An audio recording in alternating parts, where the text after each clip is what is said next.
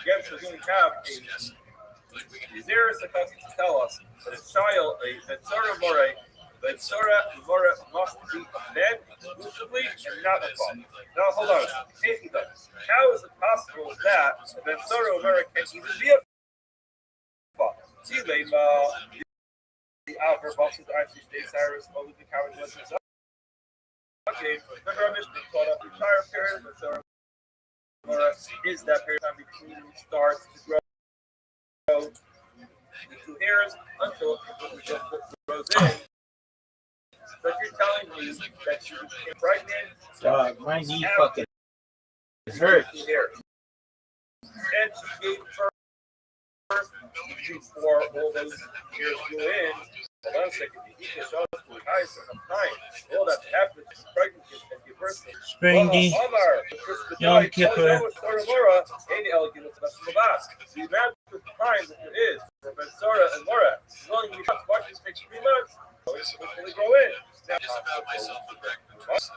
how can it be the child is going to actually be able to be a father and the Alber becoming Cyrus?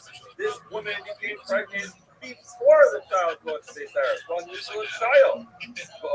When did she give birth? Becoming like Kentucky before the year completely grew in. Now parents reconsider and say our son's out of control. He was so way the business going through the process. They say, hold on a second, he's a father. Included because it's only relative to someone who is a child. That's the case. But what do you see? I mean, we must learn from here. We can indeed give birth to a child. No, incorrect. The Albert Boss that's what they say. What we're talking about is that the woman became pregnant from this young boy after he brought the St. Cyrus. So he's a gadol. He's already a gadol. He's electrically a gadol. He has his ears. Now, only when did she give birth? Like a normal person, she gave birth, busted back and such many months after all those hairs completely grew in.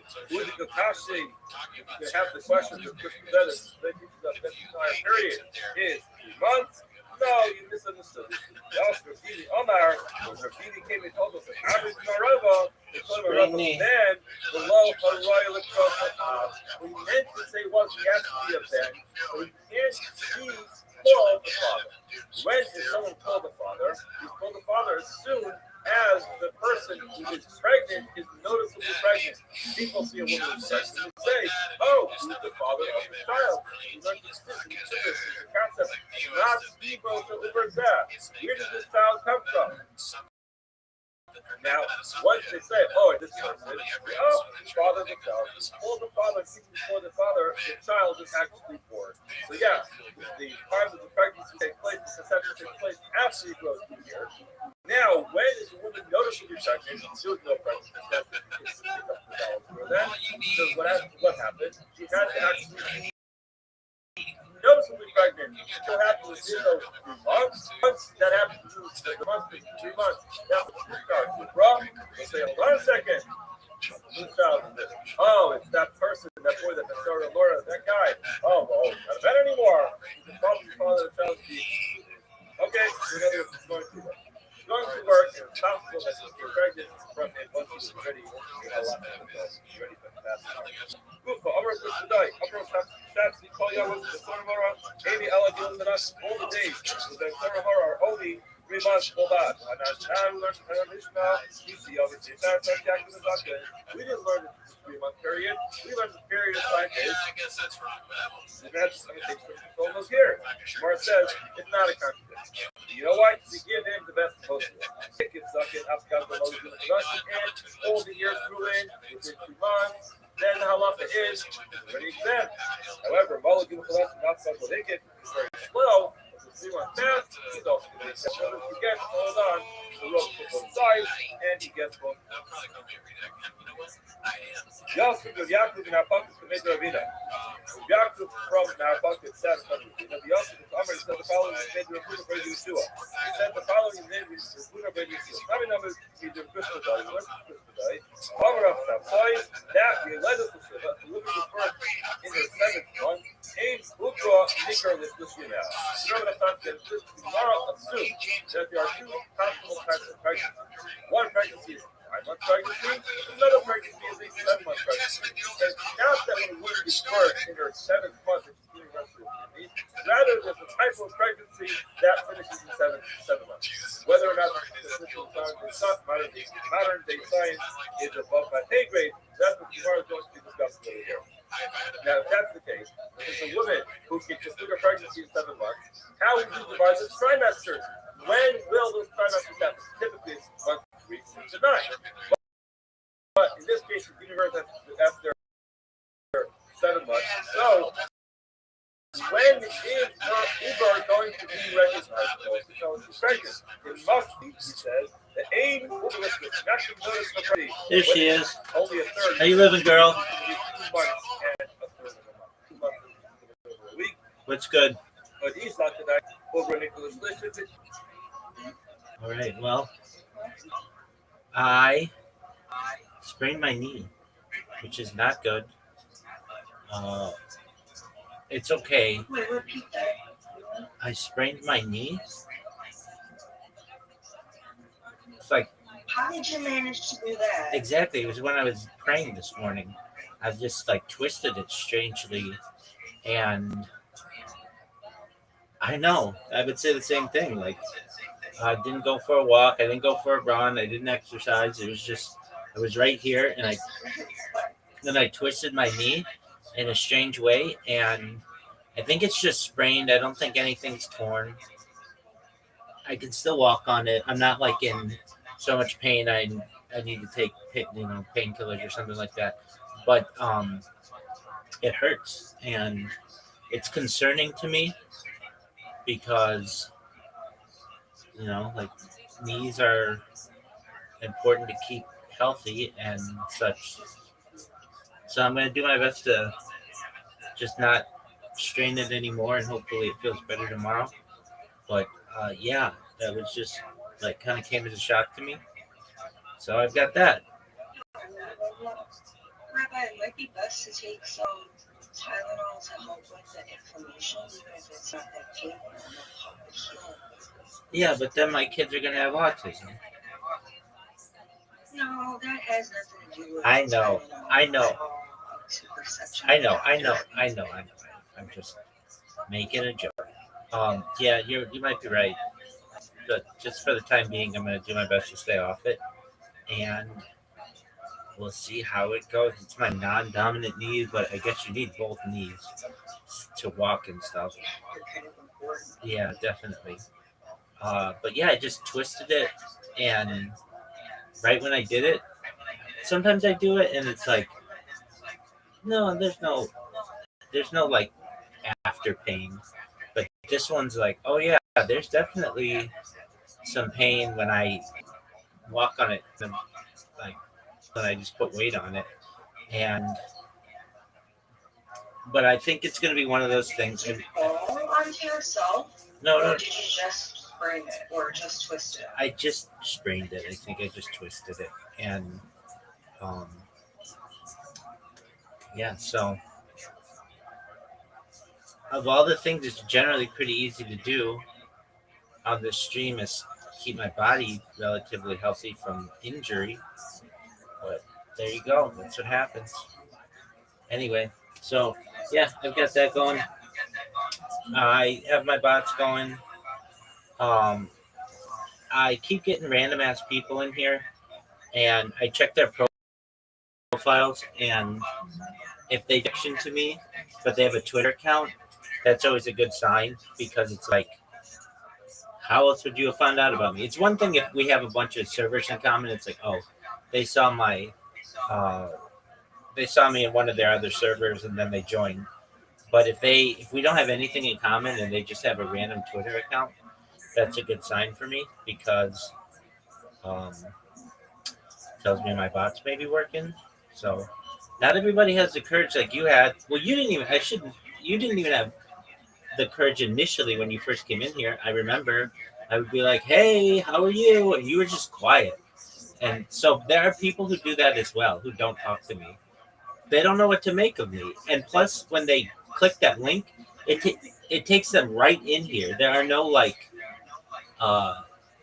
there.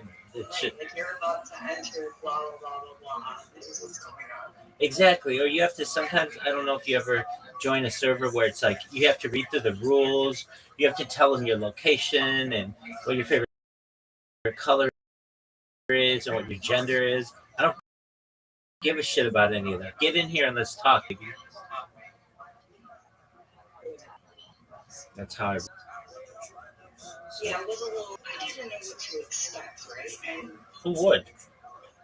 I think I entered a couple times, and then one time I entered, and I was just like, I can't do this right now. Now I know what's gonna happen next time, so I'll just enter. Yeah, exactly. When you came in, was I yelling at you? No, when I came in, I was yelling at you. Oh, okay. Well, I do remember our first conversation. I'm like, how'd you find out about me? And you're like, you sent me a direct message on Twitter. And I was like, no flipping way. I can't believe that worked. Oh yeah, that's cool. Yeah. I was like, are you serious? You're like, yeah. I'm like, this is like that police song, SOS to the World, where I'm just sending out bottles into the ocean, just hoping somebody reads them. And you came in here. And so that was that. I get people who interact with my posts. Like, I get random followers. Like that one account that other day that we did. I mean, I did, but I was telling you about. Yeah, 59 followers. And it got 1,000, so like 1,800 impressions. And I can tell who clicks on it. I can't tell exactly who clicks on it. I can tell how many people click on it and how long they watch my video and like if they click on the link. I mean, it's not a huge amount of action, but it's enough. And then I will let that go for like 20 hours or so. And then usually uh, Twitter says that you're at the maximum amount of, they call it rate limiting. Like basically you can't do anything more on the website for 24 hours. And then I just log out of that account and create a new one. Or the account just straight up gets banned for whatever reason. But normally if I can get the account created and uh, like working for like at least 20 minutes, it'll work for at least 12 hours or so. So that's good. I had somebody in here recently who they I think were from Twitter, but they didn't talk to me. You know, I'm in this other uh, this other Discord that I'm thinking about leaving because it's seriously just sending me people who are under 18, and I yell at them. I'm like, "You're not 18 years old," and they're like, and I've now learned that on iOS it doesn't force you to be 18. It just forces you to be 18 if you're on a desktop or an Android device. So, um, I the thing is, it gets me a lot of people. Though. It gets me like 100 opportunities for people to join a day. But if there are 100 kids, I don't want that. So, but I do get random people who aren't kids and they're adults. Though some of them are really weird, and I don't know how this one server I'm in. It's called Steal a Brain Rot. It's like, what the fuck is that?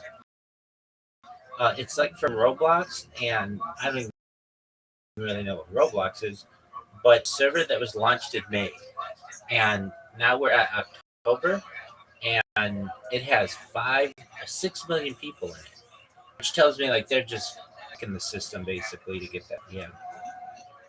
And in other news, in mini golf on Play-Doh, every year, well, just the past 1 year we've been doing this. It's a big deal amongst the people who play mini golf. They changed the map for like 2 months or something. So once Zoot gets in here, I'm gonna play him. Zoot does stand-up comedy. I don't know if you know this, and he sent me his stand-up comedy, and he did all right. I'm proud of him. Yeah. I mean, that takes a lot of courage just to get up in front of people. And I've done my best.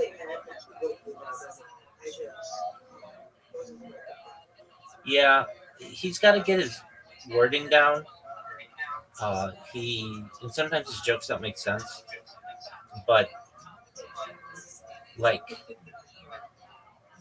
uh, he is obsessed with like the same subjects. They are autism. He is obsessed. He is obsessed with just recently. Well, he's also obsessed with pornography, and so his jokes are like I tell him like do a joke that's like not about that. He's like, no, that's not the way that I do it. It's like, all right, fine. So I helped him to rework his three recent jokes.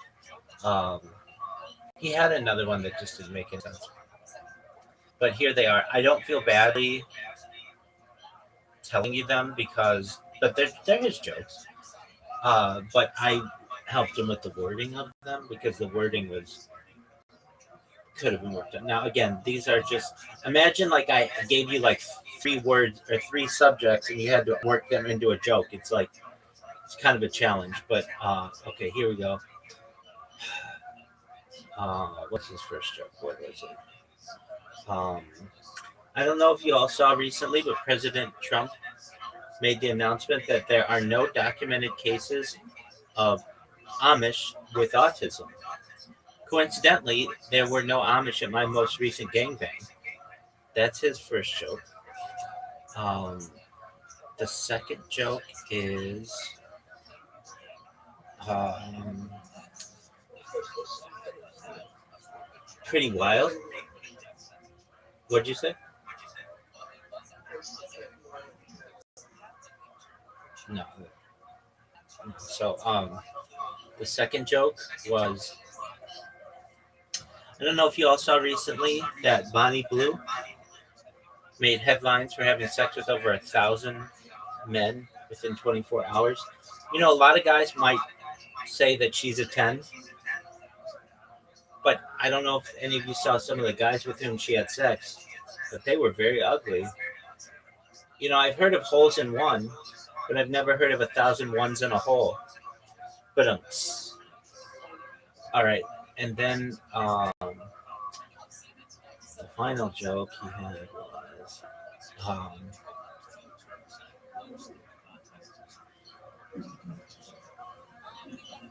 you know, it's a good thing that autism isn't contracted like an STD because if it were, next time that you had sex, the result could be that you either found $1 billion AI startup, you become the CEO of a space company, or you memorize all the types of Pokemon.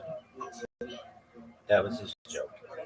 Yeah, so um, he like didn't have the jokes in the right order. Like he was telling like the punchline at the beginning, and then or like people don't know who Bonnie Blue is. I'd explain to him like it's okay that they don't know who Bonnie Blue is. Not everybody's obsessed with pornography like other people are. Um, so what you have to do is you have to explain that she is a porn star and why she is famous, and then everybody understands. If not, if you just mention that she's Bonnie Blue, then 10% of the room is going to understand your joke.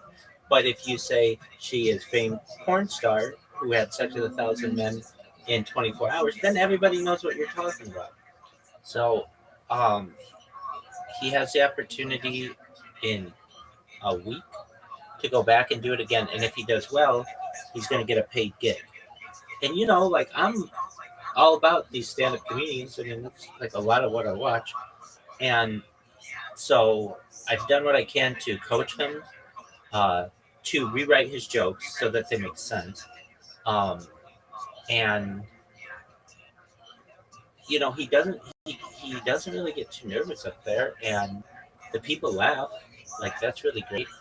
So, um,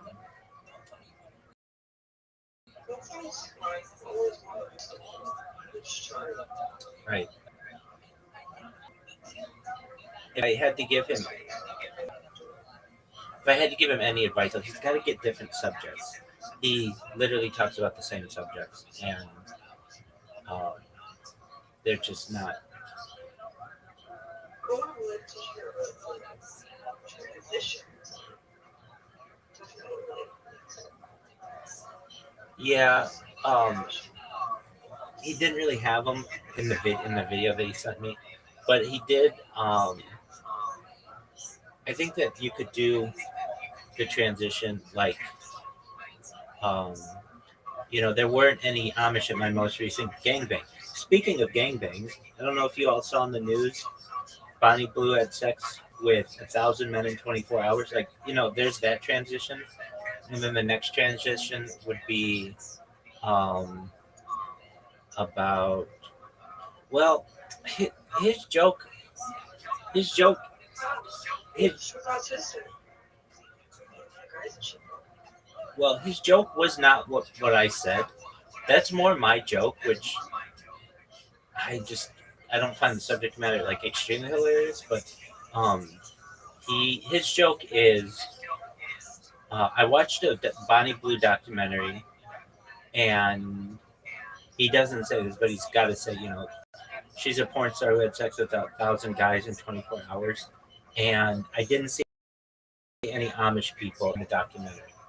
But it's like you just told an Amish joke. Like, it's not like, do you have any other jokes aside from Amish and autism? And so um, I advised that he change that a little bit. And so the joke that I gave him, I don't even know if that's my joke. It could have been something that I found online. Um, I mean, I came up with it, but it is, I think I heard it somewhere where it works. I mean, like, you have to think about it a little bit, but if you say, some guys consider Bonnie Blue to be a 10. I don't know if you saw the guy she was with, though. I've heard of holes in one, but never 1,000 ones in a hole. And when you say 1,000 ones in a hole, it means like 1,000 guys who would rate on a scale of 0 to 10 as a one. Um, there's also the idea of like a guy having one penis in her or whatever, but it's not the. Pardon me? Yeah, exactly. So it's multi-tiered. A lot of people would because they wouldn't. A lot of people don't think of. Yeah, that's why I say the part. Some might say that she's a 10, but the guy she's with, they're all very ugly. That's why I've heard of. Oh, they were not good-looking dudes. And then the third joke. Um, he loves Pokemon, so I don't want to take that away from him. But at least what people are when they make autistic jokes, which I don't think are cool. I told him previously I don't think you should make these kind of jokes because you're going to alienate. That's fine. I think you can alienate your crowd. He. That's not alienation. I mean, that's not a negative thing. It's just how they are. It's not. Yeah, I mean there are just there are some subjects like mental retardation, Down syndrome, autism that people like to stay away from. Basically, if it's something that someone can't control, race, gender, those kind of things, stay away from it. I mean, that's just. I get you, but I didn't feel like the joke was negative. I felt like it was an accurate joke. And yeah, well, so that's what made it good. It wasn't putting people down. It was like highlighting how they are, who they are, and if you can understand the joke, it's funny. No, I get that, and I think that the last joke that he has, which is, you could either be you could start an AI startup, you could be the CEO of a space company. Like, those are positive things, or you could end up memorizing all of the Pokemon. Those are like the first two are positive, so it's not putting anybody down necessarily. The last thing is negative. So many people love Pokemon. Yeah, one, exactly. And two, like, that are not autistic anyway. So it's like the hyper not a negative thing. Like just because it's, I don't think that any autistic person would feel insulted about their hobby. They are just so into it that they could care less about what anyone thinks. But for it to be highlighted would be a good thing. I don't think that that's negative. Yeah, no, I don't think so either. He had another joke that was that he got rid of that just didn't work, and the people didn't understand it, and I get why. Do you know who Stormy Daniels is? She was the porn star who Donald Trump had sex with. So he had a Stormy Daniels joke, but it just didn't make sense. He said, "Yeah, I went to my doctor and recently and um, found out that the cure to my autism." No, that wasn't it. It was something like I contracted autism recently, but no need to worry. I had sex, I contracted it. I had sex again, I lost it. I had sex again, I contracted it. I had sex again, I lost it. I had sex again, I contracted it. But then I had sex with Stormy Daniels and I lost it. And it's like, well, Stormy Daniels doesn't really have anything to do with autism. It's not really, they don't really go together. And he's like, yeah, they don't. And nobody knows in Australia who Stormy Daniels. Obviously. Well, I feel like the joke doesn't make sense to begin with. it doesn't. And the fact that it makes sense is where it's funny. It's not going to get funnier than that. So it not making sense at the end is fine. But move on and don't harp on that after that is the joke. Yeah. Well, I mean, it just leaves people confused because they don't know who she is. And as I explained to him, you need to educate your audience a little bit because not everybody knows about who Bonnie Blue is, and not everybody knows that the president made this announcement. Um, like he made a joke. This was a joke that he made that I think could work. He said, but he didn't educate the people on it. He just said, my mom. I asked my mom recently if she took Tylenol before she had me, and she said no. And like everybody was like, huh? And he's like, oh well, I don't know if you heard, but President Trump said, like you have to explain to people in another country. They're not going to. I mean, I know that like the American news is influential, but they need to be educated a little bit. Eats up time, which is what you want as a stand-up comedian. It's really important to have punchlines per minute, but additionally, you need to make sure that your audience is educated on the punchlines. So anyway, um he went up and did that, and I was really proud of him. I still am. And I'm a stand-up comedian. He is, so he does it his way. Again, I told him previously, if you just went up there with 10 short, cute jokes, you would do better than you would with any of the other jokes. But that's not what he wants to do. He wants to do it his way, and I'm not going to get in his way. I'm really proud of him for doing it. That's something that he wants to do. He's working towards being on a television show in January, so he wants to do that, and I'm gonna. That's okay. He's tried out for it twice already, and you only get three chances. So this is like his last chance. So I want him to do well, and he doesn't have to have a new joke every single week. He can literally just get the jokes that I just said down in a short amount of like just in a condensed version, and I think it was pretty funny, just like naturally, and I'm surprised that it's not going better actually, and that he wouldn't like take your advice.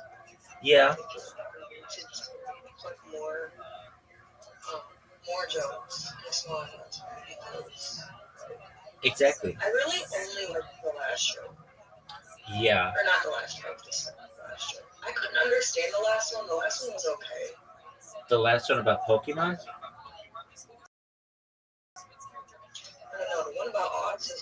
That's what. Yeah, so that's his closer. About Bonnie Blue, and I mean, it's just like you can take a bunch of jokes at that situation. The way that he told it, he had just told a joke about Amish people not having autism. And then he comes back with another joke saying that there weren't any Amish people in that documentary. Like basically, he's talking about two gangbangs in jokes right next to each other. One that he had and one that Bonnie Blue had, which you could make work, but it's like the audience already knows that punchline you're going for. And so, I mean, okay, we could change it to. So he says the first one, which is President Trump recently announced that there have been no documented cases of Amish people with autism. Coincidentally, there weren't any Amish people at my most recent gangbang. Now, why is that funny? Because it's just like such a shocking thing to say. Like, wait, you had a gangbang and there weren't any Amish people there? Like, people want to know more about that. Okay, fine. So then the second joke would be speaking of gangbangs, I don't know if you all saw, but the porn star Bonnie Blue recently made headlines for having sex with 1,000 men within 24 hours. And then you could say, I can't even make that make sense. I can't even. yeah, I think it was, There's not enough time in 24 hours to do that. I can't believe that. But like, no, I mean, the way that it was, and then they just stuck their dick in once and then moved on. no, they just stuck there. So nobody came. Correct. Okay, yeah, because it's not having sex with people. If you're having sex with somebody, it's like Yeah, they you're weren't. either fucking around or it's like it ends a certain way. Right. No, you're saying it ends. That's why the math wasn't adding up. No, I understand that. I mean, I didn't see the video, but it's impossible. It literally seems like you're right. Like that's all there would be time for. Literally. There was. I mean, I think that they timed it, and each guy got like a minute and like 10 seconds or something, and that had to include the transition.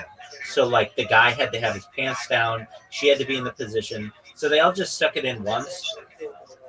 Makes sense actually. How long you say? 24 hours. Yeah. That's terrible. Yeah, I'd imagine so. Though I don't know if she had the right lube and the guys weren't overly large. It would be like, okay, would you rather? Not would you rather, but like there are women out there who get penetrated 1,000 times during one sex session with people of large genitals. So the thought is that if a woman can do that, then perhaps she could do it with all these other guys. So, but I'm understanding. It's not about. It's about the friction, you know. Yeah, no, I get that. I get that, but friction and comparing those things is different. What? Skin contact. Yeah, I mean, On top of that, I'm just saying, like, you understand. Like, I just learned the other day that, what the fuck? Who even told me this shit? Can you tell me that if you like type your elbow down if you're talking, I go down to the phone? I feel like that's some shit weird stuff to me. wait. Hold on. Go back. If you tap your elbow, oh yeah, I did say that. Yeah, you would say that. Okay, yeah. So explain it, Jen. That's scary. What the fuck? Oh, Whatever. it's very similar. No, That's not. But you know what? It's just because I hear about like this other like influencer porn star that was, you know, she was doing it in the ass and she had to get surgery afterwards. right. Now I'm feeling like you would need that after the vagina thing. Believe it or not, But I can answer this. I can answer this due to a television show that used to air in Canada that also would air in the United States called Sunday Night Sex with Sue, and I would watch it with all these girls that I knew.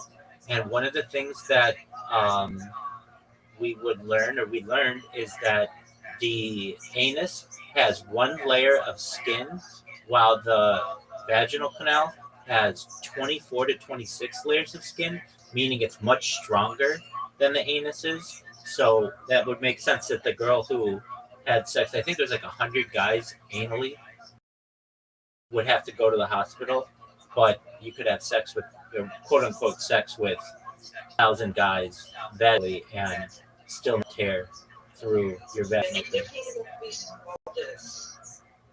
Yeah, I mean, I didn't I didn't watch it. That's not my thing. But I did see the video beforehand of like the guys, and then I mean they were just like average. I didn't see any genitalia or anything.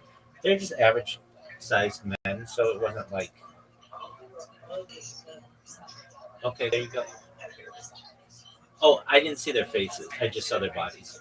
Okay, so that's perfect. That makes that joke even funnier. The uh, I've heard of holes in one, but never 1,000 ones in a hole.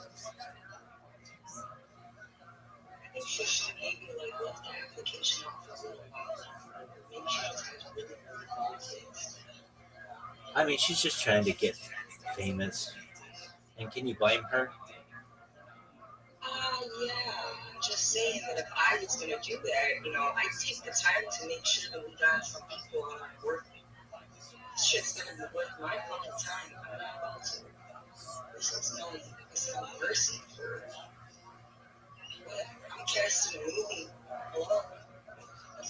I'm sorry, Yeah, but I just maybe there wasn't as much thought as. no, she's a porn star, so she had sex with people of all shapes and sizes, but particularly of wealth, and she had sex with a lot of wealthy men, and then also men who are also porn stars, and they videotape it and then publish it. That's something that she does, but that's not what this encounter was. No, I understand that, but I'm just saying that it's different than I would have done. I feel I was going about lazily. Maybe it's because you're already in the industry that it's not. I don't understand, like, well, why?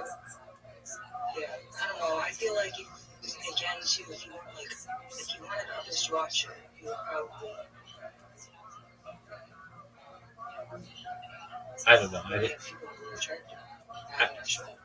I didn't see it, so I can't comment on it. What I can comment on is that it is no longer available on her OnlyFans. Again, I don't subscribe to these things. I've never subscribed to any OnlyFans chicks. This is not my thing. Not even the free ones that I hear are a thing. The issue was she made everybody a release, but stating that they were 18 and they had to take an STD test and pass it or whatever. But there was something that she did not transfer all of the like to be on OnlyFans.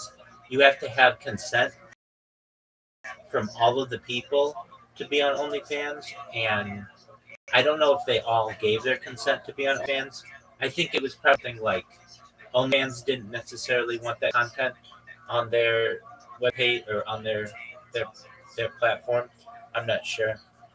I'm not a fan of OnlyFans from a platform standpoint. Possible that she decided to take it down. That could be too. She's always trying to get more and more headlines. She's trying to outdo her friend Lily Phillips, who after this happened, then Lily Phillips started going to old folks' homes and having sex with older men just to they just keep trying to make headlines, and I get it. No, they're two different people. One is Bonnie Blue, the other is Lily Phillips. They're both British chicks. Zoot has met Bonnie Blue when she was like an influencer slash call girl and spent some time in a. And so says, I'm not saying that I don't believe him. I think that he has met her, but he doesn't remember the conversation that they had, and I think that would be something that you would remember. Well, he says that it could have been her who said, or it could have been she who said, "I want to drink a condom full of pee." But like, I would remember if somebody told me that. That's not something I think I'd ever forget. I'd be on my deathbed and I'd be like, I remember when that motherfucker told me that. But he said he couldn't remember if she's the one who said it or if it was somebody else. So it's fine. I'm proud, very proud of Zoot for overcoming his fears, going up and doing stand up. I just, if he would, when he comes in here, I would work with him to rehearse his jokes, and I think that he could get paid to do that. I mean, you don't need to have the most brilliant things, but the best way to. Well, I think he's just more naturally funny than whatever the fuck this shit is, for sure. That's all. I think that people, and if you're ever watching this in the future, people to be funny as a comic, when you have let's say 100 people in a room, it is best, in my opinion, to try to make the most amount of those people laugh as possible. So what does that mean? That means staying away from controversial jokes, and also no, they're not. No, they're not. No. So if I go up in front of 100 people and I start insulting women, I'm going to piss off 50% of the crowd. You never said insult them. Well, that's what I'm saying. Sometimes the jokes can be insulting. And so the best way is you don't have to make all 100 of them laugh. But if you can make between 80 and 90% of them laugh with each of your jokes, that's great. That's great. Like, those are the kind of jokes that you want to do. Zoot, on the other hand, has said this. I would rather make 10% of the people laugh really, really hard, and the other 90% can go F themselves, than to make 90% of them laugh pretty hard. And I just said, that's fine, but you're trying to get on Australian television, and they want something that the masses are gonna be attracted to. You can have those jokes, I understand, that are like a little bit. And that's what I said to him too. That's what I said to him too. But you need to mostly have things that other people understand. That's exactly right. I said that to him as well. I said, you can have your dirtier jokes or whatever, or more controversial jokes, and you can tell those, but that's only after you get mass appeal. So, Right. I'm happy that he did that.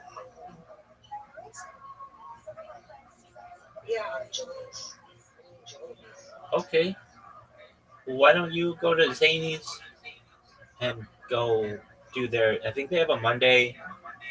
I think it's in, it's in Chicago, but I think they have like a Zany's in, is it called, something like Shumb or something? So I always hear kids talk about, there's a Zany's in Nashville. Like, I don't know, I've never been to these places, but That's actually really good information because I looked this up before, and there are like tons of comedy clubs like in the suburbs that I was looking up from before, and I just need to know like what is like where are people even gonna be at when it's like worth you know what I mean? Yeah, so Zany's is the big one, and the reason why I know about it is because the big comedians talk about it when they're in, like the different cities, like Denver. I've been to Denver, I've been to Denver, but I haven't been to their comedy clubs. But I know that the name of their comedy club is called, they have Denver Comedy Works, and they have two of them. Why do I know this? Because I hear these comedians telling these stories about doing cocaine in the bathroom of one of these, or off a hooker's tit or something like that. And so these are funny stories that stick out in my mind. And I know that these comedians always say, I've done that too. there you go. These comedians say that they hate going to Chicago in December, and but they aren't like always places to play. So they go to it's called Zanies. I don't know anything more than that. I know there's one in Nashville as well. That's all I know because they talk about it. But anyway, I think they have a Monday open mic. All these places have kind of started that, and so if that's of interest to you, you should do it. You need jokes first, though. Oh, yeah. But if I were you and you really wanted to do it, and again, this is just what I would do. I would get 10 simple, funny, not too controversial jokes that I could memorize, and I'd get up there for my 1 minute, and I would just fucking floor people with them.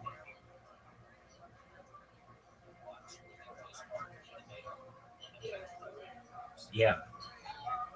There's a comedian. I can't stand him. I think he sucks. His name is Bert Kreischer. I don't find him funny, but he's the first person. He's talked about two things comedy that I've taken from him. I take something from all these comedians that I hear, and things that he said really excellent. So Bert Kreischer, if you ever see this, you suck. I don't find funny, but I do find how you interpret the art of comedy to be profound in some ways. So the first one is, what is the first word that a comedian comes out and uses? So like, what's the first word that they're gonna say when they get on stage? Is it gonna be hello, welcome to Seattle, or whatever? Welcome Seattle, whatever. Or what? So that's the first thing. And the second thing is, you need to worry about punchlines per minute. Like basically over the course of a comedy set, let's say an hour, how many times can you make the crowd laugh? And the more that you do it, the better chance that there's going to be that they're going to ask you to come back, or you're going to get a special or something. There are a lot of people who take a long time to tell a story, and the story doesn't have that good of a punchline, so they waste a lot of that time. There are other people who go up there with just one-liners, non sequiturs, just really, really quick, fast, entertaining jokes, and they kill. They do really, really well. But then there are other comedians who can tell a really good story and have a really good punchline at the end, and then those get the biggest roar. So he talks about punchlines per minute, and then the other comedians, I would say Tony Hinchcliffe's the one who I really hear talk about this, is the pop. How loud is the crowd when you tell the joke, and how hard they laugh, and so there's kind of how often do you make them laugh and how loudly do you make them laugh. And when you're just starting out, you don't have enough time to tell like a really intricate story. You have to get to the point.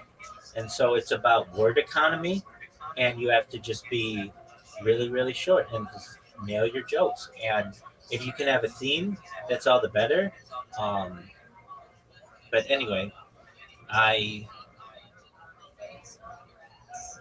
would tell anybody, if you ever watch this, the best thing you could do is, truthfully, there are things called street jokes, which are just jokes that are they're nobody's joke. They might be 100 years old. They might be 500 years old.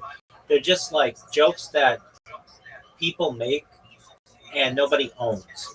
And you can just take those jokes, street jokes, and get 10 of them and tell them in your stand-up, and maybe somebody has heard some of your jokes, but chances are the far majority of the audience won't have heard all of the jokes that you have. And you already know that they're funny. If you want to come up with your own material, perhaps for a couple jokes in there, I'm not going to hate on that so long as they're efficient and you don't stumble over or anything like that. But like, if I watch Kill Tony every week, and I have for like at least a year now, and I can tell you the people who do best on it have a lot of short, punchy jokes, and they're not super offensive jokes, because if people just met you and they don't know what to interpret you for what to interpret you, And if you do that, they ask you back, and I think that's what everybody wants. So uh, anyway, if I were you and I were really motivated to do stand up, I would look up that comedy. I think there's another one. They talk about three comedy clubs in Chicago. There's that one in that city with the S. There's one by, I think it's, is it Rosemead or Rosemont or something? Yeah, and then there's another one downtown. There are like three that they talk about. I'm sure that there are others. I mean, Chicago's seemingly like a pretty big city, but um, those are the three ones that I the think the one downtown might be like we have a comedy club downtown, but I don't think they necessarily do like stand up there. They do like unless maybe it is a different one. It could be. I apologize. It could be. you're good. You're good. You mean they might not do open mics?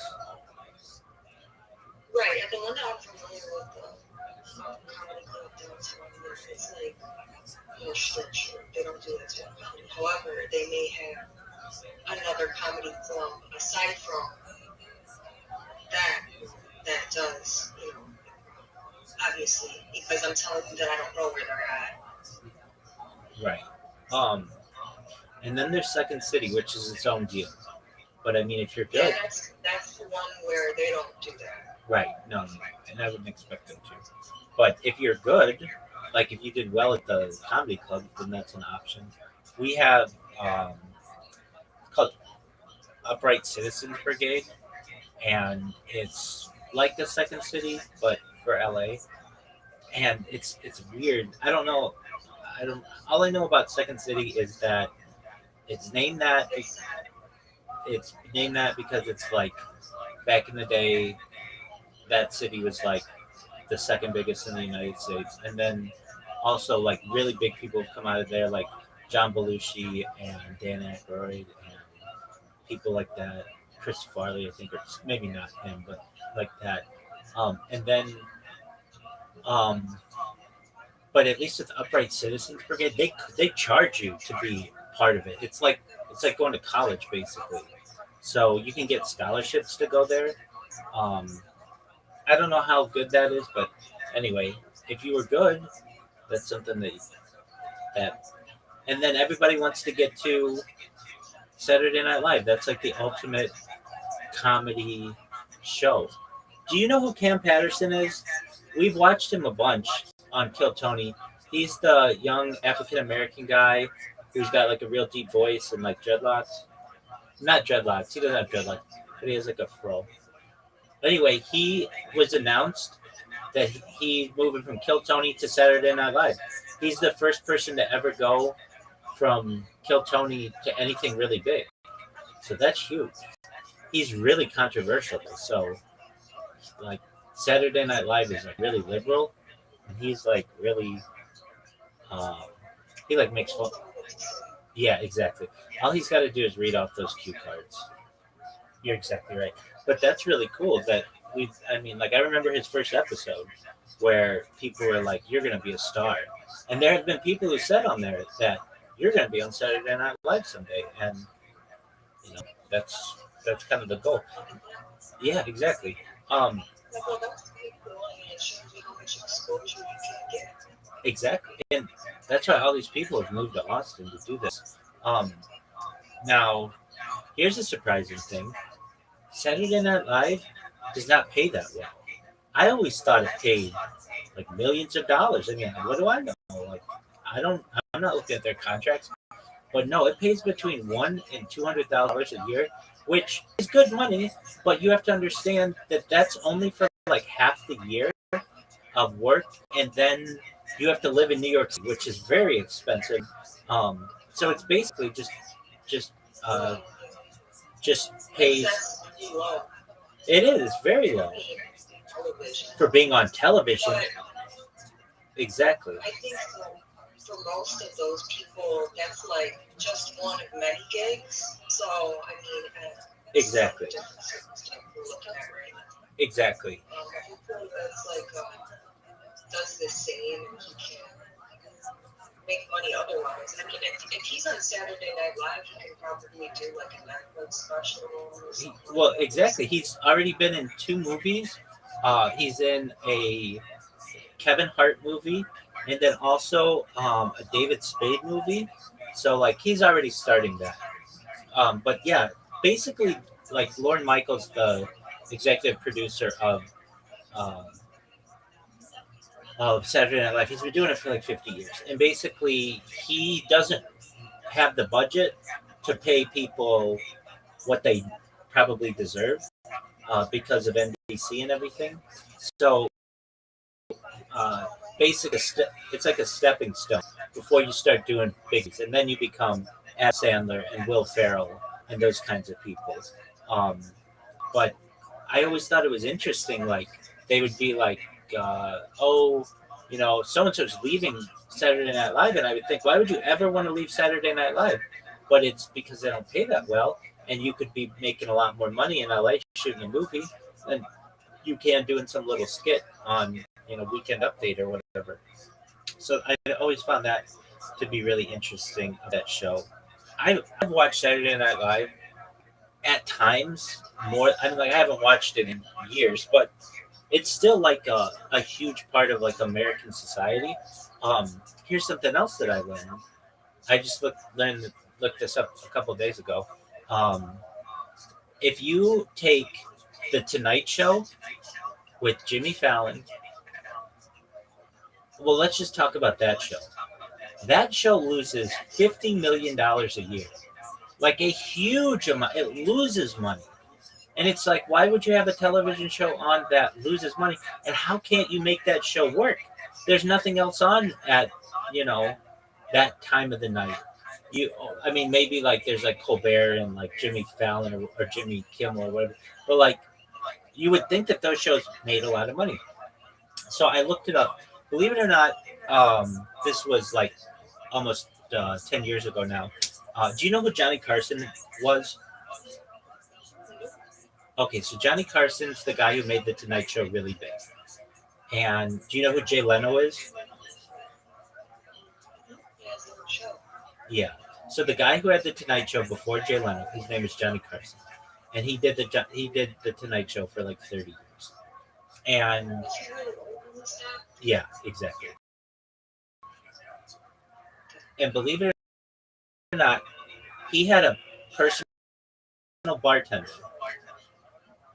named Bob, and I was Bob's accountant for a period of my life. And Bob was in because Bob didn't drink. Bob was a bartender, and um, he would have all of these with Johnny Carson and for all these famous people in Hollywood. And this was before I got associated with Bob. But then Bob eventually started an events company, and then basically like a wedding planning company hired me to be their accountant, and I was also Bob's personal accountant for some time. Anyway, that's my connection to the Tonight Show. Well, when Johnny Carson did the show, they would make like $150 million a year in today's dollars from that show. And then when Jay Leno did it, he made like $75 million. But now with Jimmy Fallon, they lose $50 million a year. And it's like, why did they lose so much money? Like, what happened? And it's because advertisers. Exactly. They used. No, you're exactly right. You're 100% right. That basically 40 years ago, there was nothing else on television between like 10 and midnight or whenever it was. But now people will just put on Netflix or they'll watch the internet or they'll watch YouTube or whatever.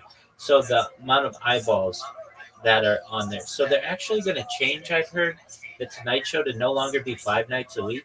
It's just going to be like 1 night a week or something, which is just an absolute shame because the Tonight Show is a staple of American television. But um, that's like that the Colbert Show and Jimmy Kimmel. I don't know how much longer they're going to have, even though they're bringing Jimmy Kimmel back.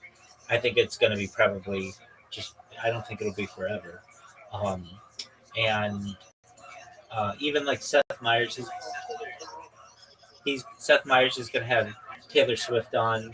I think coming like that only gets people in for one night. It doesn't have this long term effect like it would. So the night the like comedy scene has changed so much that a show like Kill Tony has become the biggest. It's the biggest uh, show on YouTube, and it's also the biggest podcast in the world. It eclipsed the Joe Rogan podcast. So I mean, even just while you and I have watched it, it's I could see that, honestly.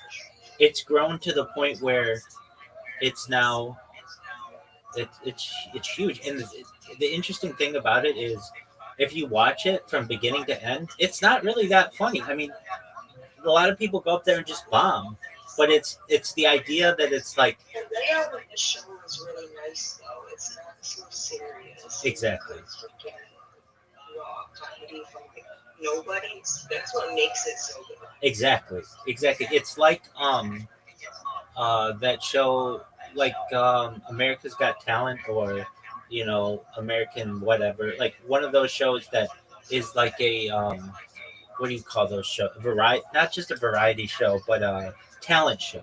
It's like a talent show, and people love that stuff because it's like you could literally go from a nobody to you could be witnessing someone go from a nobody to being on Saturday Night Live. And Cam Patterson he's young. He's like in his early 20s. He's gonna be like maybe the next Eddie Murphy or the next Chris Rock or the next Kevin Hart. He's gonna be really big. So long as he doesn't say something that offends somebody too much or get into trouble or something like that. And that's really cool. And then I think people really like the idea that they can be like, I saw this person when they got their start, basically. Um, I think that's a really exciting part of the show. So, with that being said, it all started with Zoot's coming. Um, More than anything about him getting up there and doing it, um, I told him, if you're going to do it, you should videotape yourself because that's how these people get good. And they learn like where people laughed harder at certain moments than others. And he kept making excuses that he wasn't going to film it. But he finally did. And he did really well. So he let me share it with our other friend who was telling him you should, get it on camera as well. And next time I talk to him, I'm going to tell him, you've got a start of something here. Is it your best performance ever? No, but he had somebody film it for him. Um, Start creating an Instagram for yourself and a TikTok and a YouTube, and people will grow with you. And then when people say like, "Hey, what's your social media? I want to book you," you can just be like, "Oh, it's Zoot Comedy," or whatever it is. So I was really happy for him. So if you see him, tell him you heard really good things about his stand-up. Okay, I'll tell you good job if I ever see him again in my life. Well, here's the thing: you guys are here. Like he's here like 6 hours a night. It's just your sleep usually at that time. Yeah.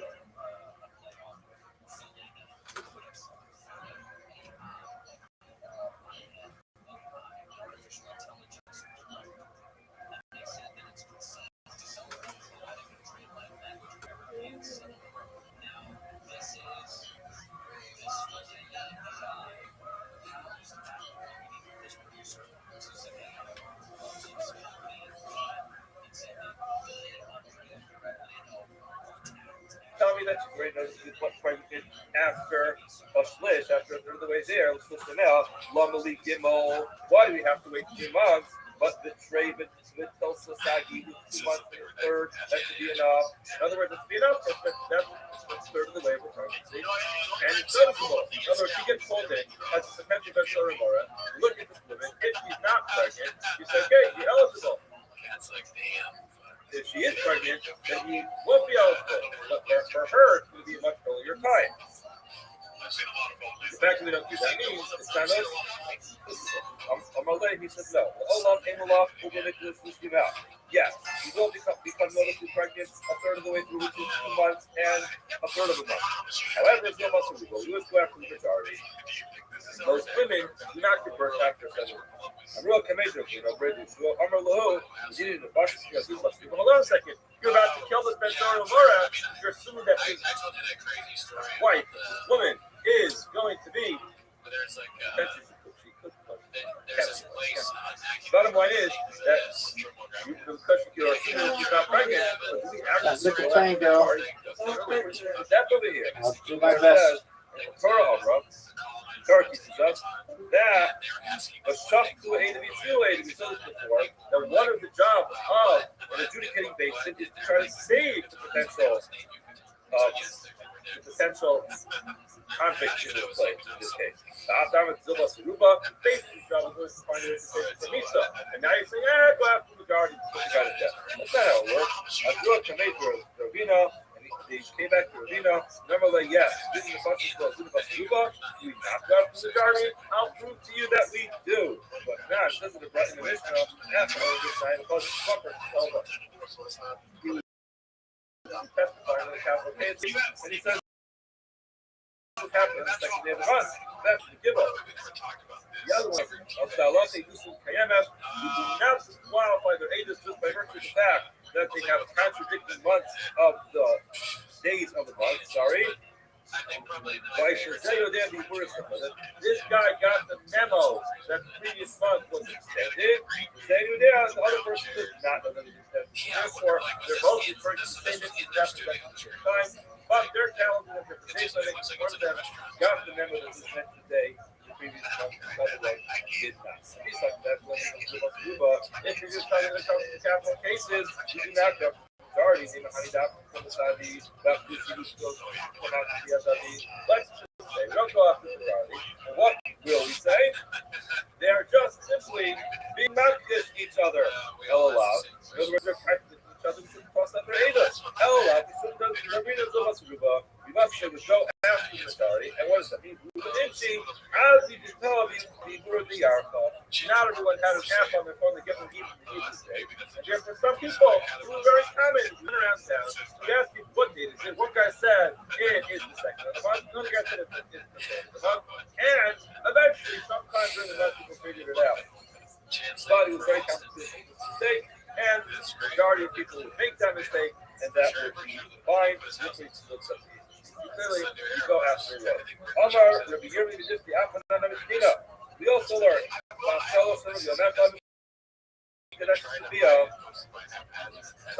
a girl who is, we learned previously, a couple weeks ago, about 2 weeks ago, we learned Gemara.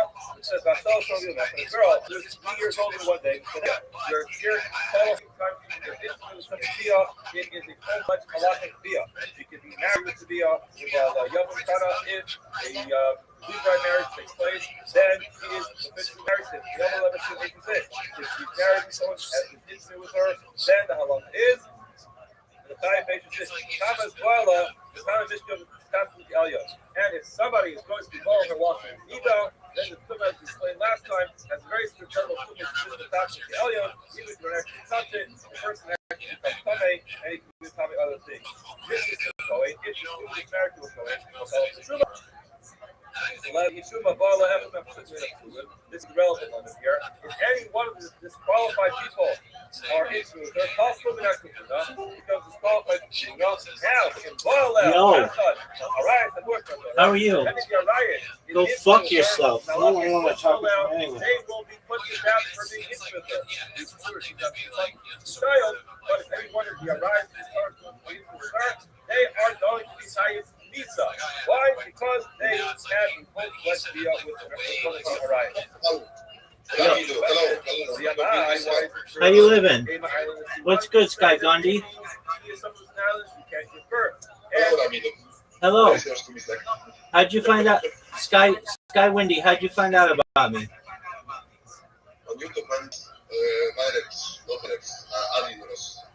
Oh, you found out about me from Adrian Ross. Okay, you didn't find out about me from Twitter, right?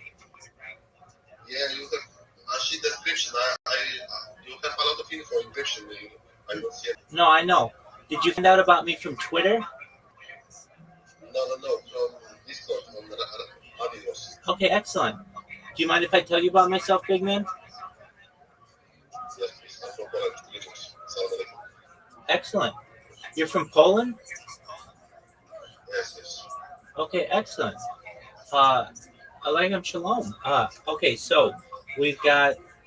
I'm Rabbi Rothschild. I stream my life 24 hours a day, 7 days a week, 365 days a year for world peace.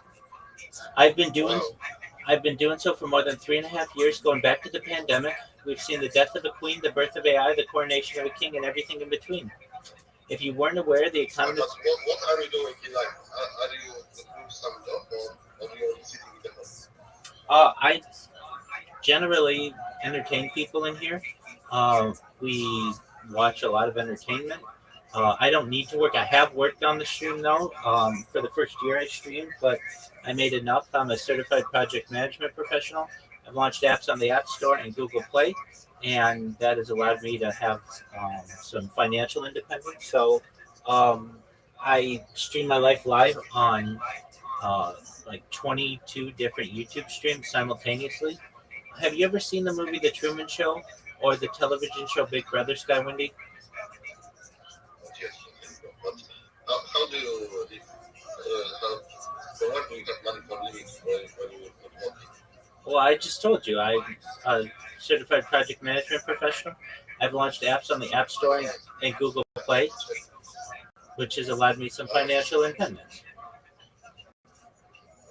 Nice. That's always inspirational guy. Absolutely. How about you? What's new with you? What do you like to do? I'm watching your streams. Oh, that's what I like to hear. Okay, excellent. Well, if you haven't seen the movie The Truman Show or the television show Big Brother, it's just basically someone who's live on camera 24/7. If you did not know, The Economist magazine 18 that data was Earth's number one resource, that data had overtaken petroleum, and I have more data, specifically human data, archived on the internet than any person ever, which may make me an influential person. Just one moment. Sky Windy. Just be quiet. Let me talk, and then you can make any comment that you want, okay? Excellent. So that made me... Okay, then don't. Fuck you.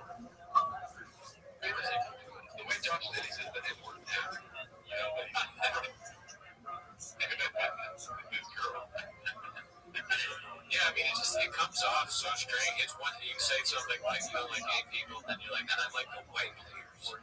Like, oh, was that supposed to be like a comedic delivery type video? I don't get it. Yo. What What up, baby? the fuck? I'm watching this YouTube. What the fuck? Yeah, good. Don't say to me like fuck you, bro. I'm in the middle of talking to you, and if you leave, I'm gonna tell you fuck you. Sky Windy, get your ass back here. Oh, go fuck your.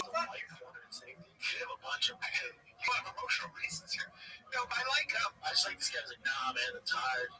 Yeah, she's very happy. Some people just come out. You should have right to refusal. You get drunk, bad, murder, pedophile. You've been very nice at this podcast. Mom's gay brother, white quarterbacks, and now that's what I'm doing. You're raising black people who root for their favorite player. I'm a racist in that. You root for the black guy. Don't make it racist. And died to dog because the person who married her never wanted to marry a person who's not going to have children. You say this person went to head with intimate with an this woman, or with the front of the Arias. And why were you assume that she's talented? She's not going to be talented like everybody else. Majority of other people still have children, and there's no reason still about the little girl, nothing but that. And therefore, you put the guy to death. There he is. All right, big dog, you ready? Oh, fuck you, man. I'm trying to talk with you. You just keep coming in here, sticking your dick in, and leaving. Come on, man. If you're watching me on YouTube, Sky Windy, get your ass back in here.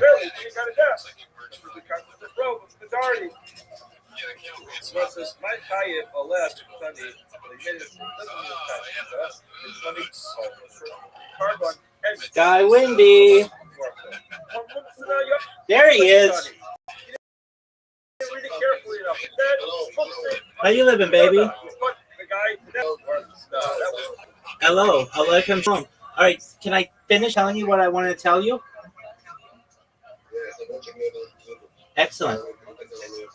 Excellent. I appreciate it. Oh, what the fuck? Come back. I know you're watching me on YouTube, but I want to be able to talk with you. Come on back, and I'll tell you all the stuff that I want to tell you. We'll learn all about you, all about your hobbies, all about your hopes, your dreams, and everything. Come on back, Sky Windy. Sky Windy, I know you're here somewhere. Come on back, big dog. All the arise. Now it's referring to all Sky Windy. It says anyone of the forbidden relationship.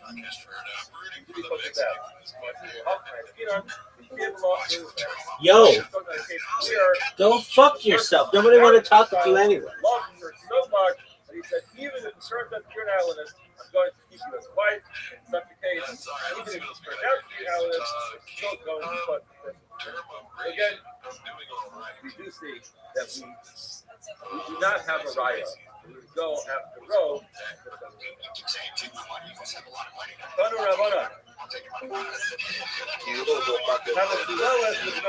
Yo, what are you talking about? Sky Windy, you suck cock. And everybody knows it.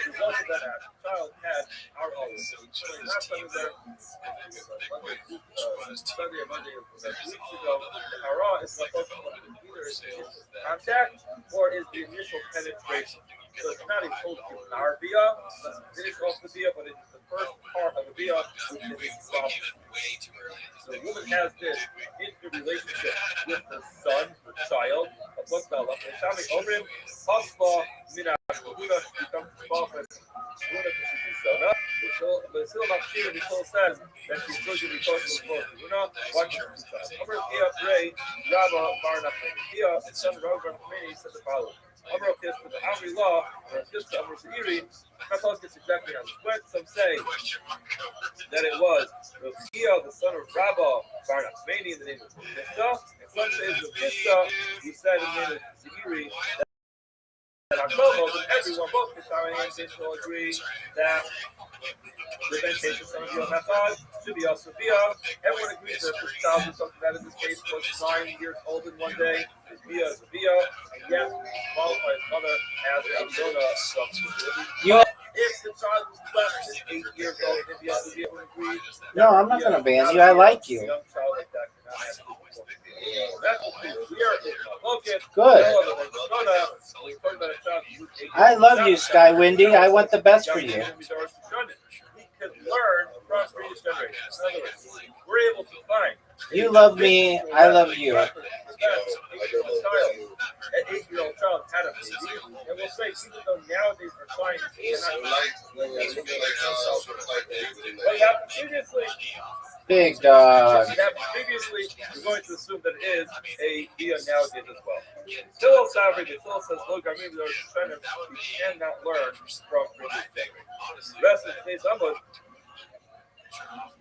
take us into some family trees of some history in the Tanakh, and we're trying to figure out whether or not anybody in the Tanakh had a child who was 8 years old. How do we know the previous generation? I was rushing through it, but it's so much time to do this.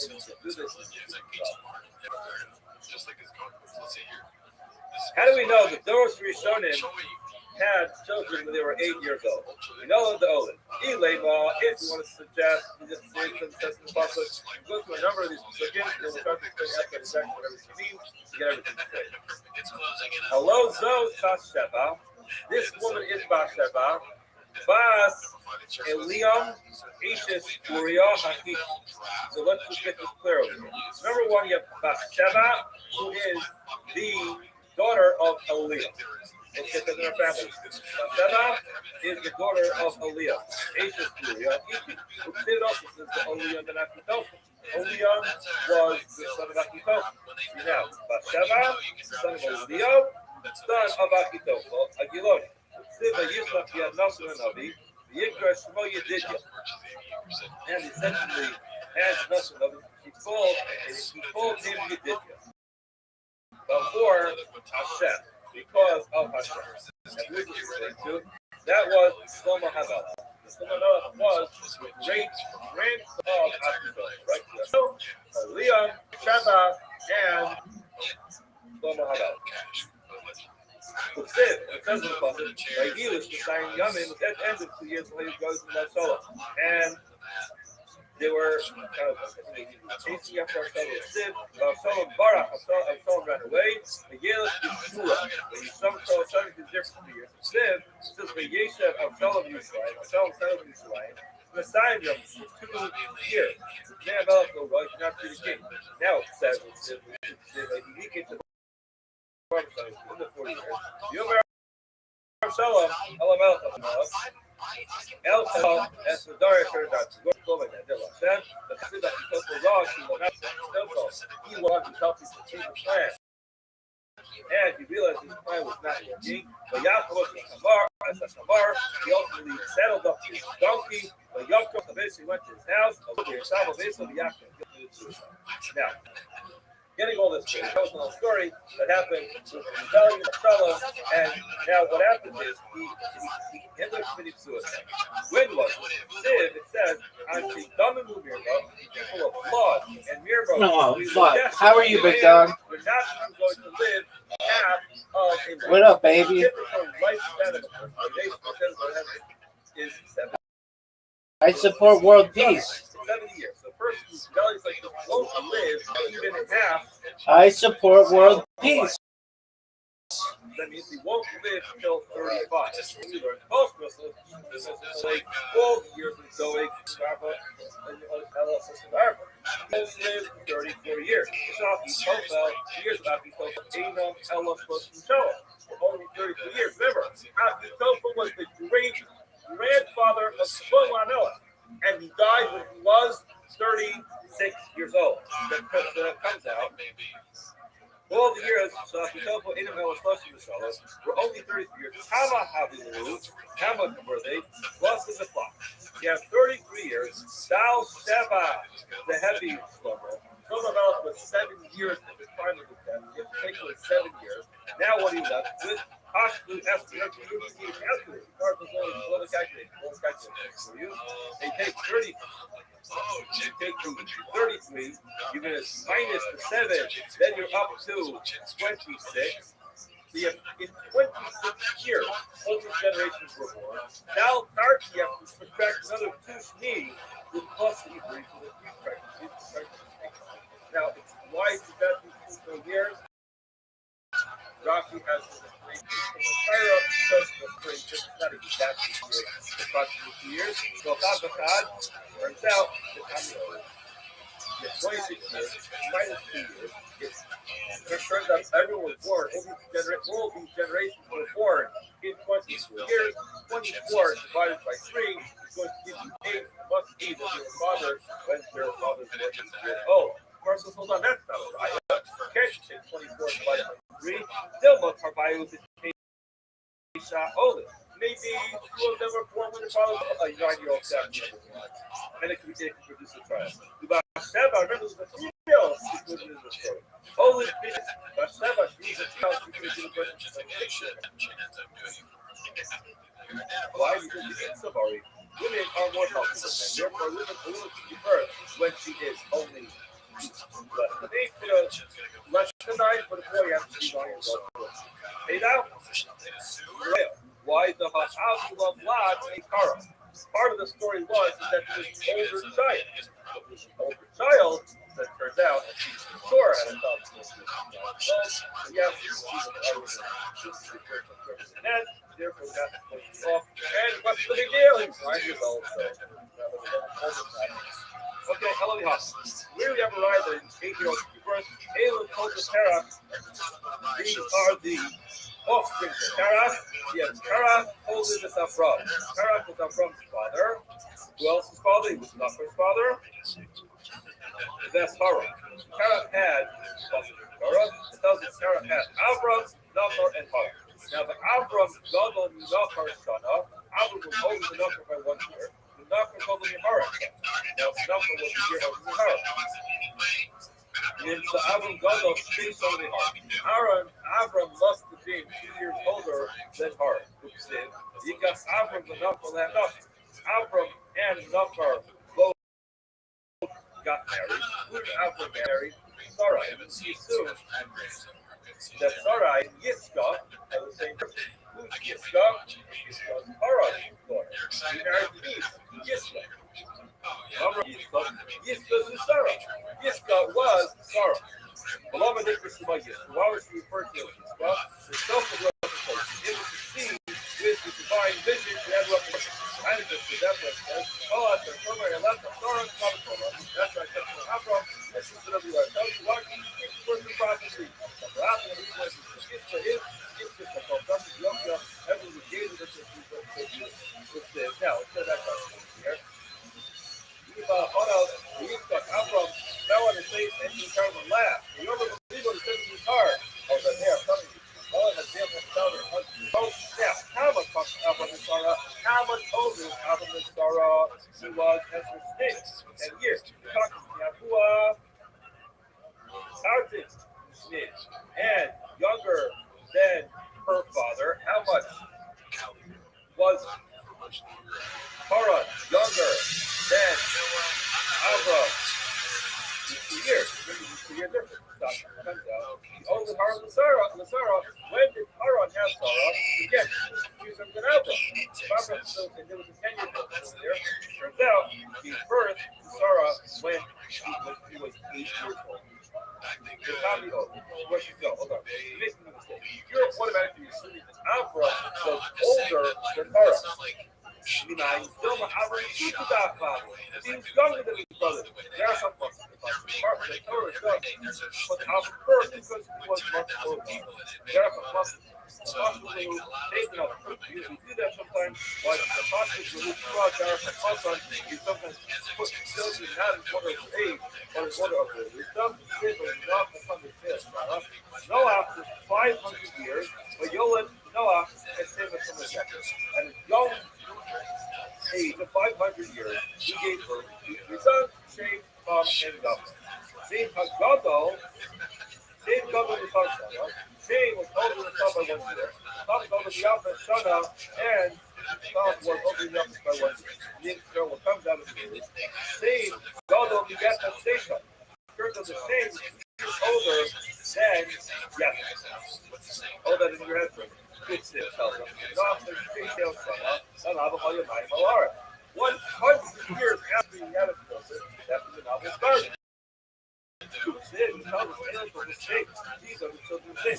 They are Shana, Sapshat. Shem was 100 years old and gave birth to Sapshat. When was this Zion? 2 years after the Bible. Now, how could he have been 100 years old 2 years after the Bible? It's not possible he could have been 100 years old. Why? Because his younger brother was 100 years old 2 years after the Bible. This person said, "They son of a time." He must have been at least 102. Ella, you know why Cain was mentioned first? Not because Cain was actually older, rather Ella must have possibility they were actually listed in order of age. Mary Jefferson must have possibility could be Abraham mentioned first because he was smarter and more wisdom than not. I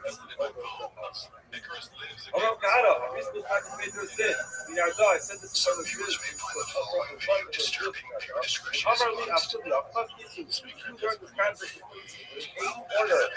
in wisdom order here, and now the ultimate. We learned from someplace else. The same, you like that, you like the covenant, Aber, Asi, Yefes, Hagal. First, he was the father of everyone on the other side of the river, which is Asi, Yefes, Hagal. Yefes, Hagal. Yefes was really the oldest, but Shane was still mentioned. You see that the names were not Okay, hold it on. Now we know there's an 8-year-old child to give birth. Yup, Tzala, Uri, Ben Kor, Lanate, Yehuda. So Tzala was the son of Uri, the son of Kor, the same with Yehuda, Siv, Hamas Azuba. Azuba died, who was that was Kalev's wife. Yikach Lo Kalev as Ephraim, the Kalev Lo, and Ilor. Now we know that Kalev was Kor's father, who was the father of Uri, who was the son of Tzala. Tzala, Uri, and Kor, and Kalev. Turns out Kalev was the grandfather of Tzala. Now the king of the Tzala is how old was Tzala when he built Mishkan? How old was he? Yeah. How old is he built Mishkan? Must have been by place.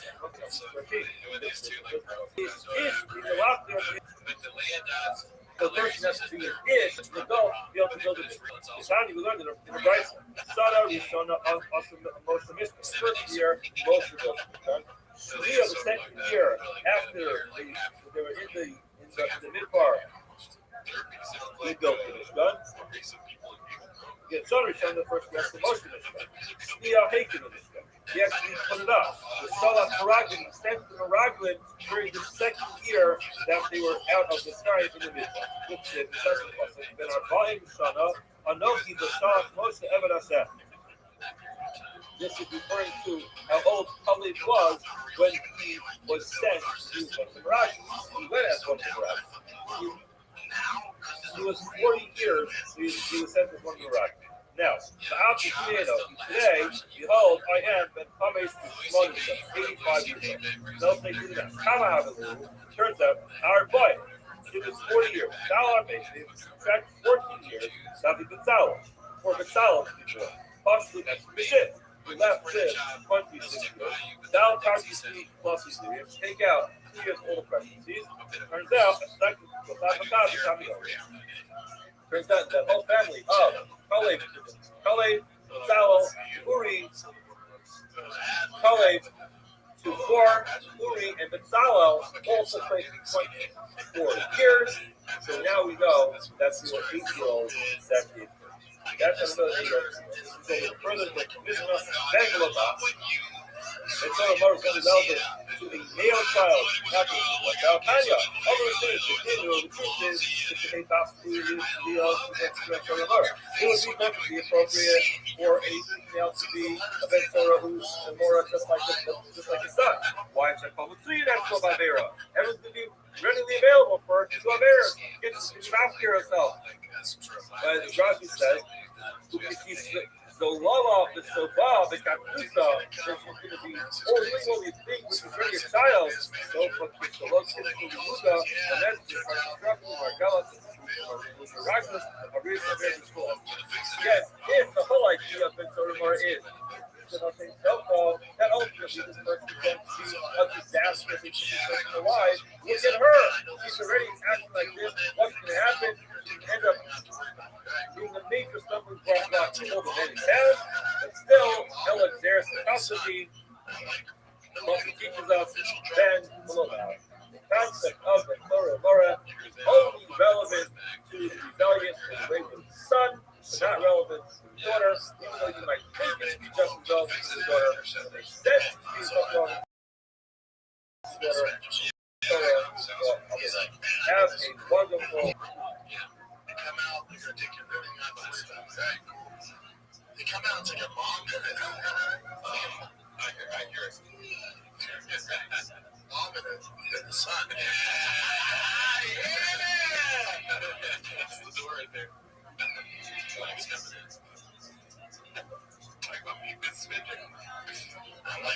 No uniform, no official job. Okay, good morning. They're like metrics, old school credit card machines. Today's daf is Sanhedrin daf Samach Tes. We begin by thanking our sponsors. We thank our annual Talmud Torah sponsors of the year 5785, the Tosim Mishpacha of Eretz Yisrael, as is the trust of the service service for all of Am Yisrael, all of Klal Yisrael. We also thank our family sponsors this morning, Mel and Karen Ram, who is Mel's father, Mordechai Ben Yitzchak, have a really a neighbor in your family have a mechava. We're going to begin with the Samach Ches, Hamad Beis, and we begin with the 4 lines up to the bottom, Kliga, the Rabbi. Yesterday we mentioned the Gemara quotes Rav Chisda, who tells us another exception to the halachas of Ben Sora Umora. That is that the Ben Sora Umora cannot be a father. Just to quickly quote him, he says, Amar Rav Chisda, Katan Shaholid Ein Beno Nasa, Katan Shaholid Ein Beno Nasa Ben Sora Umora. Just as halacha is, if a katan gives birth, his child is automatically going to get a lifetime exemption from the halachas of Ben Sora. Why? Because in the pasuk, leish ben. The son has to be born to an ish. If the father of this ben is not an ish, then he's automatically going to be exempt from the halachas of the Gemara. Now the Gemara is going to spend the entire almost discuss whether or not a child can have a child. That's what we discuss tomorrow. Tomorrow starts to because the Rabbi Sisto is telling us that the pasuk is going to include the child of a child. He must have been of the opinion that a child can have a child. The Rabbi argues with Rabbi why Rabbi seems to follow the concept in the moment. The child cannot give birth. And I think the pasuk in Ein Ishko. This person that's halacha of Gezel Ager. There's a halakha person's deal something, and he is proposed by the victim of the theft, and the person denies it. He says it's not true. I never stole it. And he takes his oath, he takes his word, he didn't steal it, and then it turns out that he lied. It's actually just lied. The halakha is that he has to pay the person that can carry the principle of Thomas, additional fifth, and he has to bring a carbon.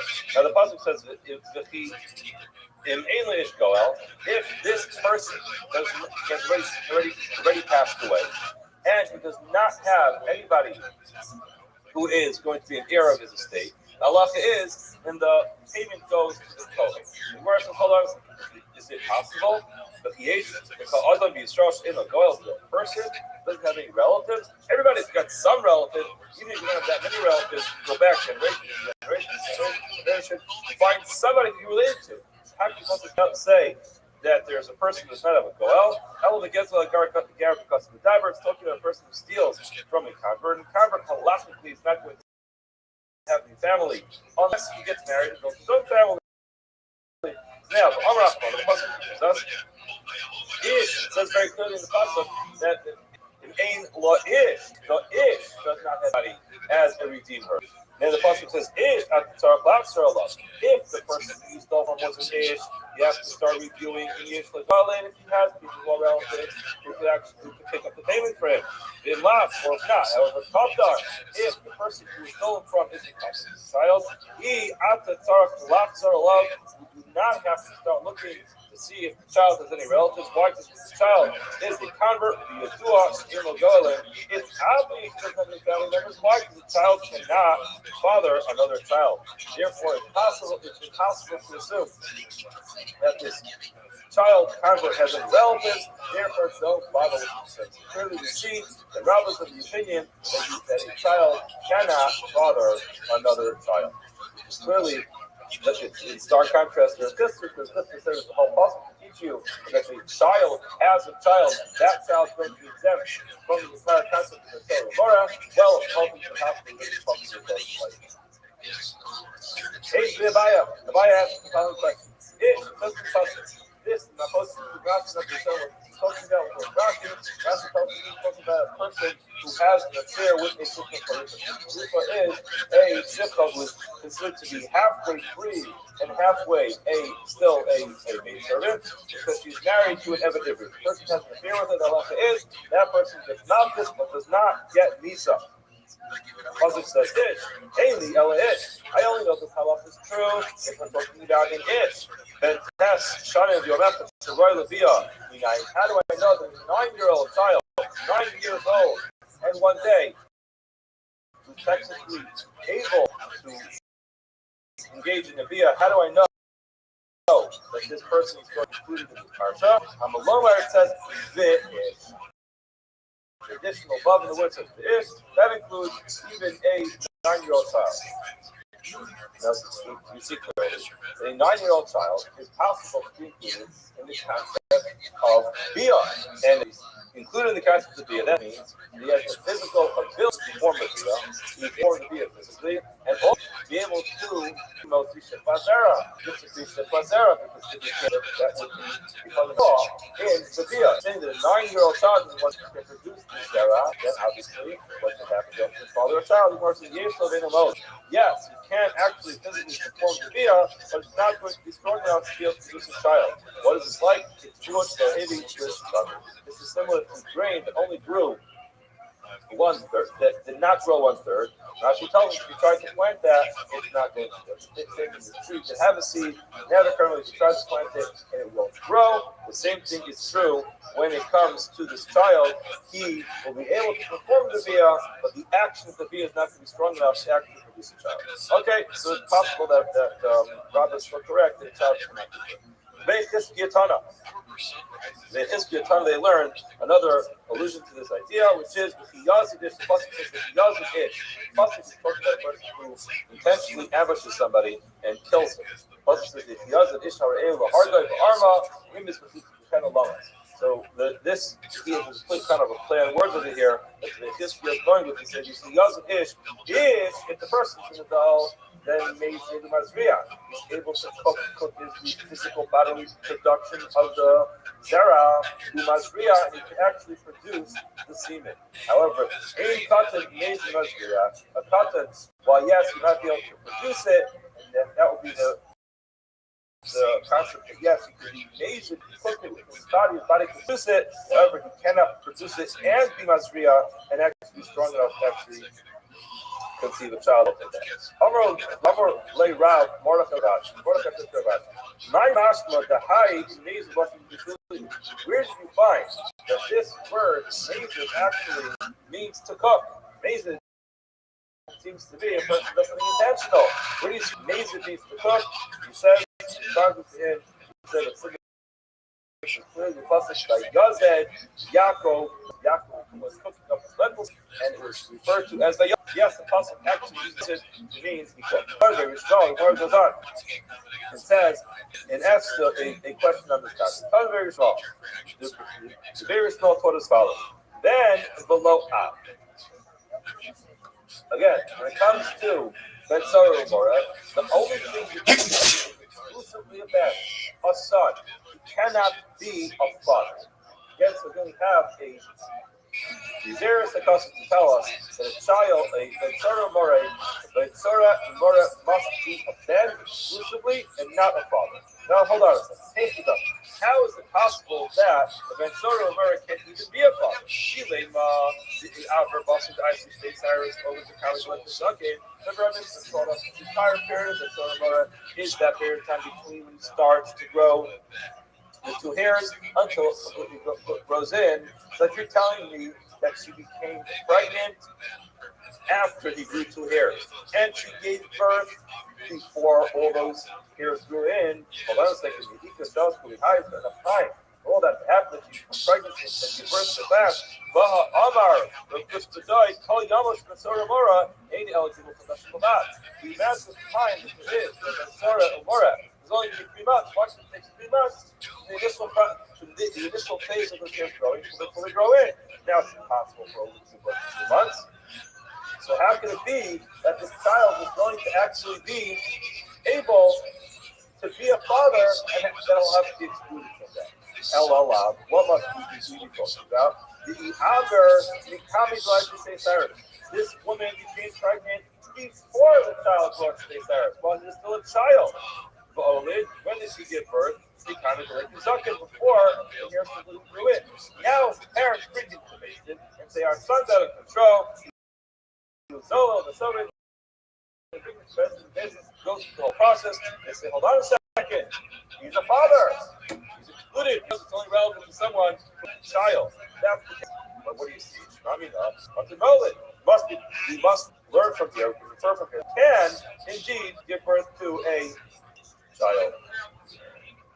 Gemara says no, incorrect. Lo Olam, the Aber Bas What we're talking about is that the woman became pregnant from this young boy after he brought the Shtei Saris. So he's a gadol. He's already a gadol. He's halachically a gadol. He has some heirs. Now, but only when did she give birth? Like a normal person, she gave birth, Basar Dr. Zakin, many months after all those hairs completely grew in. Who's the Kashri? You can have the question of Chris Better, especially to that entire period, is 3 months? No, you misunderstood. This is the Asr of Dini Amar, where Rabbi came and told us that Amish Narova, they told him a Rabbi Ben, below Haroy Lakrosa. What he meant to say was he has to be a Ben, but he can't be called a father. When is someone called a father? He's called a father as soon as the person who is pregnant is noticeably pregnant. People see a woman who's pregnant and they say, oh, who's the father of this child? You know, in Shubis, there's the concept of where did this child come from?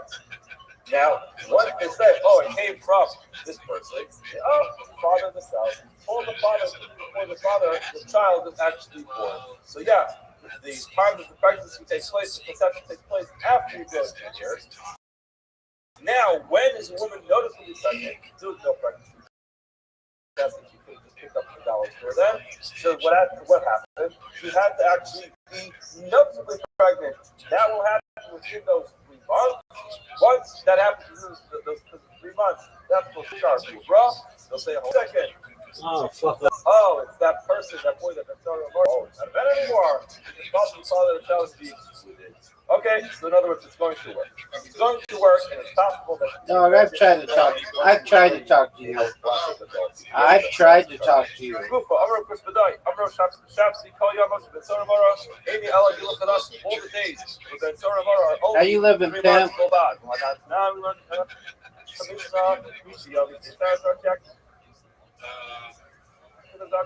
We didn't learn the 3-month period. We learned the period of 5 days. The marriage would undertake to control those years. Gemara says it's not a contradiction. You know why? Because we give him the best of both years. If you suck in Afghan production, if all the years grew in within 2 months, then the halacha is he's already exempt. However, Malagil production, Afghan is very slow. So the 3 months pass. Yo, big dog, how are you? Forget to hold on. The ropes on both sides, and he gets both. Yaakov in our pocket to make Ravina. Yaakov from our pocket said, the following was made Ravuna Brady Yeshua. And my Steven Spielberg, you got it, big dog. I'm doing something right now. It's complicated. In her 7th month, in Ubra Nicker was listening now. Tomorrow assumes that there are 2 possible types of pregnancy.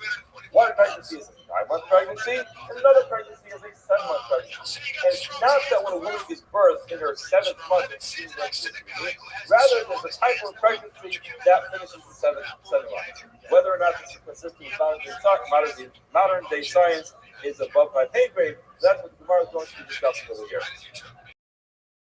Now, if that's the case, if there's a woman who can complete her pregnancy in 7 months, by this trimester, and will with trimesters happen, is month 3, 6, and 9. But in this case, she's giving birth after 7 months. So, when is her Uber going to be recognizable? When will we be able to tell she's pregnant? It must be, he says, the A Uber Nicholas not to notice her pregnancy when it's only a third, which is going to be 2 months and a third of a month. 2 months and over a week. But he's not tonight, over Nicholas Shlish. If you'll tell me that she's pregnant after a shlish, after a third of the way there, Shlish now, Lamali Gimel, why do you have to wait 3 months? But the trade, the Tilsa Sagi, 2 months and a third, that should be enough. In other words, it should be enough. That's a third of the way of a pregnancy. And it's noticeable. In other words, he gets called in as the potential Ben Soramora. Look at this woman. If she's not pregnant, you say, okay, you're eligible. If she is pregnant, then he won't be eligible. But for her, it's going to be much earlier time. The fact that we don't do that means it's not noticeable. Amalei, he says no. Yes, she will become noticeably pregnant a third of the way through, which is 2 months and a third of a month. However, we always go after the majority. And most women do not give birth after 7 months. Arua Kamedra, Rabbi Yeshua, Amar Loho, beginning the Pashas, hold on a second. You're about to tell the Benzara Mora, we're assuming that his wife, this woman, is going to be potentially can't be wife, can't be married. Bottom line is that because you're assuming that she's not pregnant, but do we actually go after the majority? We'll put this one to death over here, where it says in the Torah, the Torah teaches us that but before that one of the jobs of an adjudicating basin is to try to save the potential convict in this case. And now you're saying, go after the guard and put the guy to death. That's not how it works. Came back to Ravina. Remember, yes, given the Pashas was Ruba, we not grafting. I'll prove to you that we. But now, it says in the Trump tells us. He was testifying in a capital case, and he says it happened on the second day of the month. That's what we're going to give him. The other one says it took place on the third day of the month. We do not qualify their English just by virtue of the fact that they have contradictory Too many to count. Days of the month, sorry. Why consider there be a lot. This guy got the memo that the previous month was extended. The other person a lot. Yo, dog, in the top of this server, you're going to see a red circle that says 24/7 YouTube streams. Put that into YouTube, and you'll see all my different devices. You tell me. We do not go for the majority. Come out and let's just say we don't go after the majority. And what will we say? They are just simply being masked each other. El Alav. In other words, just extra each other to cross like their Adas. El Alav. Yeah. After the majority. And what does that mean? How do we know you got it, big dog. Not everyone had an app on their phone to get them to sleep. For some people, it was very I know. I know. One guy said, thanks, big dog. You're watching, though. And eventually, sometime in the month, we figured it out. All right, my friend. And the majority of people would make that mistake, and that would be fine. More than that. Amar Rabbi Yirmi did the Afana Medina. We also learned about someone a girl who is learned previously. A couple weeks ago, 2 weeks ago, we learned this Gemara. It says, that a girl who is 3 years old and was we're qualifying that any time she is intimate with somebody, she has bia. It is a full-fledged halakha bia. She can be married with the bia. If a Levi marriage takes place, then she is officially married to him. If she's married to someone who has been intimate with her, then the halakha is and if somebody is going to follow her walking the Ida, then the Shulman, as we explained last time, has a very strict level of Tumul Tradition with the Elyon. Even if you don't actually touch it, the person actually becomes Kamei, and he can do Kamei other things. This is the Kohen. If the woman is married to a Kohen, we'll tell her Peshuma. She's allowed to eat Truma, Bala, Ephraim, this is relevant on this here. If any one of the disqualified people are into her, possible Minakabuna, becomes disqualified to Buna. Now, can boil out Asad, Arias, and the Arias is intimate with her, Malach is Mumsin allowed, they will be put to death for being intimate with her. Even to her, she's actually punished because she's a child, but if any one of the Arias is intimate with her, they are going to be Chayiv Misa. Why? Because they had a full-fledged via with one of the Arias. And we're asking the question, why is it true? Why did it say that maybe she is someone who's an island, she can't give birth? And Daitatal, the person who's married her never wanted to marry a person who's not going to have children. What must you say? You say, this person went ahead, was intimate with this woman, or with one of the Arias. And why we would assume that she's an islandess, she's not going to be an islandess, but everybody else will guarding other people's children, and therefore you put the guy to death. Now you see clearly, you're putting a guy to death for being intimate with one of the Arayas. Why? Because she's married. Hold on a second. She's married, maybe married to pull apart because she'll be an islandess. Now, says the Gemara, we don't assume woman's going to be an analyst. Most women are not an analyst. Therefore, it's based in, let's got it down. Really, but we got it down. That's what we got to grow from the majority. Where it says, my chayyim are allowed to funny, so you made a mistake. It doesn't mean it's chayyim. So it's funny carbon. The person is being carbon and not himself. More says, one mum katani. You didn't read it clearly enough. Instead, mum ayada. You put the guy to death. More says, nah, that was referring to all the arayas. That was referring to all the fathers. Hold on, says tomorrow. It says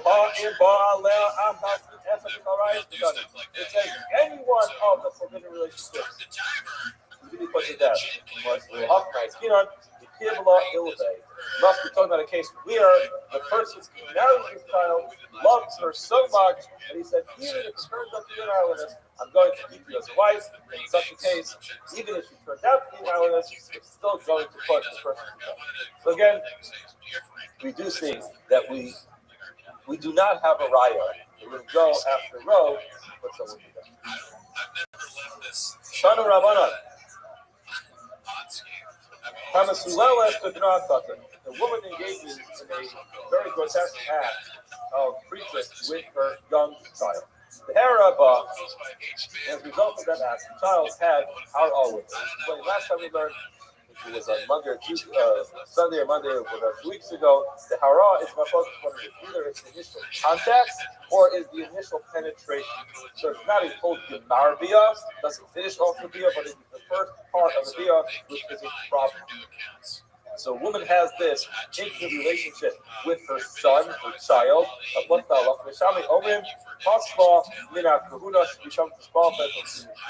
a zona. The Silam Machir, the soul says that she's going to be close to the first Muna, wiping the child. Amr Pia Bray, Rabbi Bar Nachmani. Pia, son of Rabbi Bar Nachmani, said the follow. Amr Pia to the Amri Law, or Pia to Amr Zairi. Not quite this exactly how this went. Some say that it was Rabbi, the son of Rabbi Bar Nachmani, in the name of Rukista, and some say it's Rukista, who said in the name of Zairi, that Hakol and everyone, both the Shari and Krishna agree that the Bekesha son of Yom Echad, Shiviyah Shiviyah, everyone agrees that this child we talked about in this case was 9 years old in one day, his Bia is Bia, and yet he disqualified his mother as a Zona from Papa, if the child was less than 8 years old, and everyone agrees that the Bia is not a Bia, a young child like that cannot actually perform the Bia. So that's what true clear is my focus. Ella the Nona, we're talking about a child. We could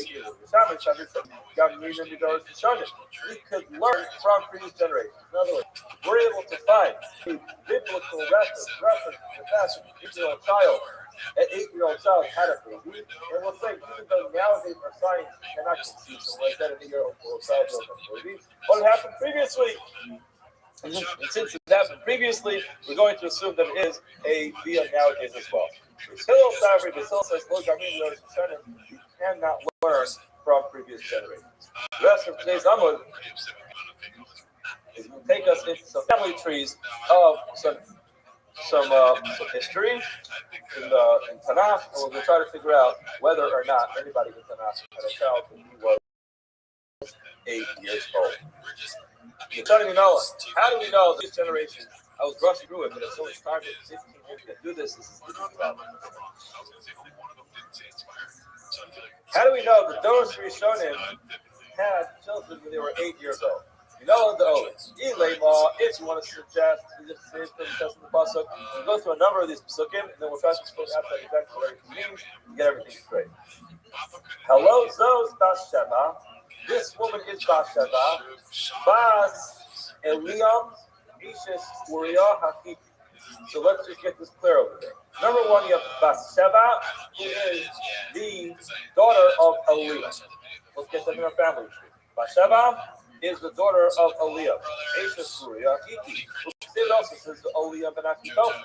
Eliam was the son of Achitophel. So now, Bathsheba, the son of Eliam, son of Achitophel, Hagilon.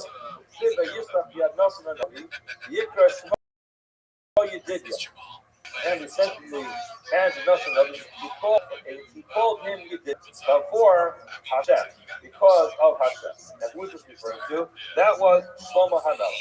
Shlomo HaMelech was the great grandson of Achitophel, right? Achitophel, Oliah, Sheba, and Shlomo Hamelech. It says in the pasuk, by Hilish Messiah Yamim, at the end of 2 years, and they were kind of like chasing after Avshalom Siv. Avshalom Barach, Avshalom ran away. The Yelis Yeshua, the Avshalom was there for 2 years. Siv says the Yesha of Avshalom Yisrael, Avshalom settled in Yisrael, and assigned them for 2 years. Upnei Amelech lo Rosh, not to the king. Now it says in the 40 years. Yomer Avshalom, Avshalom said to Amelech, El Chana, as the Darius heard that he worked to go like Hashem, but Herod should not be tough for Ra to Manasseh. He was the one who was helping complete the plan, and he realized his plan was not working. But Yaakov was Hamar, as a Hamar, he also saddled up his donkey. But Yaakov, by Yelach, eventually went to his house. Aziro, the Yaakov, of Yaakov, he also committed suicide. Now, getting all this clear, that was the whole story that happened with the rebellion of Avshalom, and now what happened is he ended up committing suicide. When was this? Siv, it says, I'm Sheidamu Mirma, people of blood, and Mirma, you're not even going to live half of a life. The typical lifespan of a person, the nation is 70 years. So a person who rebellions like this won't live even half of a life. So that means he won't live till 35. The time we learn all years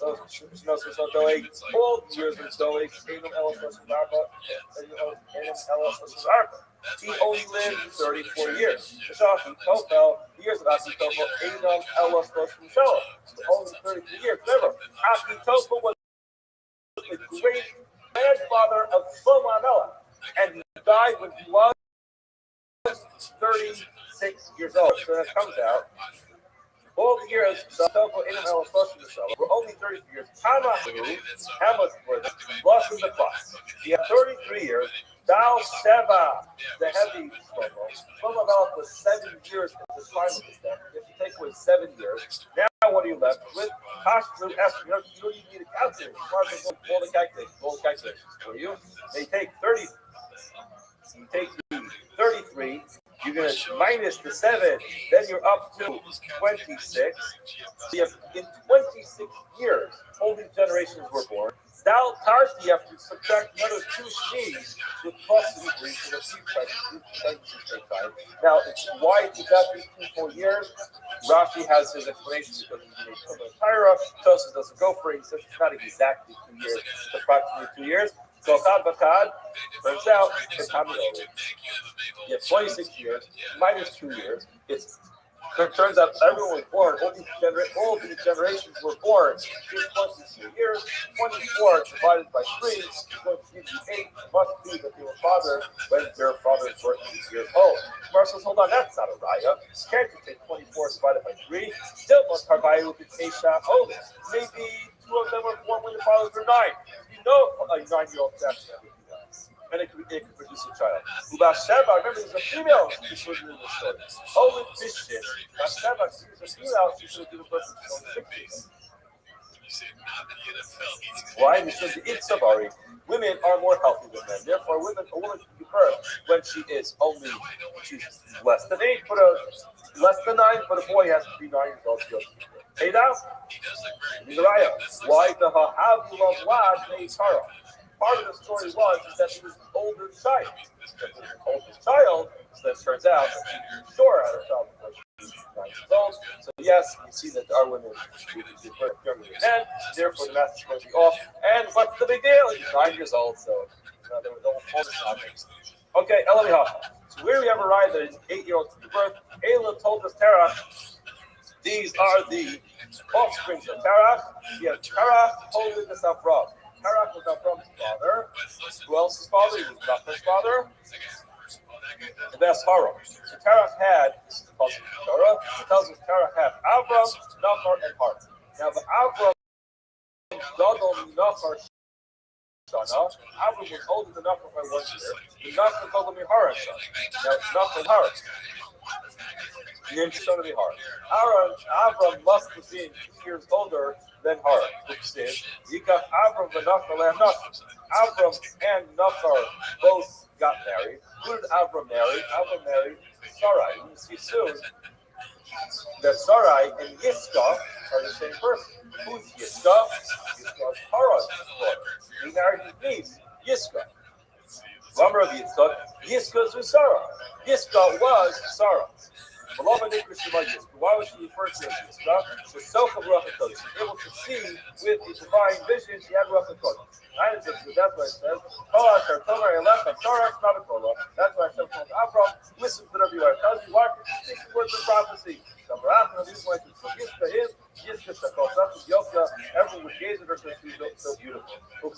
Now, let's go back to our story here. Avram fell on his face and he kind of laughed. So Yomer Belibo, he said in his heart, oh, there, yeah, something. Probably like being from a child of 100 years old. Now, how much Avram and Sarah? How much older was Avram than Sarah? He was Esther Shnei, 10 years. Cautious now. Shnei, and younger than her father. How much was Haran younger than Avram? It was 2 years. There's a 2-year difference. It comes out. The older Haran was Sarah. When did Haran have Sarah? Because again, he was 2 years than Avram. So it was a 10-year difference over there. Turns out he gave birth to Sarah when he was 8 years old. The time he over. The question is no, hold on. You're making a mistake. You're automatically assuming that Avram was older than Haran. And he was younger than his brothers. The Torah just was Avram's birth because he was much more wise. We do that sometimes. Why? We sometimes put children not in order of their age, but in order of their wisdom. Noah was 500 years, but Noah has same as from his brother. At a young age of 500 years, he gave birth to 3 sons, Shem, Ham, and Japheth. Shem Gadol Michal Shana. Shem was older than Ham by 1 year. Ham Gadol Yafes Shana, and Ham was older than Yafes by 1 year. So what comes out of here is Shem Gadol Yafes Shteshan. Turns out the Shem is 2 years older than Yafes. Hold that in your head, brother. It tells us the Nachman Shteshnei Shana, Lanav Hayamayim Alar. 100 years after he had his children, that's when the novel started. It tells us Elikol the Shem, these are the children of Shem. Shem ben Me'ah Shana, Vayolas Arpachshad. Shem was 100 years old and he gave birth to Arpachshad. When was this Sayin? After Babel. 2 years after the Babel. Now, how could he have been 100 years old 2 years after the Babel? It's not possible he could have been 100 years old. Why? Because his younger brother was 100 years old 2 years after the Babel. As far as it's been there, Shana, Panea, Ricardo didn't have it. He must have been at least 102. Ella must be, you know why Shane was mentioned first? Not because Shane was actually older. Rather, Ella, they were actually listed in order of wisdom. Now, could be Avram was just mentioned first because he was smarter, he had more wisdom, and not because he's actually older and yet harder. I said this in front of the students. You learn this concept of people in age order, wisdom order, from big Anan, they often have to do that someplace else. The same, you like Gambu Avi Kobane, Aver, Aki, Yefes, Hagalo. He said Shem gave birth. He was the father of everyone on the other side of the river, which is Achi Yefes Hagalo. Yefes Hagalo. You see clearly that Yefes was the oldest, but Shem was still mentioned first. So you see that the names are not in order. Okay, El Noah, how do we know that an 8-year-old child can give birth? He also has Salo, Uri, Ben Tor, Lamate, Yehuda. Nitzalo was the son of Uri, the son of Tor, the Shevet of Yehuda. But Thomas Azuba died, who was Kaleb's wife. Yikach lo Kaleb, that's Ephras, but Kaleb lo, Kaleb lo. Now we know that Kaleb was Kor's father, who was the father of Uri, who was the son of Betzalel. Betzalel, and Uri, and Kor, and Kalev. Turns out that Kalev was the great grandfather of Betzalel. Now, this is of the Betzalel. How old was Betzalel? Yo. Yes. How are you? How old was he built the Mishkan? Must have been Mark Place. Can you hear me? Can you hear me? The person has to be an ish, an adult, to be able to build a Mishkan. The time we learned in a Brisa. Shana Rishona Moshe Mishkan. The first year, Moshe built the Mishkan. Shnia, the second year after they were in the midbar, he built the Mishkan. Again, Shana Rishona, the first year, also Moshe Mishkan. Shnia Hakim Mishkan. He actually put it up. The Shalach Meraglim, he sent the Meraglim during the second year that they were out of Mitzrayim in the midbar. Yo, can you hear me? Yo, Tread Marius. This is referring to how old Kalev was when he was sent. He was one of the Meraglim. He went as one of the Meraglim. He was 40 years. He was sent as one of the Meraglim. Now, today, behold, I am Ben Chamesh Ushmonim Shom, 85 years old. Now let's make the math. Kama Havilu, turns out, our boy, it was 40 years. Dalar base, so you have to subtract 14 years. That would be Betzalel. For Betzalel to be born. Pashlu and Bishit. What up, left Pam? with 26 years. Dal Tartishni, How you living, big dog? take out 2 years full of pregnancies. It turns out, What's new? Turns out that whole family of Kalev to Betzalel, Baby, I'm Uri, busy. What's up?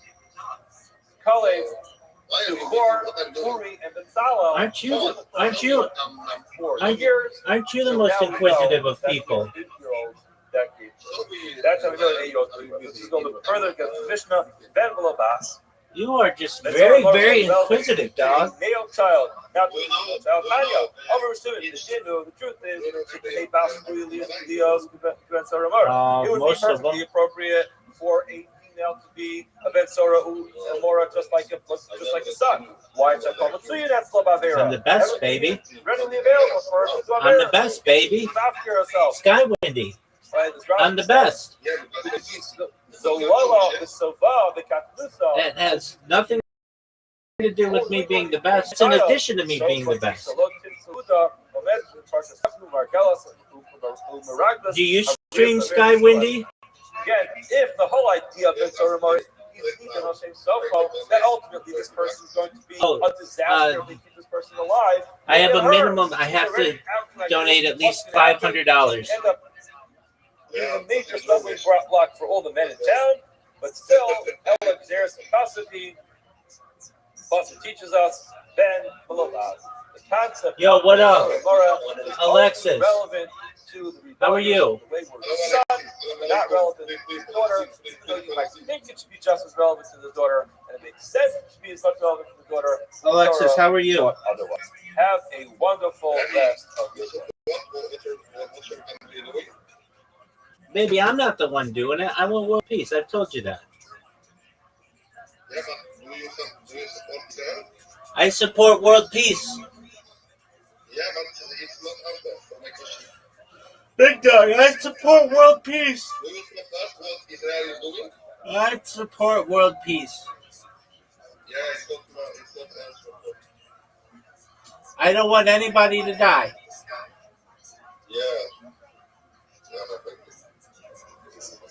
There you go. Well, I appreciate that. All right, we'll say good morning or good morning. What are your plans? That's okay. That's okay. You don't need to donate at all. You're good.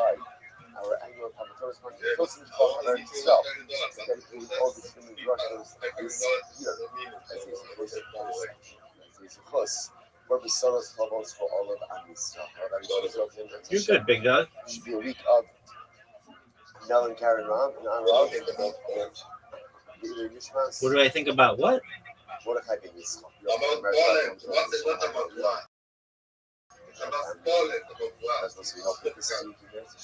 A very interesting flag. It's like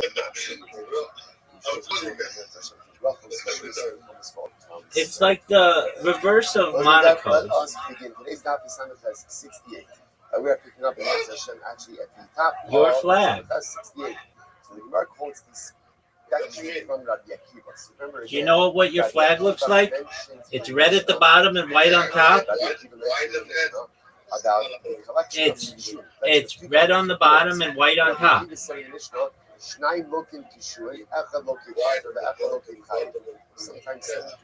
Exactly. It's the opposite of Indonesia.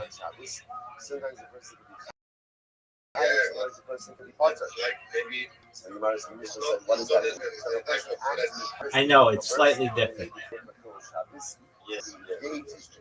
Exactly.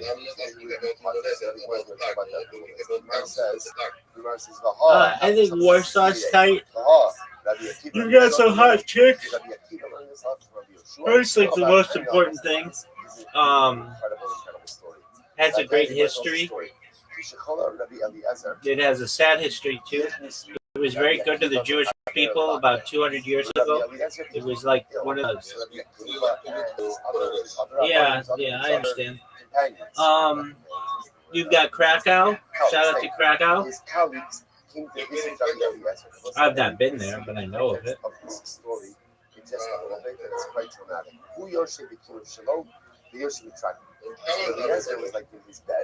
What'd you say, baby? Old enough? And Rabbi Baby, I answered your question. Old enough.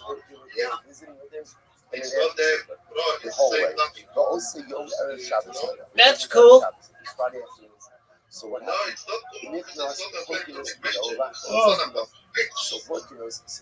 You love me. You love me. This was Rabbi Eliezer ben Horculus. He had a son being named after his father, Horculus. Big dog, you love me. I'm your favorite streamer. I know. I say this. I wish I had one viewer for every camera that I had. So Gar Bo Yatzav ben Ezekiel. Rabbi Eliezer started yelling at his son. Started yelling at him, and little No, I do. I know you are. I've got 2,100 people in Discord. That's all that matters to me. I know. No, and you're funny. I get it. Beautiful. Your English is beautiful, Sky Windy. 100%. Absolutely. Very well. Do you like sausage? I'm from the United States. Do you like Polish sausage? Do you like punchkis? Is that like kielbasa? And they're worried about getting Yeah, it's all right. Yeah. Do you know what punchkis are? It's like a donut. Do you like them? There you go. Okay, very well. What's on your agenda for today? What are you doing today? I know. Yeah, exactly. Okay, very well. Well, I'm gonna continue watching my podcast. Feel free to enjoy, my friend. You're welcome, big man.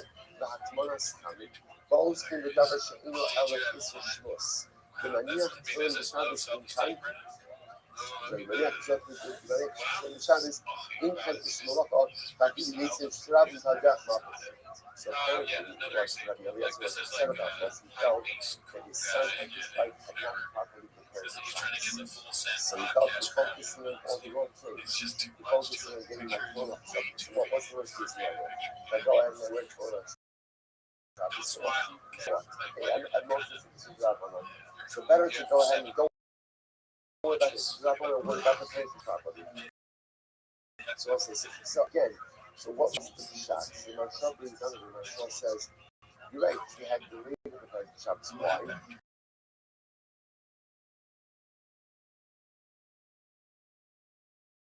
Because you were there, so it's a strong personality, special personality. So the mice again, he's a son, they're probably friends of Shabbos. Kevin Sharp, Shekai Kedusha, there's a lot. So now, at this point in time, Rabbanan realized that Rabbi Eliezer was of sound mind. Everything was fine. Everything was fine. He was of sound mind, he was totally with it. When the other Rabbanan so it comes into the Navaka, Yashua Lafanov, Michal Dalad Amos, and they sit 4 Amos from Rabbi Eliezer. I was saying what's happening here. Now with the script is to really take point. Look at Rashi. Rashi says the Richok Arba Amos. So there's a little more focus on the Rabbi Eliezer. Was this is the story of Tanakh Shalach. Tanakh Shalach was the famous quarrel between Rabbi Eliezer and the Rabbi others, right? Tanakh Shalach, right? And other observable parts and the ritual status. Tumah Kara. So again, the entire Beit community is asking one way. Rabbi Eliezer is asking a different way. Rabbi Eliezer would not back down from his community. As a result, he was put in favor. He was put in favor. He was excommunicated. He was put in favor. And what's so interesting enough to look is that when someone is in Finland, you're not even allowed to come within Dalaramas, 6 feet of them. So they're coming now to go ahead and do Vodka Cola. Now, particularly when it's coming to Vodka Cola, what they're really coming to do is they're coming to glean any additional Torah knowledge that they can from Rabbi Eliezer. But they have to keep a distance from him because at the end of the day, he's still excommunication. That's why they're not going to his bedside. They're keeping a distance of Dalaram. So the Eliezer, again, even on his deathbed, was not accepting this halachic position. And therefore, again, they come a distance. Amar Lam, so the Eliezer says, what's the way? There's so much just about this entire story and about the Eliezer himself. You know, so there's some things in life, it's good to stand your ground, and it's good to keep your sheeples in your fingers. But if the whole world is against you, right, again, chances are you have to do a self-check, and you may be wrong. Now, that's not always true. For example, the world is against us, obviously, like the world is against us, and yet again, you know that we do not back down to the island.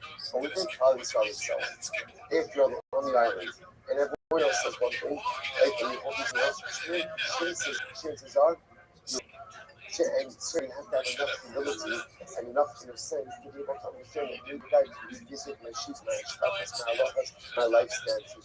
But Rabbi Eliezer would not back down. He would not back down. So what is it happening?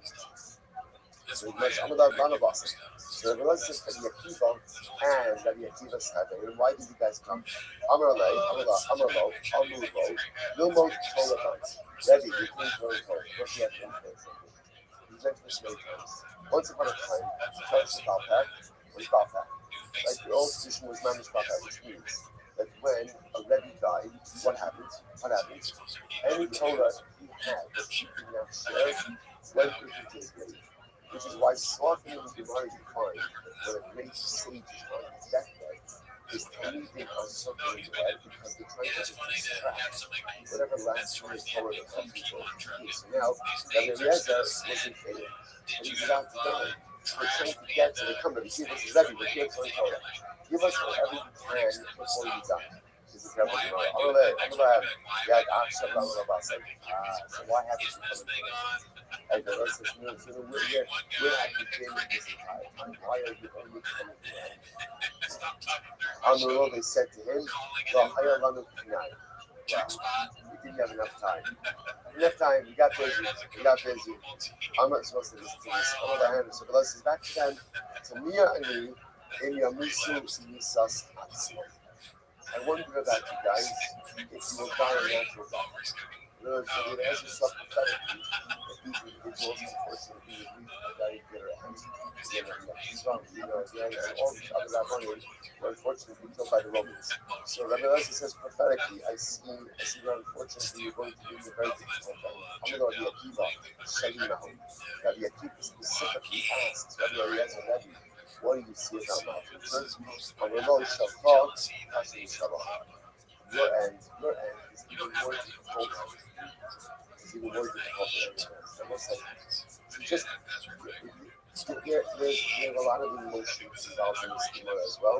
Rabbi Eliezer was working with feeling that he was, ostracized from the community, which he was.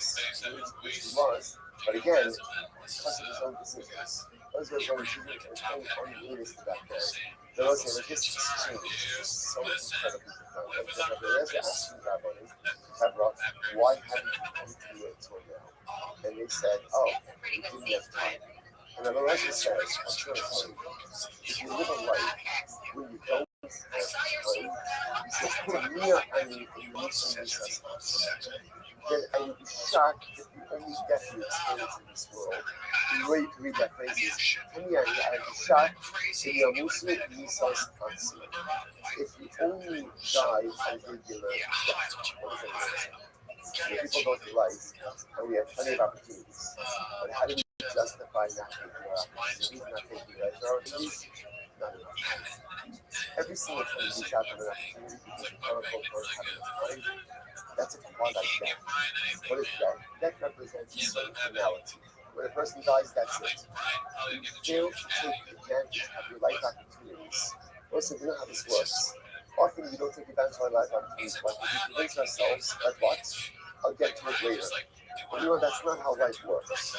Often when you don't take advantage of a life opportunity, that opportunity happens. So there may be other opportunities down the road.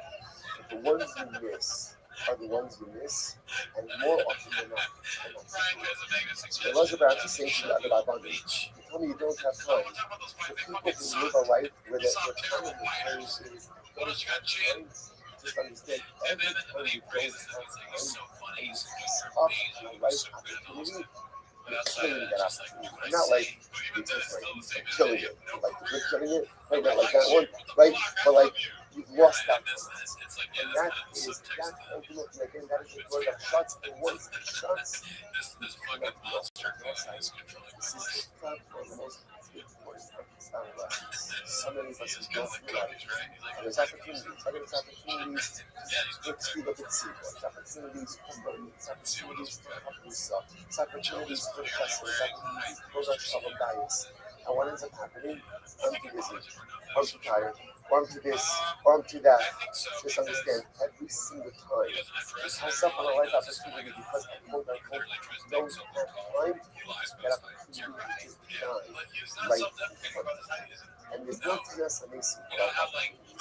But maybe other ones, but once the opportunity dies, it's dead and going to you forever.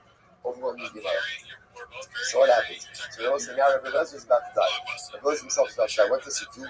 Not on stage also, they may have So this is a Rabbi Eliezer takes his two arms and literally almost tosses it against his chest. Amar, Oy Lachem Shteis Ba'osai, Shem Kishtei Sifrei Torah Shenibro. So both of these arms that are like two Sifrei Torah that are rolled up. So the imagery is very profound. If you look at his arms, like the two columns of the Sifrei Torah, he's pressing over his chest. And he's saying, woe to these Sifrei Torah that are rolled. Now, Rashi points out when a Sifrei Torah is rolled, closed, you can't see the letters. But the Eliezer is lamenting. What he's truly lamenting is this idea of unactualized potential. I had all of this, right? I had this sacred Torah. I had all of this in me, and yet my sacred Torah remains closed. What's like, it's such an overwhelming idea that when a person leaves this world, sometimes thing that gives them the greatest amount. You know what? I want to say something. When a person's on deathbed, no one ever says, "Oh, wow. What about all the places I want to get to?" Like, campaign was waiting for me, and Paris was waiting for me. And it's no one ever on the death of the dead issues. I don't think so. It's not thinking people. What do people lament on your death? They lament the opportunity they had to actualize their potential and failed to do so. Because that potential grows with you today. That's what is lamented. These arms, this sacred Torah, is rolled up. What good is a rolled sacred Torah? What good is rolled sacred Torah? What good is rolled Torah? You can kiss it, you can hold it, but you can't lift it because you can't see it. So Rabbi is referring to himself as that rolled Torah. So much unactualized potential. Harbe Torah, Lamarati, the Harbe Torah, Limarati. I learned so much and I taught so much. I want to say, right? It's interesting, by the way. So how does that stem? He just said that he's like a rolled sacred Torah, which means you can't see the print. But then he says, I learned so much and I taught so much. But else was saying something profound. Yes, I did a lot of learning. I learned a lot of Torah and I taught a lot of Torah. But I could have done so much more. I could have been so much more. And that is the greatest existential thing for the person to face when they are at the end of this journey of life. I could have done it more. I could have been more. I could have learned more. I could have taught more. I could have accomplished so much more. He goes on, he says, how do you tell the amount of people don't pass out to me? I was like, I am. I learned so much from my rebellion. But the thing is, I didn't take more than them, but like this dog takes lapping water from the sea. And the dog goes over to the river, starts drinking water, he doesn't finish the water. So again, I learned from my rebellion. But there was so much more I could have learned. Like a dog drinking the water from the river. I drank, but there was still so much more to drink. Harbe, Torah Maratim, below Kishini Kamida Ella Kimakaho Bishpokeros. I taught so much Torah, and my students didn't take anything more from me like a truth and like an application. In other words, it's the same idea that I took so much of my day in, it was like a drop in the ocean. I gave so much to my students, but it was just a drop in the ocean. A little old, not only that. Ella, so again, just in this way, the other fourth ones and 14 that's really important is lamenting an unfulfilled life, and that's the thing you can accomplish. It's like I learned a lot, I taught a lot, but I could have done so much more. My personalistic sacred Torah is rolled up.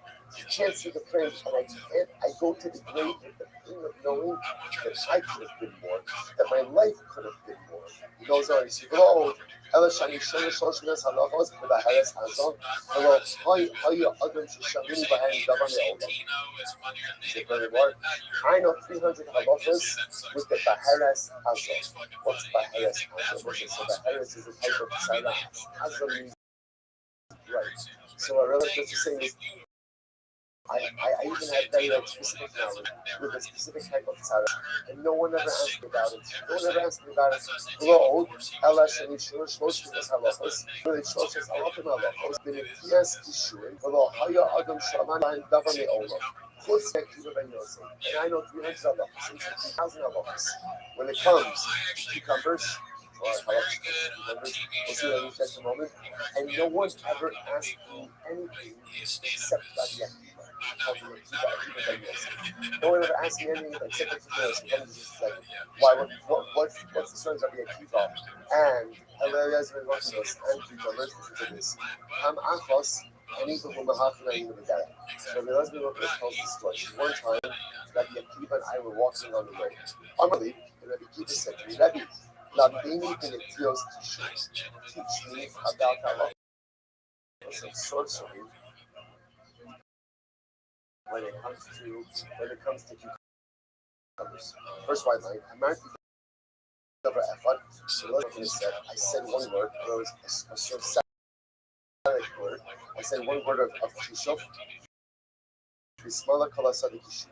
In the entire field, it was pretty terrible. Obviously, we'll talk about how it is permitted that wasn't the instruction we're going to discuss that. So I said one word, and the entire field will be only Rabbi Maratani with Yasa, Maratani Akilasa. So he taught me plant cucumber and sorcery.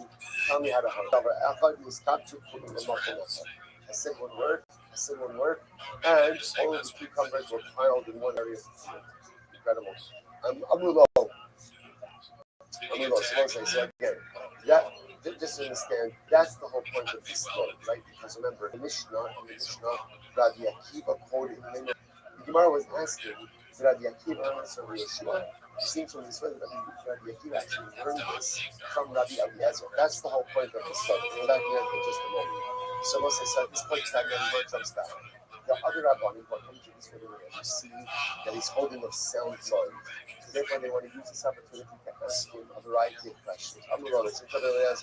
Hakador, the Ha'amos, the Kamila, Utsar Hamadayos, the Mishkolas Kitana, Ma. We asked Rabbi Eliezer a question regarding Tumah and Tara. So literally, again, a ball, or Rashi says over here, a weight, an amulet, slab, a pouch for gems, a mishkola, or a weight. So let's say these are all things that she points out over here that are made from leather and filled with something else. So the Gemara says, silence, what's the, you're asking the answer to my power question.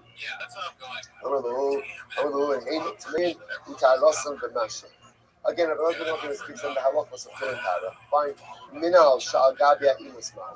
So then they ask, what is the halacha concerning a shoe that is still on its form? Let's say you have a shoe and the shoe's being fashioned, it's still on its form stuff.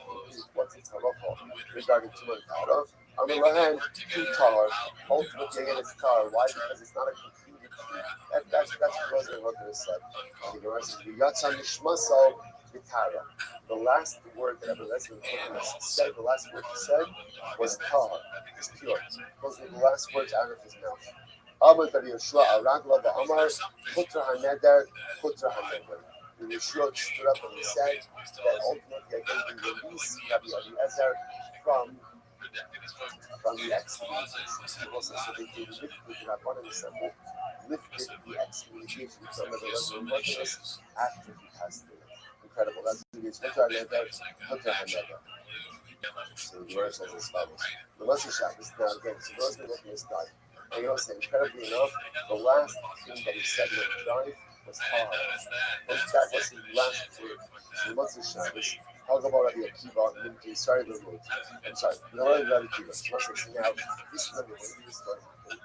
This whole story happened on Friday. Remember again, that's how the whole thing started. The son was came into religious story, which was Erev Shabbos. So the Ravania was on Motzei Shabbos. Rabbi Akiva separated. He must be according to this story. Rabbi Akiva must have left before Rabbi Eliezer died. And Rabbi Akiva therefore went into the funeral procession on Motzei Shabbos. And Rabbi Akiva accompanies the procession from Caesarea to Lud. Ayamaka b'Saro ad shedamu shos his. So literally, Rabbi Akiva was striking himself until he started to bleed. Joseph points out that here, Joseph says that this Rabbi Akiva wasn't lacerating himself over the death of Rabbi Eliezer instead of the was. He was mourning the loss of hope. Because the halacha is, you're not allowed to lacerate yourself over mourning of the dead. He wasn't lacerating himself mourning the dead. Rather, again, he was just could not take the pain of all the Torah that was brought with his death of Rabbi Eliezer himself. So Omar, Avi Recha B'Shalom Parasha. So ultimately, again, he said the pasuk that actually Elisha said about Eliyahu and another guy. Recha, right? He said, Avi my father, Recha B'Shalom Parasha. Ultimately, again, chariot of Israel and its riders. Harbe Ma'os again, he referred to Eliezer as his father, and as a chariot. Right? Just like the chariot gets the rider from the future, Rabbi Eliezer was someone who was moving from himself forward in every direction. What Rabbi Akiva says, Harbe Ma'os Yeshli, the English was funny the Harisos. Ultimately, again, I have so much money. I have all these coins, but I have no money change. I have no money changer to show me how to talk about the organization. I was like, this is incredibly absurd. You know, it's like sometimes. Let's be honest. I say the Torah. All of us are right? We need to all of us. And by the way, already doesn't even have to look at that. Like,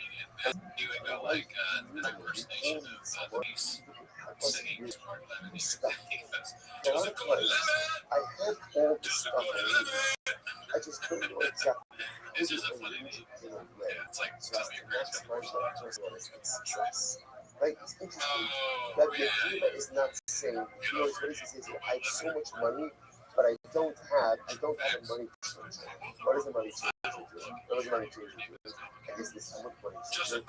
In all of your funds, right? And then all of the money changes, saying, here's what you should do. Exchange this for this. Put this over here. Do this. The money changing is I take everything that you have and maximize what you have for ultimate profit and ultimate results. And he keeps like this. I need to be realized. It's not because I need knowledge. I have the knowledge.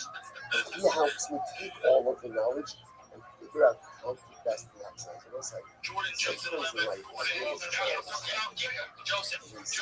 not knowing how to utilize the records that we have.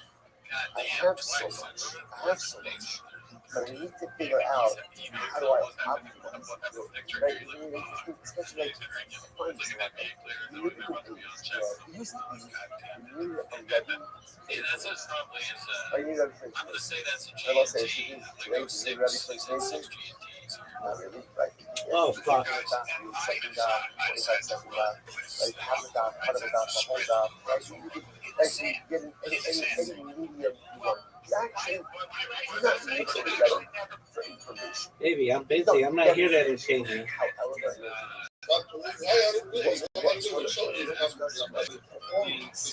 I'm messaging people who have messaged me. I'm messaging them back. Baby. I'm messaging people who have messaged me.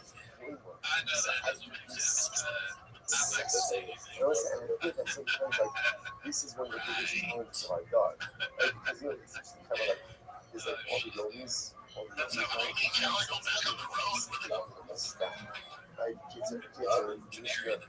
Yo, big dog. What up, big man? Right? But I'm going through a whole list of stuff. I got everything. Because a lot of times, I'm here for you, big man. Where do I put it? What do I do with it? Right here, big man. More is less. Sometimes less is more. Sometimes I should be Yo, dog. things and not doing everything. Sometimes I should be doing everything and focusing. Right, face magic, home, kabusa, all these things. And it's everything. Tzedakah, shalom, bias. I have all the coins. I have everything. But how do I arrange them? And that's incredible. That's what the people was remembering. I don't need Rabbi Eliezer to produce for information. I have the information. But what I do with it, how do I organize it? How do I set myself up for success in life? That's what I need my Rabbi for. It's amazing. And when people lost happiness, he's overwhelmed. He's overwhelmed. Who is going to help me make secret? Who's going to help me keep patience and move forward and a process and a framework? He's going to do that. And you see again, he's overwhelmed by these things. Overwhelmed by this. It's incredible. So the Gemara goes like this. So by the way, full circle. What do you see from there?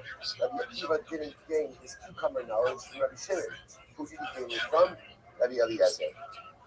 Rabbi Eliezer Gamra tomorrow. I'm sorry, Rabbi Eliezer Gamra.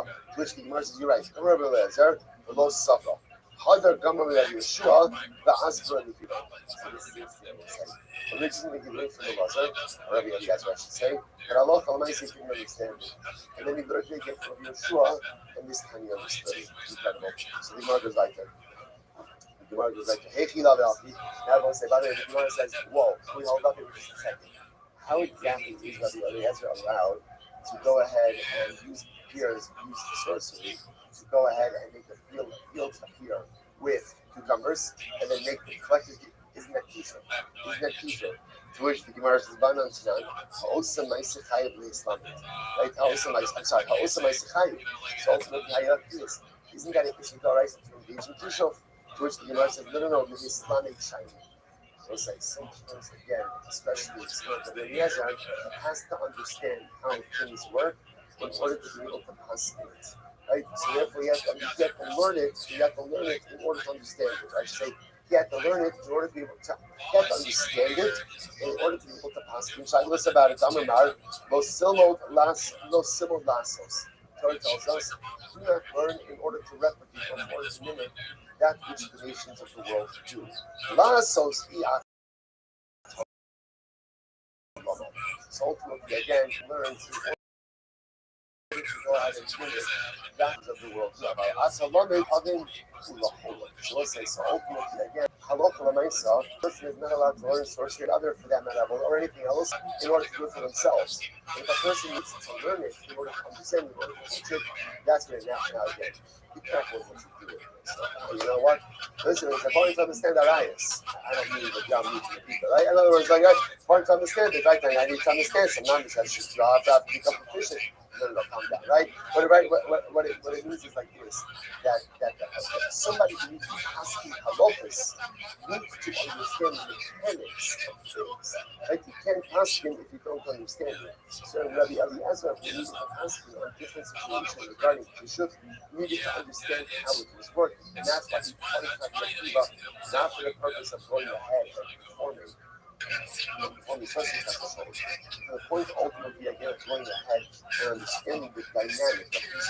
Okay, plus I just point out, I just point out some of the reasons. Hadron Allah, I don't need social, let's say, Master Barak, local campus, first character chance. Incredible. Nearest Hashem, the first of May. Let's celebrate. All right, so Michael, it's a short celebration. Let's go. All right, it says that's how we do it. That's how we do it. All right, George, now move on.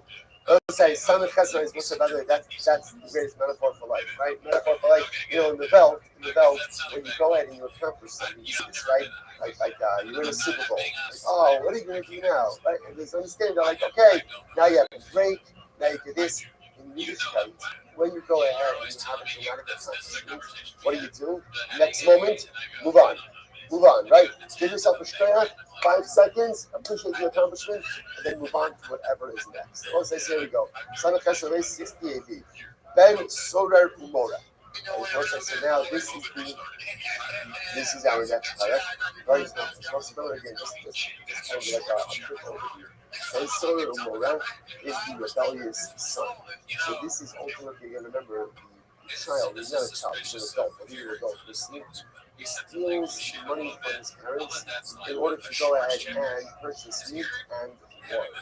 So this is a fascinating set of halachos, which we'll have to delve into a little bit. Because it's a Ben Sorer Umora is executed. Now, interestingly enough, at first glance, it doesn't really feel that the crime really is that severe that it should warrant execution. So what we'll see, of course, is that a Ben Sorer Umora is really executed, not as much for what he did, but for what we're concerned he's going to become. And he represents a profound threat to the community, and then by local rights to be executed before he can become actual threat. Now again, which is hashkatically problematic, doesn't seem to make all that much sense. We're going to delve into all of this. The ultimate happens with halacha. Let's begin first with some of the mechanistic details. So Ben Sorer Umora, Amos and Asa Ben Sorer Umora. When can a child become Ben Sorer Umora? Right? From what age? Vishiyavish te saris, the Achiyakid Sakot. So literally, again, from the time that he brings 2 hairs, which is a sign of physical maturation, Achiyakid Hazakot. That literally sounds like his real beard fills out. Now the commercial is saying, by the way, Hatachton Oloa Elyon. That's the metaphor. Right? It doesn't mean that it's physically, but rather again, it means physical maturation. And he goes, Ella, so give you from the Russian as I spoke, in a way, right? So we didn't want to be this refers ultimately again. We didn't want to do anyone to be explicit like that. In the next situation, then below bas. The Pasuk says, and the man will have a rebellious son. First of all, it's a son and not a brother. Interestingly enough, there's no bas solar, right? There's no female equivalent. Right? Furthermore, then below ish. Furthermore, again, it's a ben and not a man. Again, we'll discuss exactly what that means as well. Ben below ish. Katan, Pater, Shalom, Katan is Pater.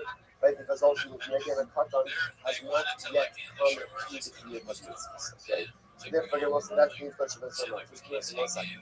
Katan, we know him, right? So from where do you know that a katan, that a child ultimately again is, but the child can't become Ben Sora Mora. Kedikani Taimo Shalabot Liflam because a katan hasn't yet come to the responsibility of mitzvahs, and therefore again a katan is going to be potter, to which the Gemara says, Yisu Eicha Ashkefan, the Anash Akasvot, the Havi Dava, the Baikran, the place verses in 1 second. It sounds like the Gemara saying earlier is the Gemara needs an explicit teaching to teach me that a katan is not such a halakha Sora Mora.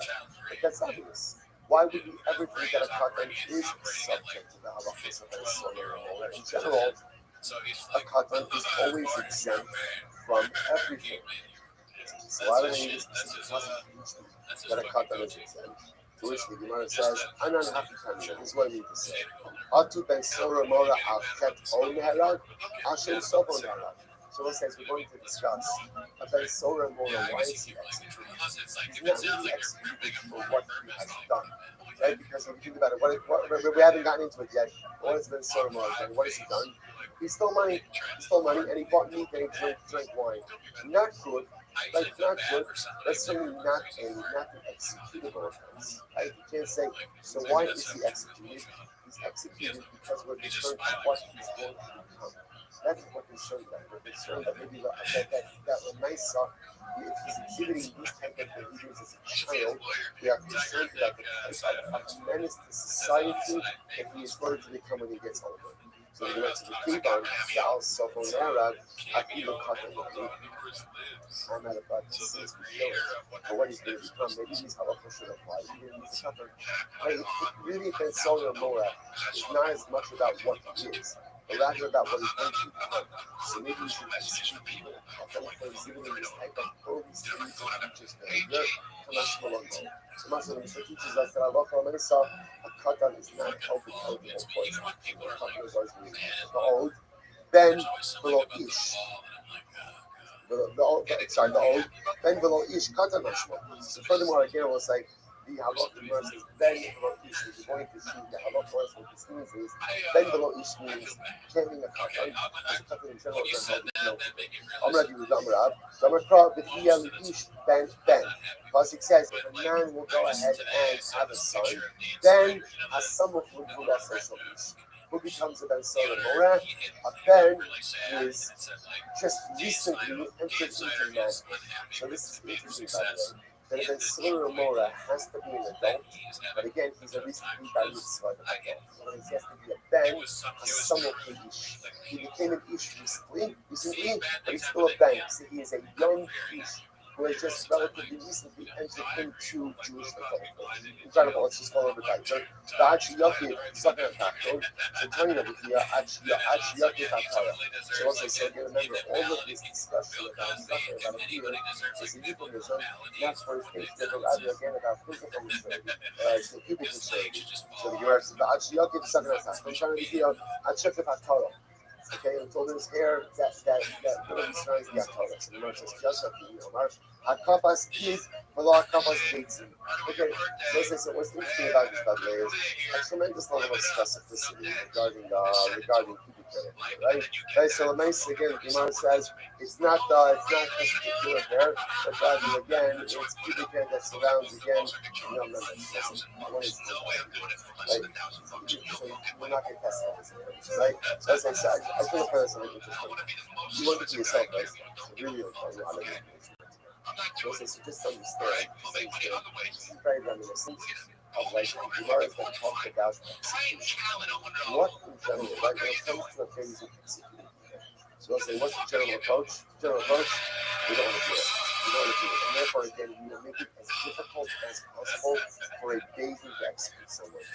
When you see this level of specificity regarding pubic hair, what's the takeaway message? Right? What's the takeaway message for this level of specificity?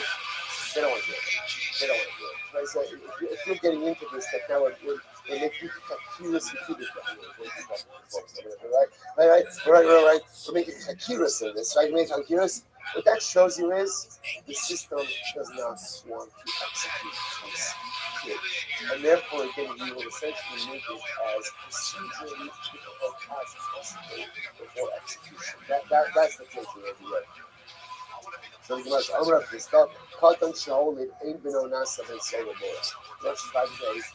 Katan fathers a child, that offspring cannot become a Ben Solar in Mola. How do you know this? Gemara, Kiel Ish Ben, the Ish Ben below the Ben. So it's interesting enough that the passage says, "This is what."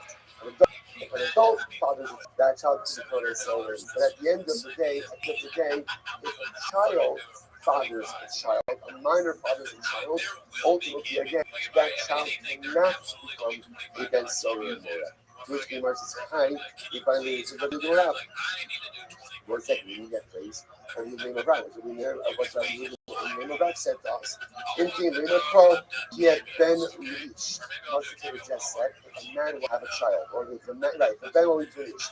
My Kielish Ben, why does it phrase it as if a man will have a child? Kielish Ben is supposed to Ben reach. Shmami no, the Kibla Krista. Ultimately, I think Salah of Krista, if a minor, if a child, right, if the child fathers a child, then offspring can become Ben Solar. I the Ima Kule, I have a maybe the entire person comes to this halacha.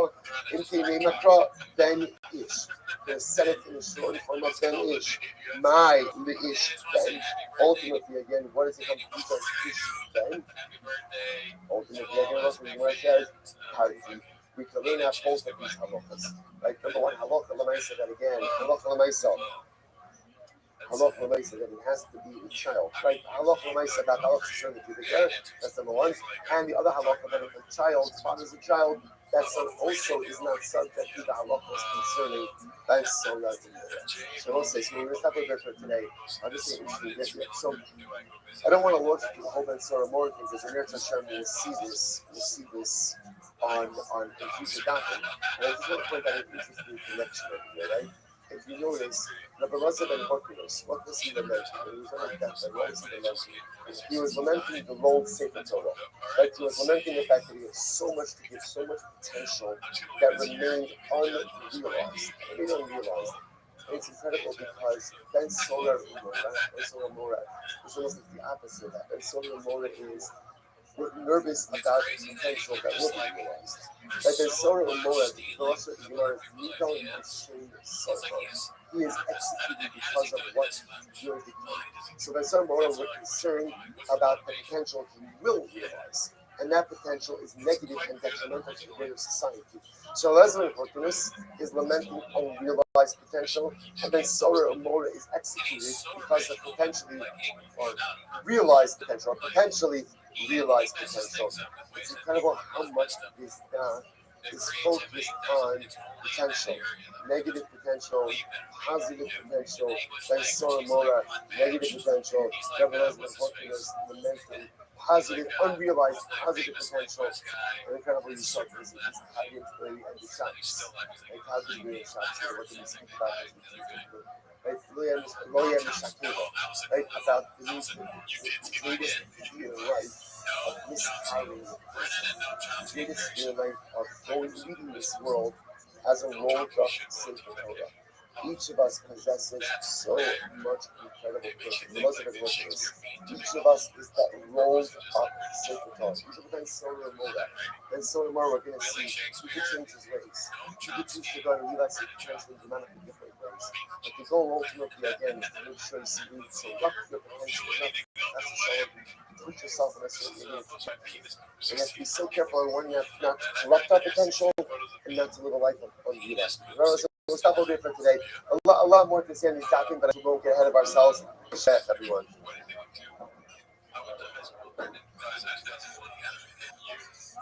My sister verified my thoughts A of A. They are dead now, most of this. I had quite a few classes with them too. It has been a long time though. And I'm sorry to be let down, folks. I don't have any. All right, we'll say good morning or Dr. Roth. I'm great to post Baruch Hashem to be able to begin the week learning your Sharai Yaakov. This guy fucks. Never say anything condescending or wear a shirt that says Today's daf is Samech Ches 68. 68. I shared this morning. It is dedicated by our annual Talmud Torah sponsor, the Tilsim Mishpach of Eretz Yisrael. We're dedicating all the Shemon Drushos this year. As is close.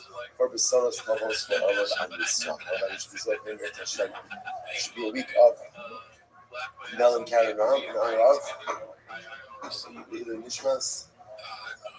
Mordechai Ben Yisrael, grew up in the American Talmud Torah and Shalom HaBarayah, and the family in Komo. As we hope that this week in Eretz in which more of our hostages came home, our holy soldiers are successful before Maaseh Yedeihem. We should just be Zorah Hamir Tashem for Brachos, Yeshua, and the promise for all of Israel. Well, with that, let us begin. Today's daf is Sanefes 68. And we are picking up in Eretz Hashem actually at the top of Sanefes 68. So the Gemara quotes the section from Rabbi Akiva. So remember again, Rabbi Akiva mentioned in the Mishnah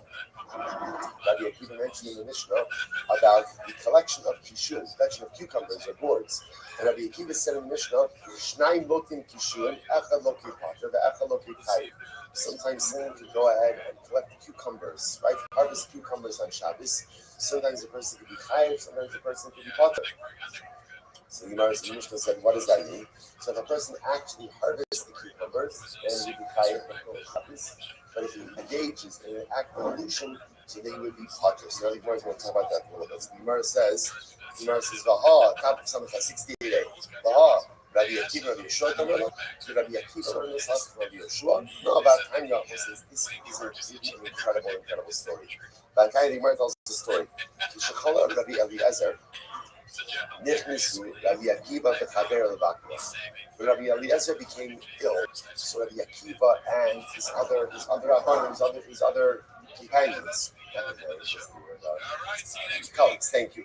His colleagues came to visit Rabbi Eliezer. I will say now you're going to see the context of this story in just a little bit, and it's quite dramatic. Who Yoshe became Shalom, the Yoshe track. So Rabbi Eliezer was like in his bed. He was very ill, definitely ill, about to die, and he was like under his canopy. So he was in his bed under a canopy, and Rabbi Akiva and the other Rabbanim were outside. Literally tracking means like in an antechamber. So they were visiting with him in an antechamber, the hallway. But also Yom Erev Shabbos, and it was Erev Shabbos. It was Friday afternoon. So what happened? The Nichnas, Horkinus below, Lachos Tfilof. So Horkinus, so this is Rabbi Eliezer's son. So Rabbi Eliezer's son, Horkinus. Interestingly enough, this was Rabbi Eliezer from Horkinus. He had a son who named after his father, Horkinus. Then if we have time, we'll talk a little bit more about the Eliezer Horkinus himself. Was a disciple of Rabbi Yochanan ben Zakkai. Okay, so what happened? So his son Horkinus went in to remove his tongue. So again, remember, Rabbi Eliezer, the father, very ill, his son comes in Erev Shabbos to remove his father's tongue on Shabbos. This is about to start. So Ga'ar Bo, you got something to see for. Rabbi Eliezer started yelling at his son. Started yelling at him, and literally again, repeating and Horkinus stuff to me. Amr Lahan Lechaveirav, Shemedima Ani Shekaitar Sha'abem Mitzvah. So we're going to seize the Agra Banu right? To visit the Horkinus, the son said here that my father is not in a proper mental state. Like after chasing me, after doing like this, after abusing me, that my father is not in a proper mental state. So what happens? Eliezer hears this, and he says, Daito Vidas Imonichah. So Eliezer says, I'm fine, I'm not the problem. But rather, again, it's my son, Horkinus, and his mother, my wife, who are the ones who are mentally not clear, lacking mental clarity. Why? Hech Manichim Isra Skila, Oskin the Isra Shmis. That's literally translated. How could it be that they are not careful with the Isra Skila? And they're worried about, again, my children. So in other words, what's happening over here? So interestingly enough, so Rabbi Eliezer is showing how he's beating his son and his wife, in other words, Rabbi Eliezer's wife, for not properly preparing for Shabbos. So he felt that they were not properly prepared for Shabbos, and because they're not properly prepared for Shabbos, there's a real concern that Chas v'Shalom they come to the Shabbos. So they're not worried about preparing for Shabbos, and instead they're focused on taking my Torah. So that's what says like this. You're very Torah on Shabbos, so worst case scenario, maybe you're saying that this is Rabbanon.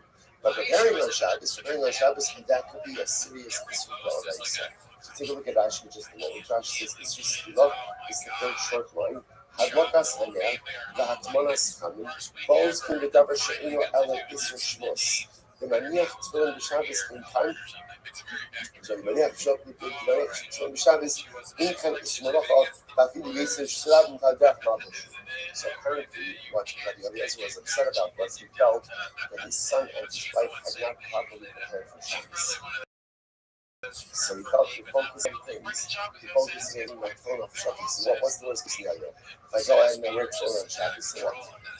Okay, I'm mostly so better to go ahead and don't worry about this. Don't worry about preparing for Shabbos properly. So says, so again, so what was the pshat? So Marshal brings everything. Marshal says, you're right. They had delayed preparing for Shabbos. Why? Because they were caring for their father. Not because they were caring for their father. So Eliezer, and again, Eliezer is a strong personality, very strong personality. So the mice again, he's rebuking his son. They're probably preparing for Shabbos. Kevan Shloch Chachamim Shekaitim Shabbos Alov. So now at this point in time, Rabbi realized that Rabbi Eliezer was of sound mind. I think he was fine. That he was fine. He was of sound mind. He was totally with it. When the other Rabbanim realized this, so they come in to be Mavak Chol. The Yashur Lefanav Berichol Daled Amos, and they sit 4 Amos away from Rabbi Eliezer. Now listen now, what's happening? So now the story begins to really take form. Look at Rashi. Rashi says, "Berichot arba amos, bnei hanidui sheberu machlokes chaner shalach rabbi Yisrael." Again, this is the famous story of Chaner Shalach Yod. Chaner Shalach Yod. Again, this was the famous fallout between Eliezer and the Minute community. The big machlokes about again oven, right? Melody of Chaner Shalach Yod, an oven made up of multiple parts. And there was a major machlokes about the ritual status. Tumah Tara. So again, the entire Bnei community passed in one way. Rabbi Eliezer passed in a different way. Rabbi Eliezer would not back down from his opinion. As a result, he was put in favor. He was excommunicated. He was put in favor. There was an interesting enough halacha is that when someone is in Hayden, you're not even allowed to come within Daled Amos, 6 feet of them. So they're coming now to go ahead and do Baka Kola. Now, the truth is not even doing Baka Kola. What they're really coming to do is they're coming to glean any additional Torah knowledge that they can from Rabbi Eliezer. But they have to keep a distance from him because at the end of the day, he's still excommunicated. And that's why they're not coming to his bedside. They're keeping a distance of Daled Amos. So Eliezer, again, even on his deathbed, was not retracting his halachic position. And therefore, again, they come a distance. Amar Lab. So Eliezer says that, listen, there's so much, just about this entire story and about Rabbi Eliezer himself. Listen, sometimes in life, it's good to stand your ground, and it's good to keep your secrets and your opinions. But if the whole world is against you, right, then chances are you have to be a soft shell, and you may be wrong. Now that's not always true. For example, the world is against us. Like the Lord says, and yet again, we know that we do not back down from doing what we are. But within Klal Yisrael itself, if you're the only island and everyone else is one thing, like and you're holding something else, chances are you're wrong. And chances are you have to have enough humility and enough in sense to be able to understand that maybe for that to revisit my shittas, my shkafas, my halachas, my life standards. But Rabbi Eliezer would not back down. He would not back down. So what ends up happening? So the Gemara says, so the Lord says to Rabbi Akiva and Rabbi Akiva's Chayei, why did you guys come? Amar Lo, Lilmod Torah Ban. Rabbi, we came to learn Torah. What's the answer to understand something? We mentioned this many times. Once upon a time, Torah Shabbat was Balpeh. Right? The old tradition was Mamish Balpeh, which means that when a Rebbe died, what happened? Any Torah that he had that he did not share went into the grave. Which is why often in the Gemara you find that when a great sage is on his deathbed, his Talmidim are circling the bed, they're trying to just extract whatever last minute Torah they have people to do. So now, Rabbi Eliezer was in Canaan, and he's about to die. So they're trying to get, so they come and give us Rebbe, we're here to learn Torah. Give us whatever you can before you die. This is incredible Gemara.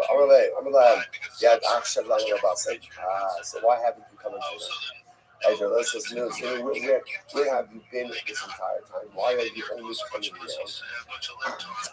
Well, they said to him, wow, we didn't have enough time. We got busy. I'm not supposed to listen to this. I'm not hand. So the Lord says back to them, to Mia and me, Emia Musu Misas Hatzman. I wonder about you guys, if you will die a natural death. Whereas Rabbi Eliezer saw prophetically that these individuals, unfortunately, would meet a very bitter end. Again, Rabbi Akiva, we know again, and all these other Rabbanim were unfortunately killed by the Romans. So Rabbi Eliezer says prophetically, I see that unfortunately we're going to meet a very difficult end. Amar Rabbi Akiva, Shalimahu. Rabbi Akiva specifically asks Rabbi Eliezer, Rabbi, what do you see about my future? Amar Lo Shalcha, Kashim Shalach. Your end is even more difficult. Than anyone else. I will say, so just there's a lot of emotion involved in this Gemara as well. Rabbi Eliezer been working with feeling that he was, ostracized from the community, which he was. But again, because of his own decisions, his own unwillingness to back down. But also, that this exchange is so incredibly profound. Like Rabbi Eliezer asking Rabbi, why haven't you come to me until now? And they said, we didn't have time. And Rabbi Eliezer says, I just want to tell you, if you live a life where you don't have time, he says, Tamiya ani in Yamusu Misas Atzma.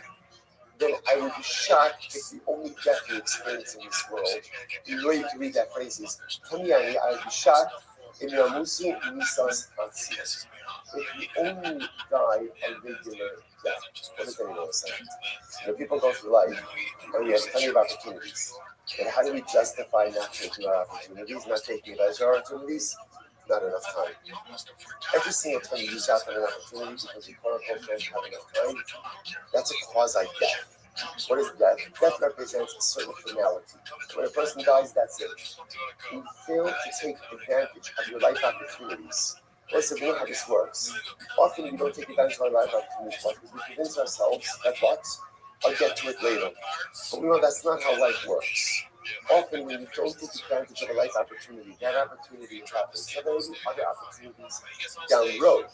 But the ones you miss are the ones you miss, and more often than not, you cannot regain. So the Eliezer is saying to the other Rabbanim, you tell me you don't have time.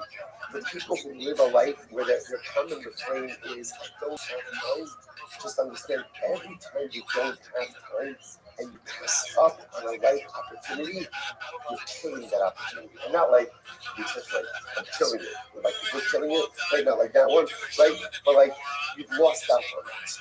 And that ultimately, again, that is a door that shuts, and once it shuts, you cannot reopen. It's almost like, this is perhaps one of the most important and profound lessons. So many of us go through life, and there's opportunities, whether it's opportunities for tefillah b'tzibur, it's opportunities for learning, it's opportunities for kaprisha, it's opportunities for chesed, it's opportunities to go back shalom bayis. And what ends up happening? I'm too busy, I'm too tired, I'm too this, I'm too that. Just understand, every single time you pass up on a life opportunity because I quote unquote don't have time, that opportunity has just died right in front of you. And there's no tears on for life opportunities. So maybe other ones, but once the opportunity dies, it's dead and going to you forever. Overwhelming Gemara. So what happens? So they will say now Rabbi Eliezer is about to die. Rabbi Eliezer himself is about to die. What does he do? Not those stays were also they need a Chaliva.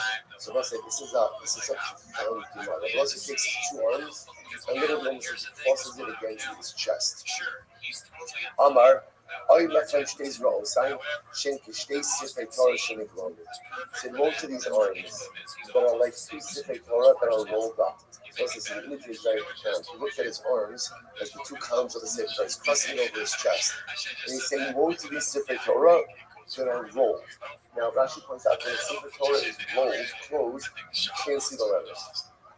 But Rabbi Eliezer is lamenting. What he's truly lamenting is this idea of unactualized potential. I had all of this, right? I had this Sefer Torah. I had all of this in me, and yet my Sefer Torah remained closed. I will say, it's such an overwhelming idea that when a person leaves this world, sometimes the thing that gives them the greatest amount of freedom, I will say, you know what, I want to tell you something, you know this.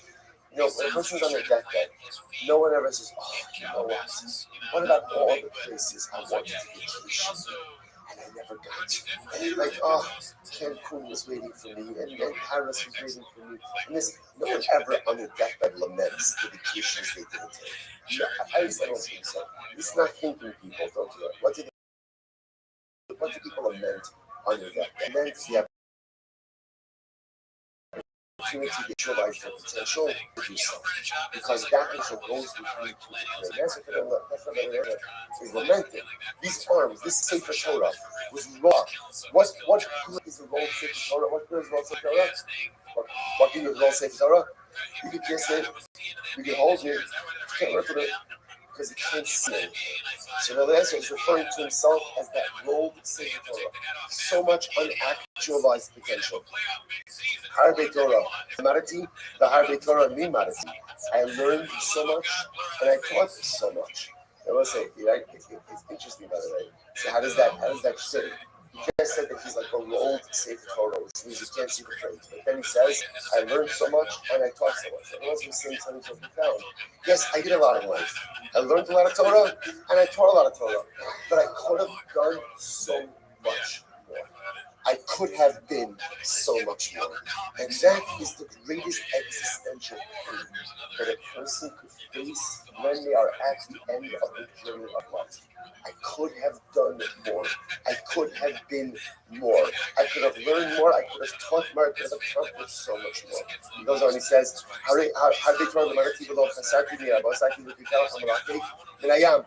learned so much from my rebellion.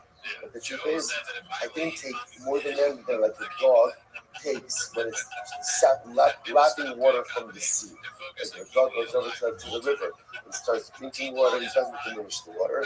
So again, I learned from my rebellion that there was so much more I could have learned. Like a dog drinking the water from the river. I drank, but there was still so much more to drink.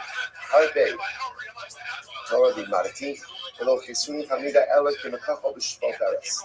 I taught so much Torah, and my students didn't take anything more from me from like a tube from like an apple. In other words, it's the same idea that I took so much from my Rebbeim, it was like a drop in the ocean. I gave so much to my students, but it was just a drop in the ocean. A little old, not only that, Ella, so again, just to understand everybody, what is lamenting an unfulfilled life, unless we think we didn't accomplish. It's like I learned a lot. I taught a lot, but I could have done so much more. My personalistic Sefer Torah is rolled up. You can't see the print, and I go to the grave with the pain of knowing that I could have done more, but my life could have been more. He goes on, he says, V'lo, Ela Shani Shona Shoshunas Halachos V'Daheres Hazon, V'lo, Haya Adam Shamuni Bahen Davar Me'olam. He said, furthermore, I know 300 halachos with the Baheres Hazon. What's Baheres Hazon? So Baheres is a type of tzaras. Hazon means right.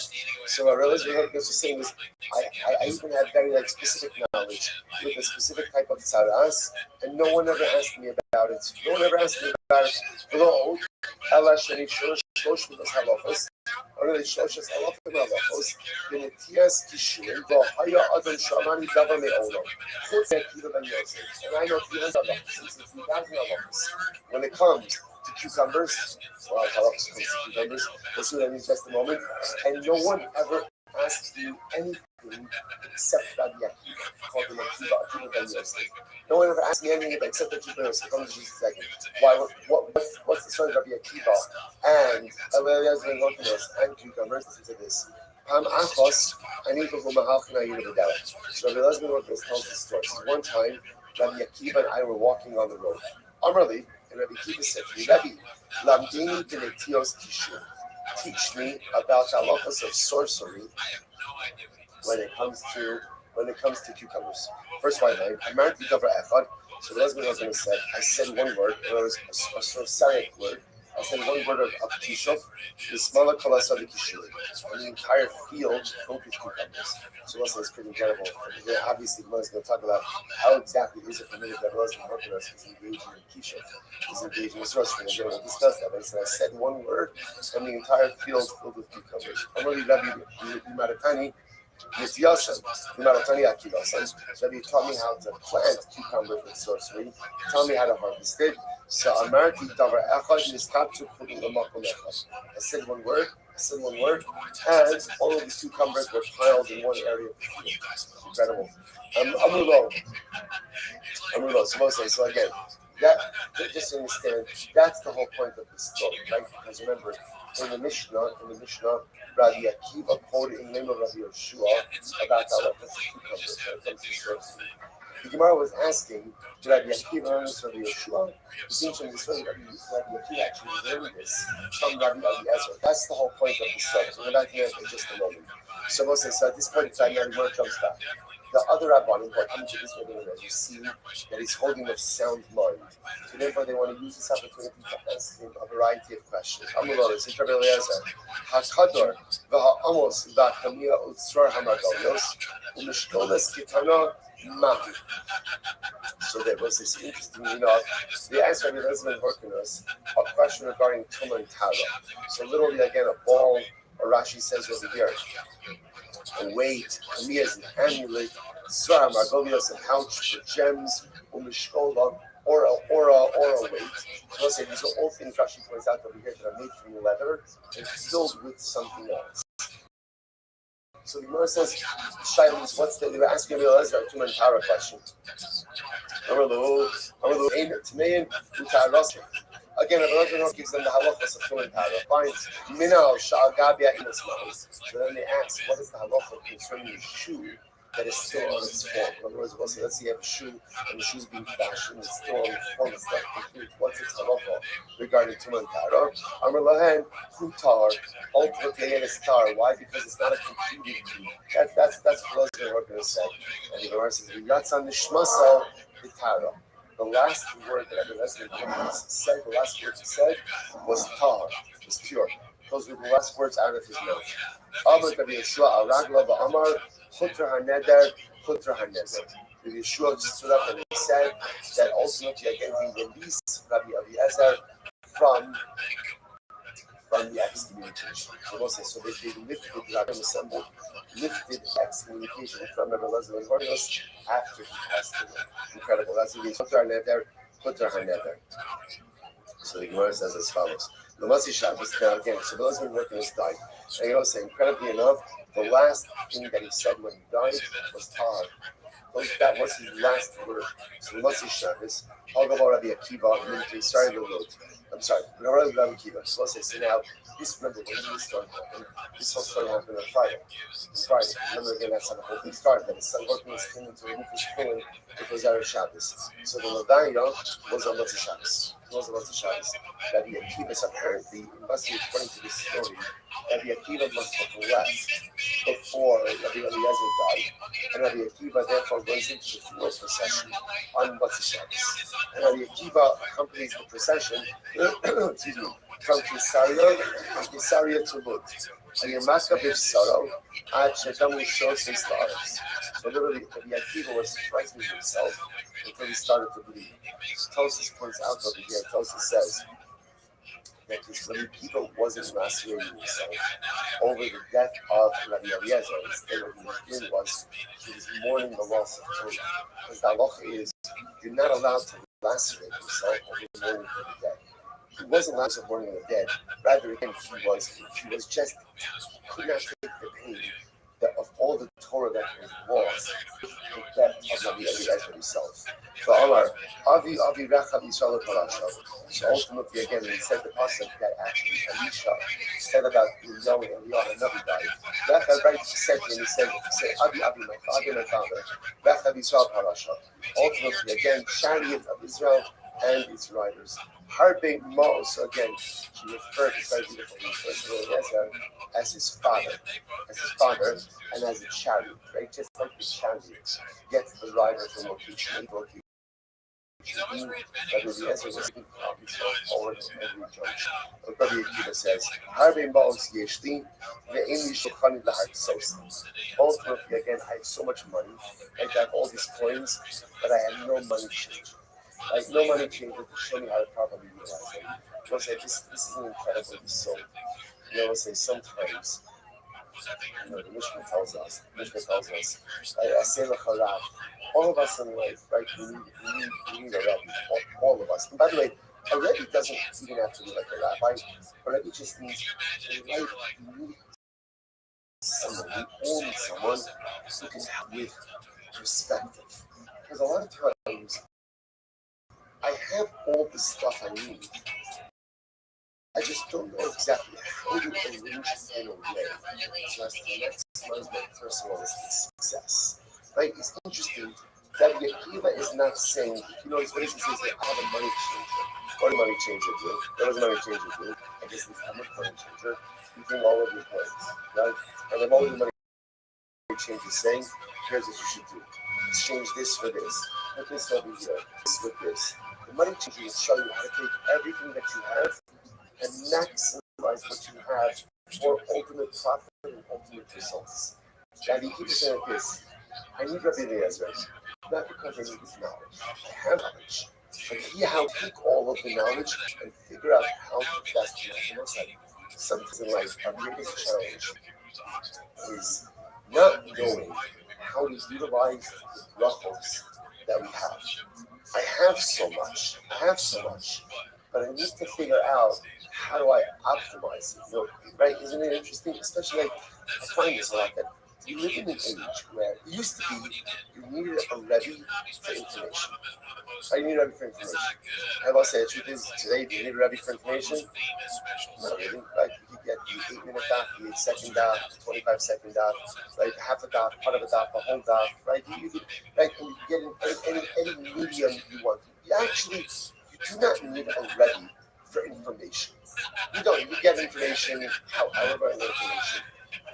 What a Rebbe does for us, for all of us, is not one of us who doesn't need someone like this. And it doesn't be one person, we multiple people. Is, okay, so I get my information. How do I use it? How do I use it? How do I organize it? How do I set myself up in a right framework so I can be successful? I feel that sometimes, like, this is one of the biggest challenges of our job, right? Because it's just kind of like, it's like all the yomis, right? It's cute, like you see people right? The kids are Mishnah, and what happens? And after they bring the Mishnah and they bring it to him, like, everything seriously. You can ask them 5 minutes later, what do you remember? Yes, we see that, right? But I'm going through my whole list of stuff. I got everything. Because a lot of times, the mistakes we make in life is, we're absorbing all the information. Where do I put it? What do I do with it? Sometimes more is less, sometimes less is more. Sometimes I should be focusing on certain things and not doing everything. Sometimes I should be doing everything and focusing. Right, base measures, home, chavrusa, all these things. And it's everything. Tzedakah, shalom, dayis. I have all the coins. I have everything. But how do I arrange it? And it's incredible. That's what Rabbi Akiva wants to mention. I don't need Rabbi Eliezer to help us for information. I have the information. But what I do with it, how do I organize it? How do I set myself up for success in life? That's what I need my Rebbe for. It's amazing. And when Rabbi Akiva lost that, you lose a lesbian Hercules. He's overwhelmed. Who is going to help me make savor in my life? Who's going to help me create a vision and a way forward and a process and a framework? Who's going to help me with that? And you can see again, he's overwhelmed by this loss. It's incredible. So the Gemara goes back there. So by the way, full circle. What do you see here? Rabbi Akiva gained his cucumber knowledge from Rabbi Shimon. Who did he gain it from? Rabbi Eliezer. Amar Rabbi Eliezer Gamra Gemara. I'm sorry, Amar Rabbi Eliezer Gamra. Which the Gemara says you're right. Amar Rabbi Eliezer. Below Safa. Yeshua the Asbra Nigilay. So this is interesting, I would say. Originally he learned from Elazar, or Rabbi Eliezer I should say, but Allah Almighty didn't understand it. And then he learned it again from Rabbi Yeshua, and this time he understood it. Incredible. So the Gemara goes weiter. The Gemara goes weiter. Hey, Chila Ve'achi. Now the Gemara says, whoa, can we hold up here for just a second? How exactly is Rabbi Eliezer allowed to go ahead and use sorcery to go ahead and make a field appear with cucumbers and then make them collected? Isn't that kisho? Isn't that kisho? To which the Gemara says, "Banan Tanan, ha'osa ma'aseh chayiv le'islamu." Right? I'm sorry, ha'osa ma'aseh chayiv. So ultimately, how you have this? Isn't that a kisho all right to engage in kisho? To which the Gemara says, no, the Islamic shayim. We'll say sometimes again, especially someone like Eliezer has to understand how things work in order to be able to pass through it. Right? So therefore you have to learn it in order to understand it. I should say you have to learn it in order to be able to understand it in order to be able to pass through. Shailas about it, Amar, los simod lasos. Torah tells us, do not learn in order to replicate or in order to mimic that which the nations of the world do. So ultimately, again, you can't learn in order to go ahead and mimic that which the nations of the world do. So let's say, so ultimately, again, halacha l'maisa, a person is not allowed to learn sorcery or any other, for that matter, or anything else, in order to do it for themselves. But if a person needs to learn it in order to understand it, in order to teach it, that's where now again, be careful with what you do with things. So you know what? Listen, it's important to understand that ayahs. I don't mean the ground meat to the people, right? In other words, like that's important to understand it, right? I need to understand some namish. I have to become proficient. No, calm down, right? What it means is like this: that somebody who needs to pass in halachas needs to understand the mechanics of things. Like you can't pass in if you don't understand it. So Rabbi Eliezer, who needed to pass in on information regarding Kishuf, needed to understand how it was working. And that's why he taught it to Rabbi Akiva, not for the purpose of going ahead and performing sorcery for the point ultimately again of going ahead and understanding the dynamic of these things. Okay, what's that? I'll just point out something amazing. Actually, we'll save it for later. Hadron Allah, Aramisa, what's that? Master Enzotarek, good. Like what happens first, Parak Insurance. There's Hashem, the first thing. That's amazing. All right, so Michael, it's a short celebration. Let's go. Right, that's how we do it. Right, good. Now move on. Let's say Samach Chesed is missing. By the way, that's the greatest metaphor for life, right? Metaphor for life. You know, in the belt, when you go ahead and you accomplish something, you see this, right? Like you win a Super Bowl. Oh, what are you going to do now? Right? And just understand, they're like, okay, now you have a break, now you do this. When you go ahead and you have a dramatic accomplishment, what do? Next moment, move on, right? Give yourself a shkoyach, 5 seconds, appreciate the accomplishment, and then move on to whatever is next. So once I say, here we go. Samach Chesed 60 AD. Ben Sorer Mora. So let's say, so now this is our next parak. Right, it's not so remember again, just kind of like a quick overview. Ben Sorer Mora is the rebellious son. So this is ultimately, you're going to remember, the child. He's not a child, he's an adult. Even an adult. He steals money from his parents in order to go ahead and purchase meat and wine. So this is a fascinating set of halachas, which we'll have to delve into a little bit. And the Torah says that Ben Sorer Mora is executed.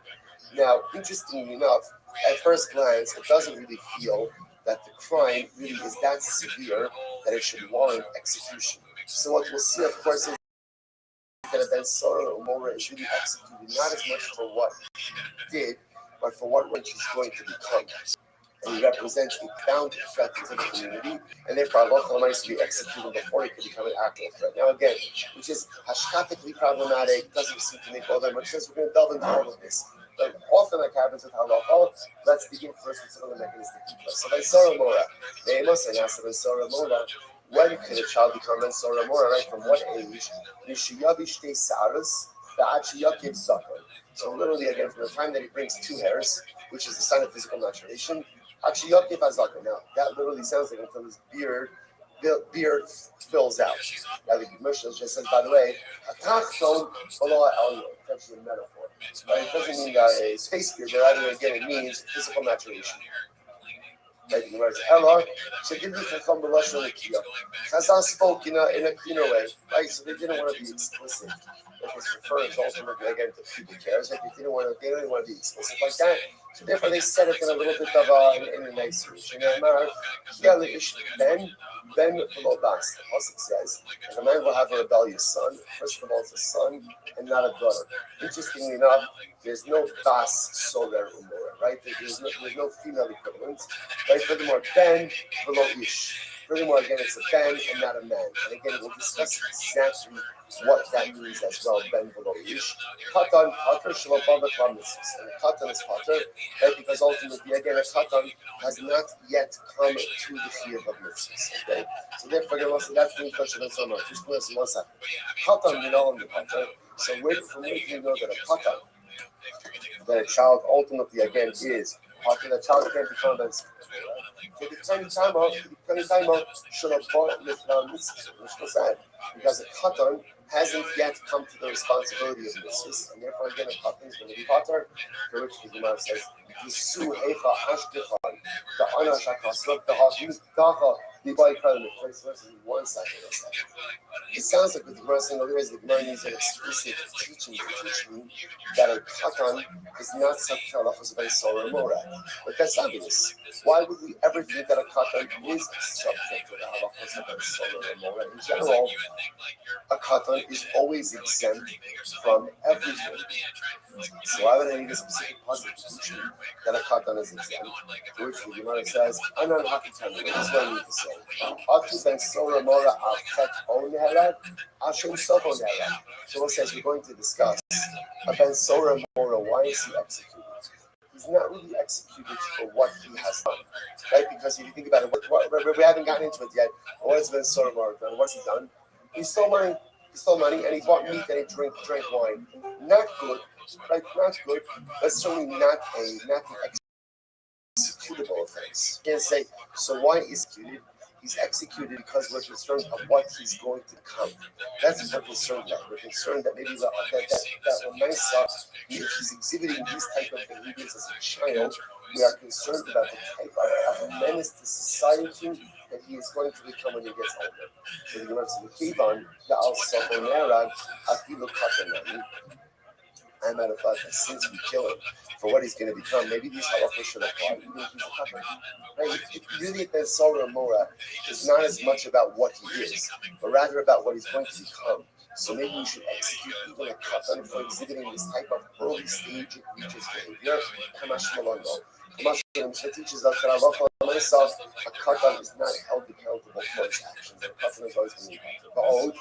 Then below ish. The old ben below ish katan mashma. So furthermore, again, was like the halacha Gemara says ben below ish. We're going to see the halacha is what this means is ben below ish means carrying a katan, because the katan in general is not held accountable. Amradi with Amrav, Zamrakra v'hiyah ish ben. Because it says if a man will go ahead and have a son, then a samach who becomes a ben sora moreh, a ben who is just recently entered into manhood. So this is interesting, by the way, that a ben sora mora has to be an adult, but again, he's a recently by mitzvah adult. You know, he has to be a ben, a somewhat ish. He became an ish recently, but he's still a ben. So he is a young ish who has just relatively recently entered into Jewish adulthood. Incredible. Let's just go a little bit later. So actually, Yaakov, so Tony Arifia, all of this discussion about suffering, about a fear, is a euphemism, not for his face here, but rather again about physical maturity, or actually pubic maturity. So the Gemara says, okay, until there's hair that literally surrounds the akara. So the Gemara says, okay, so what's interesting about this, by the way, is a tremendous level of specificity regarding pubic hair. Right? So the nice again, Gemara says it's not testicular hair, but rather again it's pubic hair that surrounds again. No, I want to try that. Right? So you're not get tested on this information, right? As I said, I just want to find something interesting. You want it for yourself, like really a lot of information. So it says you just understand. This is very reminiscent of like Gemaras that talk about execution. What in general, right? When it comes to a phase of executing people, so say, what's the general approach? We don't want to do it. We don't want to do it. And therefore, again, we will make it as difficult as possible for a being to execute someone. You see this level of sleep regarding pubic hair. What's the takeaway? Right? What's the takeaway message for this level of specificity? They don't want to do it.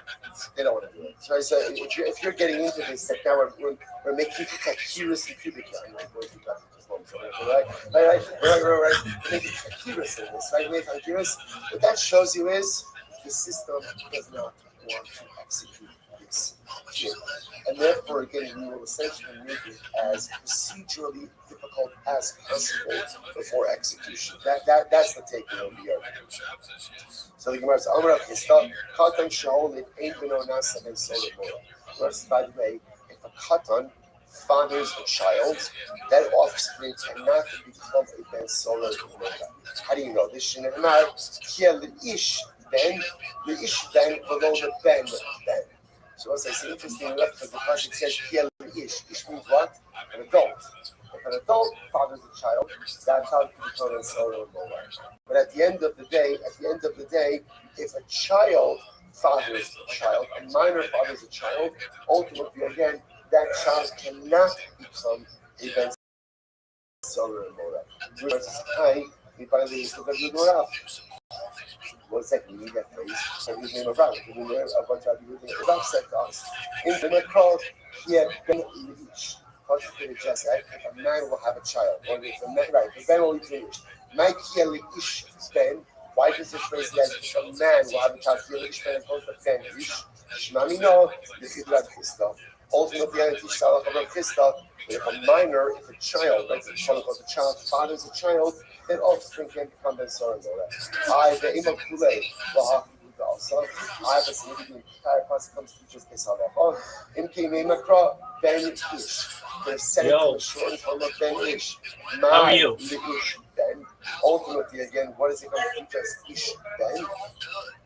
Ultimately, again, what did you say? We can learn out both of these halachas. Like number one, halacha l'maisa, that again, halacha l'maisa. Halacha l'maisa, that it has to be a child, right? Halacha l'maisa, that halacha is that's number one. And the other halacha, that if a child fathers a child, that son also is not subject to the halachas concerning ben solar. So let's say, so we're going to stop over for today. I'll just say interesting. So I don't want to launch into the whole Ben Solar Mora thing because in Yetz Hashem we'll see this on in future documents. But I just want to point out an interesting connection here, right? If you notice, Rabbi Elazar ben Horkolos, what was he lamenting? When he was on his deathbed, what was he lamenting? He was lamenting the low Sefer Torah. Right? He was lamenting the fact that he had so much potential that remained unrealized. And it's incredible because Ben Solar Mora is almost like the opposite of that. Ben Solar Mora is nervous about potential that will be realized.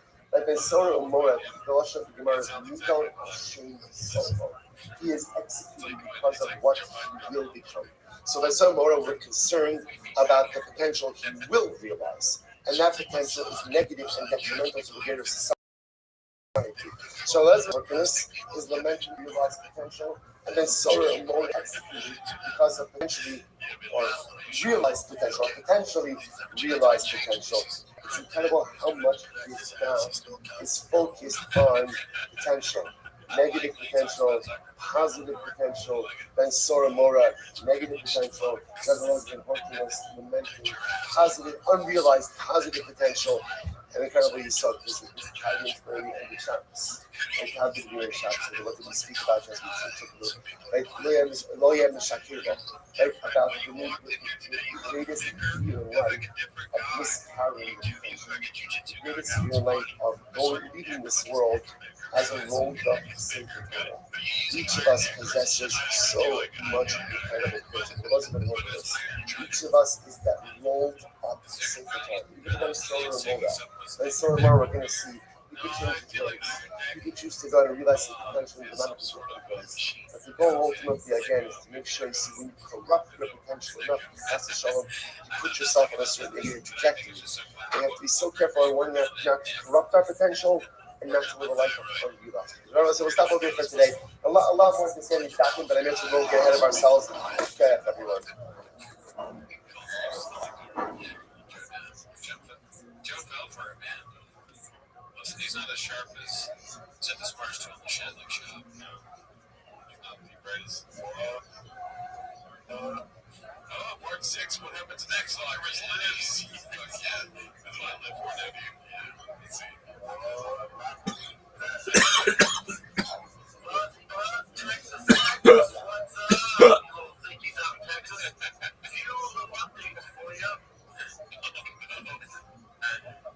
Saying the difference.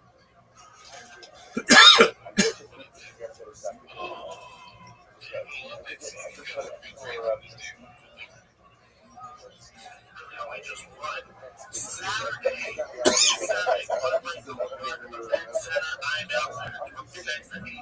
Arena with the Spurs play.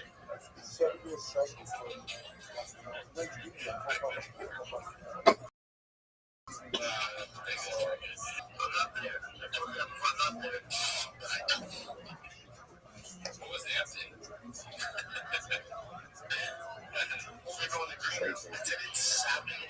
Perfect. You're notoriously known. You're blind gamers. Here's a problem. The blind players say we don't have our win. We don't have our win.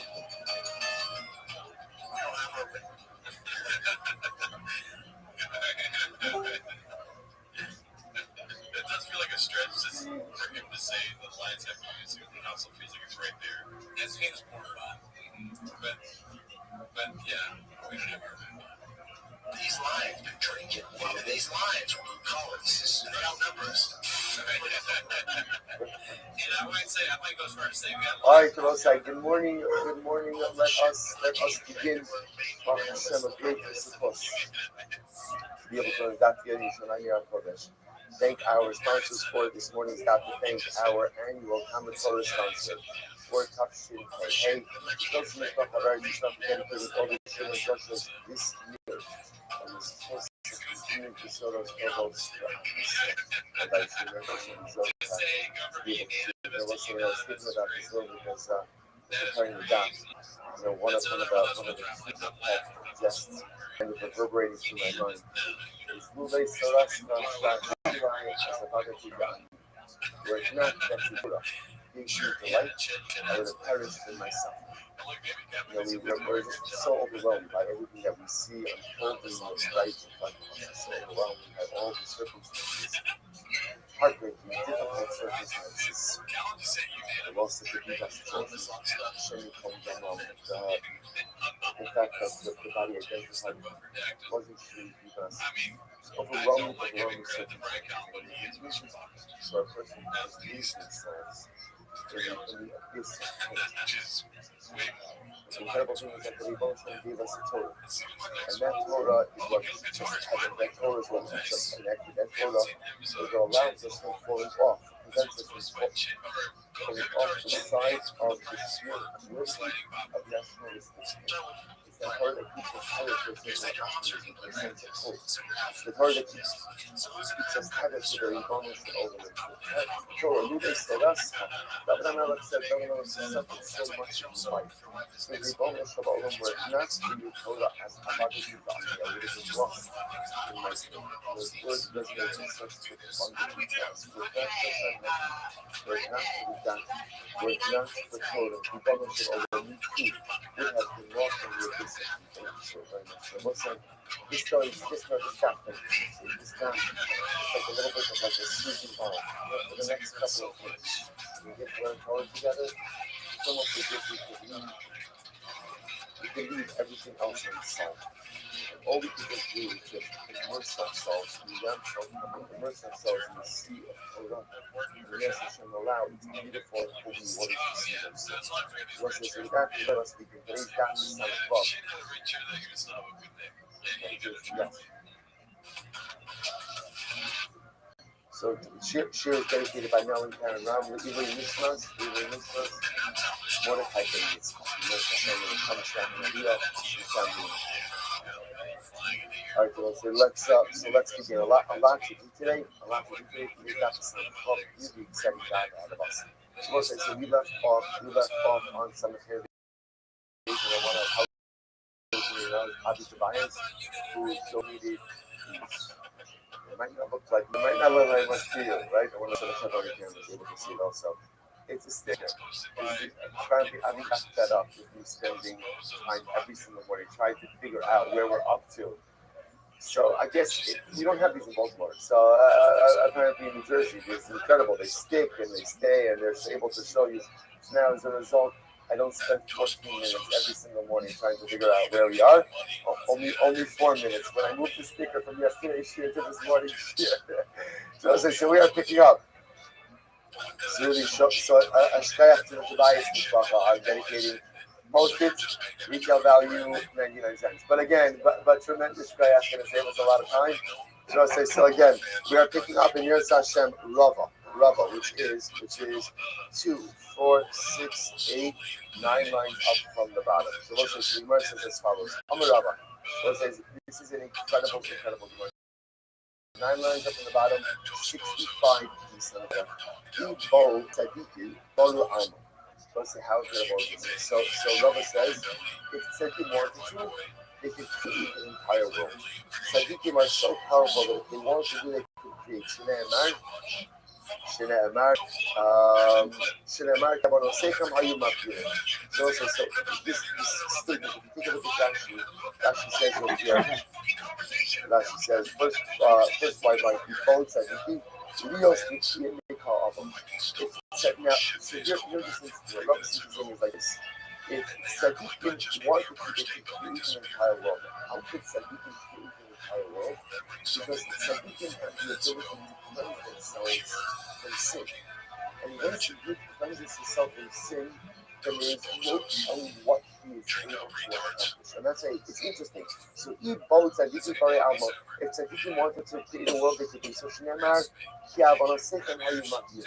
So we'll say, what is seeking here? So there's two things to seek here. Number one, what is the definition of Tzaddik? If you speak about this a lot, what's the definition of Tzaddik? So we'll say, so we know, by the way, what's not the definition of Tzaddik? What's not the definition of Tzaddik? That's a very important question. Right? What was that? A Rasha, excellent. Well done. I will say, by the way, after operating on the system as a very little sleep, I've set the bar very low. So really, like pretty much whatever you throw out is going to be fantastic. Rasha, fantastic. A Navi, right? A Navi. Beautiful. So let's say, okay. Also, all correct. What you also begin to see is all excellent as not the one I was and so nice. What I was going to say is someone learns about Torah. What are we like that? The interesting thing is that you see is that anyone can learn Torah. Right? Learning Torah doesn't make you a tzaddik. But learning Torah does is opens up your neshama to all kinds of possibilities. Your definition of a tzaddik was that Menachem said, it's someone said before now the Rosh, that's such a thing that Rabbi is saying.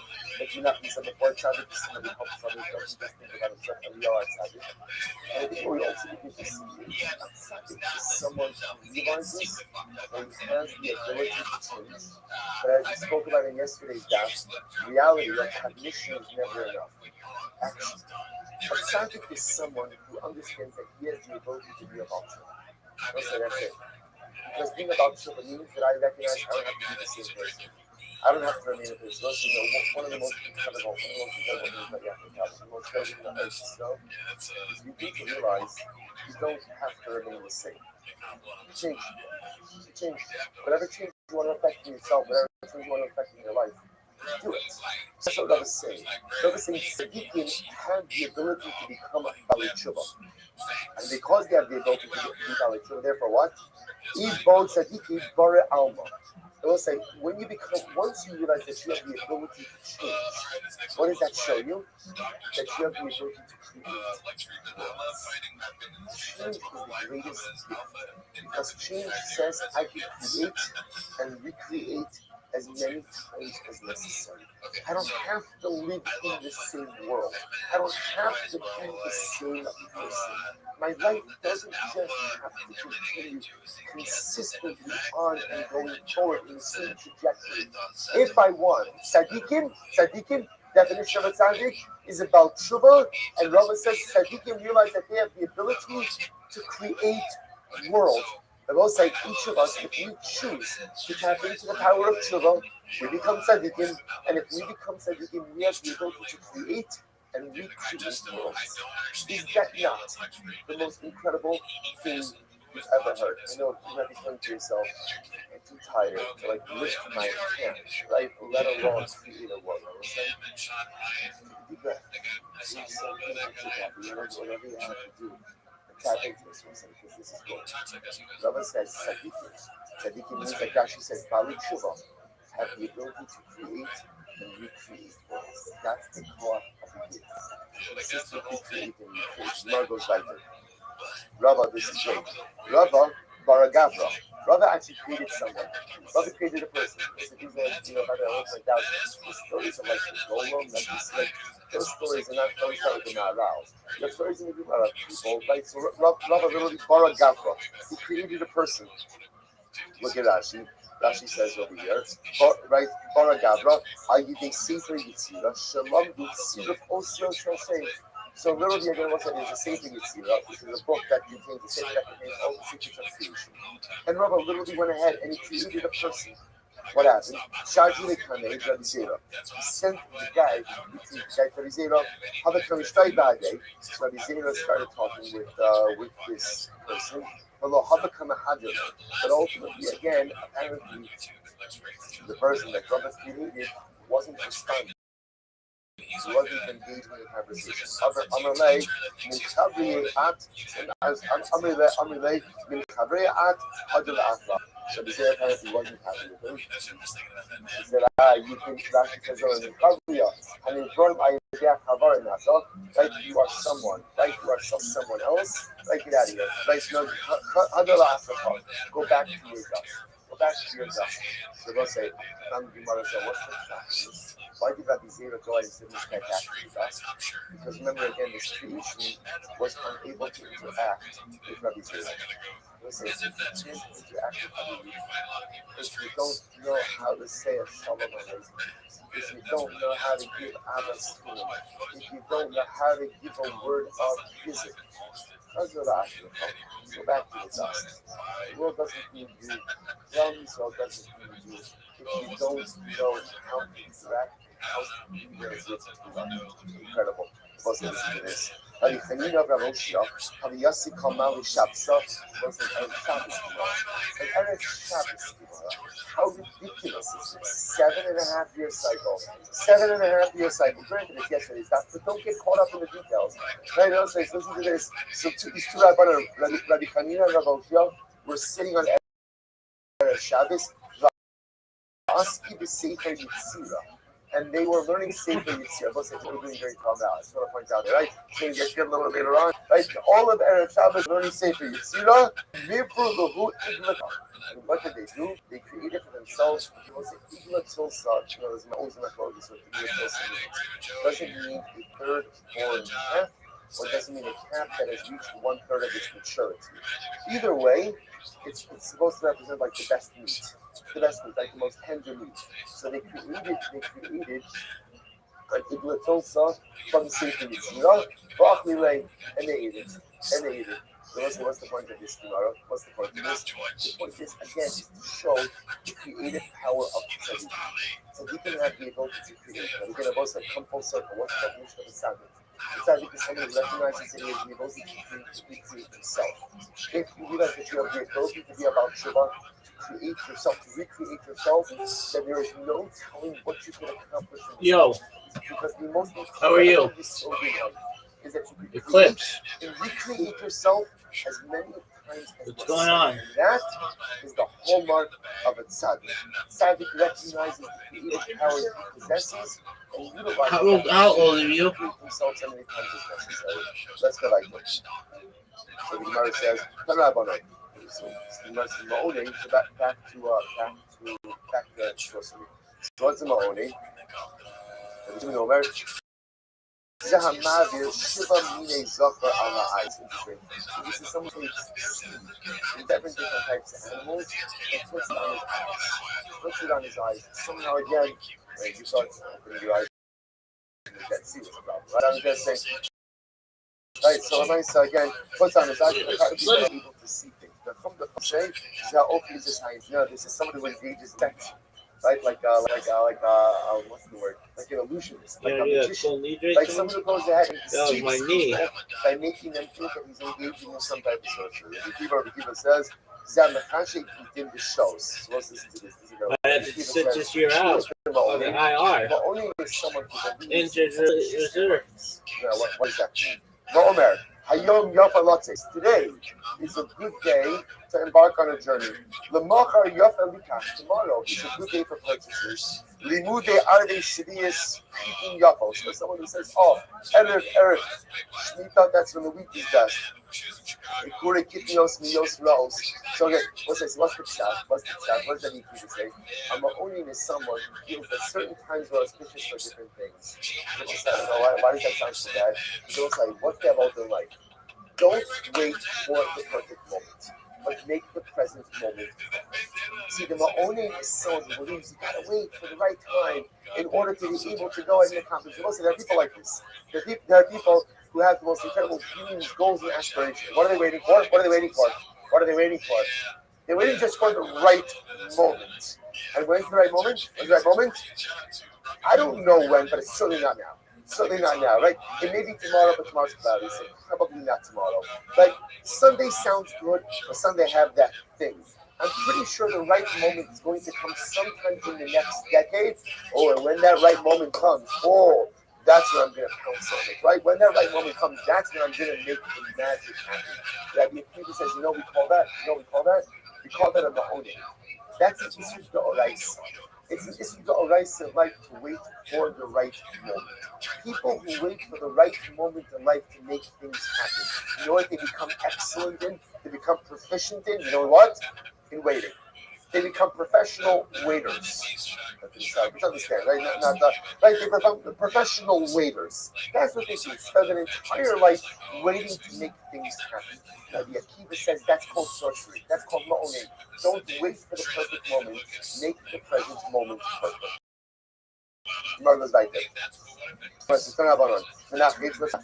So let's say, so Menach is a person who believes like in wholeness. Like the person says, oh, my bread fell out of my mouth. That's about omen. Mak flown up from the other. My staff fell out of my hand. But no problem, my son called me from behind. These are things that people think like are bad omens. Oriv Korilo, the raven calls out to me. See if Siko Bagara. Here, ran right in front of me. No Karshmi Mino Bishua Mismolo. There's a snake on my right and a fox on my left. So that one made me repeat it. Right? If you have that right? But the nice again, these are all things that people omenize. Yes, you heard. Right? They omenize. Right? Yeah, Yosef and I were at a football together. My first football, life is crazy first. I'm about to start a football, and the iguana falls out of a tree right by the football. I'm like, this can't be good. Right? Okay, good. Anyway, right, but it was a new thing. The whole time, I never had to watch my back for iguanas, but it happens. It happens. Okay, the Gemara goes like that. You can speak to Yosef about this story. But all right. So the Gemara says as follows, right? Show me a small. Top of something else, 66a. Al Taskil B. I will say a person when they're collecting taxes, a person says to a tax collector, don't start from you. Right? Shakrasu, Shoshkodeshu, Matze Shabisu. Or you know what, again, I don't want to do certain things first thing in the morning, right? Actually point out over here, paying your debts. Again, these are all people humanizing. I tell a tax collector, it's not a good sin to start with. Or I don't want to start off day by paying my debts. Or again, it's Rosh Chodesh, I don't want to start the new week again, a person womanizes all of these things. We don't believe in that. We don't believe in that. We'll say again, Allah the time to accomplish is now. The time to take care of your debts is now. The time to take care of your responsibilities is now. And if you don't, if I'm an action, the Kulda, the Opals, the judge. So those are people who engage in all types of sorcery and divination. Ultimately, again, with weasels, with birds, and with they hominize all these things. But I will say, Mishnah. And the Shabbos and Shabbos, the Davish Shachayavin al Zedon Karis Vashi Yugas of Shabbos. So what's in general? When a person violates Shabbos, so again, Halakha L'Maisa, the person goes ahead and violates Shabbos. So if something that they went ahead, so again, if you would be Chayiv Karis, if you were to do so without Hashla, in Halakha L'Maisa, you Chayiv Skiva, if there was proper meaning for this as well. And again, accidental commission of an Aveira, ultimately will be Chayiv Achafos. We should mention as well, the Ikamidi, the Kol Shabbos Habi, being Chayiv in the law, and goes to Patas, the law is going to party. So is that to say that there is some type of Kol Shabbos, that if you were to go ahead and do it unintentionally, that you would not be Chayiv for Achatos, or you wouldn't be Chayiv Karis, what would that be, my view? The Gemara says, Kumin Bali Rabbi Akiva, the Havara Bali Rabbi Yossi. Okay, so also Rabbi Akiva holds that Kumin are Rabbanon, and Rabbi Yossi holds that Havara, you have to think it in a lot of sense. Ultimately, it's a single God, which means Chayiv on a lot, and not Chayiv on Karis. Okay, Mishnah. Hamakalo other the Imam in the Chayiv actually telling the same. So what's the regard? We've seen this reference earlier on. If a person curses his parents, he's only chayiv that he curses them with the actual name of HaKadosh Baruch Hu. Kilam b'kinin, if a person goes ahead and curses his parents with some type of nickname, right, or descriptive name of HaKadosh Baruch Hu, so what the halacha is the name of HaKadosh Baruch Hu, chayiv, v'chachamim totzim, the chachamim say, oh, you have the Mitzvah Chachamim. Says the Gemara, let's analyze man chachamim, what the chachamim of Nacham Yossi, Nacham Yossi, the sign of Rabbi Nachman, Rabbi Yossi, Omer, the Nikbo Shem Himas. The Torah says when you articulate the name of Hashem, like ultimately one of these put to death. Matam Olomai. So what is this coming to? So the Gemara says, Matam Olomai, Shem, Yinei Amachala, other the Imo, She'en Chayiv, actually, Hallelujah. So we need to think that if one curses his parents, one is not Chayiv for cursing his parents unless one goes ahead and does so, utilizing the actual name of HaKadosh Baruch Hu. So turn Rabbanan, Ish, Mat HaMolomah, Ish, what is right? Mat HaMolomah, sorry. Mat HaMolomah, Ish, Rabbanos, Bas, Tintin, Ba'ad, Lotus. That even if one's parent is a kingdom and a foreign of closeness, one might have thought that Allah under those circumstances, you're not chayiv to person's parent. Kamash Malan, again, whoever the parent is, one is chayiv to go, one is chayiv to person. Actually, Allah is Abid Des, who will curse his father or his mother. Ainly Allah Abid Di'imo, so I only know from the Pasuk, I had a thought, one of them is chayiv to person, mother and father together. Abid Shalom Imo. Imo Shalo Abid Yunai. I don't know that I'm chayiv even for cursing one of my parents. Amalomar Abid Imo Kilo Dama Bo. Abid Kilo Imo Kilo Dibra. So Joshua says again, Imo said his mother and father. We understand it as Abid Kilo Imo Kilo. Cursing one of the parents ultimately makes you chayiv. Rabbi Yosef says, Mash Mashnei Kafar. Umashma Akab B'Knei Atzmo Achiyifo Shakar Kosim Yaakov. The pasuk really gives two inferences. On one hand, the pasuk gives the inference of cursing and both at the same time. The pasuk also goes ahead and seems to indicate that you're chayiv or cursing them individually. And Allah commits in a circumstance like that, you will always be chayiv unless the cursing individually, unless the pasuk says explicitly that you're only chayiv for cursing them together. Most you must, Torah says, will be put to death for cursing your parents. Stoning. Aton the skila in the Ella the Aton to come to Samuel Torah. So you say stoning, maybe it's not stoning, maybe it's one of the other types of death penalties mentioned in Torah. Namar Ton Dama Bo, the Namar Lahaman, the Mayhem Bo. It says over here, Dama Bo, and it says later on, by Ovi Yidoni, What we learned before, the mayhem bump. What do I learn from this? Mala Halon, just like by opening a doni to skila, Afkan to skila, so too by cursing one's parents, ultimately skila as well. Says the Gemara, Onesh, Shamanu Ashara Minayim. So now I know the punishment of skila. Where do I see the warning? Because again, the way it works with is that every death penalty has to have an ashara, a warning, and also the owners. Now I see the owners. Where do I see the warning? Halamar Elohim or Elohim Mosik Halel. So which literally again also, so we'll see exactly what that pasuk means. In Haya, so watch this. Let's say first wide line. In Haya Avid Dayan, one's father was a Dayan. The Gemara says, Harehu Bechlal Elohim Lo Sekala. Someone says, the way you're understanding right now of Elohim is Elohim refers to himself. Do not curse a judge. So now we must do some. Let's say again, Yaakov, and Yaakov is a Dayan. So if Reuben curses his father, so not only is Reuben for cursing his father, but also tied for cursing the judge. Then Haya Aviv Nasi, and if your father was right, Reuben's father was a Nasi, or a Hari Reuben Chlav the Nasi, the Amikalo saw. So they'll say, interestingly enough, there's a prohibition to curse a Dayan. There's a prohibition to curse a leader. So if Reuben's father Yaakov was a Dayan, he was Hayy Elohim Lo Sekalo. If he was a Nasi, he'd be Hayy for Nasi Lo Saor. What happens? Ain't no dying below Nasi. But how do I know that if Reuben cursed his father, and his father is not a Dayan, and his father is not the Nasi, that Reuben is still going to be Shayir? So the Gemara says, Amrit, let's say third wide line, Amrit. So, Amrit, Halei Achadan Binyan Ab, Mishnei. So it's like, it's interesting enough as to create a paradigm. Binyan Ab is a paradigm. What's the paradigm? Here we go. Lori Nasi Kiri Dayan. So a Nasi is not like a Dayan. The Lori Dayan Kiri Nasi, and a Dayan is not like a Nasi. How so? Listen to this. Lori Dayan Nasi. Why? Shahari Dayan Atam Mitsuva Al Hora Aso. Kiri Nasi Shiki Atam Mitsuva Hora Aso. So let's say that is like this. A Dayan is a Dayan, right? Let's say a Dayan on a judge on a sentence. This is a ruling. You're obligated to go ahead and adhere to it.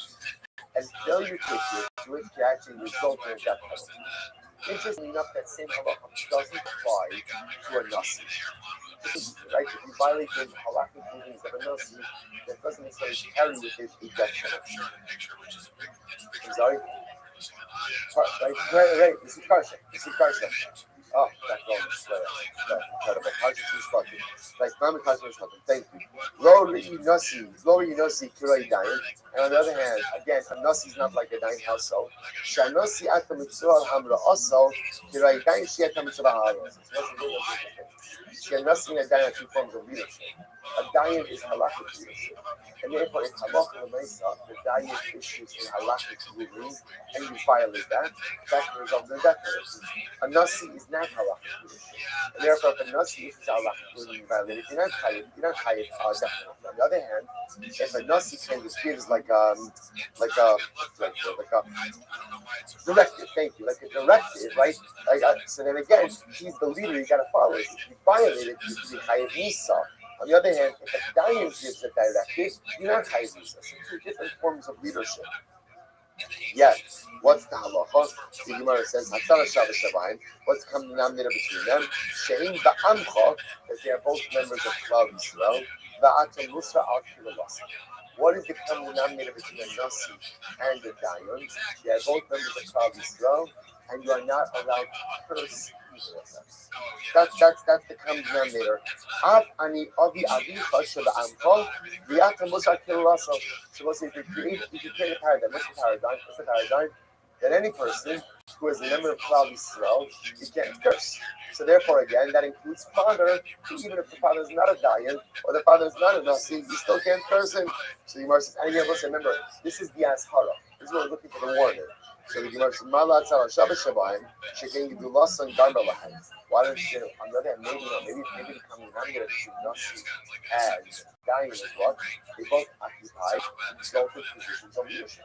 Right? In other words, they both have gedula, they both have greatness. Now, Momar Mosikalo Kirish. Now, listen, Torah also says, don't curse the person who is deaf mute. So what do you see here? The Ulam Sheva Amcha Kasum there. It's talking about even people who are not in elevated positions of greatness. So, but again, but maybe maybe it shows that there's a specific din of respect in Kerish, not person in Kerish, because he's at a disadvantage. So Nasi Vidayin Mali Nasi Vidayin Shifin, the Nasi Gamalahan, Kerish Okia, the Khazra Dan Laura Ezekula is that, the Laura Ezekula is that. Because it turns out that really we have three things over here: a Nasi, a Dain, and a Kerish. And the truth is, they're really all very dissimilar. What is the common denominator? That Tzara Shava Shebahan Shein Ba'amcha Va'ata Musra Al Kilolas. What's the common denominator? Common denominator for Nasi, diet, and a Kerish. What's the common denominator? They're all Jews. They're all Jews. They're all members of Amcha, and you are not allowed to curse them.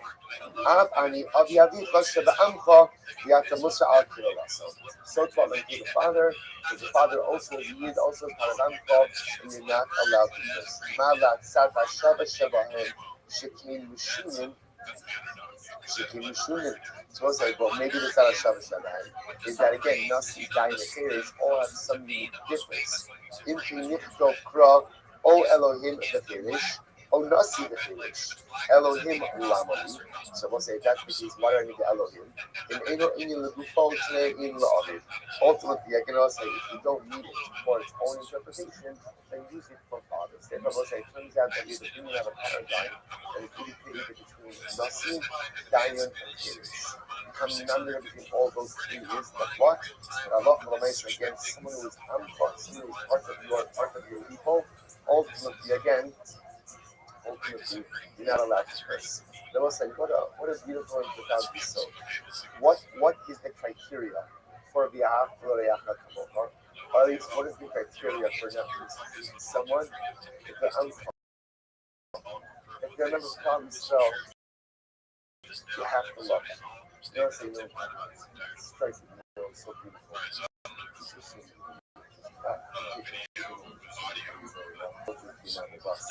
Last night, it's beautiful. It's like, but you know what's interesting? So, what is it? What is it that simple? Since you really are, he's wearing the whole uniform, and you become the idea, and you're like, wow, here's a guy who's mostly Nefesh with drugs. Really tremendous. So it's important to understand that every Jew wears a uniform. Right? And it's the uniform of the Salah Elohim. It's the uniform of Jews who use the image of Allah.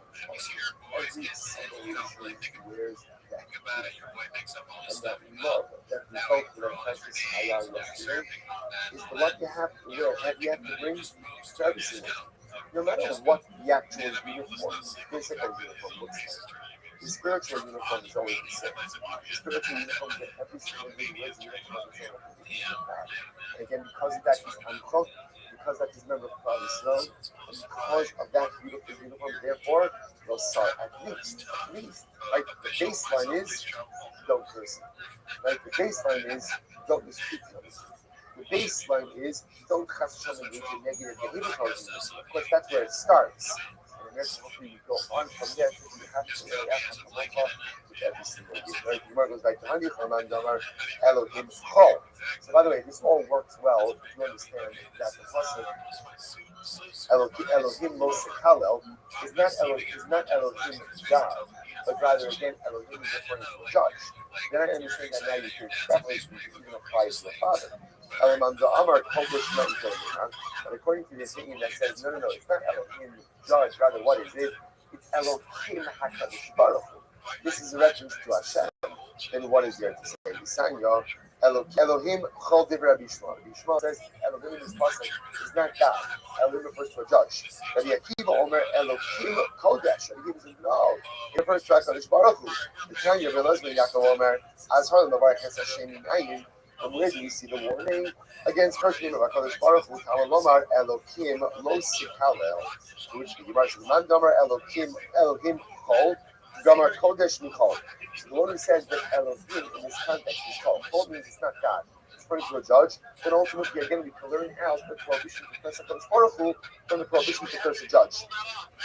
L'man da'amar Elohim Kodesh Gaminon Chol Mikodesh. But the one who says Elohim in this context refers to HaKadosh Baruch Hu is we derive ultimately again the prohibition to curse the judge from the prohibition to curse HaKadosh Baruch Hu. So this is the man Elohim, Chol, Gamar Kodesh, Chol. So according to the opinion that says Elohim means the judge. So I understand. If he's not allowed to curse the judge, then what? Allah has come of a kol shekin, you're not allowed to curse HaKadosh Baruch Hu. Elaman Da'amar Elohim Kodesh. Gamar Chol. But according to the one who says Elohim is God, so can you derive that you can't curse the judge from the fact that you can't curse God? Which the Gemara says, Dilma, HaKodesh Asar, HaKol Lo Asar. Maybe HaKadosh Baruch Hu is only warning us against cursing HaKadosh Baruch Hu. He's not warning us against cursing the judge. In K, Lifto Kra, Lo Sakel. If that's the piece of Torah could have just written it in the short form of Lo Sakel, don't curse my Lo Sikalo. Why does it say don't curse? It looks like in the elongated form. Shmanina Tarti. It comes to just two things. What are the two things? Number one, don't curse a judge. And number two, don't curse HaKadosh Baruch Hu. Beautiful, beautiful. Let's go right there. Says the Gemara, Haba Nara Murasa. So if a person has relations with an Arab, it's going to get an Arab Murasa. It's going to get Nara. It's a very specific age. What age? 12 to 12 and a half. So Nara Murasa is a girl who's betrothed, serious, right, but not Yisrael. So she's married. Therefore, if a man has relations with another man, has relations with her, that's adultery. What's unique about Nara Murasa is that she is singled out for a unique, well, she, it's the she, and the man who had relations with her are singled out for Skila as opposed to Kenna. So now Haba Nara Murasa, Eino Chayiv actually, so in order to be Chayiv, ultimately again for Nara Murasa is Skila. In other words, you really punish, because normally adultery is punished by Kenna, strangulation. So here, this is singled out for Skila. But in order to fit the criteria of Nara Murasa, the following criteria. Number one, Eino Chayiv actually Nara, the girl has to be Nara. Number two, Kisluva. Number three, Nu'urasa, Irisic. And number four, the heat, the base, Aviyah. And ultimately, again, she's still living in her father's home. So those are the four criteria that you need in order to get the unique of Stephen Aramuras. If two men have relations with her, let's say that's consecutive, right? Then what? Arishon B'Skila, Bashari Then the first one is with Skila. Remember again, the first one has relations with her, relations with the Skila.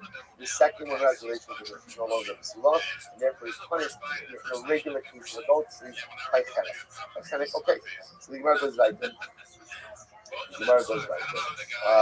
Good. So it happens to be over here. Rashi points out that the Kiddush over here is the following: that even if the men had relations with her, Bia Shalokidarka. So if it's Bia Shalokidarka, technically speaking, is physiologically she's still of the Sula. So you would have thought that physiologically, since she's still of the Sula, therefore again, halacha l'maisa, maybe even the second guy should get Sula. Kamash Malon, you know, the Torah recognizes two forms of Bia. There's Bia Kedarka and Bia Shalokidarka, and they're both are legitimate forms of Bia. Therefore, again, after the first guy has relations with her, even though physiologically her Basulim are intact, she is considered to be a B'ula, and therefore the second guy gets Chenek, and ultimately again not Bia. It's very interesting, and not Shabbos interesting, but interesting nevertheless. All right, so the Gemara goes like that. Turn Rabbanon. Nara. But right, this is one of these ones. Somebody asked us what's going today. This refers to the Muslim hospital thing. The Gemara says, Turn Rabbanon. So Nara below Bulgaris. Mostly Torah says Nara. So again, now we're going to go through the Psukim. Nara means the Nara, and Nara Bulgaris. What's the Bulgaris? Bulgaris? 12 and a half years old and above, right? Below Bulgaris, the Sula. So that's the Sula. Below Bula. Again, we'll say to the point that remember, even if a girl doesn't complete these criteria, you're still high for adultery. We're talking about the specific prohibition of Nara Murasa, which carries with it a penalty of Skila as opposed to Chenek.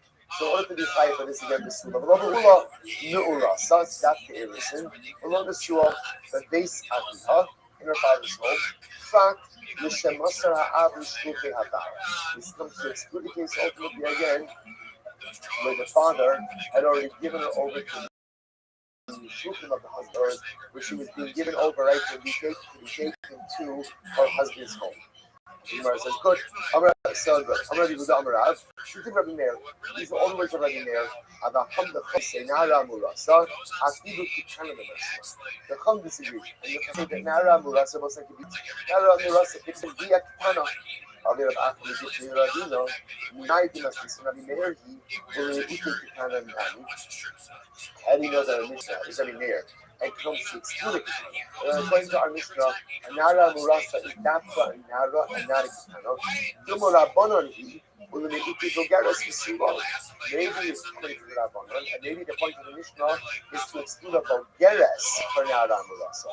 Amale, Hi Unokai, Akete Nara, Bisula, Maorasa. Enokai Ella Al Nara, Bisula Maorasa, Mubaile. So the Gemara says, it should have said, that's the Gemara just said, Nara Bisula Maorasa. Bisula, so the Gemara says, nothing more to talk about this. We just solidified the fact that, again, the specific and unique punishment for Nara Maorasa is Dafka for a Nara, not a Kitana and not a Bulgaris. Firmly, Rabbi Yaakov Bar Azamirav, Ba ala Kitana Maorasa, the Rabbi Meir Nahi. What happens if another man, in other words, not the husband, if another man did have a relation with the Kitana, he's in Arisa. What's the law in that situation? According to Rabbi Meir, what's the law? So the Gemara says, Gamre Manitla, is it saying that it's not adultery at all? Or Miskila Manitla, or maybe you should change to exclude it to Miskila. So I'm going to start from Miskila Manitla. No. It's still clear that it's adultery. It's just excluded from the prohibition or the punishment of Miskila. Rather, what will it get? Get kind of instead by the Muslim eye, the Hulk said, Umesi Gam Shneim, Actually Shneim Shavin. And here's the problem. The person that comes out of adultery says, Umesi Gam Shneim, they were both die. It seems to indicate to us that there's got to be equality in both of the parties committing adultery. Now, both sides, if the engages in adultery, what's the halach? She's not chayav. That's why she's chayav. Right? Kind of not chayav for anything. So how can you hold the man responsible if the girl is not responsible? So there's shasik Rav. Rav is silently giving you how to respond to this. Amar Shmuel might have a shasik Rav. I understand Rav why he said the name of it. Umei Saish Asher Shachabi Malvado. Again, about that, there's another pasuk, and the other pasuk indicates to us that the man will be executed because he committed adultery. So what do you see here? There's a case, ultimately, again, where a man is singled out for execution, even though the woman is not. What's the case where the man is singled out for execution, even though the woman is not? It would be a case of a man who commits adultery with a Ketana Hamilulasa. So again, she's going to be Ketura. Why? She's Ketana, but he's going to be Kaya for that. Which the Gemara says, Kitanoi. Reality is, we'll say this point is in fact a machlokes tonight. So basically, the positive is both of them will be with the dad. Bless you, Achu, Shnei, and Shabda Yoshia. And Yoshia says, in order to execute a couple for adultery, both of them have to have the same level of liability. And therefore, again, if it's adultery with the Kitana, since she's not put to death, he's not put to death. The Yonah says, the Yonah says, not true. There are sometimes where the man will be executed, even if the woman is not. What will be that case? Kitana so she's not going to be executed because she's a Kitana, right? But she will be because he's an adult, the Ida. What does Rabbi Yoshua do with that? What is the Ida? What does Rabbi Yonah do with the pasuk that says which seems to indicate that again there's got to be equality and liability between the parties. That comes to exclude, let's say again, an act of intimacy that's not intercourse. So again, it's nice if you do any other form of intimacy that's not intercourse. That's not adultery. Again, not good, right? But the nice again, he's not liable for death penalty if one does that. Nice if you do them not fully. The other part of of course not. Only the process is the nice if you do them. Other acts of intimacy that's not intercourse, that's nothing. Halachically, that's not recognized as anything. I don't need a process to exclude that. The Gemara says. The Ida, I Levado, my dash. What does the other thing do with the Levado? So, Kidisanya, Boala, Sarabane, Adam, Vagain, with the Sula. What's the different case over here? Let's say again, 10 men have relations with an Adam Murasa. but she's still a b'suba. So how does that happen? Again, so 10 men have relations with her, but Lamaisa against still a b'suba. So again, physiologically, her b'subas are intact. Now, what is the liability for those men? So the Gemara says, Kulam b'skila. So the first thing it says, they're all liable to skila. Now, we'll say, now why are they all liable to skilas? Because the halacha treats it as if all of them had relations with a na'ara hame'urasa. Because since she is still physiologically to the basila, there's all chayiv b'skila. Rabbi says, no. Arisha b'skila is doing it kind of naturally. The first guy is chayiv skila, right? Because he had a relationship with an Arab Rasa. But again, even though it was Bishul Kidanaka, so recognizes Bishul Kidanaka as a valid Hamafiyah, therefore actually that first act, therefore what is no longer Basila. So the rest of the guys are chayiv. What are they chayiv for? Adultery. But the chayiv for regular adultery, right? So the chayiv for regular adultery, which is not punishable again by skila, only punishable by incredible. Ubas ish koin pisich. This knows what's the toast like when Tal gave us a little perspective speaking about again the bas koin. So the Torah says Ubas ish koin pisich. His nose as a being in the clothes, but it's pisich. Nobody else has seen this. And you for a bas koin, for a bas koin, ultimately again he was executed straight up. The verse is Ubas ish koin pisich. Tchilasa. So Rabbi Omer Tchilasa. Let's deal with Rashi just a moment. Rashi says over here, right? So Rabbi Omer Seichel Lashon Tchila Ulukamim Mefarsha. So Rabbi says, Rabbi said, Rabbi is a Tchila. So the Gemara says, what does that mean? Say Omer, Omer Seichel Shesha Havima Lotado. Michael, what does Rabbi say? On Rafun Bein Yeshua. Rabbi can be Shmos really. Rabbi also can be Shmo. What does Rabbi Shmo say? The Amar Arusa Yotza Yisreifa below the Surah. So we'll say it is only in Arusa Baskoin. We had this before. It is only in Arusa Baskoin. Ultimately, again, he was subject to Sreifa, not in the Surah. Not in the Surah. The Hakika, what needs to say is Tchilas via business Sreifa the Idach the Hena. So we'll say if a Baskoin is in Arusa, has relations with someone, the first man with whom she has relations with, that's the he is Sreifa. Any subsequent acts of relations, ultimately again will be the Hena. So again, what's that case? That's the indication of the issue of Kidarko. So the first man who has relations with the Baskoin, the Arisa Baskoin, he's going to be punished by Sreifa. The rest of them, even though she's still physiologically a Pusima, will be treated like regular pieces of adultery, and therefore again Hena. So you want to see my thing. What's the thing? So you want to see Kiyasam Mahas in the Kilas Kiyah Kamishtaika. Just like her talking about over there in this Akadiyah. Hakanami is Kilas Kiyah Mishnamishra. So to over here, Torah is talking about an initial act of Kiyah. Amalei Rabbi Barabaye. Mar Lo Hafiyah. So he said Rabbi. My Rabbi didn't say this. Manu, who's Rabbi different? Rabbi Meir. Right? So Manu, Rabbi Yosef. Who didn't say this? Rabbi Yosef. So Rabbi Meir. Rabbi holds like Rabbi. The Amar Nisays Le'acham Minapsulim. Nisas of the Kanak. So ultimately, again, because Rabbi holds as follows. So let's say, Halach my son. How can you ultimately again? How can you have? So Rashi points out. Go to Rashi. Rashi says over here, Rabbi Meir relates the Amar Bas Kohen Yisua Lukasha B'Sreifa. Aval Misis Tacham Minapsulim. What's the difference? Rabbi holds the following. You see about saying Rashi's 2 lines at the bottom of the page. If a Bas Kohen, right? When is there Sreifa by a Bas Kohen Arusa? Only if she is married to a person who is Tasha. However, again, says so let's say a Bas Kohen is married to a person. So she's married to a mamzer. So she married to someone who's a apostle. Therefore, what? Look at Rashi. She's chalal mishas nisuin shuv ina ella bechene by tchila dekama Rabbi Yachid. So let's say Rabbi calls it right there. What does the Meir say? The Meir says like this. The Meir says, when is there a unique punishment for Arusa Bas Kohen only when she's married or has innocence to someone who is kosher. But if she didn't Eris is someone who's possible, let's say again married a mamzer, in which case what? She's already quote unquote what? Been profaned. So therefore again the unique punishment of Shriva to a Bas Kohen doesn't apply.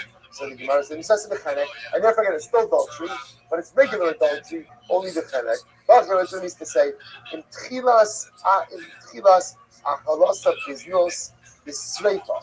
If halacha l'maisa the first time she was profaned was through the act of adultery, then there's a fee of sreifa.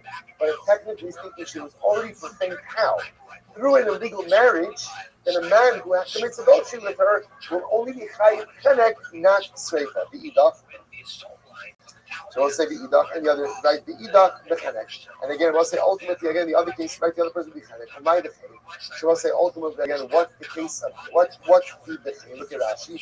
Hachal lo kapit el atchilas lo, velo atchilas bia, v'hasam atchilas bia in hamikapit. So we'll say, so again, halach, so what is the chenek? What is that chenek? You have on Samek Zayin, Shavos Zayin, Simna ba'alma. Ultimately, again, the chenek by the other case will be Simna. What is it? Look at Rashi. ובתחילת שום דבר הכסף מדבר, בתחילת חילול מן ההווה. So what it turns out is we have two different, you have put it in two different cases. In the case ultimately again of Nara, so what's it that's kind of bring this together. So Nara Murasa, that's the end of the Nara Murasa. So what do we have in Nara Murasa? Start symbols that Nara Murasa for a unique penalty of what? Of skiva. Right? A man has relations with an Nara Murasa and a girl betrothed to someone else, skiva. Even though what adultery normally carries with it what? The penalty of Shemek, Nara Murasa is unique. But again, has to satisfy all these criteria. Number one, Nara. Number two, Murasa. Number three, Beis Haviyah. Beis Haviyah. Again, if you have those criteria, then Allah it's skiva. Anything else is going to be chena. What else did we learn? We also learned that if there's an act of Yekidarka, then it's a Bu'ula. Therefore, if again there are multiple acts of adultery, let's say an all be Yekidarka, the first guy will get skiva, subsequent people will get chena. Interesting enough, the Gemara reverts back now also to Bas Kohen. When is a Bas Kohen chayiv sreifa or adultery? Adultery are chayiv sreifa only once again. Now only if it's erisin, and again only the first person to have relations with her. It's the same thing. If there's Yishalo Kidarka with a Bas Kohen, so the first guy will be chayiv sreifa. Subsequent people will be chayiv what? Subsequent people will be chayiv chenek. But interestingly, another detail by Bas Kohen is really important. When is there a din of sreifa? Only when what? When that first act is what profaned her. But if she was already profaned, how is she already profaned? Illegal marriage. So she's married to a mamzer. Then Allah the din of sreifa doesn't apply. Rather, it will be treated just like a regular act of adultery and be punishable by God. Right? So we'll say, so we'll say, let's breakfast, 9:30. Let's do 9:55. 25 minutes of breakfast. 9:55 back here in the base measures.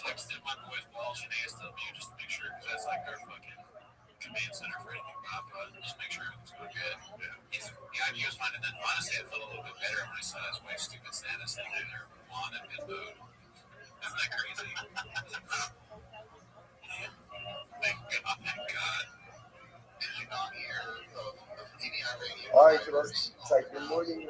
Let us begin to be able to adapt to Kodesh.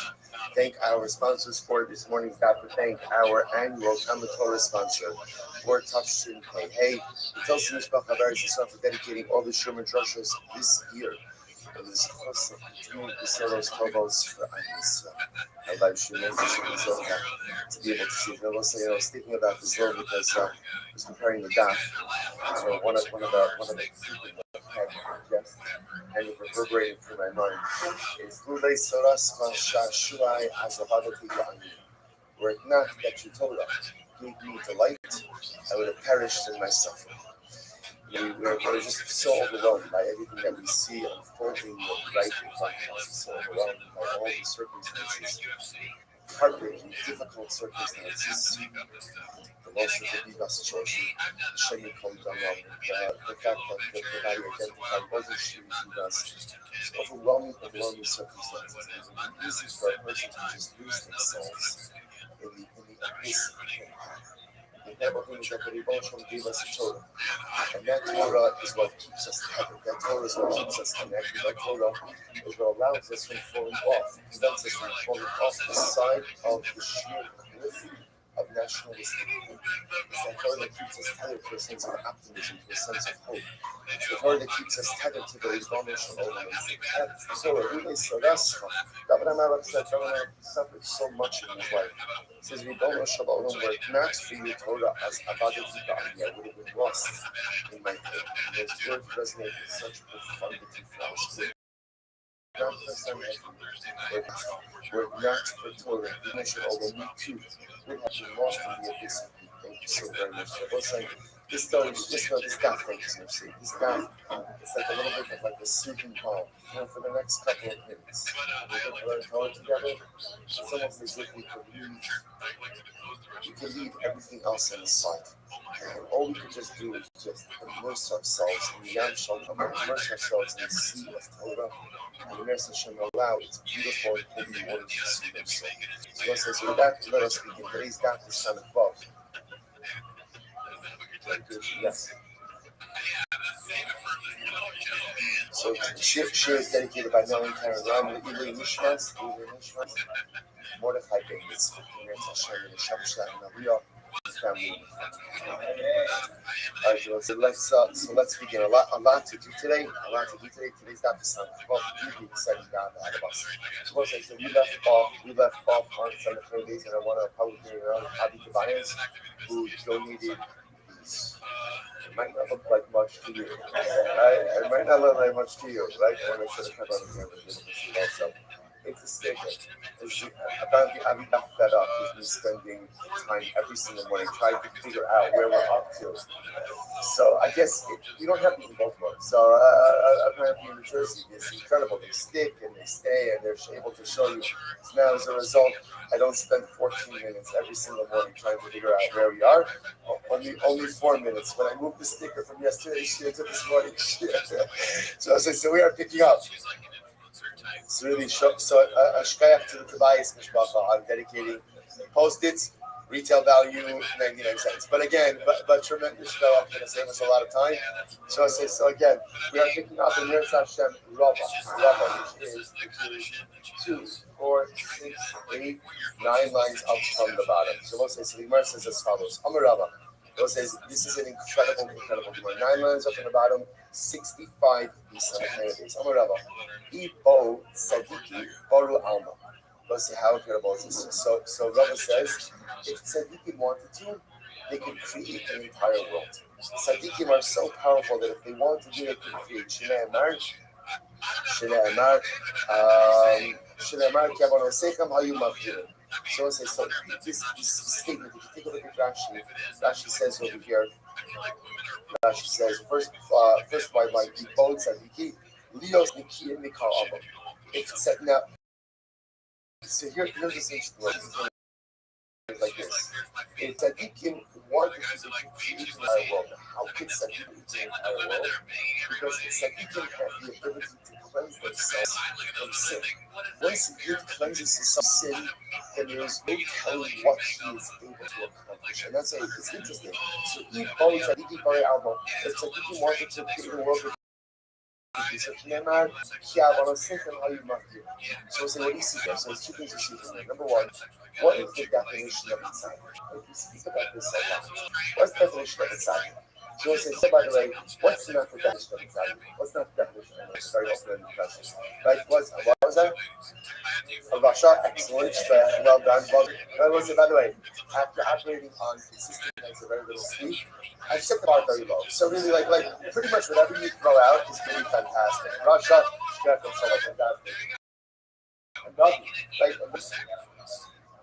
sounded beautiful. So we'll say, okay, so all correct. What you also begin to see, awesome, all excellent. was not going on. And so what I was going to say is, someone learns about Torah. What do I mean by that? One of the interesting things that you see is that anyone should learn Torah. By learning Torah doesn't make you a tzaddik. But learning Torah opens up your all kinds of possibilities. You know what the definition of a tzaddik was? Like, like, it shows them before now to watch. That's kind of like our baseline. Like you not said before, tzaddik is someone who helps others, doesn't just think about himself. And I think what we also begin to see is that tzaddik is someone who realizes and has the ability to change. But as we spoke about in yesterday's daf, reality that cognition is never enough. Action. Tzaddik is someone who understands the ability to be about Shura. That's it. Because being about Shura means that I don't have to be the same person. I don't have to remain a person. So, one of the most incredible things that you have to have, the most incredible thing that I yourself is you begin to realize you don't have to remain the same. Change. Whatever change you want to affect in yourself, whatever change you want to affect in your life, do it. So that's what Rabbi is saying. Rabbi is saying tzaddikim have the ability to become Baalei Tshuva. And because they have the ability to be Baalei Tshuva, therefore what? Ibo tzaddiki bara alma. It will say, once you realize that you have the ability to change, what does that show you? That you have the ability to create worlds. Change is the greatest gift. Because change says I can create and recreate as many times as necessary. I don't have to live in the same world. I don't have to be the same person. My life doesn't just have to continue consistently on and going forward in the same trajectory. If I want tzaddikim, definition of a tzaddik is about tshuva, and the tzaddikim realize that they have the ability to create worlds. About each of us, if we choose to tap into the power of tshuva, we become tzaddikim, we have the ability to and recreate. Is that not the most incredible thing you've ever heard? I know you might be feeling to yourself, tired to lift my hand, right? Let alone create a world. Understand? Deep breath. Whatever you have to do, tap into this. This is good. Rabbi says tzaddikim means, like Rashi says, Baalei Tshuva, have the ability to create and recreate worlds. That's the core of the gift. Consistently create and recreate. Gemara goes right there. Rabbi, this is great. Rabbi Baragafra. Rabbi actually created someone. Rabbi created a person. These are, by the way, point out the stories of like the Golem, like the Slick. Those stories don't start with the Ma'aral. You have stories in the Gemara. So Rabbi literally Baragafra. He created a person. Look at Rashi. Rashi says over here, right? Baragavra, Ayide Sefer Yitzira, Shalom Yitzira, also Shoshay. So literally, again, what I said is a Sefer Yitzira, which is a book that contains a sefer that contains all the secrets of creation. And Rabbi literally went ahead and he created a person. What happened? Shaji Kanei Rabbi Zera. He sent the guide. He created the guide for Rabbi Zera. So Rabbi Zera started talking with this person. But ultimately, again, apparently, the person that Rabbi created wasn't responding. He wasn't engaging in conversation. Amarlei min chavriye at Amarlei min chavriye at hadal atzaf. So Rabbi Zera apparently wasn't happy with him. He said, Rashi says, or min chavriya. And in front, right? You are someone, right? You are someone who's been created by someone else. Right? Get out of here. Right? Go back to your dust. So they'll say, family mother said, what's the shot to this? Why did Rabbi Zera go ahead and send this guy back to the dust? Because remember again, this creation was unable to interact with Rabbi Zera. They'll say, if you can't interact with Rabbi Zera, if you don't know how to say a shalom aleichem, if you don't know how to give avas chinam, if you don't know how to give a word of visit, go back to the dust. The world doesn't need you. Klal Yisrael doesn't need you if you don't know how to interact and how to be there with the other. Incredible. Also, listen to this. Rabbi Yossi Kamal was like Erev Shabbos Gemara. Like Erev Shabbos Gemara. How ridiculous is this? 7.5 year cycle.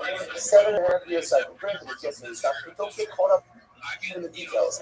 Right, listen to this. So these two Rabbanim, Rabbi Hanina and Rabbi Rothschild, were sitting on Erev Shabbos, Va'asti the Sefer Yitzira, and they were learning Sefer Yitzira. This is what we're doing very well now. I just want to point out that, right? Trying to get to a little later on. Right, all of Erev Shabbos, they were learning Sefer Yitzira, and therefore the whole Iglat. And what did they do? They created for themselves a people who said Igla Tilsa, my old doesn't mean a third born calf, or doesn't mean a calf that has reached 1/3 of its maturity. Either way, it's supposed to represent like the best meat. The best meat, like the most tender meat. So they created an Igla Tilsa from Sefer Yitzira, and they ate it. So what's the point of this, Kimara? What's the point of this? The point is, again, is to show the creative power of tzaddik. So we can have the ability to create. And we can have also come full circle. What's the definition of a tzaddik? A tzaddik is somebody who recognizes that he has the ability to recreate himself. If you realize that you have the ability to be about tshuva, to create yourself, to recreate yourself, then there is no telling what you can accomplish in this world. Because the most incredibly disobedient life is that you can create and recreate yourself as many times as necessary. And that is the hallmark of a tzaddik. Tzaddik recognizes the creative power he possesses and utilizes that to create and recreate himself as many times as necessary. Let's go right there. So the Gemara says, Tanrabanon. So the Gemara says Ma'onim. So back to sorcery. So what's a Ma'onim? Rabbi Shimon Omer, Zehamavir Shiva Mine Zachar Ala'ai. That's interesting. So this is someone who takes seed from 7 different types of animals and puts it on his eyes. Somehow again, you thought opening your eyes in the Dead Sea was a problem, right? I'm just saying, right? So the nice again puts on his eyes and a part of it that allows him to be able to see things. But from the saying, no, this is somebody who engages in deception, right? Like what's the word? Like an illusionist, like a magician. Right, someone who goes ahead and deceives people by making them think that he's engaging in some type of sorcery. Rabbi Kiva says, "Sam Mechashe eating the shows." So what's this? Rabbi Kiva says, "Who is the Ma'onim? Ma'onim is someone who believes in auspicious times." Well, what does that mean? Va'omer Hayom Yafalatzos. Today is a good day to embark on a journey. L'machar Yafalikach. Tomorrow is a good day for purchases. Limude Arvi Shvius Chitin Yapos. For someone who says, "Oh, Erev Shmita, that's when the wheat is best." Ekure Kitnios Miyos Raos. So again, what's the pshat? What does Rabbi Kiva say? A Ma'onim is someone who feels that certain times are auspicious for different things. So I don't know why does that sound so bad? What's the about in life? Don't wait for the perfect moment, but make the present moment perfect. See, the Ma'onim is someone who believes you gotta wait for the right time in order to be able to go and accomplish. Listen, there are people like this. There are people who have the most incredible dreams, goals, and aspirations. What are they waiting for? They're waiting just for the right moment. And when's the right moment? I don't know when, but it's certainly not now. Right? It may be tomorrow, but tomorrow's cloudy, so probably not tomorrow. Right? Sunday sounds good, but Sunday have that thing. I'm pretty sure the right moment is going to come sometime in the next decade. Oh, and when that right moment comes, that's when I'm going to pounce on it. Right? When that comes, that's when I'm going to make the magic happen. He says, we call that? We call that a Ma'onim.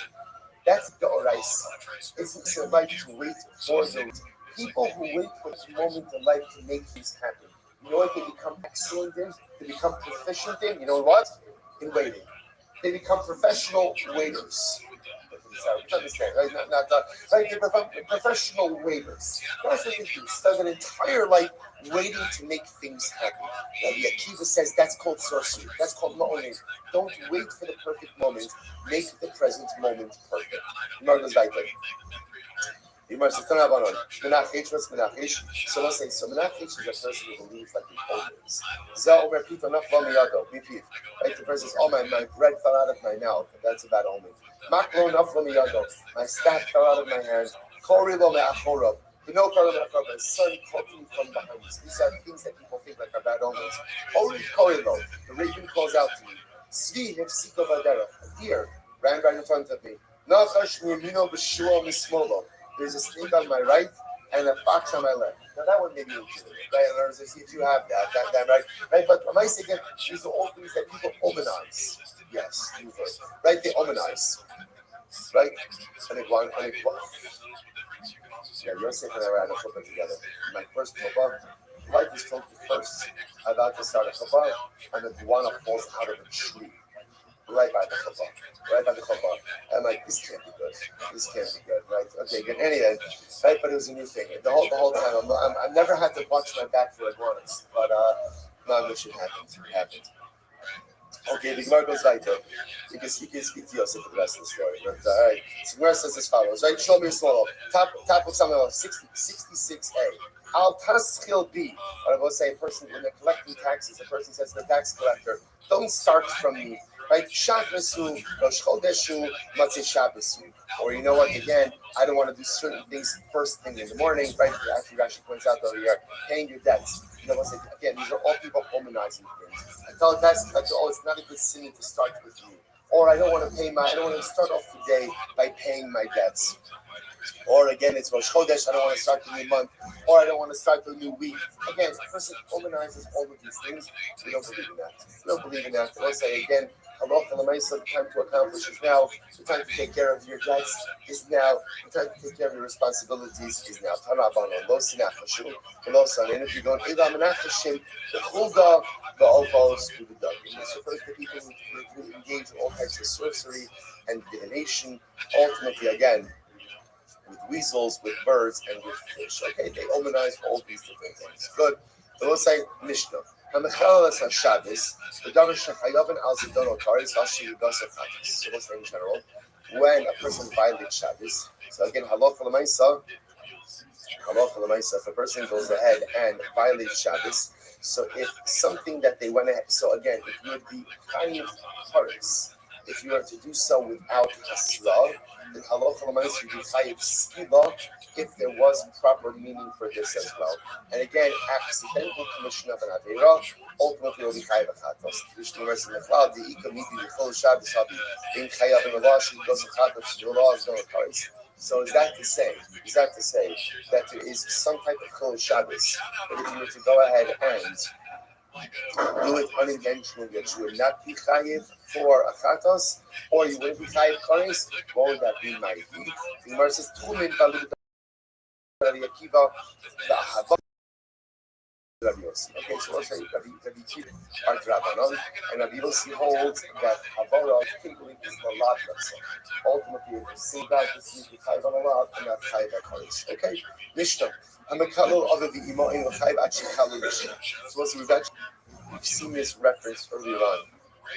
If a person curses his parents, he's only chayiv if he curses them in the actual name of HaKadosh Baruch Hu. Kilam b'kinui, if a person goes ahead and curses his parents with some type of nickname, right, or descriptive name of HaKadosh Baruch Hu. So what's the halacha? Rabbi Meir says chayiv b'chachamim fortune. The chachamim say ultimately again that you are chater.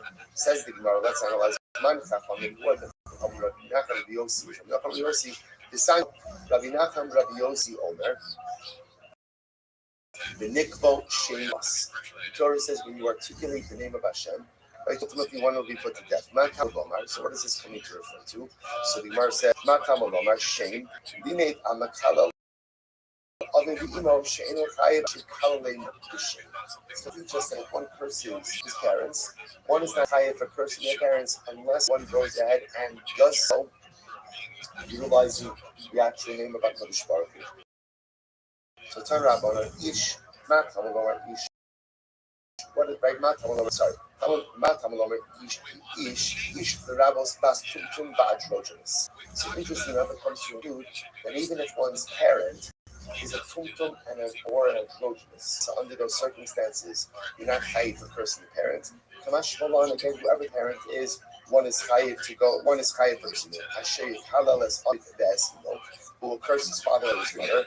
Ainly Allah aviv v'imo. So I only know from the pasuk, or was it the pasuk? I might have thought one of them chayiv for cursing mother and father together. Aviv shalo imo shalo aviv minai. I don't know that I'm chayiv even for cursing one of my parents. Amalomar aviv v'imo kilel damav bo. Aviv Kilo, Imo Kilo, Div Rabbi Yoshua. Yoshua says again, even though it's said as mother and father, we understand it as Aviv Kilo, Imo Kilo. Person, one of the parents ultimately makes you chayiv as Rabbi Yoshua. Rabbi Yonasan says, Mashma Shneim Ke'achad, Umashma Echad B'fnei Atzmo, At Sheyifol Kachad Kosev Yachad. So the pasuk really gives two inferences. On one hand, the pasuk gives the inference of cursing them both at the same time. The pasuk also goes ahead and seems to indicate that you're for cursing them individually. And halacha makes in a circumstance like that, you will always be chayiv unless the for cursing individually, unless the pasuk says explicitly that you only chayiv for cursing them together. Most you must, Torah says you'll be put to death for cursing your parents. Biskila, stoning. Atar biskila in ela ba'achos become misus hamuras b'torah. So you say stoning. Maybe it's not stoning. Maybe it's one of the other types of death penalties mentioned in Torah. Ne'amar ton dama bo, ne'amar lahalon t'mehem bo. It says over here, dama bo, and it says later on, by all the Yidonis, the mehem bo. Actually, what we're learning before, the mehem bo. What do I learn from this? Malahalon, just like by all the Yidoni, biskila, afkan biskila, so too by cursing one's parents. Ultimately, skila as well. Says the Gemara, Onesh Shino Asara Minayin. So now I know the punishment of skila. Where do I see the warning? Remember again, the way it works is that every entity has to have an ara or warning and also warning. So now I see the Onesh. Where do I see the warning? Halavomar Elokim or Elohim. So it's literally again also so we'll see what it means. In Haya as watch this was the first white line. One's father was a dayan. The Gemara says, Elohim lo sikalo. Someone says, the way we're understanding right now of Elohim is Elohim refers to a judge. Do not curse a judge. So now, we must do something interesting. Let's say again, like Reuben has a father Yaakov, and Yaakov is a dayan. So if Reuben curses his father, so not only is Reuben chayiv for cursing his father, but he's also chayiv for cursing the judge. Then Haya Aviv Nasi, and if your father was Reuben's father was a Nasi, or Hari Reuben Klav the Nasi, but Amukalo saw. So we'll say, interesting enough, there's a prohibition to curse a dayan. There's a prohibition to curse a leader.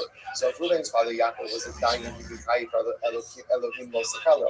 If he was a Nasi, he'd be chayiv for Nasi lo saw. What happens? Eno dying below Nasi. But how do I know that if Reuben cursed his father, and his father is not a dayan, his father is not the Nasi, that Reuben is still going to be chayiv? So Amrit, let's say third white line. Amrit, so Minay Amrit, Harei Achatan Binyan Av Mishnehem. So it's like it's interesting enough. I could create a paradigm. Binyan Av is a paradigm. What's the paradigm? Here we go. Lori Nasi Kiri Dayan. So a Nasi is not like a dayan. So Lori Dayan Kiri Nasi, and a dayan is not like a Nasi. How so? Listen to this. Lori Dayan Nasi. Why? Shahari Dayan Atam Mitsuva Al Hara Asal. Shirai Nasi Shi Atam Mitsuva Al Hara Asal. So let's say the halacha is like this: a dayan, right? Let's say a dayan, or a judge, issues a ruling. You're obligated to go ahead and adhere to it, and failure to adhere to it can actually result in a death penalty. Interestingly enough, that same halacha doesn't apply to a nasi. Just interesting, right? If you violate the halachic rulings of a nasi, that doesn't necessarily carry with it a death penalty. I'm sorry? Right? This is Karsha. Oh, that's incredible. Parshas Mishpatim. Thank you. Nasi, Glory Nasi. And on the other hand, a Nasi is not like a dayan house.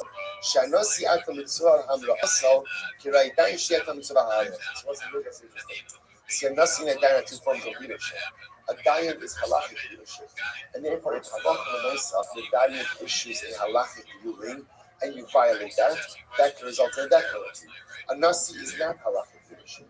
And therefore, if a Nasi issues a halachic ruling you violate it, you're not chayiv death penalty. On the other hand, if a Nasi kind of gives like a directive, thank you, like a directive, right?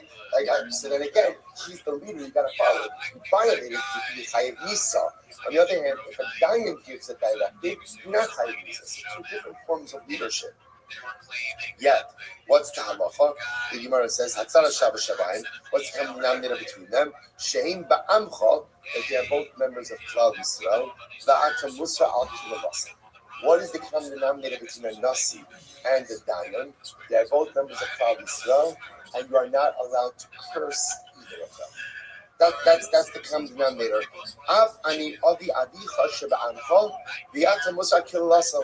So let's say if you could create a paradigm. What's the paradigm? What's the paradigm? That any person who is a member of Klal Yisrael, you can't curse. So therefore, again, that includes father, who even if the father is not a dayan or the father is not a nasi, you still can't curse him. So the Gemara says, and again, let's say, remember, this is the ashara. This is what we're looking for the warning. So the Gemara says, Marla tzala shabbos shabayim shekein gidulasan garmer lahem. Why don't you say, on the other hand, maybe the common denominator between Nasi and Dayan is what? They both occupy exalted positions of leadership. So in other words, they both have Gedula, they both have greatness. Milomar, Losikal Chirish. And the Torah also says, don't curse the person who is deaf mute. So what do you see from here? The Umlalim Sheva Amcha Kasim. Torah is talking about evil people who are not in elevated positions of greatness. But maybe a Chirish. Maybe it's also telling me that there's a specific thing of respecting the Chirish, not cursing the Chirish because he's at a disadvantage. So Nasi V'Dayin Yofichu. Malu Nasi V'Dayin Shekiru. V'Lasim Gamar Lohem. Chirish Yofiach. Because right then, Laura Izek Kirezeh, the Laura Izek Kirezeh. So it turns out that really we have three things over here: a nasi, a dayan, and a chirish. And the truth is, they're really all very dissimilar. What is the common denominator? Zatzara Shabbos Shabahen Shein Ba'amcha Va'ata Musar Al Kirolas. What's the common denominator? Common denominator between a nasi and a chirish. What's the common denominator? They're all Jews. They're all members of Amcha. And you are not allowed to curse them.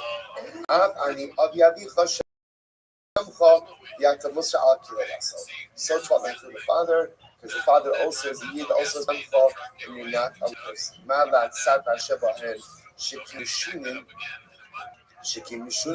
So we'll say, well, maybe this is that again, Nasi, Dayan, and Chirish all have some unique difference. In Kinichov Kra, O Elohim Irish, O Nasi Irish. Elohim Elohim. So we'll say if that's the case, we're going to the Elohim. In Eno Inyan Legufo Tnei In La'avid. Ultimately, I can also say if you don't need it for its own interpretation, then use it for fathers. Therefore, we'll say it turns out that we have a opinion on a paradigm that is really created between Nasim, Dayan, and Chirish. The common denominator between all those three is that what? That Allah Chalamaysa against someone who is Amcha, someone who is part of your people, ultimately, you're not allowed to curse. They will say, what a beautiful and profound result. What is the criteria for the Or at least, what is the criteria for not mistreating someone? If they're uncle, if they're a member of Klal Yisrael, you have to love them.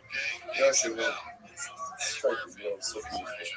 Just show me, just take a moment, just show me, soldiers being on the bus, last night when we were leaving Kiryat Arba. Like, it was beautiful. It's like, but you know what's interesting? So, what is it? What is it that we generate? That love. It's simple. See, he's wearing the whole uniform. And he's what the French versus the IDF. And you're like, wow, here's a guy who's Mr. Nefesh for Klal Yisrael. You feel a tremendous sense of honor. Well, it's important to understand that every year he wears a uniform. Like, and it's the uniform of Salam Elohim. It's the uniform of being created in the image of HaKadosh Baruch Hu. Every single person wears that uniform. And that love that we felt for that precious Hayah yesterday is the love you have to wear, and you have to bring for every single trip. No matter what the actual uniform, physical uniform looks like, the spiritual uniform is always the same. The spiritual uniform is that every single year wears the uniform of its own, like in the image of God. And again, because of that, he's Amcha, because that he's a member of Klal Yisrael, and because of that beautiful uniform, therefore, at least, right? The baseline is don't curse, right? The baseline is don't mistreat another Jew. The baseline is don't engage in negative behavior towards another Jew. Of course, that's where it starts. And then hopefully we go on from there to be happy with every single year. Right? The Gemara goes like, Elohim Chol. So by the way, this all works well if you understand that the pasuk Elohim Moshe Hallel is not Elohim God, but rather again Elohim is referring to a judge. Then I understand that now you can extrapolate, you can even apply it to your father. But according to the opinion that says, no, it's not Elohim the judge, rather what is it? It's Elohim HaKadosh Baruch Hu. This is a reference to Hashem. Then what is there to say? Yisanya, Elohim Chol Divrei Rabbi Yishmael. Rabbi Yishmael says Elohim in this pasuk is not God. Elohim refers to a judge. Rabbi Akiva Omer Elohim Kodesh. Rabbi Akiva says no. It refers to HaKadosh Baruch Hu. The Tanya Rabbi Lezben Yaakov Omer Azhar Levarach Es Hashem Minayin. From where do you see the warning against cursing of HaKadosh Baruch Hu? Tamal Lomar Elohim Mosik Halel. To which the Gemara says, Man Gamar Elohim Chol Gamar Kodesh Michol. So the one who says that Elohim in this context is Chol. Chol means it's not God. It's referring to a judge. Then ultimately, again, we can learn out the prohibition to curse HaKadosh Baruch Hu from the prohibition to curse a judge. Man Gamar Elohim Kodesh Gaminon Chol Mikodesh. But the one who says Elohim in this context refers to HaKadosh Baruch Hu is we derive ultimately again the prohibition to curse the judge from the prohibition to curse HaKadosh Baruch Hu. So Bishlam Laman Damar Elohim Chol Gamar Kodesh Michol. So according to the opinion that says Elohim means a judge. So I understand. If you're not allowed to curse a judge, then what? Allah has kama v'kama kol shekin. You're not allowed to curse HaKadosh Baruch Hu. Elaman Damar Elohim Kodesh Gamar Chol Kodesh. But according to the one who says Elohim is God, so can you derive that you can't curse a judge from the fact that you can't curse God? To which the Gemara says, Dilma, HaKodesh Asar, HaCholo Isar. Maybe the Torah is only warning us against cursing HaKadosh Baruch Hu. It's not warning us against cursing the judge. In Cain, Lichtov Kra, Losaka. If that's the case, the Torah put it in the short form of Losaka, don't curse my Losik Halal. Why does it say don't curse Losaka in the Zimon form? Shmamina, Tarfi. It comes to be just two things. What are the two things? Number one, don't curse a judge. And number two, don't curse HaKadosh Baruch Hu. Beautiful. Let's go right there. Says the Gemara, Haba Nara Murasa. So say the person has relations with an Nara Murasa. Remember again, it's an Nara Murasa. So remember again, Nara is a very specific age. What age? 12 to 12 and a half. So Nara Murasa is a girl who's betrothed. Right, but not Nisin. So she's married. Therefore, if a man has relations with another man, has relations with her, that's adultery. What's unique about Nara Murasa is that she is singled out for a unique, or she, when I say she, it's implicitly she, and the man who has relations with her are singled out for skila. For skila, as opposed to chena. So Nara Murasa, Eino Chayiv at Sheitain. So I'm saying, in order to be Chayiv, ultimately again for Nara Murasa, skila. Remember, it's a unique punishment. Normally, adultery is punished by chenek, strangulation. So here, this is singled out for skila. But in order to fit the criteria of Na'ara HaMorasi, the following criteria. Number one, Eno Chai V'Chetei Na'ara, the girl has to be a Na'ara. Number two, B'Siva. Number three, Nu'urasa, Erisin. And number four, the base Aviyah. And ultimately, again, she's still living in the father's home. So those are the four criteria that you need in order to get the unique punishment of Skila for Na'ara HaMorasi. If two men had relations with her, let's say that's consecutive, right? Then what? Harishon b'skila, v'asheni b'cheret. Then the first one is with skila. Remember again, the first one has relations with her, his relations with the b'skila. The second one has relations with her, she's no longer b'skila, and therefore he's punished in a regular case of adultery by cheret. Okay, so the Gemara goes weiter. Good. So as I said, it happens to be over here. Rashi points out that the chiddush over here is the following: that even if the men had relations with her, bia shalokidarka. So this bia shalokidarka, technically speaking, physiologically, she's still of the sulah. So you would have thought that physiologically, since she's still of the sulah, therefore again, halacha l'maisa, maybe even the second guy should get sulah. Kamash we know the Torah recognizes two forms of bia. Is bia kedarka and bia shelo kedarka, and they're both are legitimate forms of bia.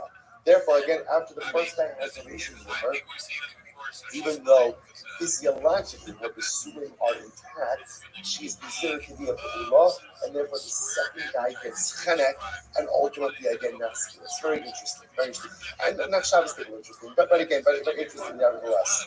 All right, so the word goes weiter. Tanra Rabbanon. Nara. So, right, this is one of these ones. Somebody asked, "Hey, so what you learned today?" Just refer to the Muslim Haskell from the beginning of the class. So Nara below Bulgaris. What's it? Notice it's Nara. So again, now we're going to go through the psukim. Nara means the Nara, Nara Bulgaris. What's Bulgaris? What's Bulgaris? Bulgaris, 12 and a half years old and above, right? Below Bulgaris, the Sula. So that becomes Sula. Below Bula. Again, I want to say, sort of point out, remember, even if a girl doesn't, even if a woman doesn't fulfill these criteria, you're still chayav for adultery. We're talking about the specific prohibition of Nara Murasa, which carries with it a penalty of skila as opposed to chena. So in order to be chayav for this again, the sula, below the ula, nu'ura, sat, that the irrisin, below the surah, the face aviha, in her father's home, prat, l'shemasar ha'av l'shkutin ha'ba'al. This comes to exclude the case ultimately again, where the father had already given her over to the shluchim of the husband, or where she was being given over, right, to be taken to her husband's home. The Gemara says, good. So good. I'm going to give you the Amarav. She gives Rabbi Meir. These are all the words of Rabbi Meir. About Chum say, Nara Murasa, Akibu Kitana the Rashma. The Chum disagree. And the Chum say that Nara Murasa was like to be even what? Nara Murasa can even be a Kitana. I'm going to have to give you the Ravino. Nimai the Mastis, Rabbi Meir, he will take Kitana and Nani. How do you know that our Mishnah is Rabbi Meir and comes to exclude it? According to our Mishnah, Nara Murasa is Dafka and Nara and Nara Kitana. Maybe it's according to the Rabbanon, and maybe the point of the Mishnah is to exclude a Bulgaris for Nara Murasa. Amarei, I actually Nara, Bisula, Ma'orasa. Ella al Nara Bisula Ma'orasa. So the Gemara says, we should have said, that's what he just said, Nara Bisula Ma'orasa. Bisula, the Gemara says, there's nothing more to talk about this. We just sort of the fact that again, the specific and unique punishment for Rabbi says Dafka for not a Kitana, not a Bulgaris.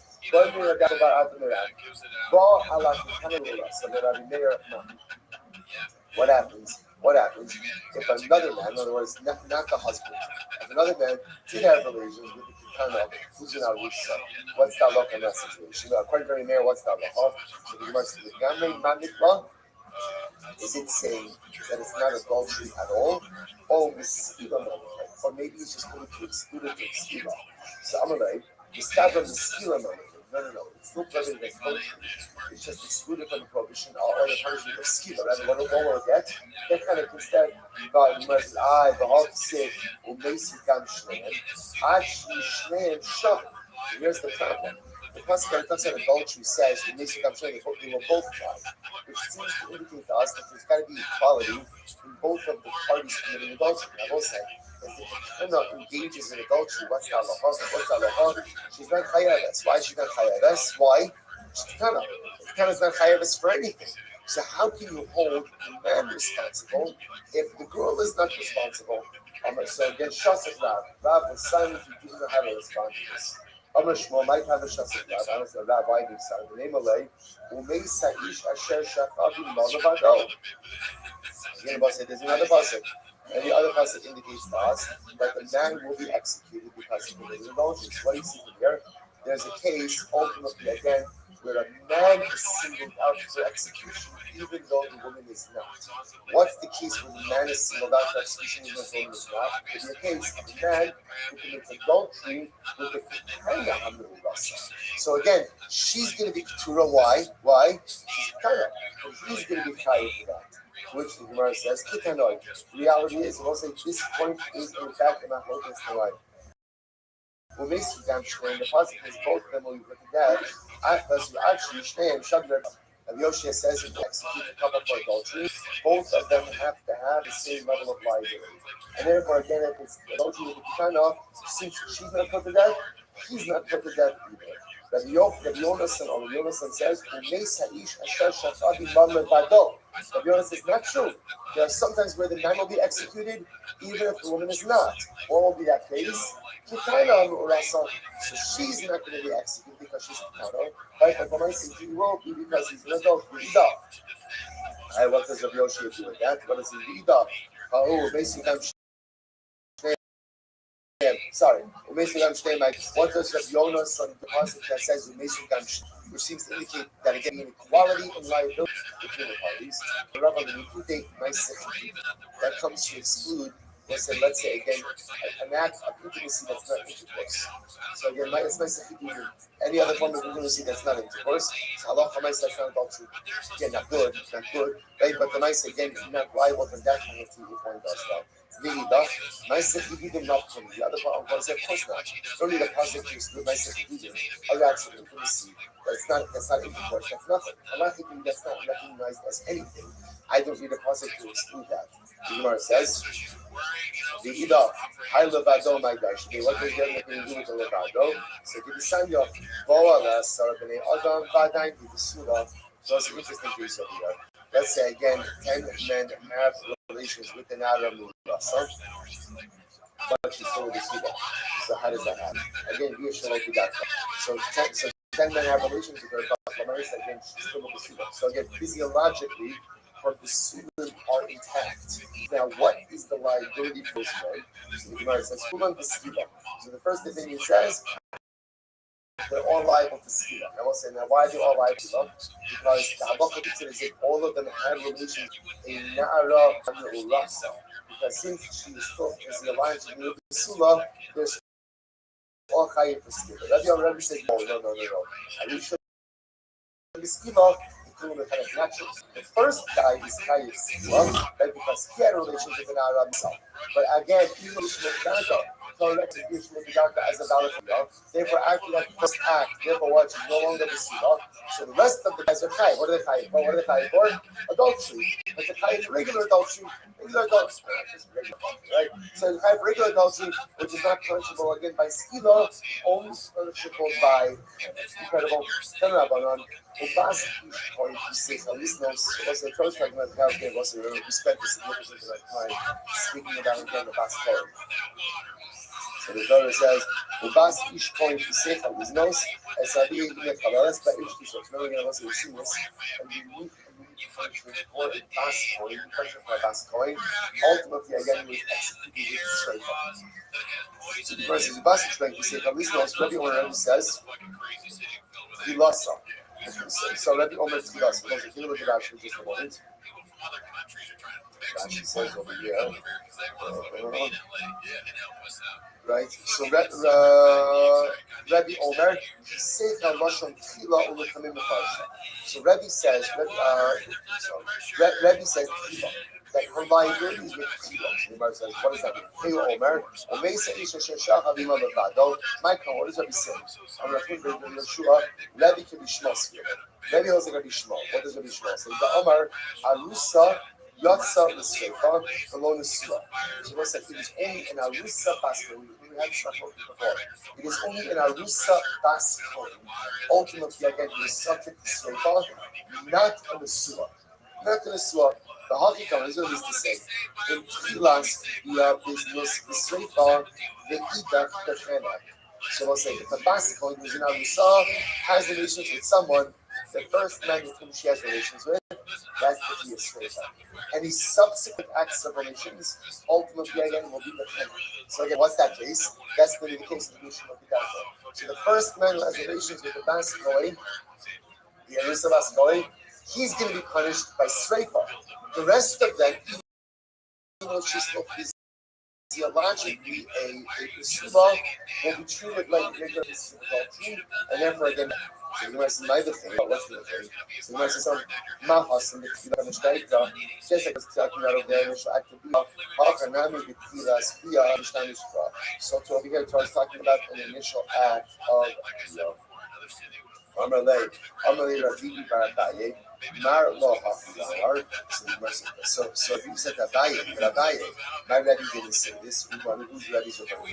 Rabbi Meir, right? So Rabbi Yosef. What did he say? So Yosef, so Rabbi Meir, Rabbi holds like Rabbi, the Amar Nises La'acham min Apsulim, Nisasa B'Chelek. So ultimately, again, because Rabbi holds as follows. So I say, Sahalach L'Maisa, how can you ultimately, again, how can you have, so Rashi points out, to go to Rashi. Rashi says over here, Rabbi Meir, relate the Amar Bas Kohen, Yusua L'Kasha B'Sreifa, Ala Nises La'acham min Apsulim, supposed to listen to this. Rabbi holds the following. You see about saying Rashi's 2 lines at the bottom of the page. If a bas coin, right? When is there sreifa by a bas coin on the son? Only if she is married to a person who is kosher. However, again, aval mises la'acham min apsulim, she is chalul b'shas nisui. So let's say a bas coin is married to a person, to a psul. Now she's married to a mamzer.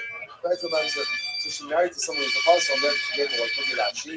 She is chalul b'shas nisui. Shuv ina ela b'chenek.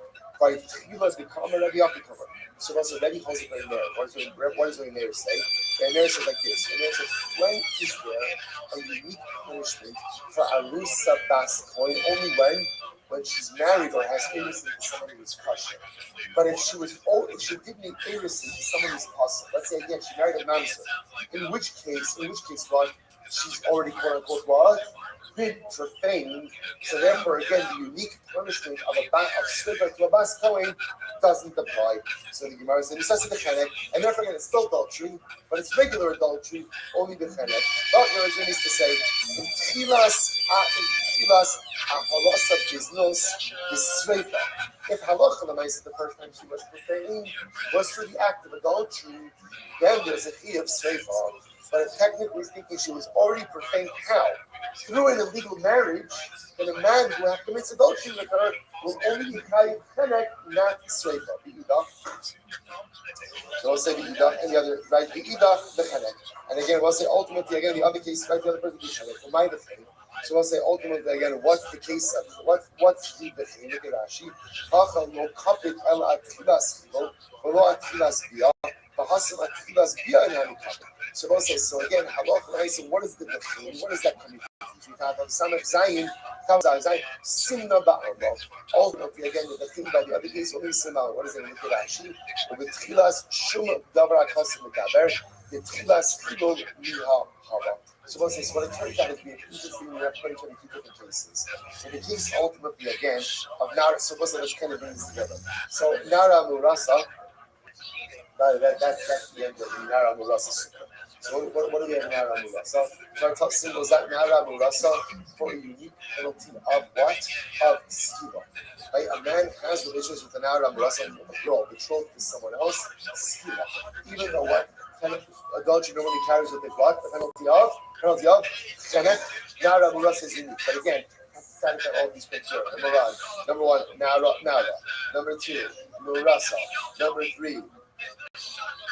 three, Beis Avila. Beis Allah Alamaisa. Again, if you have those criteria, then Allah Alamaisa, it's Siva. Anything else is going to be credit. What else did we learn? We also learned that Allah Alamaisa, if there's an act of Bias Idarka, then it's into a Bidah. Therefore, if again there are multiple acts of adultery, or let's say an all Bias Idarka, the first guy will get Skila, subsequent people will get credit. Interesting enough, the Gemara reverts back to also to Baskor. When is a bas kohen chayiv for her adultery? Her adultery with her chayiv, but only once again, only if it's innocent, only with innocent, and again, only the first person to have a relation. So same thing. If there's bishalo bidarka with a bas kohen, so the first guy will be chayiv shleifa, subsequent people will be chayiv bark, and people will be chayiv chena. But interestingly enough, another detail by bas kohen that's very important. When is there a din of shleifa? Only when what? When that first act is what profaned her. But if she was already profaned, how is she already profaned? Illegal marriage. So she was married to a mamzer. Now, local makes the dinner shleifa doesn't apply. Rather, we treat it just like a regular act of adultery and be partial by family. Right? So we'll say, so we'll say, let's breakfast, 9:30. Let's do 9:55, 25 minutes of breakfast, 9:55 back during the day Medrash till 11 o'clock morning Seder. Start the Moshe. We need to be educating the people that are in district control. They're going to raise the rent 6 years. I don't know if that's not good exactly. That's what I heard online. I fucking heard online that they're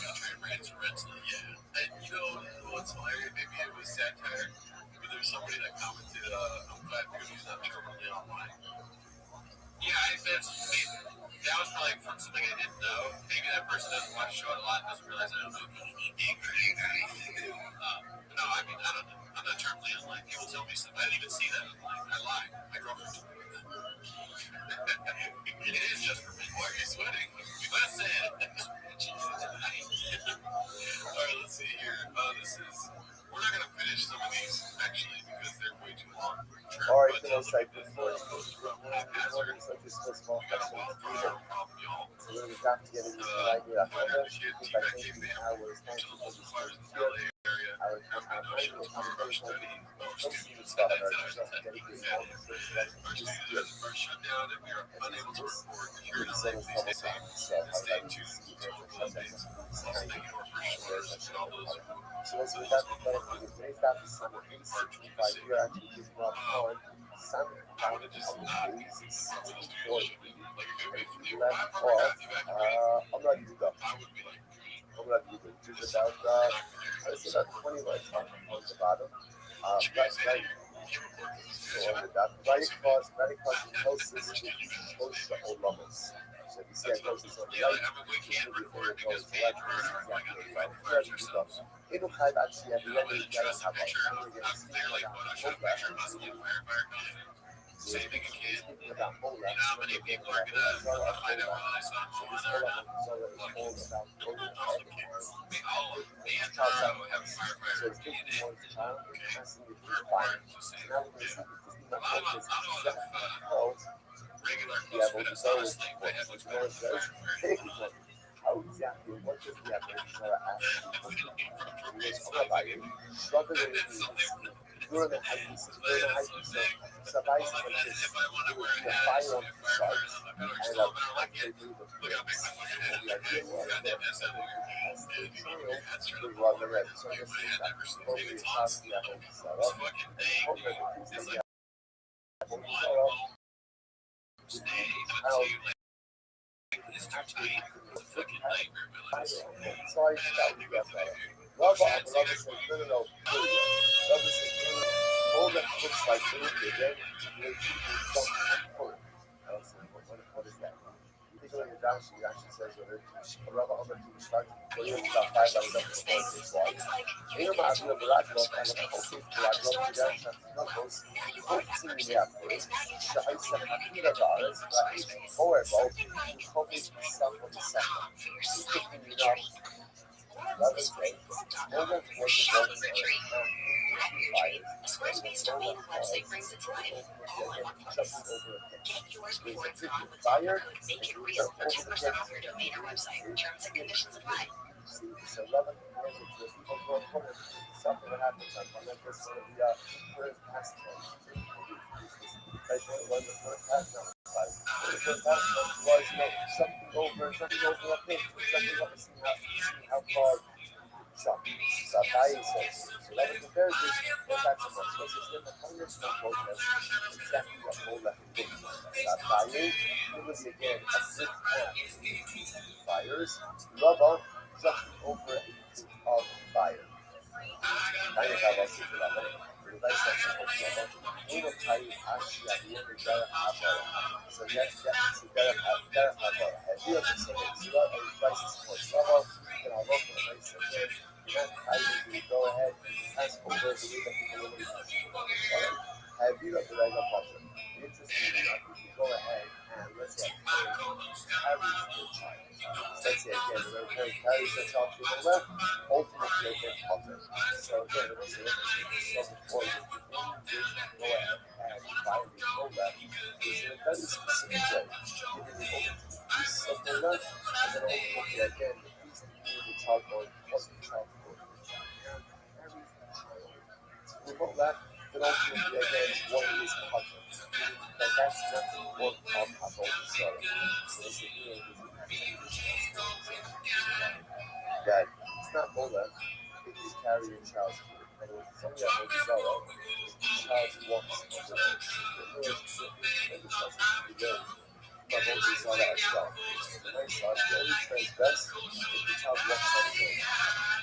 If the child is they're not going to be successful.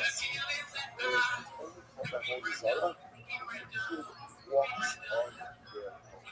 Whatever's true for Rabbi Zara is true for the rest of the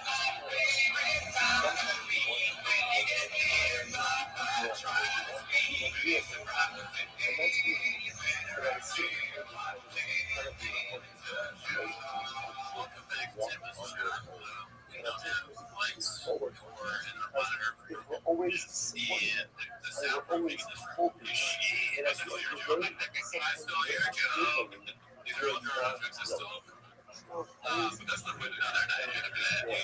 way sometimes also comes to learn to walk on their own successful.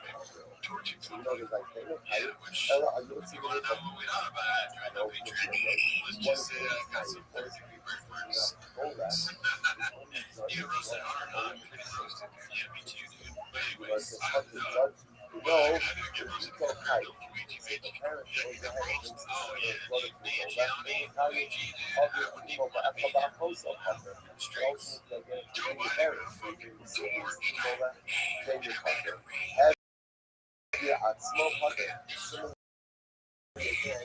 of yourself, you're also part of it. And then if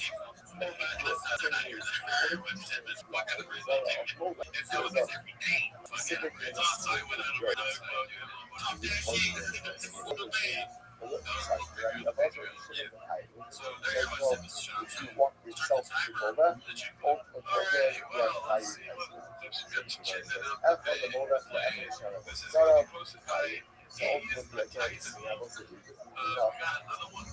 let you go ahead and ask your own child to Mola or any other desire, you're tired. The moment that one is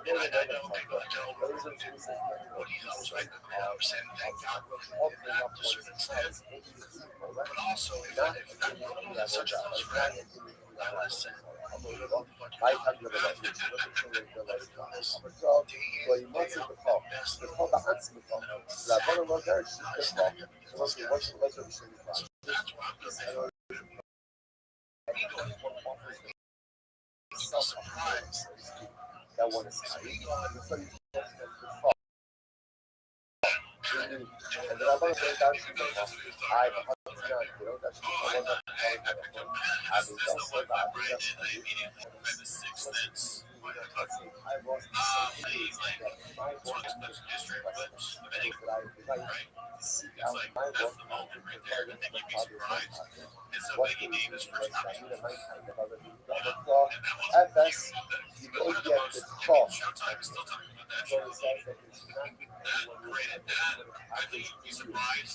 Go and demonstrate the self your boss object before anyone else. So the first of all, the halakha itself is that if I do something in my body, so these objects like Christ first.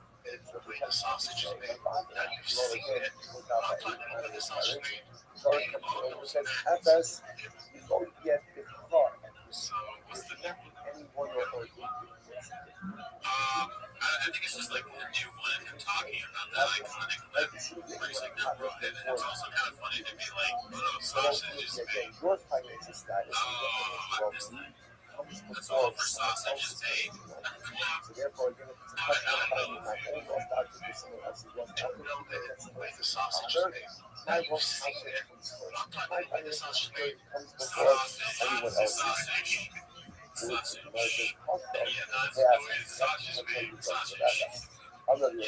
So yeah, that's definitely what I've heard. That's kind of like your sausage salad.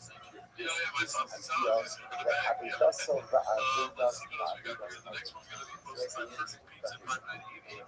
It's called, I don't even nothing makes him not happier. Nothing melts him happy as it makes him happy. Nothing melts him happy.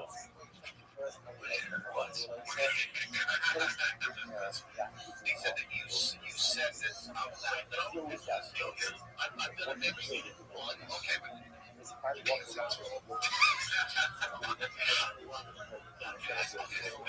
you're the audience. It's amazing. Every time. He goes, I've been out maybe once. Every single night. The clips. It's every time we watch this shit, he goes, thanks. I feel like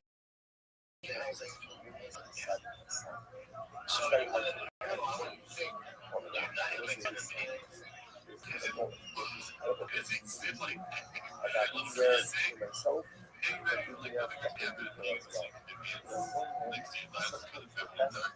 to me, it's like a little kid who's at his house because his legs are all up like this. He's doing the kind of smushed up. He's happy to be in school. Watching cartoons.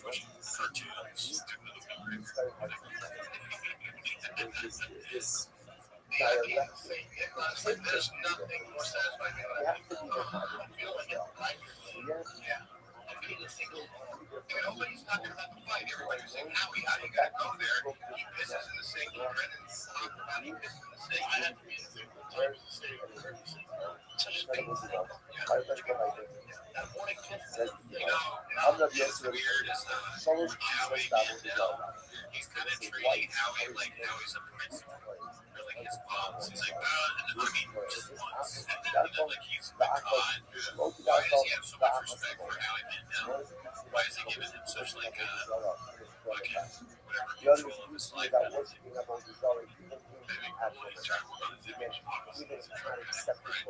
through the fish thing. And then now he's done, maybe this new person is like, doesn't that like being the same? Just, I'm a red guy, but he's reinventing himself. He's like, no, it's never long. I never, like, once he thinks you have to, even though he knows that he does it all the time. He's like, no, that's bullshit. I don't do that. Why does the guy want to wear this? Like, that was a joke. Like, at least I did. Yeah. Just the fucking vibe. Yeah.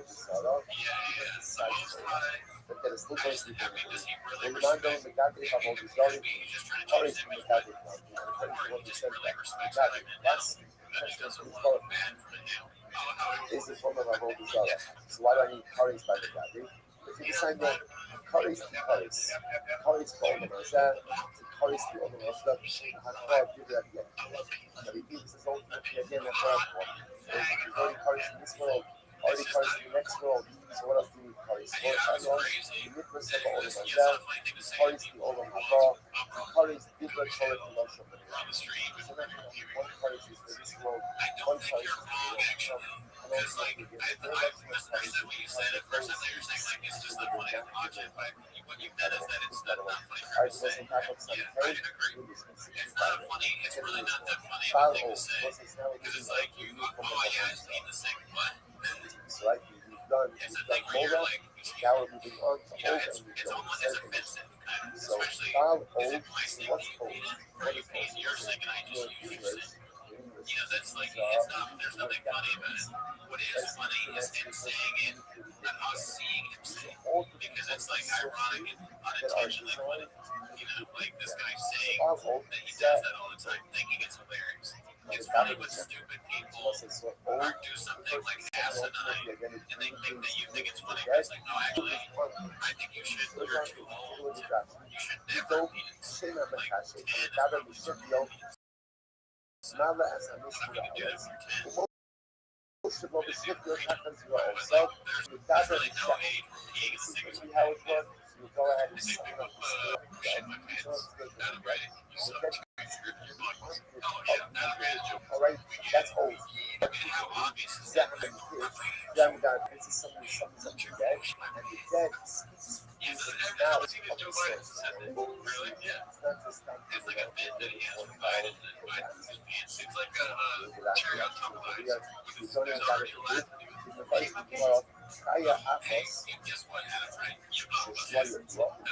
You think, but it's not, that's also not funny. It's just mean to old people. Right? Oh, it's hilarious that sometimes old people poop their pants. That's so funny. No, it's not. الناس معلش على إلك السكينة سأجل أوبن يومي أفضل نجم السكينة معلش بحل أسمع no make the head so the only that is right so not only is the source of itself tight piece of tight skill but ultimately one of the source the open you going is the violation of Allah. Alright, so tonight's not going to be time over tonight's not going to be this time over to shine it in the this is the lesson the villain this is the next both over the or the same thing they're both really that's the both have big old doesn't okay you know it doesn't know but it's the same idea it's good it's both over the yet you're also in another place like Jesus only old doesn't make you don't so what's the shot يطلع هو اللي بيطلع أكتر لأنه يخرج السن so you don't even need to one and the other is automatic you don't even shit in both places so again you don't need to why because he has no mice there's no mice that you look at actually there's like somebody you don't need how people really the hustle not dark color but you should really go mice so level one is doesn't have any action don't ultimate regulation work just nice stuff out of all the so ultimately why is it that all these nerds these are the pocket it's like this I don't know I'm not going to why can't you just like I'm going to help out everything in the inside again the artist is the artist because we've got the lavish يقرأ وسيء by Allah. That's called distinction, but a distinction by use of not called a distinction. But يقرأ ما يتكلم عن الدين. Why does it يقرأ as a distinction? أمر كمان ليس بالقيس فبيحيد إذا أمر لو بغير myself. مش نقول في هذا القيس تصل إلى الدين. The whole thing. That's my school. This is why they fuck you to avoid that you keep a nice level. Nice level. Even when you get off, yeah, people don't land myself. Don't just myself. The thing is something myself. That day, my self. What's that? How would you try to find that? Right? The God is the blessed. What is the sorrow? What is person resolved? What's person resolved? Right? So what's the nice? So what's the action behind the God? God, Akiva's nice. God, Akiva's awesome. Yakiva's awesome. Yakiva's that by itself is myself. God, oh my nice. What's nice? So what nice is there by hope? You can't touch us. You're also also otherwise.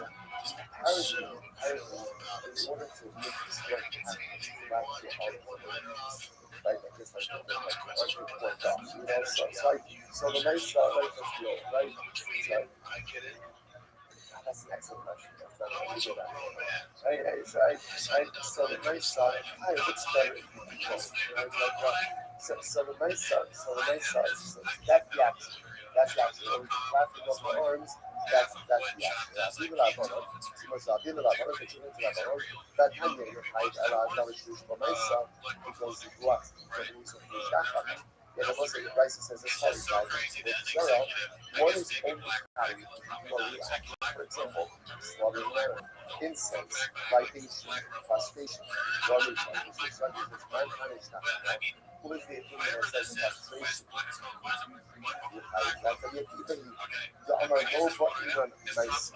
But the people who can still be nice what says about castration itself is not even such a nice. The Open says no activity will happen on. He passes the must will happen on happiness. The act of finding the castration that's considered to be a nice. After the response to the responses to the must have a nice self, so that person is standing up to that one. Even bends down, like causation, is not considered to be a nice self. A podcast is also the power of flapping your arms for a power of yourself. And they start to stand on the right, it's like the same person of the Akiva. So the Akiva seems to say you only need to very minimal nice self. About the Rabbanon, no. The Rabbanon only was your again, one does not do anything but nice to act for. I'm sorry, the Rabbanon will be the greater nice self. He hardly, lots of the Gadik about, right? He hardly, lots of the Gadik about what he related. He loved the Mekata shape. Where you actually offering your sense to the shape. Actually, just as in myself, I'm offering up your sense to the shape. I'm very lover. It's actually shape all the level is the family. I don't say it's offering up your sense to the shape. Is that considered to be about the seller? Or is what you never seen this before about certain shape. Offering up your sense to the shape. Is that considered to be considered to be about the seller? And on the level, in the character, the father. So ultimately, what's happening over here, you're going ahead and you're offering up two cents in order to conjure up something. So what's it? You look at actually, just the moment to actually say father, it is sometimes about it. Even the character is saying, of course, Yakara Nasa shape of the father has what's happening in this life? What is offering up this sense? In order to go ahead and cut up of the use of shape. Apparently, that is going to be problematic. I'm going to buy it. And the Kaka, Lakaber, Colbert, Clubber. So this is it's also right. So we have over here is O, summoning up the dead through the arguments. Yoni, summoning up the dead through the mouth, although we see it's a bone in the mouth. And apparently, Colbert, summoning up roots of shade. Okay, Gemara says, so the Colbert cover who in, so Gemara says, that Colbert Allah, Colbert is speaker, and apparently again, is active, summoning up the root of shade. This in of itself is what's going on? Cover. So what is a cover? Cover double. The cover pattern. So what's it? Now the guys understand what. So what is called a cover? So this refers to covered goggle. What's a covered goggle? So Rashi says over here. This refers to something which is sometimes associated to gather up animals. Like an animal whisperer. Like someone who's gathering up groups of animals in some kind of incantation. This is covered goggle. That's a covered cotton. Or even if you're just summing up a small group of animals, even if you're summoning up snakes and scorpions. On Rabbi, Philippa, man could summon Zula of the Akraba, Abagab the Kamakabi, below Misku also. Therefore, was it even if someone goes to go ahead and gather together, Zula of me, and split. Now, why am I using sorcery to gather together split? Because I don't want them to come. So here, my Kavana is not really for sorcery purposes. Right? Like a rapper again, my Kavana over here is to avoid any kind of damage. So I'm using some sorcery to go ahead and gather up the beat of the scorpion. It's still awesome. Because the actual using sorcery to go ahead and gather any kind of animals is going to be problematic. I'm looking on my shirt to keep us from us. Rabbanon Habitat. Dakimas Spasa. Let's say one is the opener. Putting his position in the is a nice song, yet the movement of lyrics is not nice. ISO translation is a nice song, movement of lyrics not a nice. What's the shot? About shining the Gabi, all of the yes of the I was like, Gabi is the glass in the eye.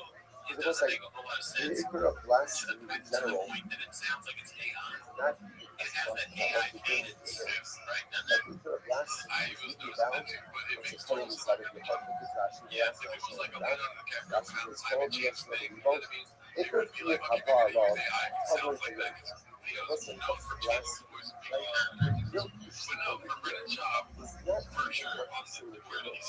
but rather it's about what's occurring inside of your heart. So it's having the body passion. Person has the mind, person has the body passion. So people the body passion حواليهم بيقولوا بقى ما يلو بس عشان يتابع هذا ومكانيه بشان يفضل محاولة المستحيل. What's interesting is the only way that I think is awesome. It's a customer pushing over head. But it's hard. That's not happening. So I think this is much different. It's not awesome. It's not awesome. The equal of the Gabi, because the Gabi is only when you have this great and and then that can manifest itself in verbal expression. But if the verbal expression is there without the intent, that's not the Gabi. That's not the Gabi. So because the equal of the Gabi is what's happening and the verbal expression is when you just the actualization of the act, all you need is a verbal expression. So the movement of the lips is enough to make you tight. But in general, also we say that a nice song really requires something more significant. So this is what's happening. In the world of nice song, actually really has to be something significant. To the point that even prostration of one of many opinions is not really significant action. McDuffie was the exception. Like personally, the real because what's happening is what? What's happening inside of your heart. And the verbal expression is just like the icing on the cake. But in general, you need a real nice listen. You can also because there's a tremendous listen, in general, life. What do you use? But what do you listen, what do you need in order to make that decision? What do you need? What do you need? Ice. You need ice. You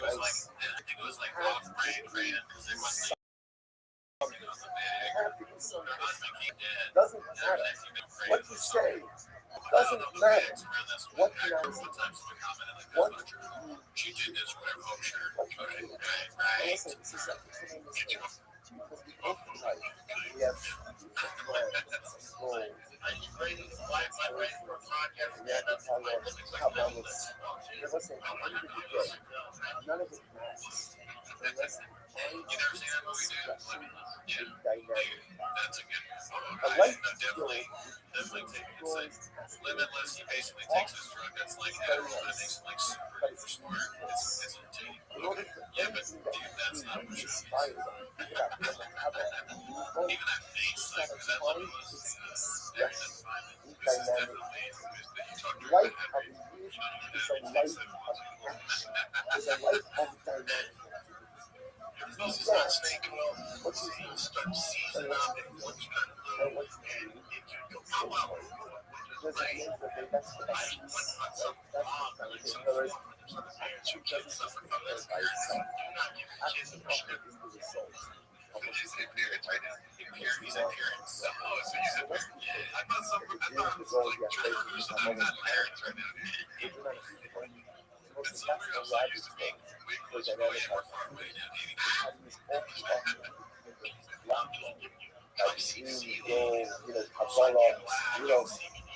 This is not saying that is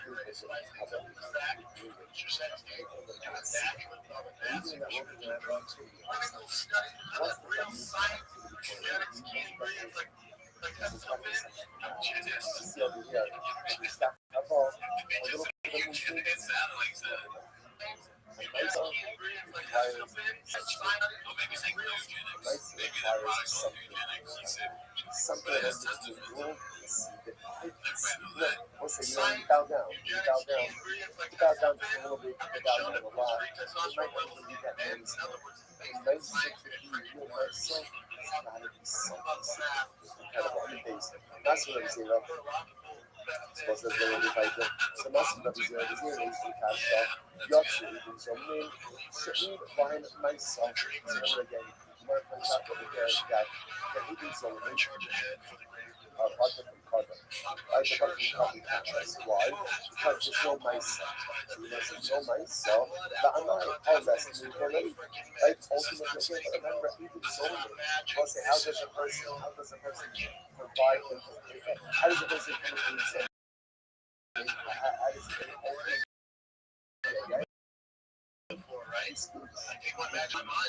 like someone that is again, how can you say that? How can you say it's not a mice? So about my last delay, hold the end of the pole.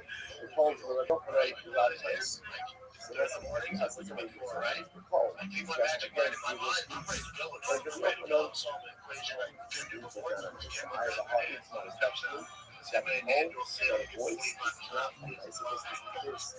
Whereas this plus of the pole, we put the pole. It's very so you handle this section. You're not allowed to bust it. The section doesn't. Right? It's my animal release. My animal is this is what I'm doing. So that's it. Okay. So that's in my animal section. And I yell at it. Yell at it. Don't eat. Don't eat. This makes me think simulation. Like a nicer philosophy. Nice, so nice. So apparently, I guess it's yell. Yeah. This was supposed to be that's called plus a Muslim animal with my voice. Or we'll say that again. Let's say I go ahead and I put the different species around something and I say move. Say move. Nice and nice again when they move. So I muzzle the animal with my voice, or I move them to get my voice back to the lion. For a second, I've only done it actually with my voice and nothing else. Yet you see that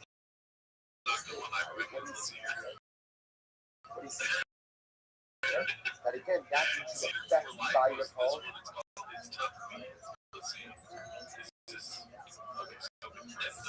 Right, nice. So we write the voice activity. So you see that call ultimately again. What's going on here? What's called a call? The open on the type. The open on the type. He must say to myself. The open is the type. Why? The actual right? We look up your rates. Specifically myself. It's not the myself. The one says your partner. Because it's like you said, active. It's not a myself. I'm a love and shiny zone of the exchange.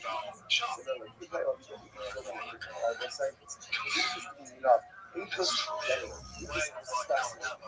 Agents in general is not really about what he said, or rather, what is this really about? What is this really about? What he's right? Everyone agrees that seems passive, right? There's no nice involved in the other. So it's fascinating. But when it comes to the Eagles, the essence of Eagles is really passivity. And therefore, I won't call myself, there's no covenant practice, not even so. Also, another tremendous so often we see things, right? We see things, and we become inspired by the things that we see. But it's important to understand that when you become inspired by the things that you see, that is what happens to passive inspiration? We all know this. This is like passive inspiration. I see something amazing. If you don't do something with it, that is that says that when you see something inspiring, passive inspiration, when you see something that inspires you, in every sense you have to put that inspiration on the point in every sense, even if you just open up and you just move. I gather I said emotionally, right? is again. So it's like you have some now you have that is taking something that was as an inspiration, plug it into something. That's what I do. Ela amorava caindo de olhos no bravo. Falo, você tá com falo, what's old? Serra Medaba tem a própria, tem a Sida Yoga. The Rabbi says like this, what's old? Okay, all of this is like all of this is dead. So how does the old communicate dead? So ultimately, again, it's speaks to the dead, that is interesting. They're not plugging, so they're not plugging music on the joints. So apparently, again, so you speak to the joints of the body, the elbows, the knuckles, that's the spirit's rest. Okay? Or armpits. Right? Armpits is always the same thing. Right? But the nice is like either through armpits or through almost like that. You know, we laugh at this. There was something. There was something, right? Because again, the public was having this type of first sleep, which means that at some point in the world, this power, this power really exists in some way. Right? The Doni, what's the Doni? Zechariah had some of the rubber, so the Doni put some type of bone in his mouth that he was bone. Basically, yeah, so فهي تقول أنا أقول I love the strike, okay?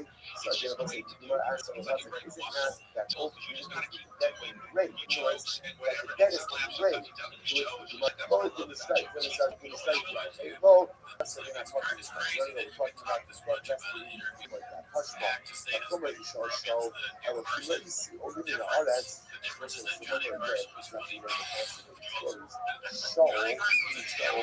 when one of these restaurants Joe Rogan is a great host. We like his show, but he's just not playing it well. He can be playing conversation. He's no says the show, I swore the against and if you read the seal in the eyes, I saw really Hashem rising up from the earth. I love him, strike the earth. Working out, communicating with the spirit of scroll from the grave. Well, the Yasser did not talk to him in the spirit. Well, the spirit of scroll rested on the joints of this lady communicating like this. Okay? So it's two guys. Follow, how did old communicate? So the Gemara says, Echad Hana'alef B'Sishilo, the Echad Hanishal people go. Alright, this is right? I'm not saying that, right? But when I get you this is a piece of the Makamila, right? That's how you go ahead and communicate like that, like I said. Everybody's got to find it, right? So nice, right? Again, you got to cut out your hands, right? So nice, so whether you go ahead and communicate with the dead like this, I'm not sure how you spell that now, right? But when I said again, good. So the West, or whether you speak the skulls, right? So again, you can communicate again through the muscle, or you can go ahead and communicate with the dead through a skull. So the Gemara says, not being zealous, what is a skull? Right? What exactly is the difference between the two? I don't know, the difference is going to happen. Right? But when I said, so the Gemara says, not being zealous. Now let me see if you look in the older tobacco. So apparently again, if you were dead, then if you're dead, through your body, the dead doesn't come up, spirits don't come up in the normal way, like tobacco, or they don't come up like furthermore, again, apparently it doesn't work on Shabbos. Okay? Bishop was the Rolas, but if you summon up the dead to the skull, over tobacco, the spirits come up in the normal way, but over the Shabbos. And ultimately, again, and they come up on Shabbos as well. If you're talking to a skull, skull's right there in front of you. And the Ima only actually got to go on Shabbos. So what it means is the skull, it means again, ultimately, the dead and the in normal ways, and also Okay, was it much other stuff was for the art even to show tennis Lucas so once they turn us with the tennis right also when they had good general so I was thinking what did he say I'm alone not yom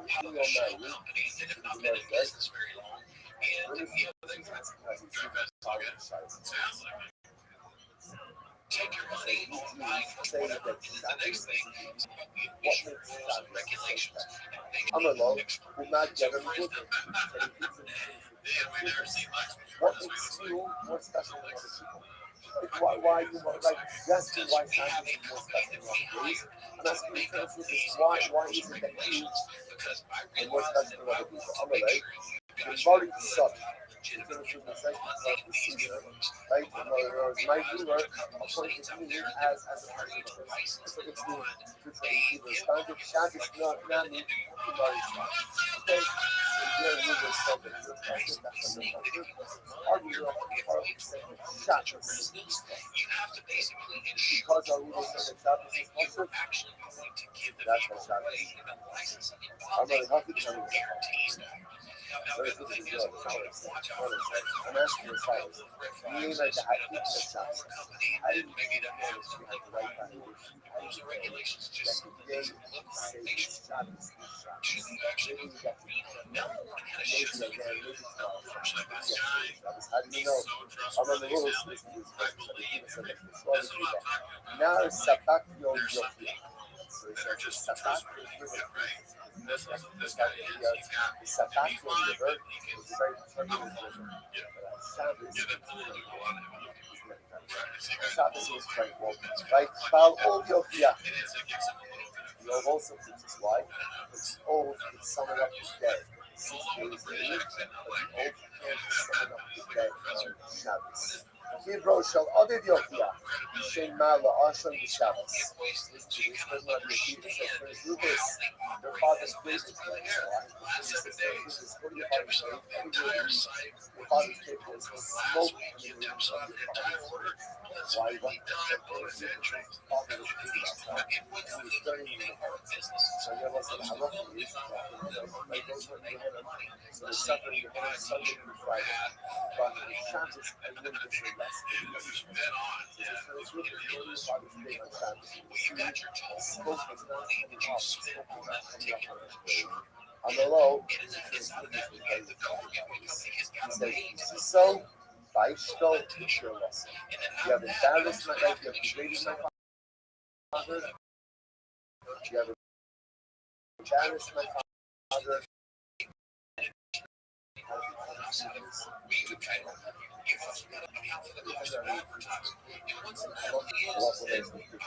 Situation is show out all three versions and more says, isn't it the same thing? Show out all the versions. Doris for listening to the sender. The Doris makes this question. What is Doris makes? Yeah, I'm not in constant, the whole column is Doris. It is to teach Allah Yah. This is just a Doris it starts himself. Why does he do this? It's one of the spirits who lets so this is the point that all people try to acquire powers of sorcery. You're trying to be a teacher because that you have your feet in the use of this part of the Dory child. I'm now realizing that the way to scheme is very hot. It's a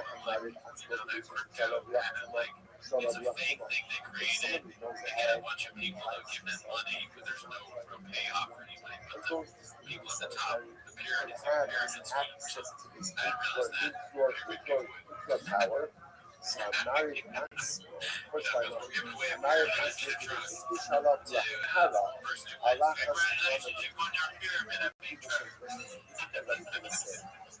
deprivation allows for access all of these focus to the natural deprivation does allow us. Nice boss. What are you doing? But that is either so about now,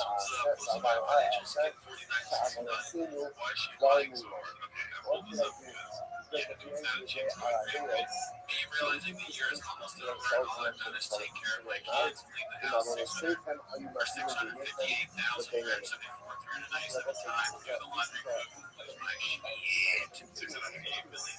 Oh, that's a thousand. You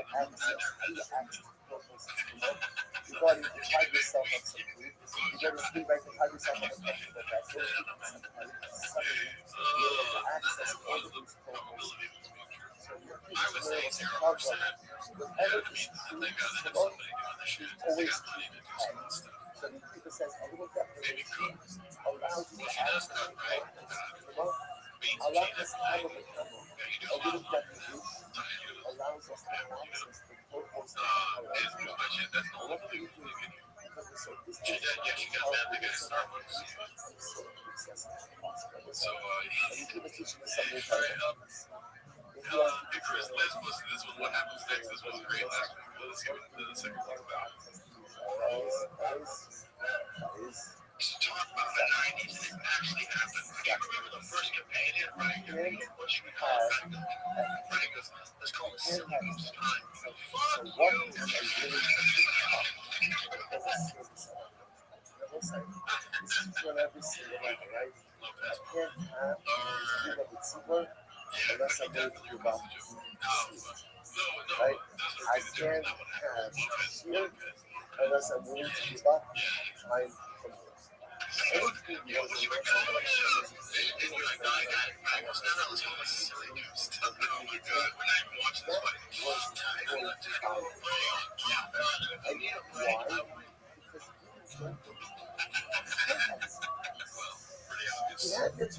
yeah, it's like right, like you can't have your steak and have ice cream for the steak. You have to make a decision.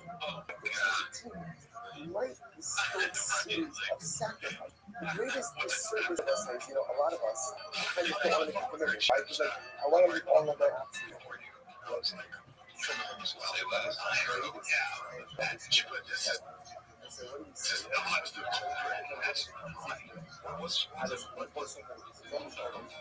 I love you so very much. What's the box? I'm not ready to sell. I have commitment business. I think we can see other people. Like, in other words, it's not you, it's me. I'm not ready to commit to you. Why? Because committing to that is powerful. This is a whole series of sacrifices. Like all the shit he does, that he does, and he fucks up and he pretends like he's committed to do it on purpose. I call Shake Shake, I call Steve. Every time he fucks up something, that's what I call it actually. No, it isn't. Then you're cheap. I was just gonna say, Shake Shake. It's called Shake Shake. I wear cheap wild pants. That's what I wear. That's the same thing. He just does everything wrong. Just weird. You ready for part 3? Oh, yeah, dude. What happens? Chris lives again, busting this too. Now,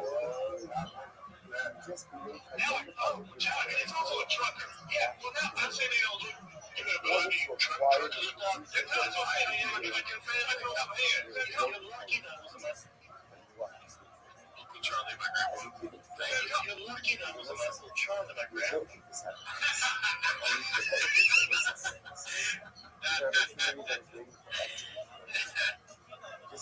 Which one is it, dude? It can't be both. That's one of the rare situations where you actually can't go both ways. It can't be your uncle, your grandpa, dude. I got an Uncle Charlie. He's also my grandpa. Yeah, dude. Honestly, what's one that's us? He's the good size too. God damn, yeah, we're pretty bad. Me and Trump, I have a handful. They like, yep. Whenever he's in the corner, Brian Callen, he's just like, keep busy. So I'll be in trouble. You will be. This kid is on a rocket ship to superstar. You know that sugar. They call him Sean O'Malley. I'm feeding you. What? No ways. I'm feeding peanuts.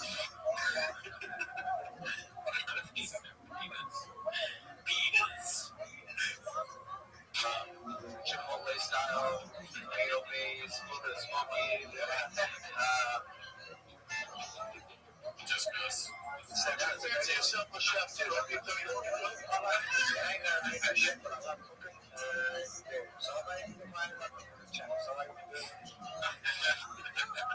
It looks like you just realized I'm focused on Australia. He's like, why you talk like that? Boy, yeah, what are you doing right now? Alrighty, well, that's all we have today. We said this last one here. It's posted by, what is his name? Chalistastics. Happy New Year's, homeless cats, dude. This is the first show for the new year for us. Check that New Year's to you too. Any thoughts on that Facebook? Not a good one. Looks like a rough New Year's. Let's see if we can get on the mouth really quick. You know, we're having teeth podcast. Bigger than mine. That's not real. They thought that the tooth was they fucked with the tooth. There's no way that's not real. The tooth is moving away from the other teeth. That's not real. I don't know. I'm not sure. I mean, it could be fake because the fish was fake. Yeah. I think the fish was real. To this day. Yeah, I mean, I take a bite out of the fish. To this day. All right. See you next week.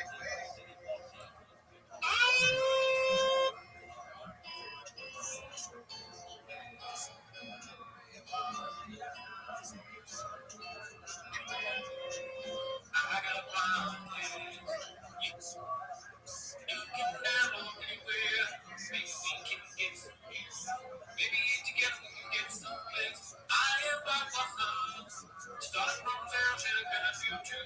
Maybe we'll make content. Be myself right and say you.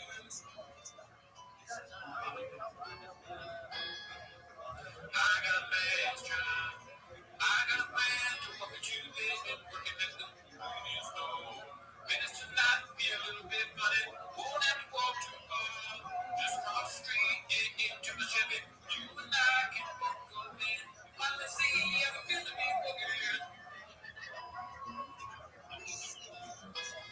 Say my co-host got a problem. You don't think no, that's the way it is. Tell about it to my Brian. And what is too hot tonight like this? It's real for all middle and still. And one broke on from the down. I said somebody's got to show me. Shalom and Harold, the specific Holy Soldiers, and be successful. The whole not say it. The one say we got to let us begin, but it's not ready to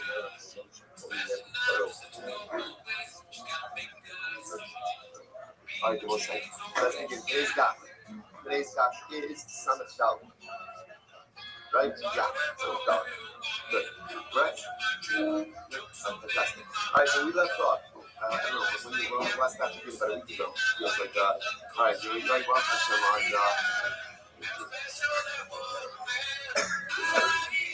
alright. So it says we are picking up on the bottom of Samuel Gimel of the base 63b. We left off.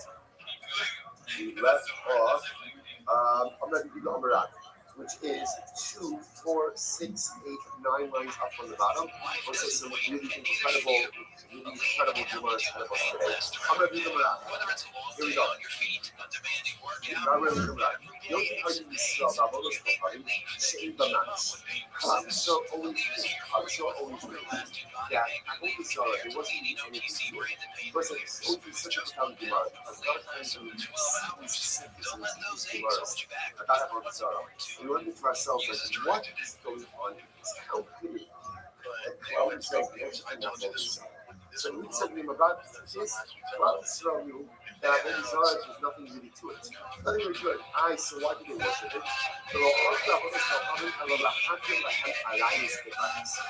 So why did they worship Avodah Zarah? Avodah Zarah also was a magic.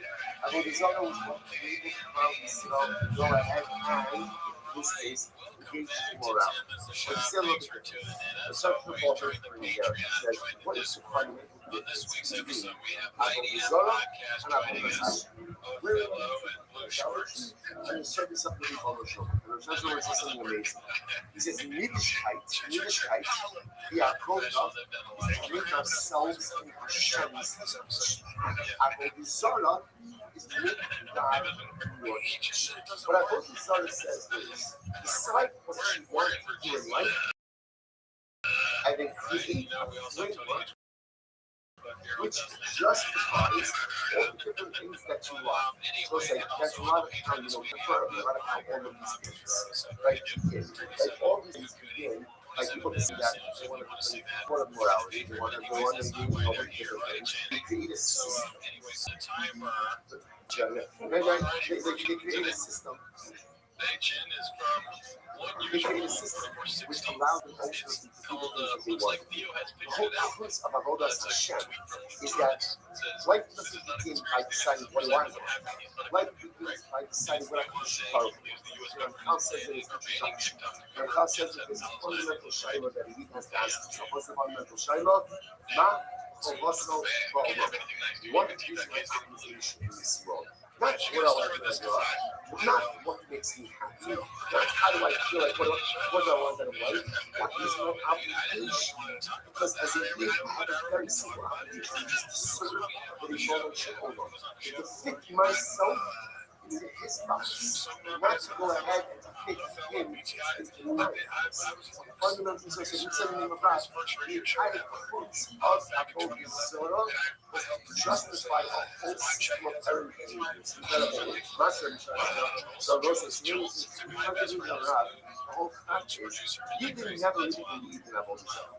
Everybody loved Avodah Zarah. That's not what they wanted. Right? At the end of the day, what they simply wanted was our lives. They just needed a system which would allow for them to go out and do what they want. Now, come the master of Sharshia. So Sharshia is the Kasha. This Scorpion is the Wholesome. Remember, the other chiefs don't dash you and how to know.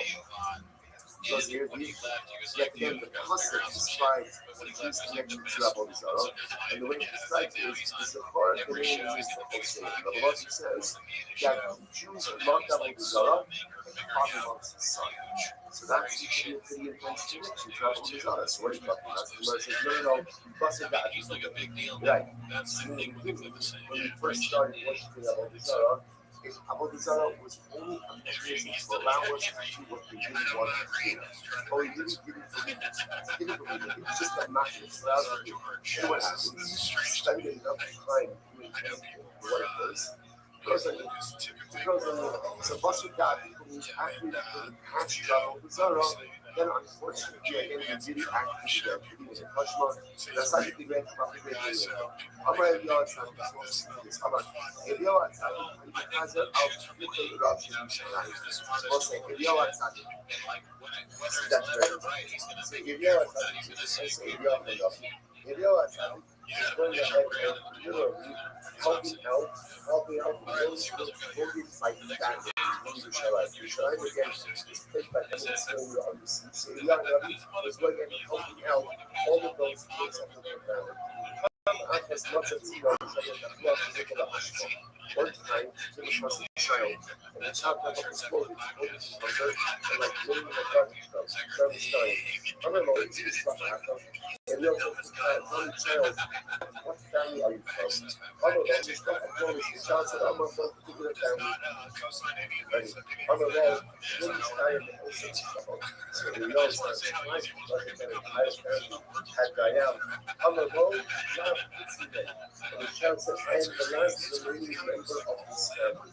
Other moments, and I know I'm deaf, I don't know, I know, so Eliyahu says, the boy says, tell me, you won't do something. Like, I will save your life, and you will use your words. I'm going to make this first. Because he doesn't want me. Amar, the whole part, Amar the Pharaoh, so Eliyahu says to the boys, he's going to do this every single day. Say Shema Yisrael Hashem. Just say that every day and you'll do it. Amar lo happens on the crowd. Amar lo has. So the boy said to Eliyahu to this.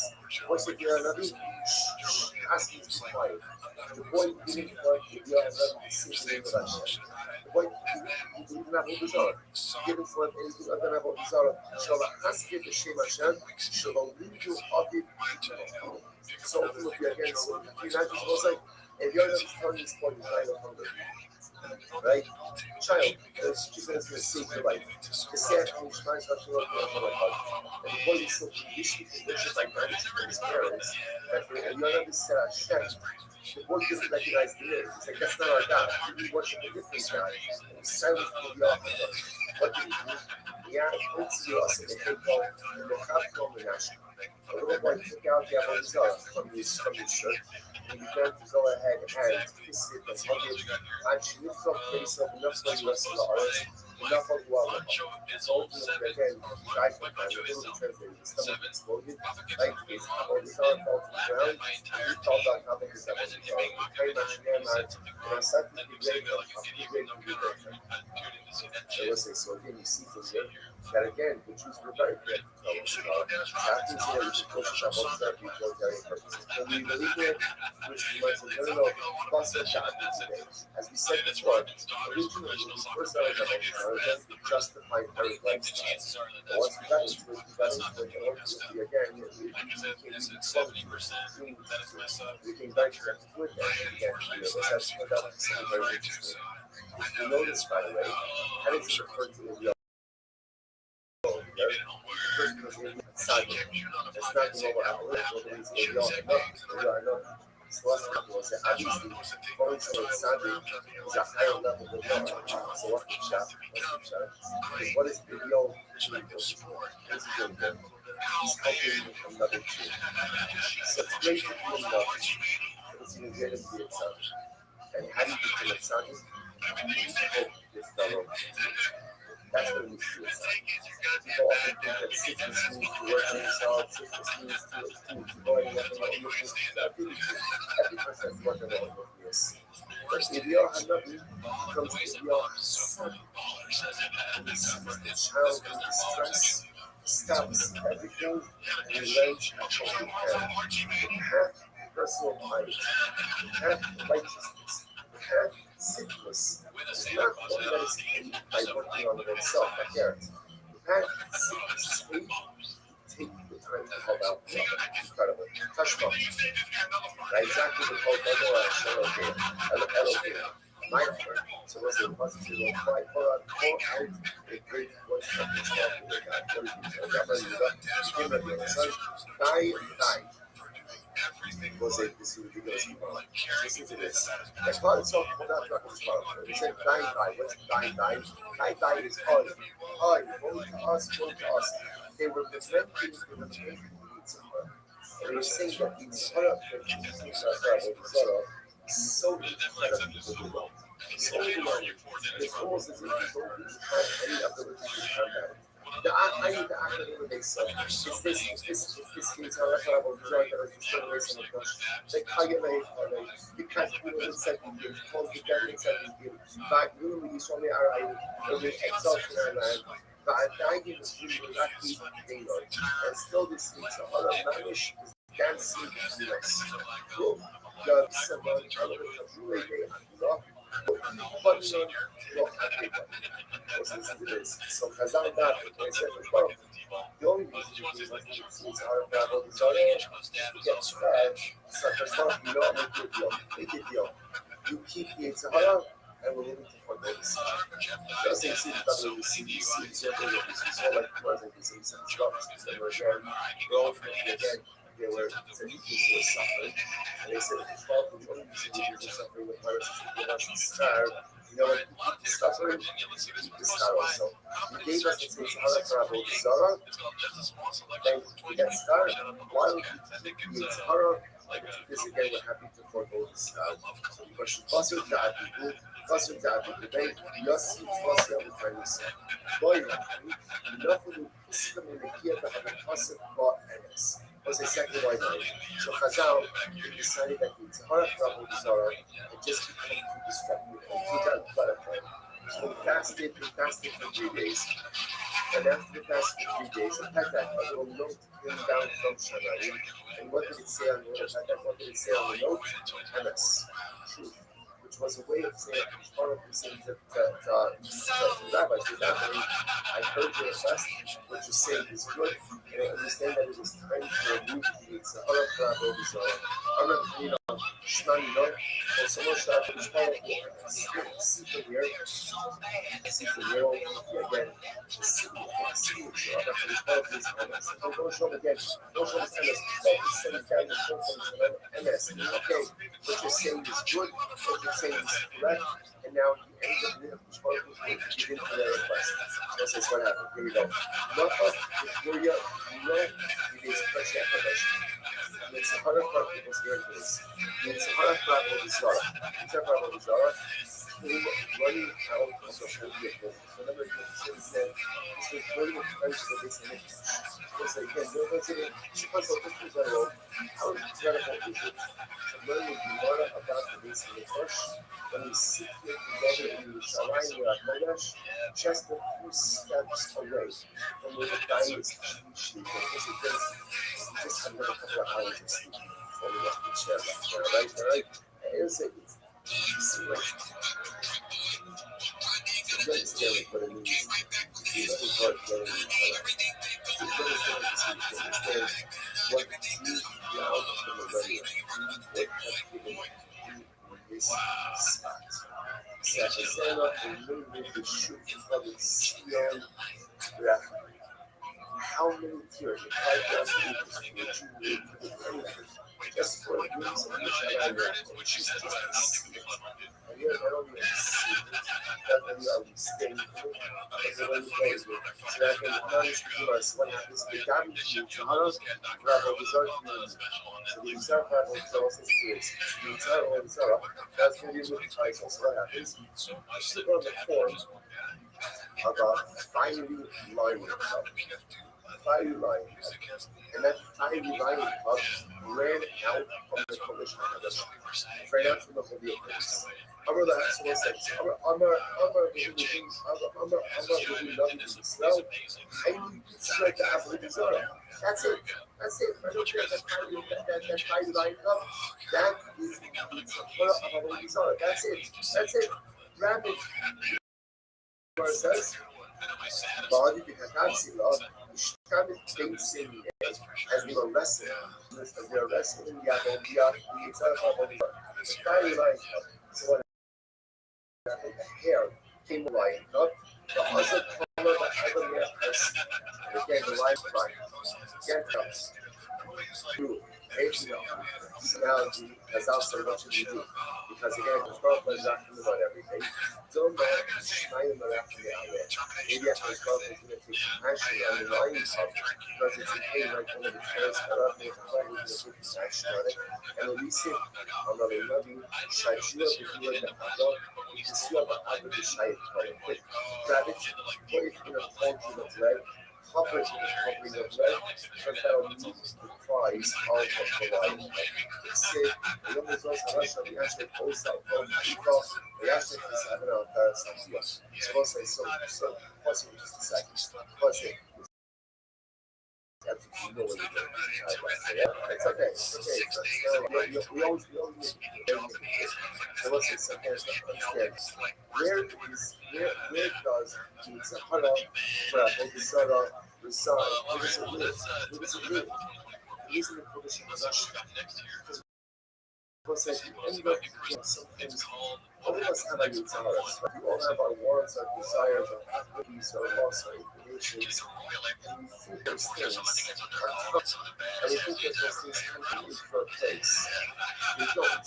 They come from the Polish connection. They come from the Holy Place.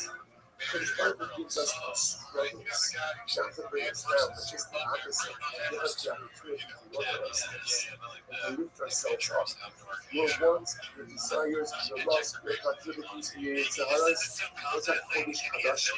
Because it's those struggles that we need to be the vision of yourself. It's the ability to trace that makes us. You know what life without struggle is called? Life without struggle is called? Like death. Like if you're not struggling with something, chances are you're dead, right? Or just totally asleep with no life. I don't say that, right? I say like that. When I say our needs to do is Polish connection.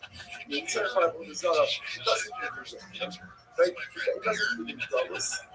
It's in the diarrhea.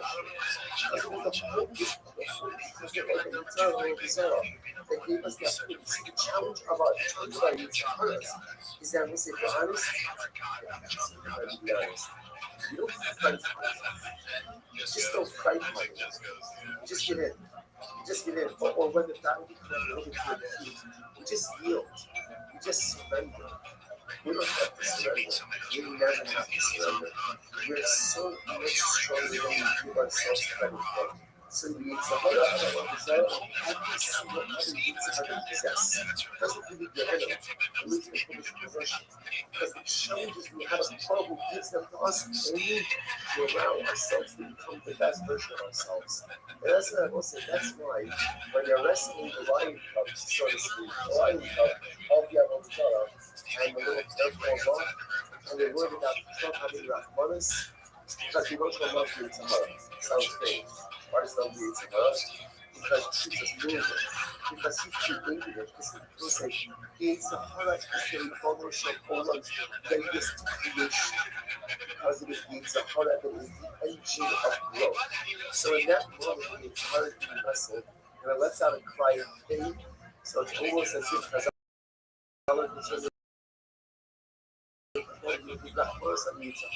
that was full of glory. That was the things we contended. They're not working against us. They're working for us. Those challenges that are all we grab, all we need to do. We work a little bit harder. Recognize, and it's hard. My best friend. It's really my best friend. Kind of gives me away because more often than not, it gets me to do stuff that I shouldn't be doing. It's really my best friend. I can conquer him which I can. If I can overcome him which I can, that's when I come to my greatest. It's an incredible humor. Incredible humor. Listen.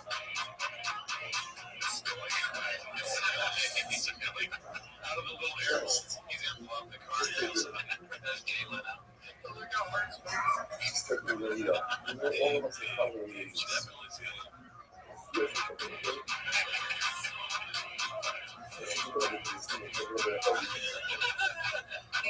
Things like you're overwhelming.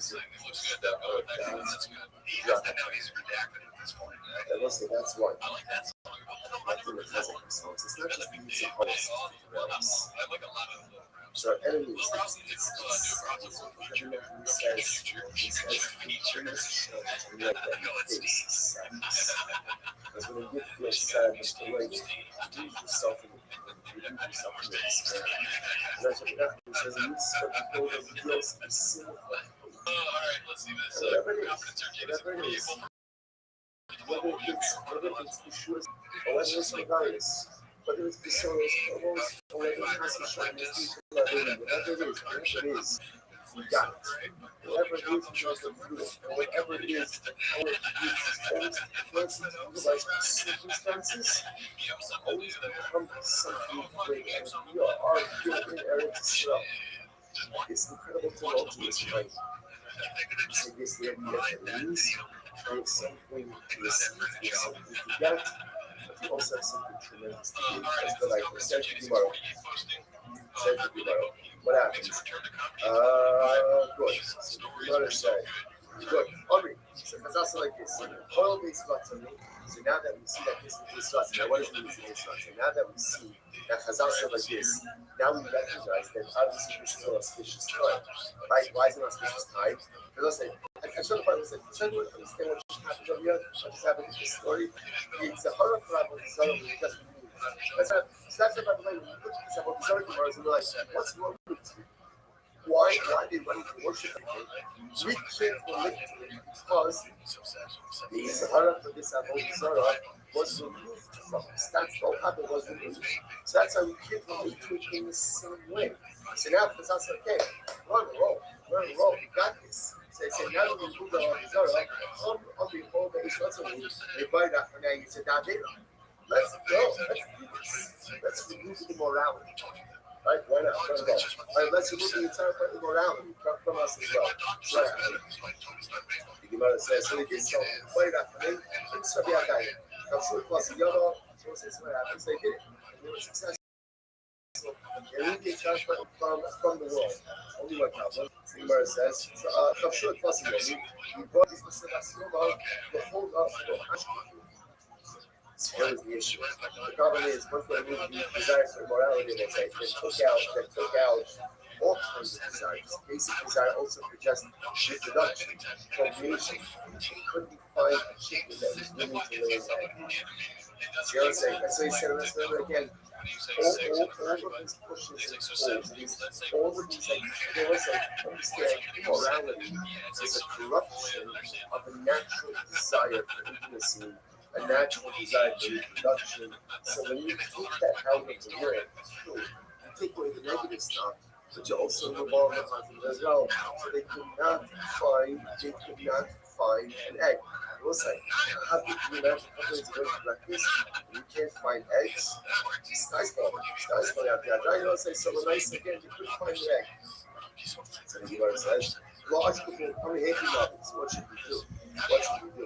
You must be white. How the man is probiotic. So what should we do? Have half of the eggs removed from us?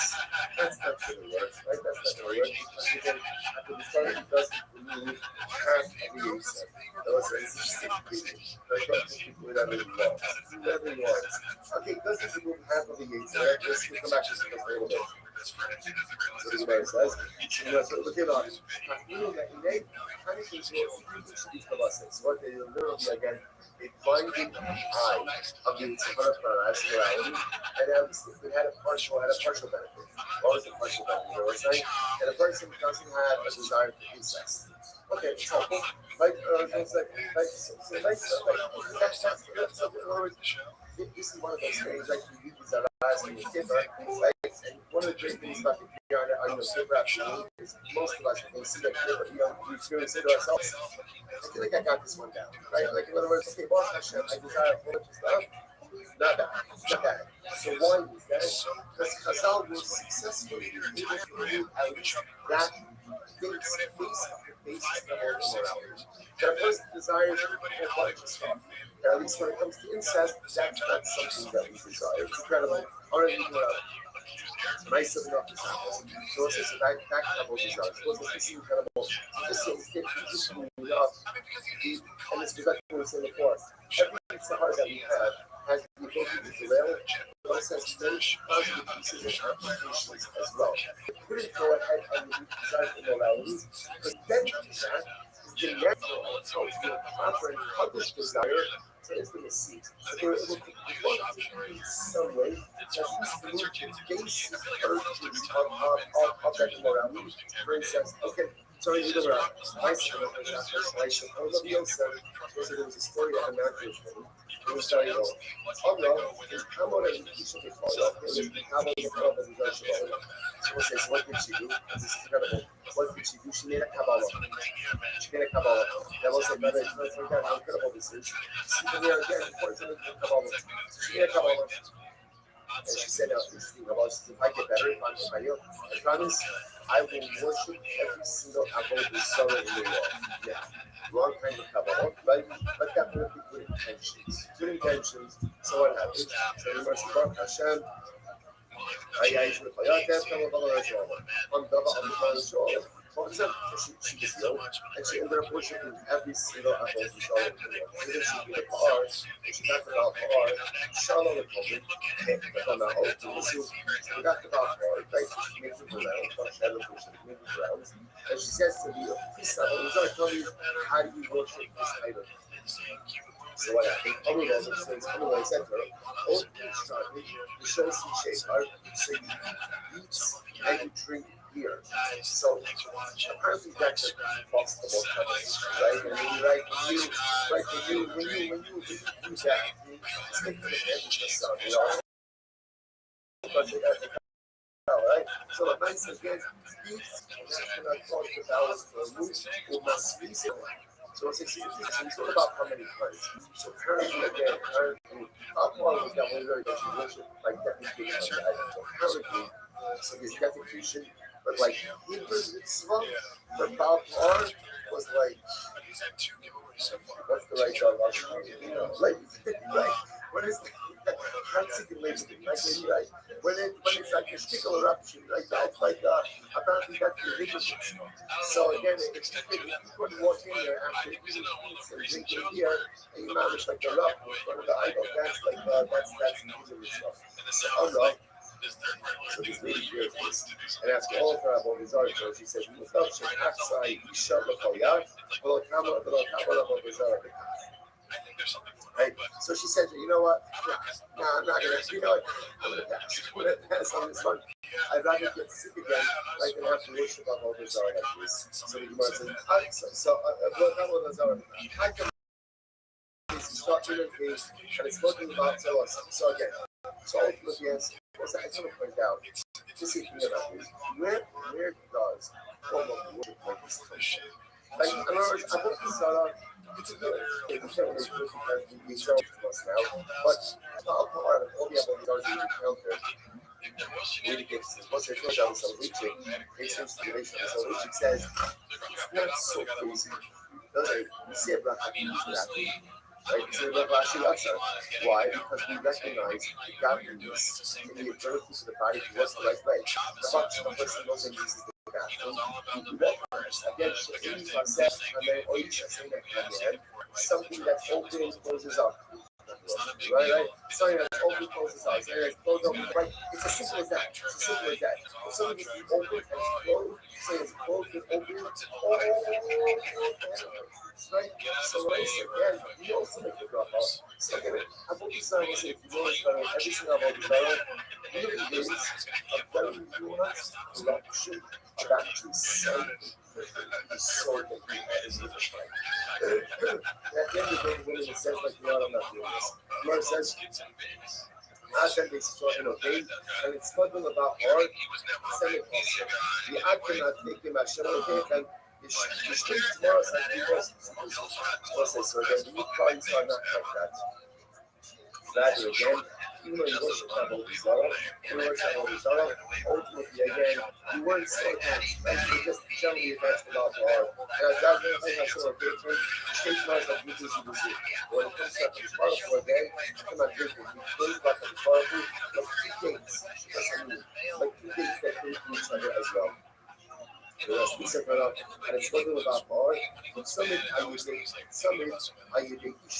I cannot think about it. Okay, and thinking about it's not even much trying to show like this. Even comes around worship idolatry, you're never completely boring. Definitely boring. We were attached. Like a woman wears a bracelet, the bracelet is on her. It's on her. Like, but it's not totally attached. So that was like probably why I have all these in other words, somebody there is not doing it, or not doing it. I cannot speak to them. So it looks like even when he gives worship to himself, and even when he goes off the straight and narrow, ends up doing whatever else we're doing, you kind of only dabble in it. Right? Forgiveness, is always the primary part of our relationship. Nice he's a person name. There was a guy by the name of Safta Ben Shakespeare Cameron that he rented out his donkey for a non-Jewish woman. I think it's so funny the bit is trying to David should hear the part. So you know that is happening. So what happened? The lady's job, when she gets about our below, she said to him, "Come to things, actually turns to say, so she says, you know what, I want to make it before. I want to worship some more on the way. Right? So just wait for me over here. Okay, I'm alone." So she goes in, she comes out. Then the Jewish guy who's giving the donkey, he says, I'm free. Actually, so he says, you know what, you're winning the bar, you know what I mean? Good stuff. By part also. Right? So she says to him, she says to the guy, to the donkey driver, aren't you a Jew?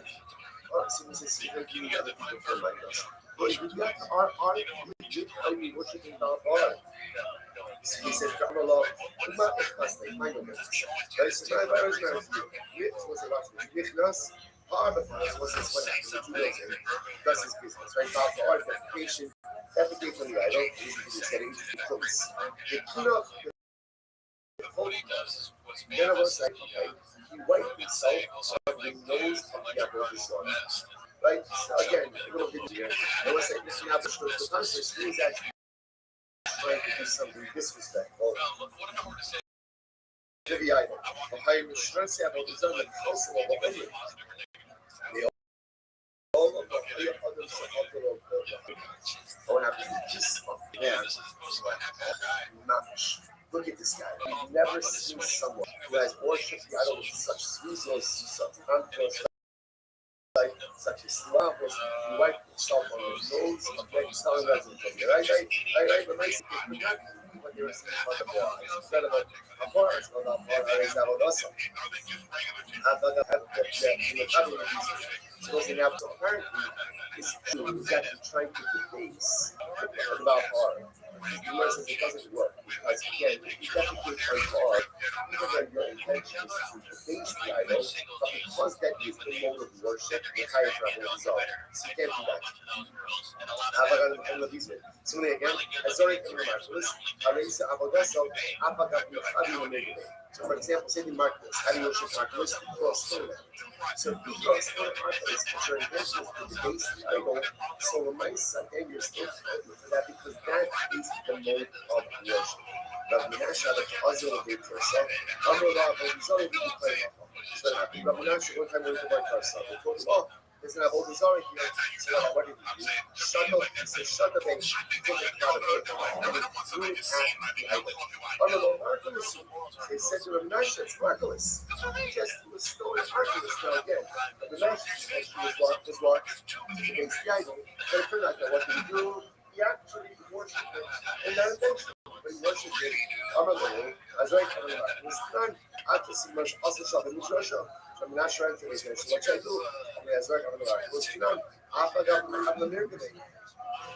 Menashe, you're like in trouble over here because the Lord said, we understand your intention was to debase the idol. But the Lord said, at the end of the day, you went ahead and you worshipped it. I'm going to do it. He said, okay, no problem. I'll go back and I'll remove the stone. I'll remove the stone that I threw. So I'm going to lay Echad and no Echad and no switch. No. You can't remove stones to markers either. If you remove stones to markers, then what?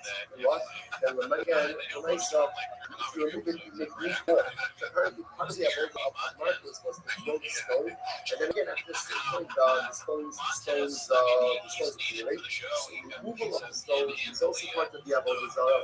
Say, depends on the Rothschild. So what is what's the most haskell? Let's check on the stones. Because sometimes once you throw stones, I would say, and again, the sleep, kind of how we began and how we enter is the same way. What is Uriel called? Uriel was called Uriel and Tzaddik. Why is it called Tzaddik?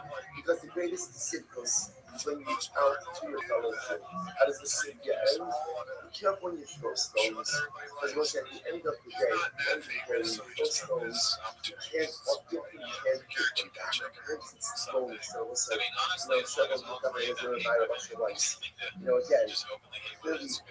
has his feelings about, certain segments of comments from that same time, I believe perhaps having right empathy for the hostages or for the soldiers or for the war. I also think in general, you have to be careful about the stones that throw, whether they be actual stones or verbal stones. Because once you throw it, and once you say it, it's virtually impossible to get it back. The Torah says, A versus special person, Ace. Yes, it's the short I want to release. It's the most of the motion to get motion in the house. Torah has a question as well. It's time to throw stones, it's time to collect stones. You can't wait for stones. But the action of verbal, once you go to offer, can't take it back. Incredible. Mishnah. And those things out of the moment. So let's go back to this for a few more minutes. I know things out of the moment. We'll say first thing, now again, you have all these out. You have all these out. Those are for those of the Charles sacrifice. So now again, we'll go again. I'm listening to Zara. Listening to over and if I choose to have your lunch, the only thing is your children will be open to the priests of Molech and walks them to the fire. Muscle Molech will inherit age. If a person gave the child over to Molech, but the child wasn't walked through the fire, or to ever age to the Muscle Molech, or given over to the fire, or wasn't given over to the priests. So what's that? What's that? Elochai actually Molech the other age. In order to be in violation of Molech, you need three things. Number one, Molech will bring the children. Number two, you have to give over to the priests of Molech. And number three, the child has to be walked through the fire. Now, again, the exact process we see I'm telling you about Molech. So it's interesting what I say, because on one hand, we talk about Avodah Zarah, and now Molech is being singled out. So why? In fact, that's the most Molech is not Avodah Zarah. So we can teach us that Molech is not Avodah Zarah. That was it. Now what does this exactly mean? The sign off. After the Molech, after the child Avodah Zarah, Chai. So what's interesting enough? So whether a person gave his child over to a Molech or to a different Avodah Zarah, it's going to be Chai. The rest of the Omer, the Molech Chai, Shalom Molech. So what's that? The Mishnah is really Halani is like this. The only time that giving everyone to child is the time of Avodah Zarah is Dafka and Molech. So giving over one child over, let's say, or that's not called Avodah Zarah, because that's not the way that the idols work. Rabbi, I wasn't sure if any of that thing is coming. I wasn't sure if other was that saying this before the name yet. Molech is Avodah Zarah that is worshipped through giving over one child. The person gives over the child to the other idol, right? That's not Avodah Zarah. The thing is, they must support Russia and Molech. Why does what is Molech? What is Molech mean? It was like someone violates Molech if by going and accepting anything from themselves as a deity. So let's say this is a different understanding. The Canadian activity has a different understanding of Molech. His understanding of Molech is you accept any object as a god, like Melech, upon you. That is the Avodah Zarah of Molech. Even a sword, even a pebble, even a twig. Rabbi Molech Arai. Rabbi says in reality, whether or not there's such a thing as what we call a temporary or episodic Molech, is the point of contention between the woman base. Rabbi Yanai, I should certainly sure say Avodah Zarah. When it comes to Molech, they're saying one is only Chayiv if he gives the child over, the actual appendage right to the piece of Molech. Whereas most sites, there's a process. So let's say if a person just gives their kid over to Molech, that's not the Avodah Zarah. It's giving the kid over to the piece of Molech for Avodah Zarah. Shneimar, Mizarachol, Mositein, Lahad, Hang on, nothing else has to this. Yop, and have your Mossar. You might have thought, well, you don't pass the child through the fires of Molech, but you actually give the child over to the priests of Molech, and you would be tired. Lomar, Mositein, Muscle Molech. You have to go over your piece. But whatever, what happens if you give over your child actually passing through the fire? Maybe he's going to be tired. The longer the habit, Master the heavier Shalom Molech, Yoko you are tired. You better put that Allah for you give over your child to the priest. You're passing through the fire. You're not the Molech to be tired. So the Molech, Master the heavier the Molech will obey. What happens if you give over your child to the priest? But he passes through the not through fire.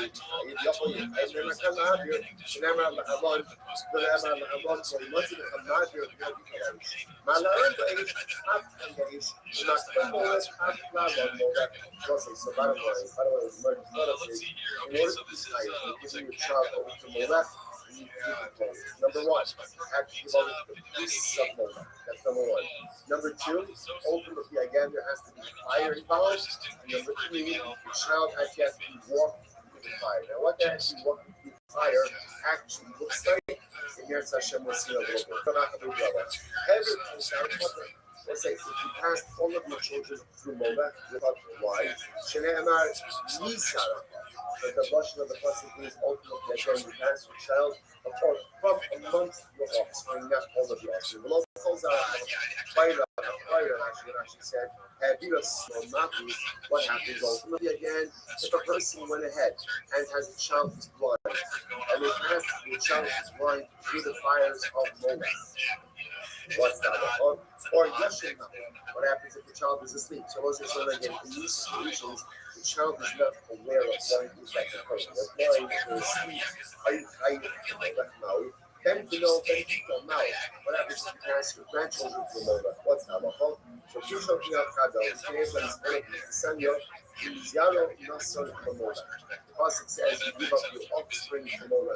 Not Momola. Rabbi said, let me learn from this. Hashem, Rabbi, wants to come not even know people age. Amy, I don't know son and daughter. Then to know, then I didn't know you grandson and granddaughter. I'm a nomad. This Sito, Misado. So what's the secret here? If you give any of your offspring, whether it's your children or your grandchildren, well, I say, bring your time to Momola. No. Pasuk Mizaro, the Salak Sito Mizaro. Josh Afino, also says it begins with Mizaro and it begins also with Sito Mizaro, different description of Sito. Mizaro, Amy and Sasha. So also the Pasuk tells you how we know that you're fighting for Kasha offspring. Zero person, even if the person has 16 offspring through Mola, and it's still going to be high. And Mola is Sito Mizaro. Okay, I'm ready to go. Elochai actually at the end of Derek Havai. So you can say like this. Your only kind will say if what? If you go ahead and you pass your children through Derek Havai, actually it's not over for today. It's not for today. So this next sugya will say this next sugya ultimately again teaches us how Mola was actually done. How he went ahead and it was passed through the fire. But also necessary again, hopefully tomorrow next we'll have a little bit more time. We're not going to see a little more today. We're not finished. So also if you want to take your practice with you, start to get some Tzidkas Atzadu in Eretz Hashem today. So we'll do that hopefully in the basement. A little bit in the Zorsai. And again, use this time. Usually when it comes to Daf Yomi, we usually don't have a lot of time to do this concert. Now that we're in Yachid Daf, there's an opportunity to Chazir Daf, especially tremendous Yisodos. Some today's Daf, even more than years, and we'll get some further shots. Tremendous with all the Hawaiian breakfast. And I guess Zebia. That's so I think our goal in Yachid Hashem is to be what time? 8:30. Okay. So breakfast, Yachid Hashem stays in I just looked up like Broken Blender Anchorage performance, and the first clip of people performing, it's what we saw. That's really cool. Yeah, it's not an impressive place. Well, look up Anchorage Arena. Let me know if there's an arena. All right, good morning. Such a small question to people. So then we got together in Shabbat HaKodesh, begin by thanking our sponsor for this morning cheer. Our annual Talmud Torah sponsor, Tosin Mishpacha, dedicating all the Sherman Russians this year. As he's supposed to, from Solas Tovos Shaham Yisrael, how I usually see in Yetz Hashem, that I have been Messiah in Yetz Hashem, and how. So once with that, let us begin. Today's daf is Sunday 365. We are actually picking up on Sunday about on the page 64. And we left off Amar Yudah, which is about 20 lines up from the bottom. Right across the closest to each Moshe Olamos. So if you see I told us on the right, just move your finger towards the left, and you'll see exactly where we are. Actually, at the end of the so we're again speaking about Mola. So we're speaking about Mola. So remember again, we have all the Zara of Mola. So this whole of the Zara is all about going ahead and taking one's child sacrifice. So taking one's child and passing it through fire. So now we're going to see the focus. We have all the Zara is before. So the Gemara says, how exactly, what does the Avodah actually look like? You know, Rabbi, Rabbi really see. You're in a high piece of Shabbai is like this. There would be a fire on two sides and a pathway made of bricks. And the idea was that a parent would pass their child through what the Red Son yesterday is that you give over your child to the Avodah Zarah, and the Komer, the priest of the Avodah Zarah, would lead the child through the pathway between the fire. So a brick path, fire on both sides, that was the Avodah Zarah. Rava says, no, Shimashkarta Vikuria. Rava says, no, Molech looks like where you can jump on Purim. You think of the dynasty, Rabbi Omer they went about 5 lines up from this wide. Ain't no matter Baraklos and a complete Baraklos with their Shantinokos, Koftzin in Purim, Shaisa Hafira Baris, Raish Boerbo, who cultivates Misaf on the Safa. It's interesting enough, Lava says, Molech wasn't walking on a path between two fires. Instead, what Molech was ultimately again jumping over a pit. There was a pit with fire, and you would jump over the pit, and if you made it, you made it. If you didn't, you didn't. See, so Rabbi compares it to what people do on Purim. So often what happens on Purim, I guess one of the Purim pastimes, maybe introduce this, like one of the Purim pastimes, one of the Purim pastimes was, jumping over a pit, jumping over, seeing how far you could jump. So Rabbi compares this, that's enough. So he says, exactly what Molech looked like. So Abaye, literally again, a big path in between two fires. Rabbi jumping over a pit of fire. Tanya Gavas with Rabbi, the Rabbi says supposed Rabbi, ain't no carry actually at the end of Derech Havara. So Derech Havara. Have you ever said that? And Christ is supposed Rabbi, can I walk for the Rabbi again? You're not fighting until you go ahead and you pass over the way that people normally pass over. Alright. Have you ever like a pot? Interesting enough, if you go ahead and let's say a parent carries their child. So let's say again, when a parent carries their child to Molech, only be against Potter. So again, before you only need to go ahead and violate Molech is in a very specific way, giving it over to the priests of Molech, and then ultimately again the priest leading the child or causing the child to go through it. The parent carries the child through Molech, then ultimately again one is Potter, meaning that that's not the form of Avodah Zarah. So let's say, there's this interesting about it, that it's not Molech if you carry your child through. In other words, it's only Avodah Zarah if the child walks on their own. So there's tremendous lessons to be learned from Avodah Zarah as well. The nice side, you only transgress if the child walks on his own. If you're going to carry your child through life, you're not going to be successful. In other words, it's only called Avodah Zarah if the kid walks on their own. Whatever is true for Avodah Zarah is true for the rest of life as well. As parents, we naturally want to give to our children, we naturally want to speak for our children, we naturally want to be for our children. And that's beautiful. But at a certain point in time, it is incredibly important that we teach our children to walk on their own. And our children need to move forward. Because if we're always supporting them, and we're always holding them, and at the end of the day, sometimes we're enabling their non-growth. A child always has to know that the parent is there. But a child also has to learn to walk on their own and to be successful on their own. So you know, there's like and ultimately again, one is only tired, one is enough Molech is only done with one's own children. Interesting. The Gemara says, okay, so Uchito Chayiv.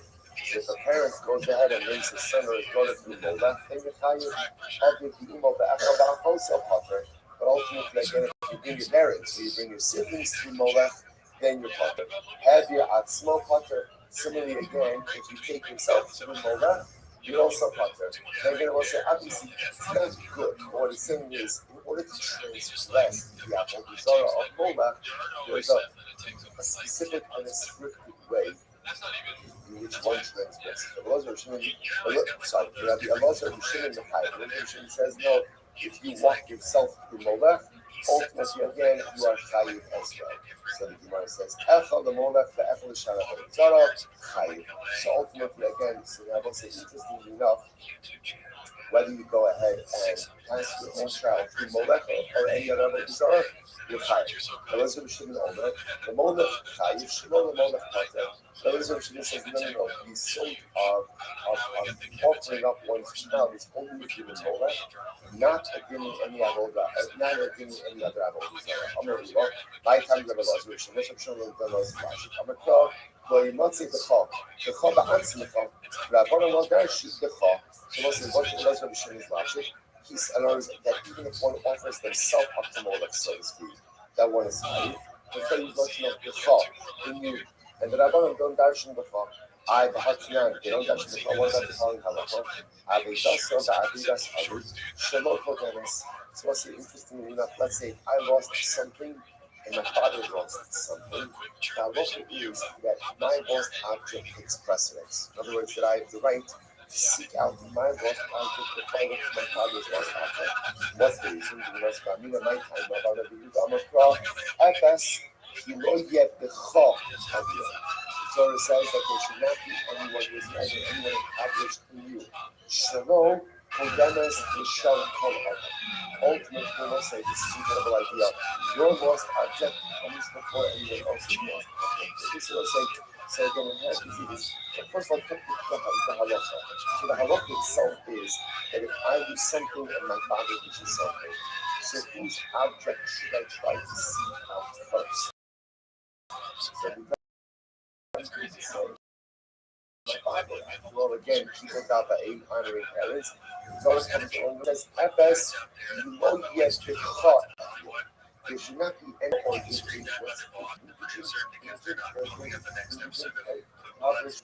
shouldn't be anyone impoverished report in you, which means that ultimately, again, your financial well-being before someone else's well-being. So therefore, again, if I'm finding my own lost object is lost object, even if that's someone else's father, my lost object comes first. My financial security comes before anyone else's. To which the Gemara says, awesome, me'afas. That's because I use Rothschild with afas. I'm Rabbi Yosef. So again, so I just want to point us to the very interesting over here, which is this idea that avidaso va'avidas are. So you know, we spoke about this, I think, even like our opening worship that we all have things inside of us that are broken, and we all have things inside of us that are lost. But there are other people around us also. There are things that are broken and things that are lost. First, telling us that Adolensa, first repair that which is broken inside yourself. Deal with that first before you deal with the broken. Because if I walk around this broken person, it's much harder for me to repair the things that are broken around me. But if I fix that which is broken inside of me, if I find that which is lost inside of me first, then ultimately I'm going to have the ability to help repair that which is broken around me and to help me find that which is lost around me as well. But if I never take the time to repair myself, if I never take the time to go out and find that which is lost inside of myself, it's very hard to affect change all around. I would say it's like this. There's this incredible tension for the Jew about being there for myself, but being there for other people as well. And on one hand, sometimes the best way to prepare yourself is through helping other people, but sometimes there's this recognition that as long as I am in a state of disrepair, as long as I have not yet found my object or what's missing from me, it's very hard to affect change. So there's this dialectic. You can't just be there for yourself. You have to be there for other people as well. But yet, I really can't be there for other people until I know that which is broken and that which is lost inside of me has really been truly repaired and has really been found. Incredible Gemara. All right, let's go back then. Says the Gemara. I'm Rabbi Yosef very funny now. Shalosh, he says that Avodah Zarah Rabbi. So we'll say, why is Kares mentioned 3 times in the context of Avodah Zarah? So this is the Gemara. It's just Achas Kedarko, the Achas Shlo Kedarko, the Achas Kemola. So one is teaching about the prohibition to worship Avodah Zarah in a formal fashion. The other is teaching about worshiping Avodah Zarah even in an abnormal fashion. That means again, even if it's not accepted mode of worship. And the third is for Molech. So once remember again, we see a theme over here. Molech is Avodah Zarah, but interestingly enough, Molech is the most important category of Avodah Zarah. Okay, well, now that Molech Avodah Zarah, but according to the Jew, that says that Molech is treated like any other form of Avodah Zarah. Kares for Molech Lamari. Why do I need that third Kares by Molech? The man did the nose and Motidarka. Ultimately, they're going to teach me. I love for myself. If I offer up my child, Shmotidat means to another Avodah Zarah, even besides Molech. Okay, it's still going to be prohibited. When the man going to Megadeh Avodah Zarah, Kares the Megadeh from. It depends on the one who says that. Megadeh, last person is Baruch. is a form of avodah zarah. Kares by the gathering. Kares because Kares Olam Hazeh, Kares the Olam of the Hapad Divra Yakiva. Shall he give us his ultimately again and for avodah zarah? There could be Kares in two worlds, Kares in this world and Kares in the world to come. So I'm going to be unassuming. I'm going to be Shmuel. I look for now. Didn't get this song. I could possibly didn't get this song. If you Shlosha or Ramadish, I understand. So what does the third Nifisa come for? Whereas if he's already carries in this world, already carries in the next world, so what else do you need carries for? And Lord, the Nifisa of the Olam Hazeh, he carries the Olam Haba, he carries Gibret Torah Kalashon the Rabbi. So nothing on one carries is for this world, one carries is for the world to come. And ultimately, again, the third version of carries is because the Torah speaks in the vernacular. Incredible, incredible. All right, there was a top of Sunday pay, New Mishnah, 65a. Says the Mishnah, Baal Ov. So what's this now? We're moving on to a new form of Avodah. That's right, we've done Molech, now we're moving on to Ova and Yudon. It says the Mishnah. So Baal Ov, so what's Ov? What is Ov? So we'll say, in English, we use the word necromance. As necromance refers to communicating with the dead. So these are all different forms of sorcery that are designed to communicate with the dead. So Baal Ov, Zeh, people. So let's say, so oath refers to someone ultimately again who communicates with the dead through his armpits. Through his armpits. Take a look at Rashi. Pitom shena mechashe hametaber mishechyo mala esamis mina aretz umoshavo b'shechyo tachas ra'osav umetaber mishech. So this is literally how it works. So you go ahead and summon up the spirit of the dead, summon up the spirit of the dead, and the dead would speak through the armpit of the individual. All right, that's oath. The Yidoni, what's Yidoni? Zehamadaben. This is someone who sums up the dead, and in the mouth of this, we're going to see first time to the mouth is a little bit more than that. You look at Rashi says, you don't even have it with it. In the first big Gemara, Chaya Achos, Shema Yadua, Umachnis Mimena Etzam Moshoke. In fact, what ends up happening over here is the Yidoni would put a bone in his mouth, and ultimately, again, the dead would communicate through the bone. Okay? So you must have Vanisha, Bahara Elu B'Skiva. So again, open the Yidoni, about commercial by Skiva, Vanisha Bahem Ba'azhara. And ultimately, again, if you consult the Obi Yidoni, that is allowed. So not only is the sorcerer himself Chayiv Isa, Chayiv Skiva, but ultimately, when he consults the Obi Yidoni, is in violation of Allah as well. All right, says the Gemara. So Maishna Hafa turning Baal Obi Yidoni, and Maishna Gabi Kisos turning Baal Obi the Shire the Yidoni. So that's an interesting question. So over here in our Mishnah, the Mishnah mentions both Obi Yidoni, even though in reality, it's the same thing. They're both communicating with the dead. That's the prohibition over here.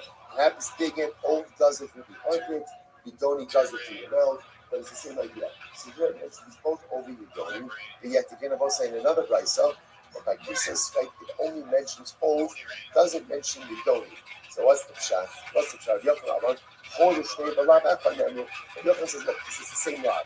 So you don't really need to mention both, you just need to mention one, and the other one is automatically included. You don't need to she'in bo myself. It's interestingly enough. So again, the old is mentioned, but the Yidoni is not mentioned. Why? Because he has no myself. There's no myself that's there. You look at Rashi, Yidoni. Lahakilo Tamile, Lahasam, Ishon Dafidu, Abele Ba'inashe, Lav Bar Karbaru, Lavishain Bo Maisa. So this is interesting. So Rabbi wants to suggest that the Yidoni doesn't have any action. Since the Yidoni ultimately again is just speech, and speech is not the myself. So the Gemara says that Rabbi Yochanan, Maishna Bal Ov Dinakit. So ultimately, Rabbi Yochanan, why is it that Ov is mentioned in that second which Rabbi Yisrael and Yidoni is not? You shouldn't the pasuk like Roth, because it's mentioned first in the pasuk. Reish my time lo Amar Rabbi Yochanan. Why doesn't the Shavush like Rabbi Yochanan? Amar Rabba Chalukim in the Misa.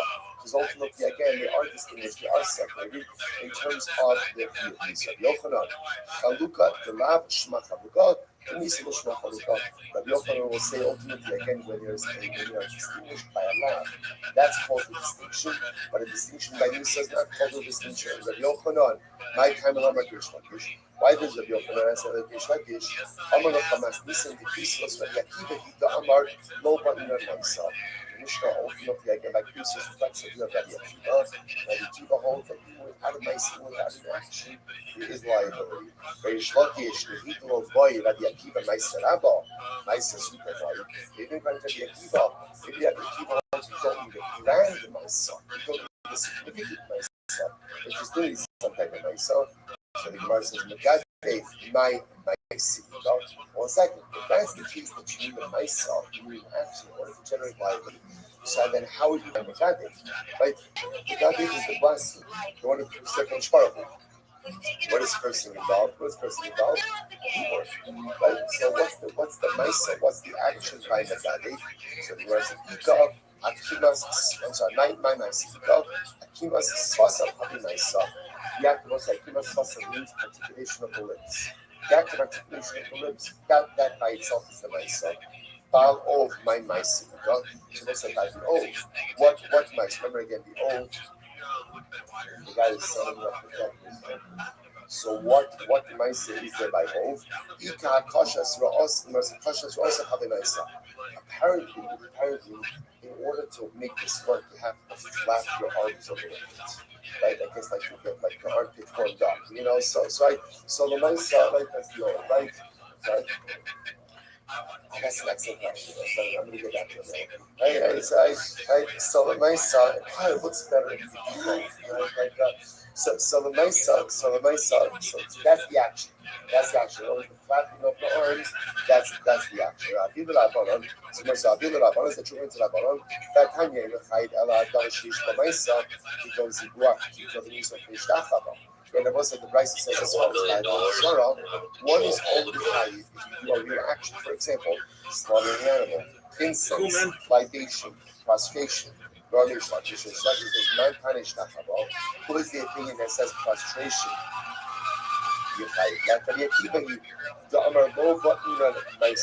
So the Akiva also studying the myself. So once it's interesting, the Gemara understands the way that a shtachaba, prostration itself, is not even such a myself. Rabbi Yochanan says, no, afilutim rabbanon. Fifas kamas rabbanon habi myself. The act of bending the posture, in other words, prostration, that's considered to be a myself.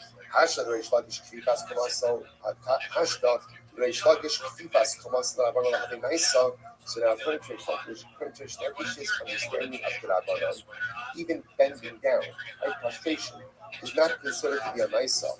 Hakashas also the Baal of having myself. It's flapping your arms for a Baal of be a myself.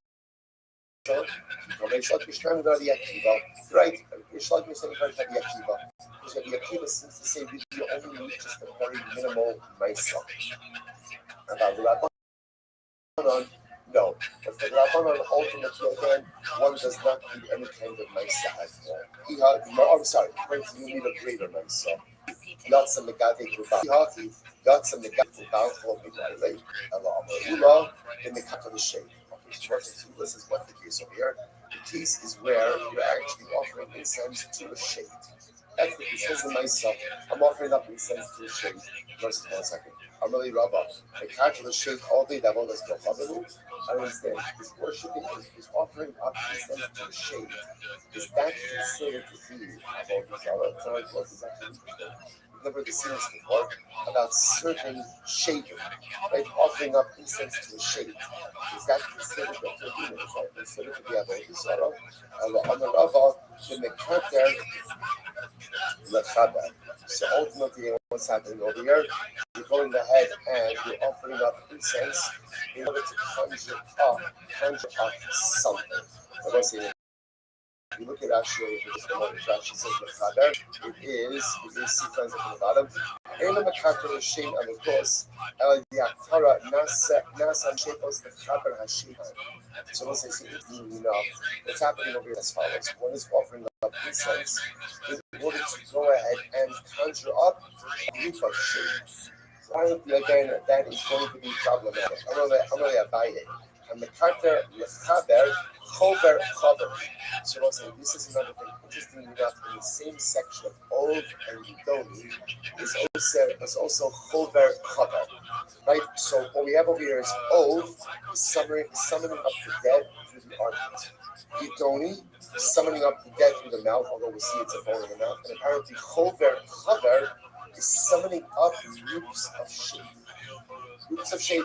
Okay, so the Gemara says, so the Chover Chover in. So the Gemara says, Ba'atoda Amra Chover Zubiskiva. So apparently, again, this act of summoning up a group of sheep is in and of itself a disorder, right? So apparently, by Skiva, it's not about Chover Chover. So what is a Chover Chover? Echad Chover Gadol, the Echad Chover Katan. So also this is interesting. Now, the Bryce understands a little bit differently. So what is Chover Chover? So this refers to Chover Gadol. What's a Chover Gadol? So Rashi says over here, this refers to someone who uses some types of sorcery to gather up groups of animals. Like an animal whisperer, right? Someone who's gathering up groups of animals with some type of incantation. This is Chaver Gadol, Bechad Chaver Katan. Or even if you're just summoning up a small group of animals, Bafim the Chashim, that Rabbi. Even if you're summoning up snakes and scorpions. On Rabbi, Bilchov, man could summon Zikura Va'akrava, Avaga B'Kamechavin, V'Lo also. So therefore, we'll say, even if someone goes ahead and uses sorcery to go ahead and gather together Zikura Abim and scorpions. Now, why am I using sorcery to gather together bees and scorpions? Because I don't want them to harm me. So here, my kavana is not really for sorceric purposes. Right? But rather, again, my kavana over here is to avoid any type of damage. So I'm using some sorcery to go ahead and gather up the bee and the scorpion. It's still awesome. It's still awesome because the act of using sorcery to go ahead and gather any kind of animals is going to be problematic. Rabbi Yochanan, Maishpat, Tikas, Kamaso, Rabbanan, Asa, Dakimas, Basalah. So now we're going back to the second. Now, Rabbi Yochanan. So we'll say, why is it Rabbi Yochanan? According to his opinion of the Rabbanan, the act of castration is a Maisa, yet the movement of lips is not a Maisa. Right, so castration is a Maisa, movement of lips, not a Maisa. What's the pshat? Amarava, shiny Megadev, Hoil Viesh Nobilibo. It will say Megadev is different. Megadev is different. Right? Blasphemy is different. Why? Because it was like the acre of blasphemy in general is not even as much about what you're doing with your lips. Like the acre of blasphemy is really about what's occurring inside of your heart. Look at Rashi, the last Rashi on the daf. Rashi says, Hoil Viesh Nobilibo. Iker Kiev Hava Love, totally believe. But when it comes to blasphemy, right, the real issue over here is not even what you say with your lips, but rather it's about what's occurring inside of your heart. Shemiskavim Bavarich Hashem, person has in mind to praise HaKadosh Baruch Hu Chas Shalom. Shafim Bavarich Hashem Kolayom, Ve'im Bolibo Klapi Mailo, Ela Shabas Hashem Ledavar Acher, Umechaneo B'Shem Yuchad, Umekala Im Nischayim. The most is actually very interesting. The only way that God gave is awesome. Let's see, a person goes ahead and curses the name of HaKadosh Baruch Hu, but in his heart doesn't have kavanah to do so. Technically speaking, the Gemara is suggesting it's not awesome. It's not awesome. The ikar of Megadev is only when you have this ill intent to curse HaKadosh Baruch Hu in your heart, and then that ill intent manifests itself in some verbal expression. But if the verbal expression is there without the intent, that's not Megadev. That's not Megadev. Because the ikar of Megadev is happening in your heart, and the verbal expression is kind of just the actualization of the act, all you need is a verbal expression. So the movement of the lips is enough to make you fight. But in general, also we say that a Maisa really requires something more significant. So listen, in the world of Maisa, action really has to be something significant. To the point that even prostration, according to many opinions, is not really a significant action. But blasphemy is the exception. Because blasphemy, the real figure of what's happening is what? Is what's happening inside of my heart. And the verbal expression is just like the icing on the cake. But in general, you need a real mind. So it's like, there's a tremendous, also for just a second. Because there's a tremendous muscle high skill in all of this. That's a tremendous muscle high skill. let's say in general in life, what do you need? Or someone said sometimes in life, right? Sometimes in life, or all the time. Let's say, what do you need? What do you need in order to affect change? What do you need? What do you need? You need a Misa. You need a Misa. You have to do something. You have to do something. What you think doesn't matter. What you say doesn't matter. What matters in life? What you do. What you do. I will say this is such a tremendous thing because we go through life and we have beautiful plans and goals and dreams and aspirations and Yakikala, Kabbalahs. But let's say at the end of the day, none of it matters unless it finds its expression in dynamic activity. A life filled with dreams, goals, aspirations, and talk is very nice, but it's meaningless. In order for anything that we dream, that we aspire, that we think about doing the Kabbalah to be meaningful, it's got to find its expression in dynamic activity. Life of the Yid is a life of dynamic activity. To get what you think and what you dream for. Here's a day, that's the basis. That's the foundation. Whereas action doesn't just occur by itself. Action often is the result of what you think in your heart, what you want, what you want. So that's the thing. That the dreams, the goals, the aspirations, the Kabbalahs are not important. They're dramatically important. Because most of that's the laboratory for dynamic life activity. The problem is all too often is kind of flatlined by the dream, goal, Kabbalah, level. You have to look at what we dream, what we think we're going to cover, and you just have to bring it to the Olamasi. But even in that one dynamic activity of Osai, what's the definition of activity for a year? What's the definition? So it's got to be something dramatic. You see over here, a little bit of movement, it's not enough. A nice song requires something dramatic. A nice song requires something incredible. Something about it that the world can see, that I can see. Let's say, when you bow down, you can bow down just a little bit, you can bow down a lot. It might not even be that noticeable. A nice to be real nice song, it's gotta be something significant, incredible. I'm gonna tell you, Master Rabbi say, suppose there's a little bit weiter. So Master Rabbi raises the kasha, Yotsu Idun Zomnin, She'im Bain Maisa. So remember again, the Gemara points out over here that Idun Zomnin are parted from Karba. Right? They're parted from Karba Chathos. Why? Because there's no Maisa. So the Gemara says, no Maisa, Ba'amai, how less new belief. Ultimately, again, but remember, Idun Zomnin, we'll say, how does a person provide people? How does a person come and aid? How does it do it ultimately again? Through speech, through people. Through speech, right? So the Maisa, again, how can you say that it's not that? How can you say that it's not a Maisa? By my Allah, the way, Rabbi Sheni Zonin called the Yeshua Bakol, they called the Rabbi Yochanan love Maisa. So also because the essence of Idun Zonin is Bakol, it's just again through the speech. According to Rabbi Yochanan, speech is not a Maisa. I have a heart, it's my. Is that true? That call, that a voice is not a Maisa. Let's listen to this. It says, Chasma Bakol, then you have a call. This is very interesting. I said, how much it is that when your animal is threshing, you're not allowed to muzzle it. Losafsum Sharvisha. Right? So my animal is threshing, you have to allow the animal to eat while it's threshing. You're not allowed to muzzle it. So let's say my animal is threshing and I yell at it. Don't eat. So sometimes I guess I think you got to tell it. You right, but the nice hello, you get this into it. Nice, so nice. So apparently, I guess if you yell enough, the animal gets scared and doesn't. That's called chasma b'kol. I'm muzzling the animal with my voice. Or we'll say for that matter again, let's say I go ahead and I put two different species of animals under one yoke. And I say, move.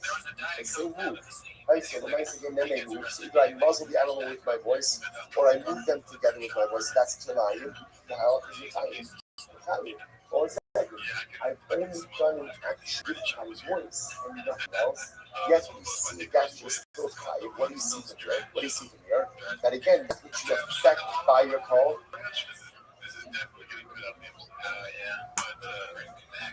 Right, the nice I saw so we right have a voice activated. So you see that call, ultimately again does affect. So what's going on over there? Rabbi Yochanan, the custom of a call, the use of a call. Rabbi Yochanan on the Chai, so a partner. Rabbi Yochanan on the Chai, Kimas, Habimaisa. Rabbi Yochanan says with Chai, why? The act of going ahead and curling your legs, right, movement of your legs, is considered to be a nice up. They shall be sure apart. Kimas, Habimaisa. There's no one says it out there. And Reish Lakish says the act of moving your lips is not a myself. So no, it could very well be that Ibn Shomim is different. Right? Because interestingly enough, Eidos in general, Eidos is fascinating. Eidos in general is not really about what you say. Or rather, what is Eidos really about? What is Eidos really about? What you see. Right? And everyone agrees that seeing is passive. Seeing is passive, right? There's no nice involved in Riya, so it's fascinating.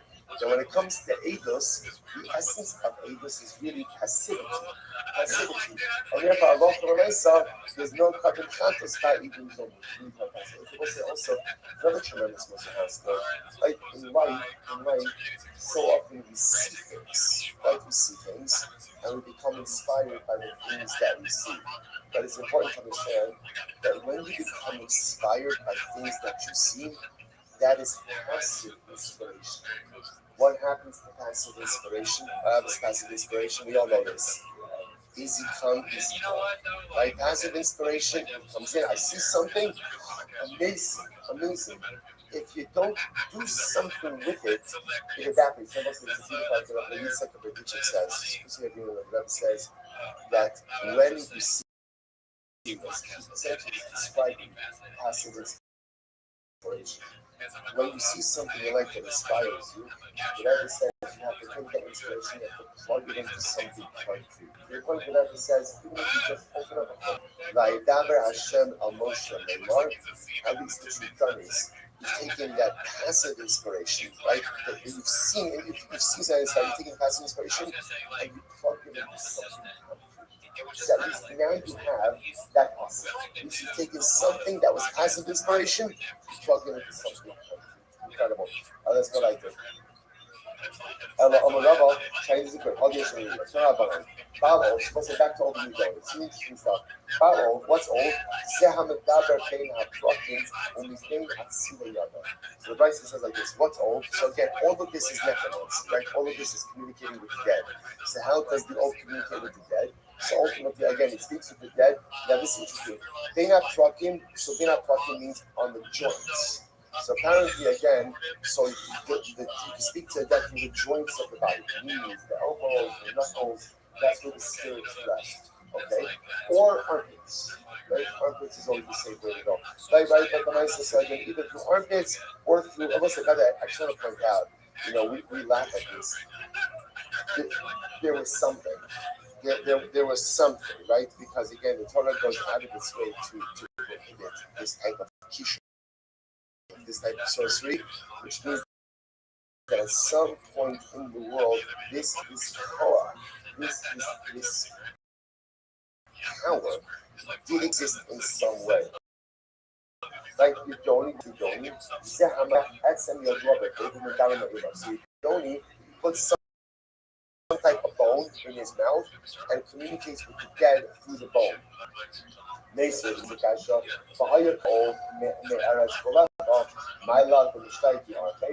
again, the Gemara asks, isn't that the old communicates with the dead from the grave? In other words, that the dead is talking to the grave. To which the Gemara says, "Lo, my love, the mistake, right? Lo, that the dead rests within the market and Hashma." But no show you see Odin in the audience. Remember again, this is actually one of the fascinating stories. King Shaul, went to one of these necromancers to raise the spirit of Shmuel and Navi. By the way, it worked. So this necromancer was a woman. Says to Shaul, I literally again Elohim right I saw literally Hashem, which meant the spirit of Shmuel rising up from the earth. My love, the Mishnah, right? Was she not communicating with the spirit of Shmuel from the grave? Lo, the Yosef, they're not talking in Mishra. No, the spirit of Shmuel rested on the joints of this lady and communicated like this. Okay, so that's an interesting Vaisa. How did old communicate? So the Gemara says, Echad ha'ma'ala b'zibulo, ve'echad ha'nishal b'gogonas. All right, so this is an interesting one, right? I'm not sure exactly if I get into this line of work, right? But Lamaisa, so apparently there was the ability to go ahead and raise the dead through the makomila, to the male member, right? That's how you go ahead and it communicates like that. Like I said, everybody's got to find it, right? So Lamaisa, right? Again, got to cut out your niche, right? So Lamaisa. So whether you go ahead and you communicate with the dead like this, I'm not sure how you discover that talent, right? But when I say again, good. So the Gemara says, or whether you speak to skulls, right? So again, you could communicate again through the makam, through the male member, or you could go ahead and communicate with the dead through a skull. So the Gemara says, "Ma bein zelozev." What is a skull?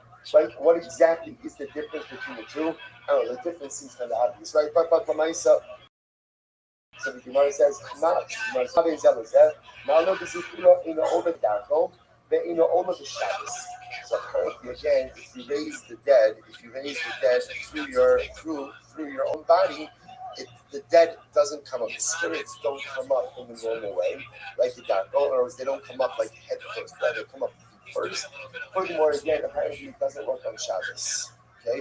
You shall Golas, but if you summon up the dead through a skull, Ola Kedako, the spirits come up in the normal way, but Ola Shabbos. And ultimately, again, and they come up on Shabbos as well.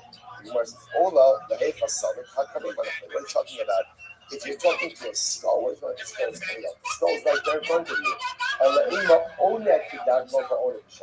it means is if you raise the dead to a skull, it means again, ultimately, and the dead actually communicate in a normal way, and also communicate by Shabbos. Okay?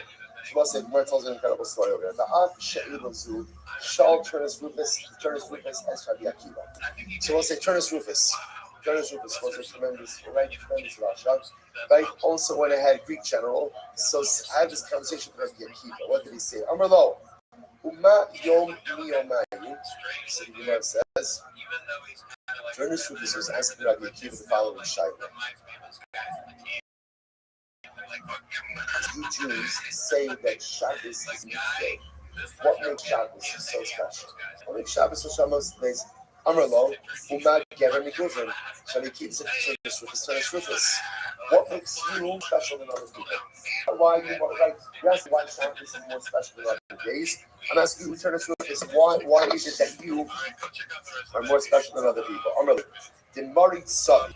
So Turnus Rufus says because the Caesar, right, or my ruler appointed me as a flesh of a person. That's what makes me future Akiva responded. Shabbos Nami.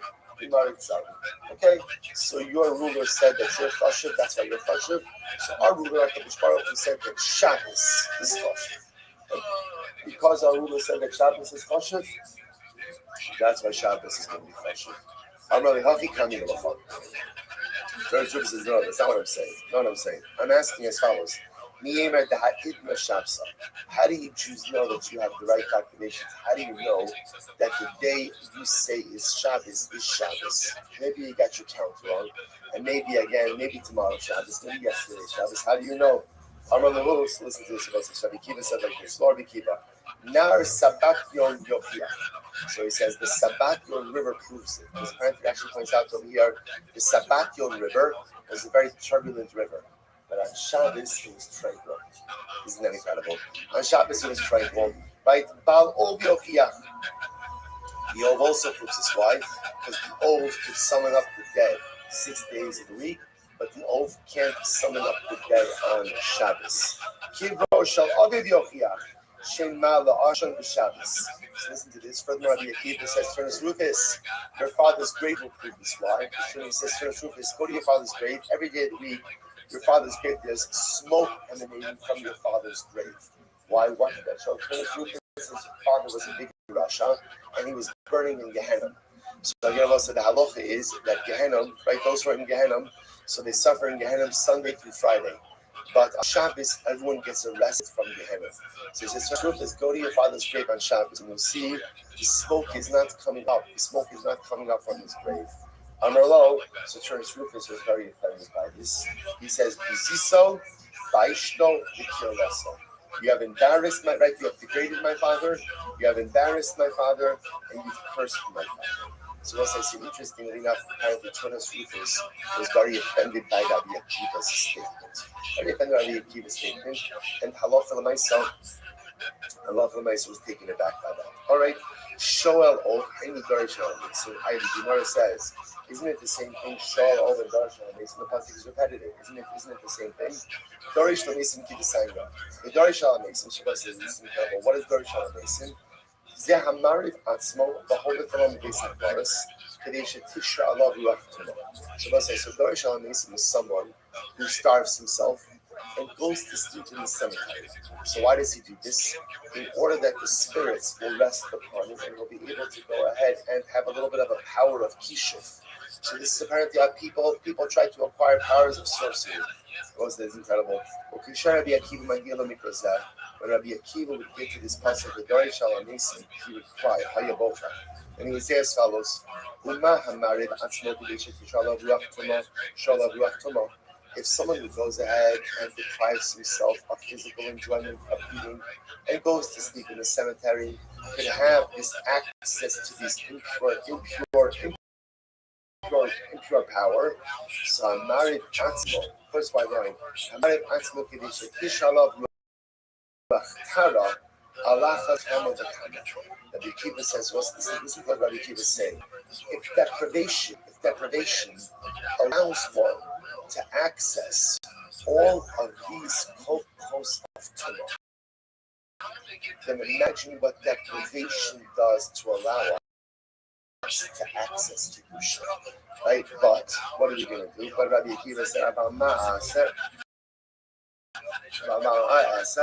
Sha'avanosinu Garmulonu. What should I do? Because at the end of the day, Averos create between ourselves and our Kodesh Baruch. So Rabbi said, this is a incredible. Right? I would say, how do you access the co-posts of Tumah? You go and deprive yourself of some food. You go to sleep, right? Deprive yourself of a comfortable bed. You go to sleep in the cemetery, and suddenly you're able to access all of these co-posts of Tumah. So the Akiva says, whatever is true for Tumah is always true for Torah. So the Akiva says, a little deprivation allows you to access the co-posts of Tumah. A little deprivation allows us to access the co-host of Torah as well. But what could we do? Because we're so distant from HaKadosh Baruch Hu that somehow Kedusha becomes so inaccessible to us. But we'll say, Rabbi Akiva is teaching us something incredible. If you want Kedusha in life, what do you need? We'll say, there's one thing you need in order to access Kedusha, and that is sacrifice. Sacrifice. You can't have everything. You can't have everything. So what am I willing to give up for the service of HaKadosh Baruch Hu? And I will say, this is true on every single level, right?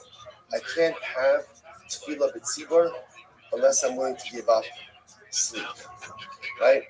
I can't have shir unless I'm willing to give up time from work. Anything you want, but you don't say, there's a phrase like, I want my cake and eat it too. My cake and eat it too. That was coined by the joy. Right? Why? Because you don't believe it. You can't have your cake and eat it too. You can have your cake. You can have your cake. It's like in life, right? You can't have your steak and have ice cream for dessert. You have to make a decision. You have to choose team. Life is full of a series of sacrifice. The greatest disservice that we give ourselves, I want to make a commitment. Why? Because I want to leave all of my options open. Sometimes if you think about it, our greatest challenge in our relationship with HaKadosh Baruch Hu, we'll say, what do we say, right? If we had to look at the conversation we have with God, how does it go? It goes something like, I love you so very much, but what's the but? I'm not really ready to settle down. I have commitment issues. I think we should see other people. Right? In other words, it's not you, it's me. I'm not ready to commit to. Why? Because commitment to HaKadosh Baruch Hu comes with a whole series of sacrifices. And I'm just not willing to sacrifice. Well, if you're not willing to sacrifice, there's no Kedusha. If I'm not willing to give up certain things, then by definition, I'm going to be unable to advance my life agenda. That's how Rabbi Akiva cried. If we only realized the sacrifices we need to make in order to become the people we are capable of becoming. But yet, Rabbi Akiva says, we're just unwilling to make the sacrifices. And he cried. Because if we would just be a bit more courageous, if we would just be a little bit braver, if we would just be willing to identify the things that I know I need to offload in order to acquire the Kedusha that is truly waiting for me, there is no telling who and what I could truly become. That we keep a crying, because the ability to sacrifice and reap the benefits of those sacrifices is an opportunity that is waiting for us each and every day. Just have to find the courage, or just have to find the ability to identify the sacrifices, make the sacrifices, and be ready to embrace the Kedusha that is waiting for each of us. So those are the stuff over here for today. Shkayach everyone, tremendous stuff.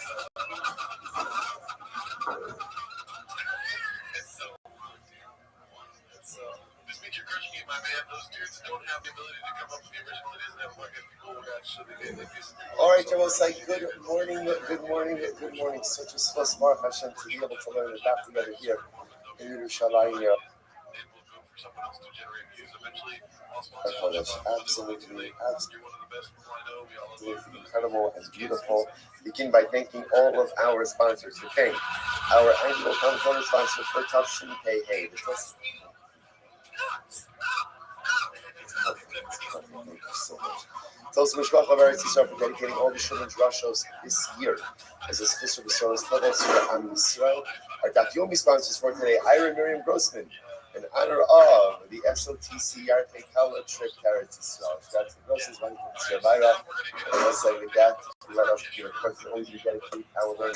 We discuss about precious hostages and Mishpach from Yat Hashem bring them home. The Shalom and Bukhara. And it's supposed to the holy soldiers may be successful. The fall of Maaseh. And once I read that, let us begin. Let us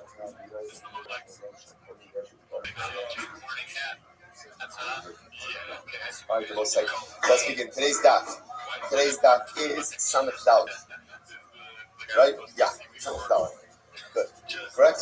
Good. All right, fantastic. All right, so we left off. I don't know, but when was the last daf we did about a week ago? It feels like that. All right, here we go. Baruch Hashem on. All right.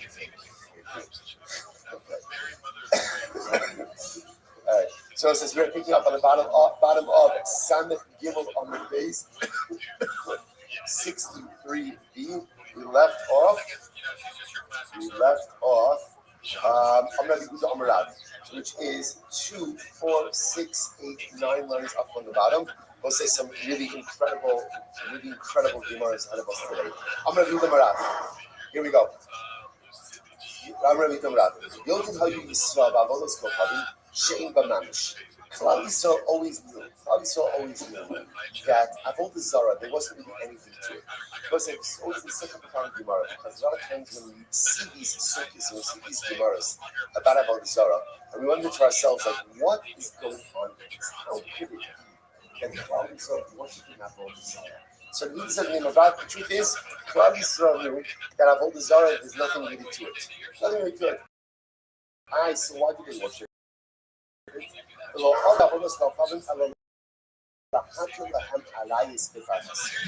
why do they worship Avodah Zarah? Avodah Zarah was matter. Avodah Zarah wanted Klal Yisrael to go ahead and say a little bit different. Rav Paul Hirsch brings down. He says, what is the fundamental difference between Avodah Zarah and Avodah Hashem? Wherein lies the distinction between idolatry and the service of the Avodah Shalom? And Rav Shalom says something amazing. He says, in Yiddishkeit, the avodah is to make ourselves in Hashem's image. Avodah Zarah is make God in your image. What Avodah Zarah says is, decide what you want to do in life and then create a framework which justifies all the different things that you want.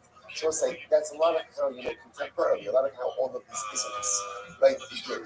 Like all of these isms begin by people deciding that they want a different code of morality, they want to engage in a whole bunch of different things. So they create a system. They create a system. They create a system which allows them ultimately to do the things that they want to do. The whole concept of Avodas Hashem is that life doesn't begin by deciding what do I want.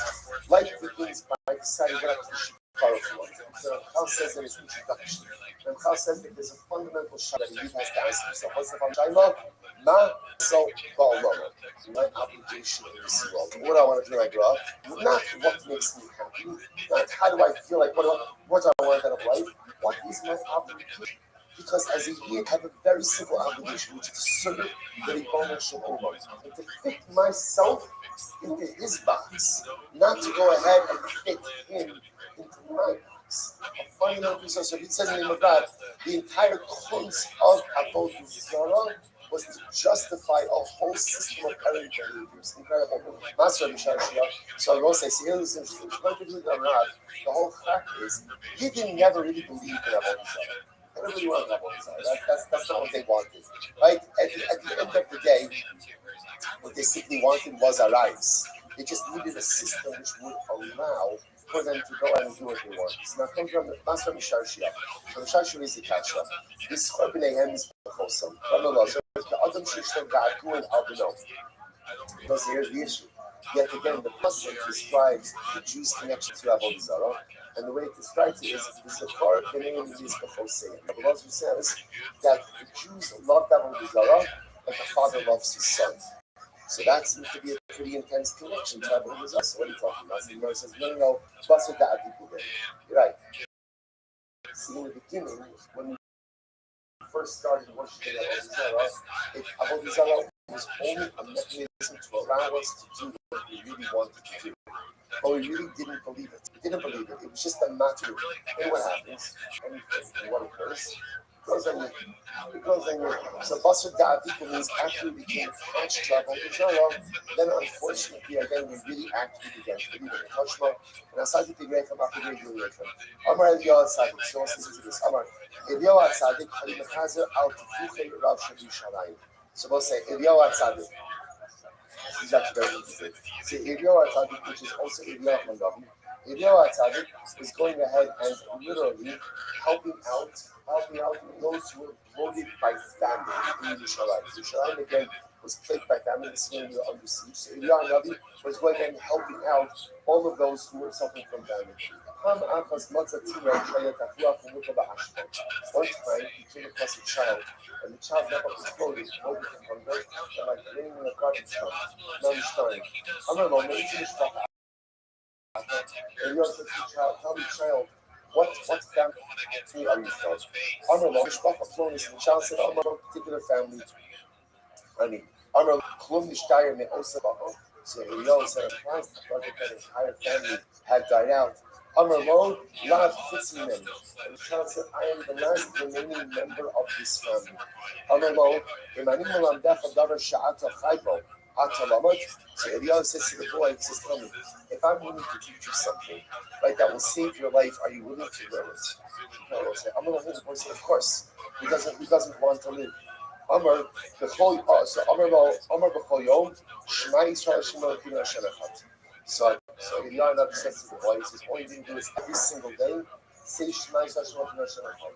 Just say that every day and you'll live. Amar lo Tavok Samak Daled. Amar lo Has. So the boy said to Eliyahu Navi, listen to this. The boy said to Eliyahu Navi, shh, Has means be quiet. The boy didn't want Eliyahu Navi to say the name of Hashem. The boy, he didn't know Avodah Zarah. He didn't want anything other than Avodah Zarah. Shalahaske b'Shem Hashem, shalolindu aviv v'imo. So ultimately, again, so can you imagine what it was like? Eliyahu Navi is telling this boy who's dying of hunger, right? Child, I'm going to teach you something that's going to save your life. Just say after me, Shema Yisrael Shema Elokeinu Hashem. And the boy said, condition to worship idolatry from his parents, that when Eliyahu Navi said Hashem, The boy didn't recognize the name. He's like, that's not our God. We worship a different God. And he silenced Eliyahu HaNavi. What did he do? The little boy took out the Avodah Zarah from his shirt, and he began to go ahead and kiss it and hug it. So ultimately, again, he died from famine. Literally translated, his stomach exploded. Right, his Avodah Zarah fell to the ground, and he fell on top of his Avodah Zarah.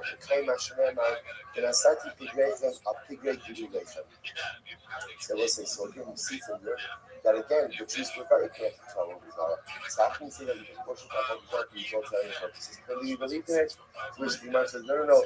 As we said before, originally when we first started with Avodah Zarah, it was only to justify errant lifestyle.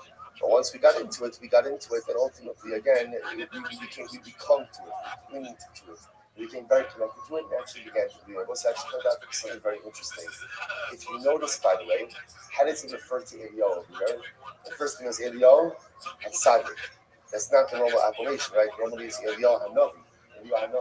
So what's the check? I say, obviously, calling someone a Tzaddik is a higher level than Navi. So what's the shot? Because what is Eliyahu doing over here? What is he doing there? He's helping another Jew. So it's great to be a Navi.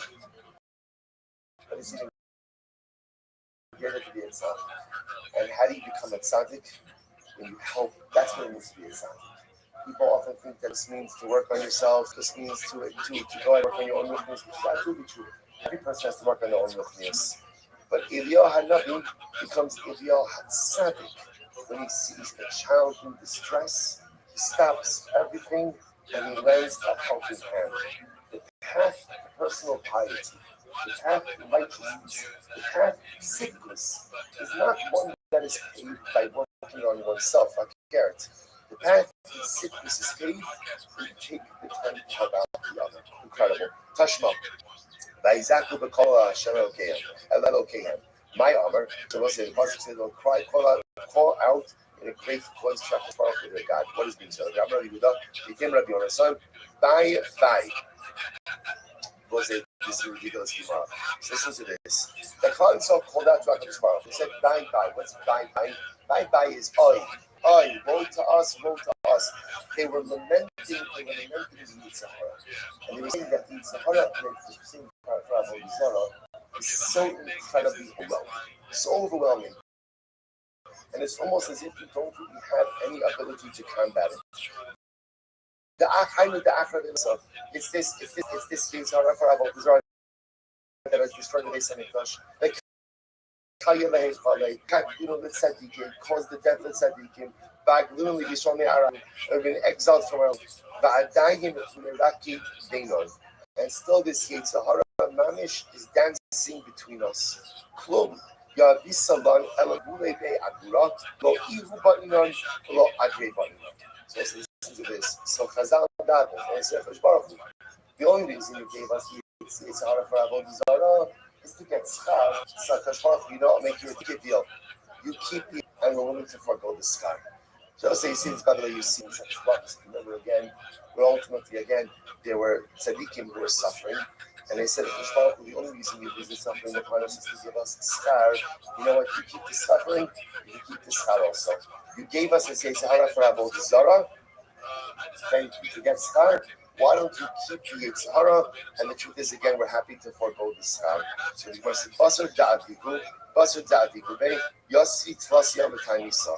Boy Rachami, Benafalu Piska Melikia the Havikasav Ba Emes. Was a second white line. So Chazal, they decided that the Yitzhahara for Avodah Zarah had just become too disruptive and too radical. So they fasted for 3 days. And after the fast for 3 days, a little note came down from Shamayim. And what did it say on the little patak? What did it say on the note? MS, truth, which was a way of saying, Baruch Hu saying to the rabbis, who were davening, I heard your request, what you're saying is good, and I understand that it is time to remove the Yitzhahara for Avodah Zarah. Amar B'chanina, Shema Mino, Chol Somo Sha'akadosh Baruch Hu MS. See from here, ultimately again, the signature of HaKadosh Baruch Hu is MS. Again, Rothschild's MS. Baruch sends down this book from Sheman MS. Meaning, okay, what you're saying is good, what you're saying is correct, and now at the end of the day, Baruch is going to give in to their request. So it says what happened. Here we go. Nachat Keguria Denura Bidis Kachia Kadosh. The Yitzhara for was here for this. The Yitzhara for Avodah Zarah. Yitzhara for Avodah Zarah came running out of the Holy of Holies. Remember, you just understand, this was during the times of the Beis Hamikdash. So we'll say again, during those of it. So first of all, just in general, how incredible is it to learn the Gemara about the Beis Hamikdash when we sit here together in Yerushalayim, Kodesh, just a few steps away from where the Dais Shlishi. If you just have another couple of hours of sleep, you'd be falling off your chair right now, right? All right? It seems like. So do you understand what it means to be learning Torah together in Yerushalayim? Do you understand what this means? Do you understand what Jews throughout the millennia would have given to be in this spot? B'sachazena eineinu b'shuv chavitzon b'rachim. How many years were cried throughout the ages Jews would give anything just for a glimpse of Yerushalayim, just to see it? And then not only are we seeing it, not only are we staying in it, but we're learning Torah again. So now again, Mamish the Gemara. So what happens? So they daven for the Yitzhara for Avodah Zarah to be removed. So the Yitzhara for Avodah Zarah, listen to this. So the Yitzhara for Avodah Zarah now it's going to be removed from Palisah. So what happens? It took on the form of a fiery lion cub.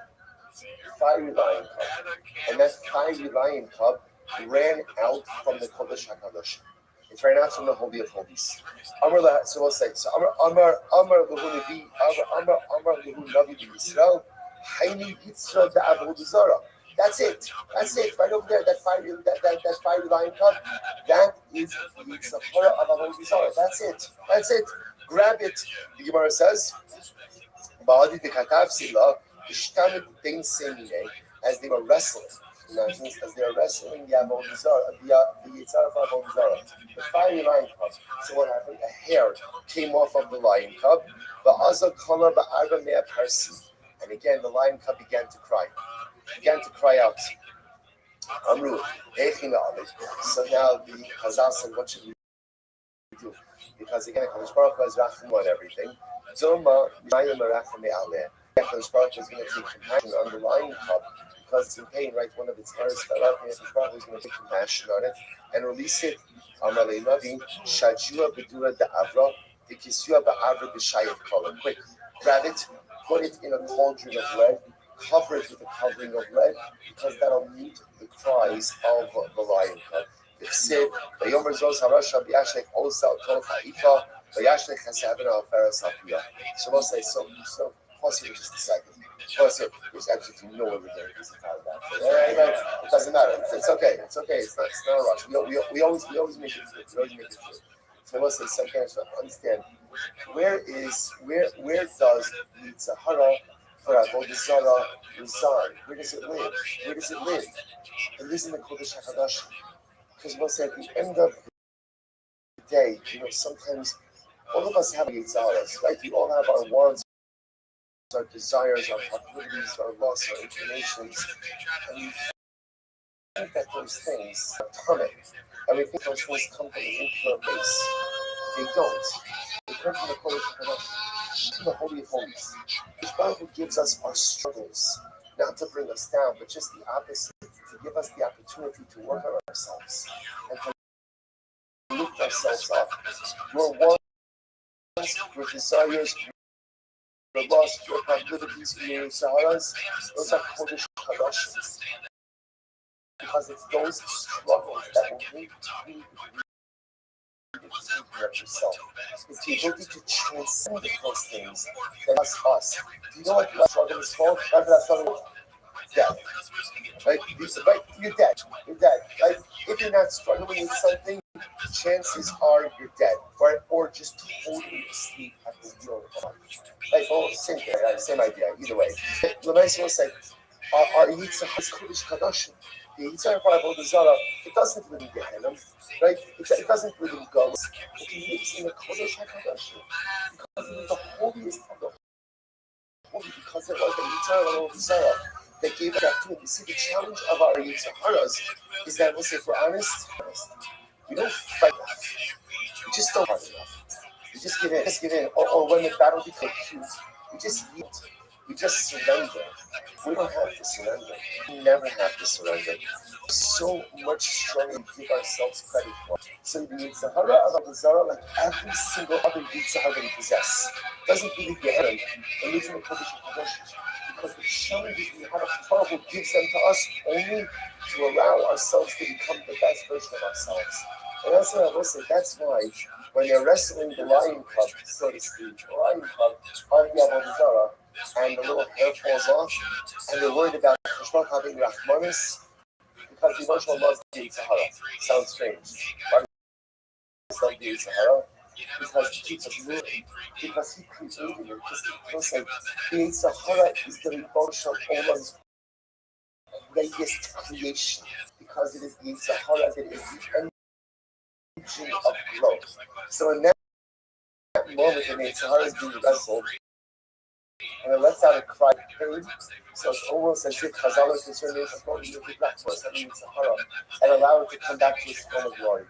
Things we contend with, they're not working against us, they're working for us. Those challenges that are there are only there to make us human.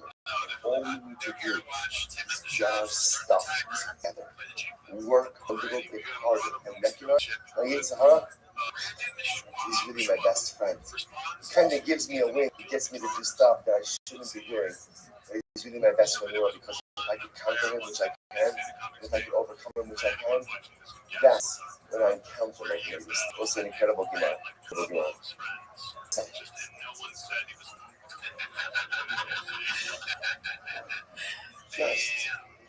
Just take it in.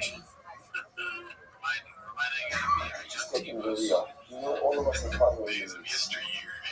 Feels like a little bit. It's going to be a little bit of both. It feels like there are overwhelming circumstances that are about to drop behind. And I will say that's why we have to mechazek ourselves.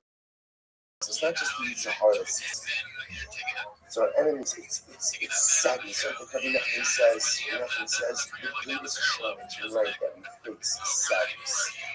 Because when you feel sad, it's been like you lose yourself in the pain, you lose yourself in the despair.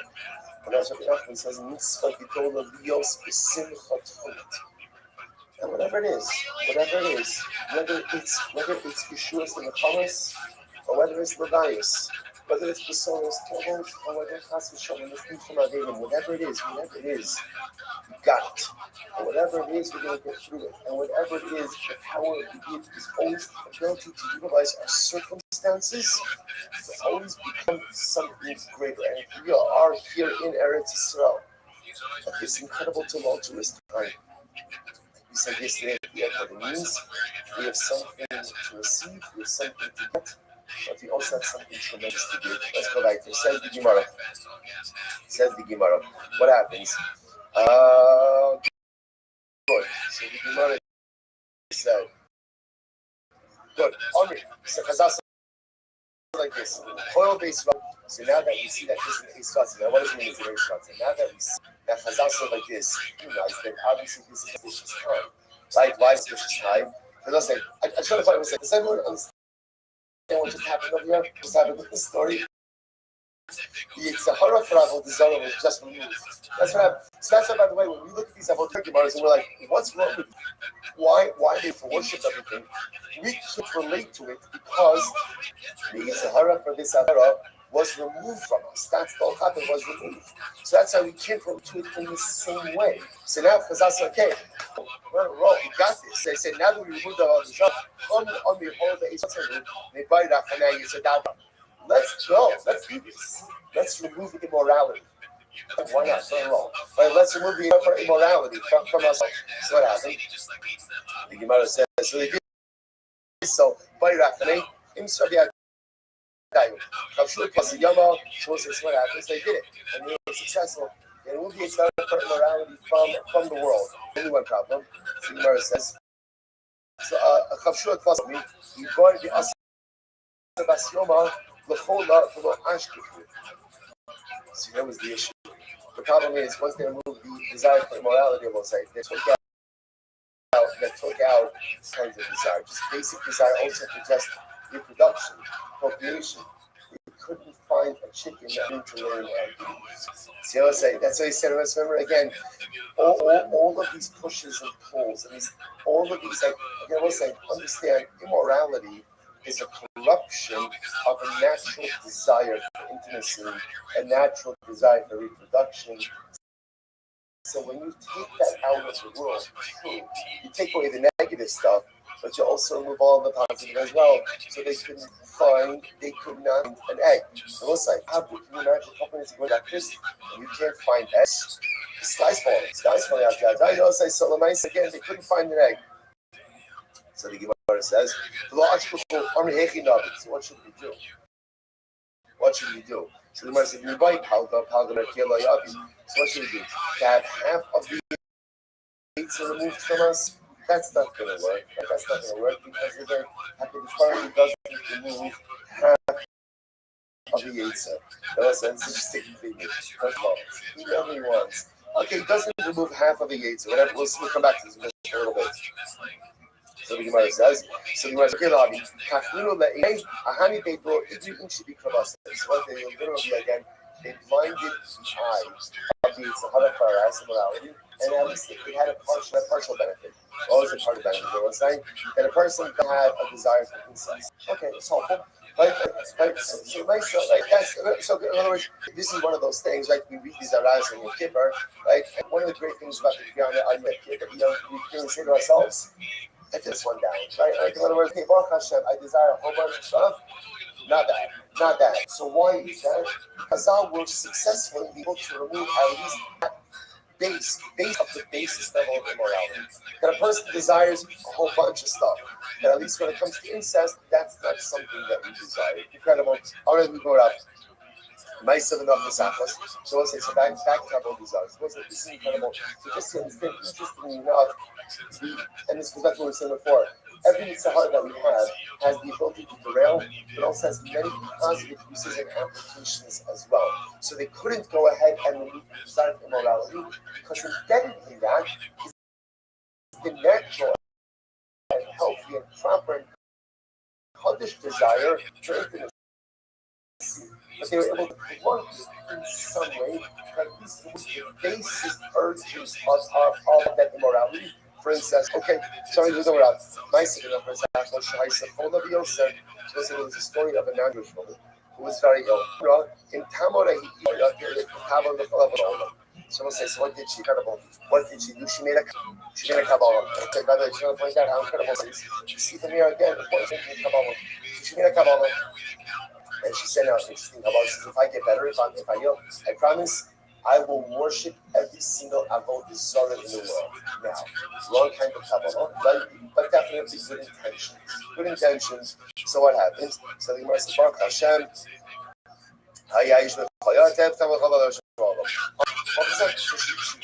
she ended up worshiping every single Avodah Zarah in the world. Even she did a Pa'ar, when she got to Pa'ar, Shalom Aleichem, and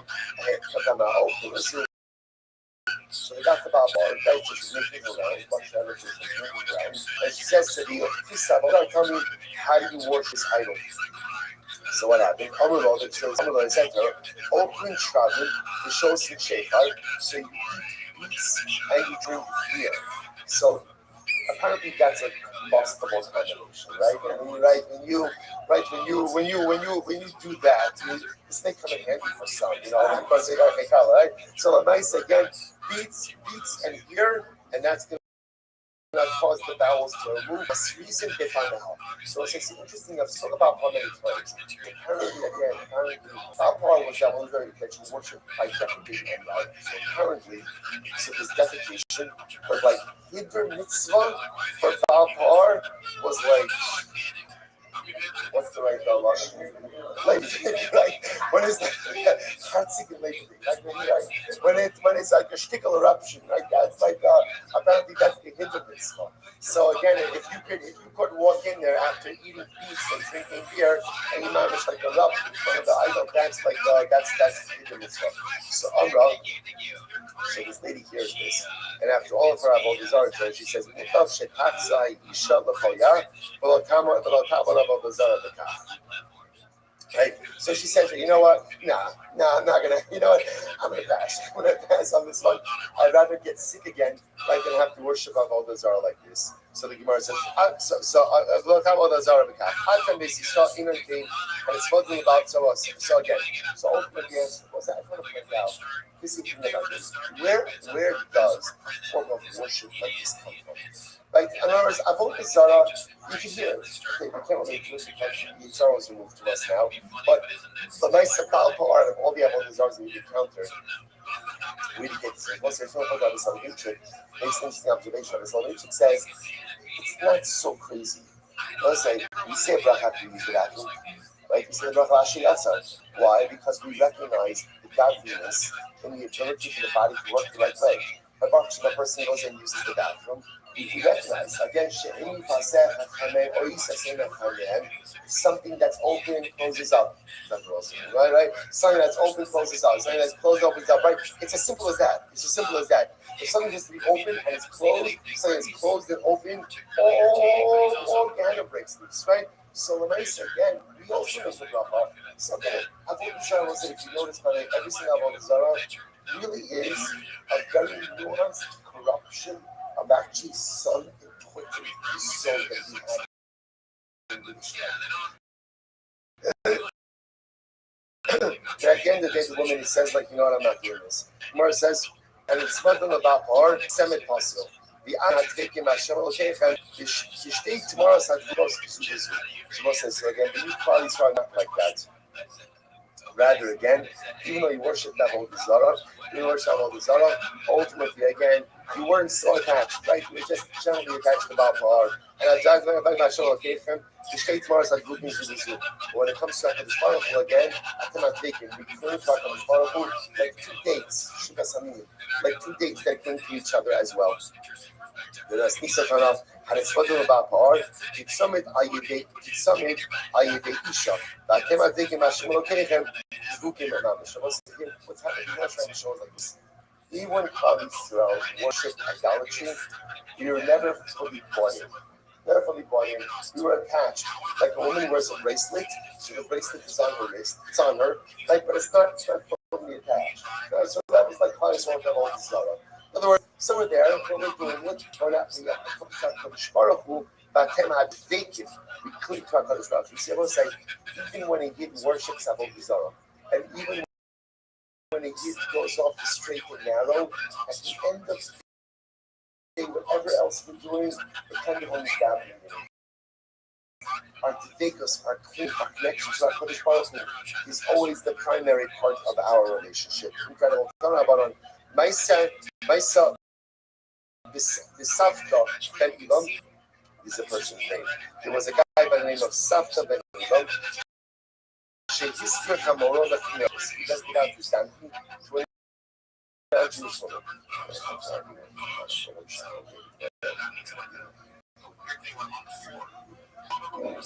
So he went down.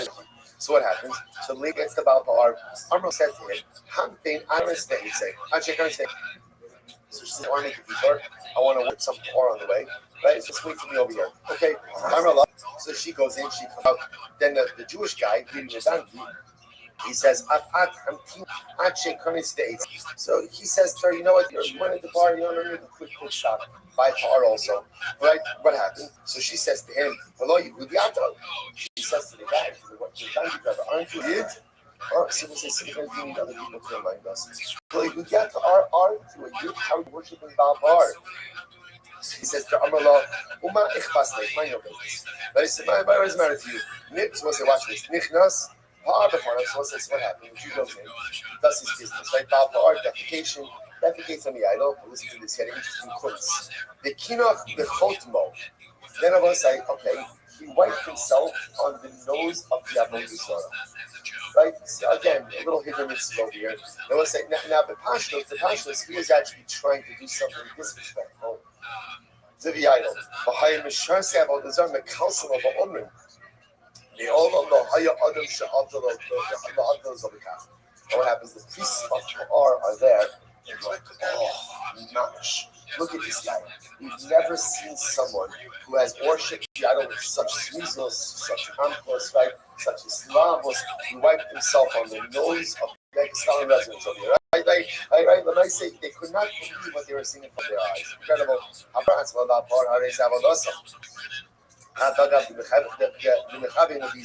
So what's in that basis, the Gemara says that so apparently this Jew is actually trying to debase the Balpar.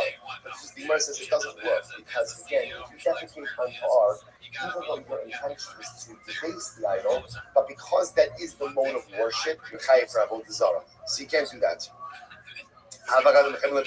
Similarly again, Hazorik Ibn Markulis, Hareza Avodaso, Afagav Mechavi in the Merkabeh. So for example, say the Markulis, how do you worship Markulis? You throw a stone at it. So if you throw a stone at Markulis, because your intention is to debase the idol, so nice again, you're still thanking for that because that is the mode of worship. Rabbi Menashe had a ka'azil of eight torsa. Amr la avodah zarah would be quite hafa. So what happened? Rabbi Menashe one time went to buy torsa. He told him, "Oh, there's an avodah zarah here." So what did he do? Shakal, he said, "Shadabei." He took a part of her and he threw it at the idol. Amr la markelusu. So they said to Rabbi Menashe, "It's markelus. You just threw a stone at markelus." Now again, Rabbi Menashe's intention was what? To debase the idol. But it turned out that what did he do? He actually worshipped it. And not intentionally, but he worshipped it. Amalu, Azraik Evan Marcus, Tran, Atismas, also shall be Mitrosha. Nashrak, and he says, what should I do? Only Azraik Evan Marcus, Tran, Apagab, Habla Mirkane. Manash, you're like taking trouble over here because the Maisa, we understand your intention was to debase the idol. But the Maisa, at the end of the day, you went ahead and you worshipped it. Amalu, Ezel, Ishkale. He said, okay, no problem, I'll go back and I'll remove the stone. I'll remove the stone that I threw. So I'm going to echad hanot the echad hanot nechayiv. No. You can't remove stones from Mark either.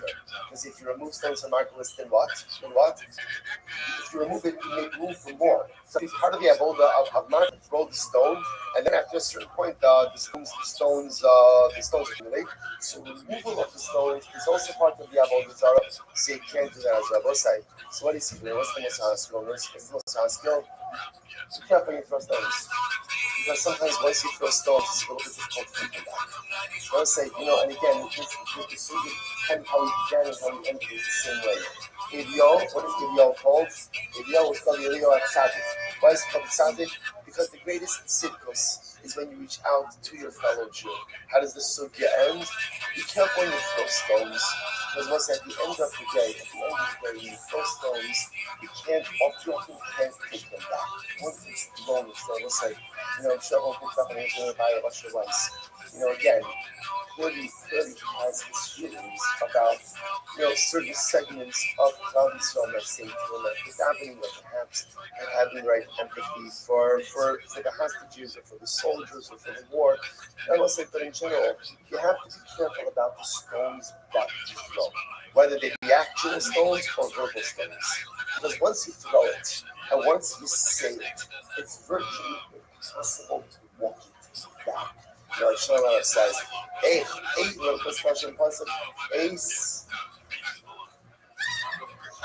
the Shloch Habon and Belace, Ace the Kos Habon of Teklosh, and Teklosh. Shlomo has a question as well. So you can't throw stones, you can't collect stones. Be careful with how you throw stones, whether actual or verbal, because once you throw it, you often can't take it back. Incredible.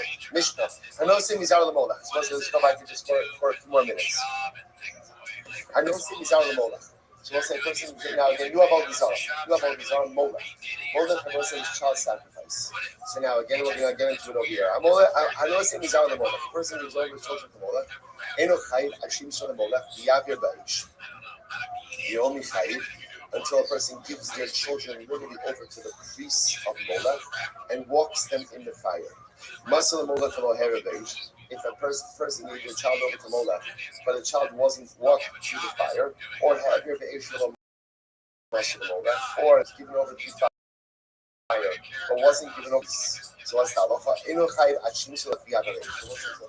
In order to be in violation of three things. Number one, molech was done with children. Number two, you have to give over to the priests of molech. And number three, the child has to be walked through the fire. Now again, the exact process we see in the Gemara. Katani about the Zara, Katani molech. So it's interesting about saying, on one hand, we talked about Avodah, and now molech being singled out. So why is that? Us in the verses, Amr Abin Tanakh Man Amar Molech Lab Avodah Zarah. And we teach us that molech is not avodah zarah. I will say now what is that mean? Desanya. Echad of the echad shara avodah zarah. Chayiv. So we'll say interestingly enough. So whether a person gave his child over to a molech or to a different avodah zarah, he's going to be chayiv. The Rabbi Shimon Omer, the molech chayiv, shelo the molech pater. So we'll say with the Mishnah is really highlighted like this. The only giving over one child is the form of avodah zarah is dafka from molech. So giving over one child over say to Baal Pa'ar, that's not called avodah zarah because that's not the way that the idols worship. I'm not buying. Those Rabbi Shimon, Rabbi Hanina going to take this. Davar echad. Those Rabbi Shimon, so those Rabbi Shimon was answering just like the Fagani again. Molech is unique. Molech is unique avodah zarah that is worshipped through giving over one child. If a person gives over their child to any other idol, so the word. But that's not avodah zarah. And you're going to take this. Omer, Nitnemat Hafsator Lashon Molech.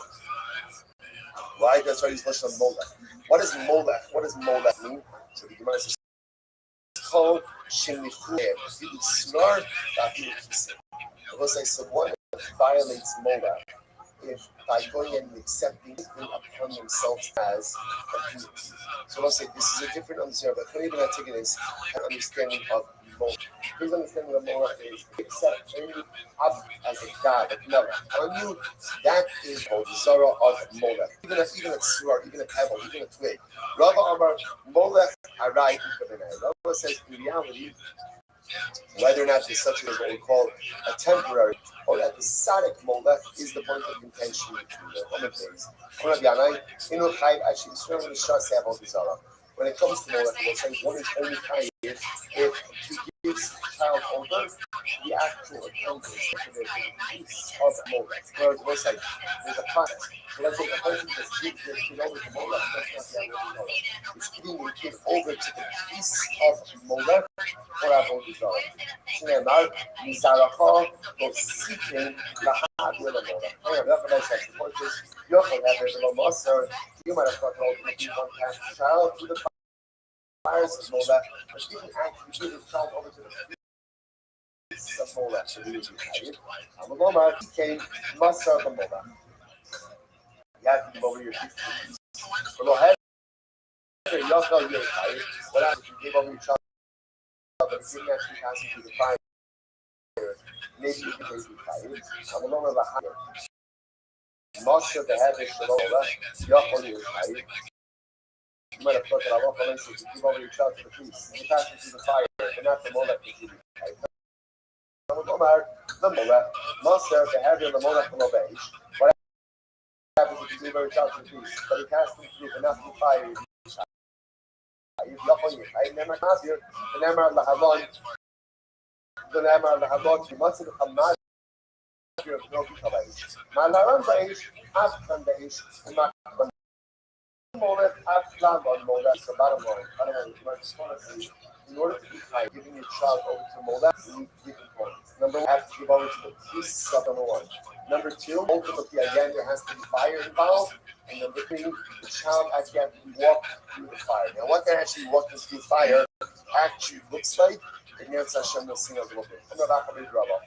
We're called Zaro Potter. If you pass all of your children through Molech, the Potter wives, Shneimar Sarah. And the blood possibly is ultimately against your child, or amongst your offspring, not all of your offspring. The most called Zaro Potter actually said, and you know, what happens ultimately again, if a person went ahead and has a child, and they passed the child going through the fire and Molech.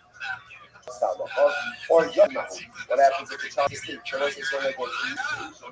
child is aware of what it is that's mind, they're asleep. Are you tired?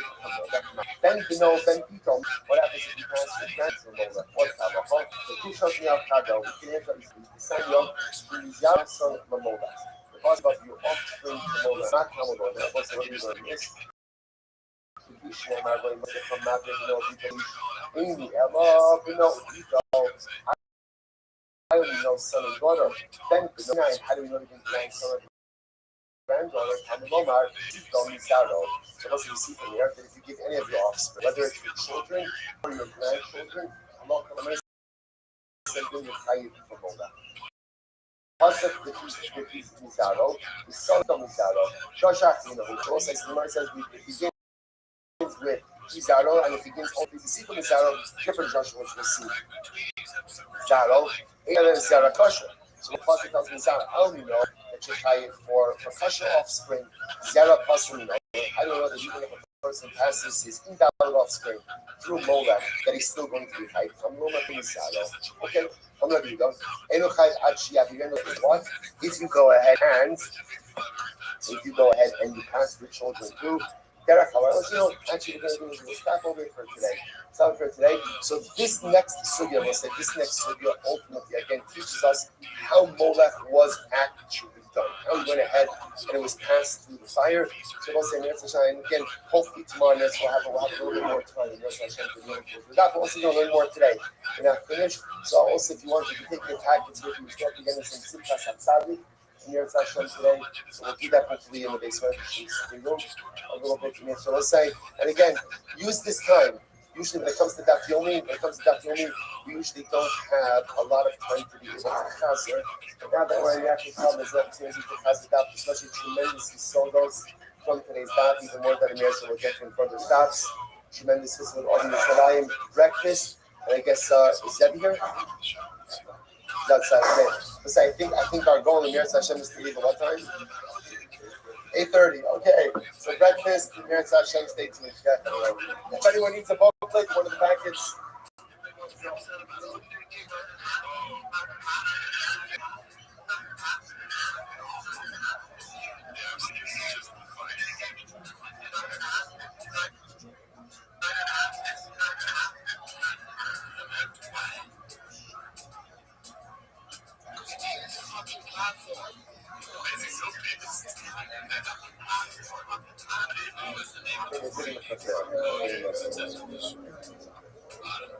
I don't say good afternoon. Such a sports Hashem to be able to begin. I got a Kara, doing a little bit of Daf Yomi, or a lot of Daf Yomi, watching a lot to do today. Today's Daf is Son of Gimel. I like to tell him just to remind you of the words of Rabbi Nachman. Rabbi Nachman said that when he closes his eyes and he hears the sound of the Shema, only the body can find by physical limitations. The soul is not. So the Neshama can be anywhere you want it to be. He closes his eyes and he says, I want to smell it. The Neshama is part of the So I have the Neshama who do not trip. Mincha, the Ashrei, or the Haskala. Ashrei is the beginning of the journey. And what are we to begin the journey? Ashrei, Yod Shirei, they said, I think we're those who sit in one of the Bible, then they're going to sit for a bit. In this moment, they're going to be sitting for a very long time. After that, we have to send different mediums. But all of the following time to Shalom Hashem, and again, we begin this beautiful journey with the mother of Torah, with the Rothschild. So let's do that. Let us begin. Today's Daf is Son of Gimel. Well, tomorrow, that Tuesday's Daf is Son of Gimel. We left off today on the bottom of Son of Gimel, 62 the Ayudah. I left off with about 2 lines from before the actual end of the sugya, where it's picking up 4 lines up on the bottom of Yochanan Tamei. But Yochanan was trying to read it. Yochanan says, the Ramokim Mafnisa Isha B'Chataima, the Seder B'Chataima, the Yochanan himself doesn't like to establish a Raisa, reflecting 2 different opinions. So it says, how can we call this Seder B'Chataima? Well, interpret for me, the Raisa, in which I should say, are Chomis. Now, we're not going to get into this, but Rashi is actually a fascinating case. Rashi deals with this case. This is where I deposit a barrel for Ruben. And Ruben goes ahead and moves it. So what happens if Havok laments again during the course of moving it, so something happens to the barrel? So there's a whole discussion about what level of liability. Well, it depends. Is he moving it for his own purposes? Is he moving it for the battle's purposes? So the whole discussion of all because it's not going to be into. But the point is that the Yochanan is not like establishing a Lex according to opinions. Or Yochanan said, whoever could interpret for me the entire Mishnah of Chavis, and according to one opinion, I will carry his items to the back house. Now, carry those items to the back house is like a form of shibud, like a form of search. Right? So that's like essentially, you go ahead and you answer something up in your buckler. Okay, good. So what's the next one? Gufa. Gufa, the Gemara says, Gufa, all my topic something, 63a. Already on. It's an interesting case here. Zideach Rikita Benisek Beharamah, but in the Kaid Allah Abbas. So this is Rabbi Ami. Rabbi Ami said, if you serve out the Zara, and you go ahead and you do the following, now listen to this. So busy day. You offer up the carbon, you offer incense, you do a wine libation, and you do all of this. So multiple acts of service of Avodah Zarah, but all the halacha. What does halacha mean? One lacks some awareness. So what's halacha? So this is the shita of Rabbi Ami. Rabbi Ami says multiple avodas committed the halacha, you're only going to be chayiv once. I'm not Rabbi's like I'm Rabbi Ami, like Rabbi Ami's logic. I'm not what the pasuk says, no saving. So it says so the Torah makes all of Avodah Zarah into one avodah.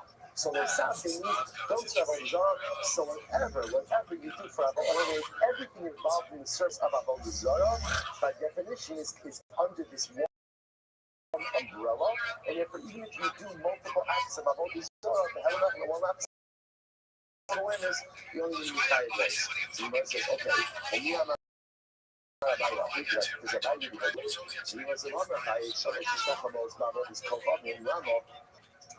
Torah mentioned the prohibition of castration, of bowing down to Avodah Zarah 3 times. Why 3 times? So he was an active Tidaga. So one ultimately feels Tidaga. So what is Tidaga mean?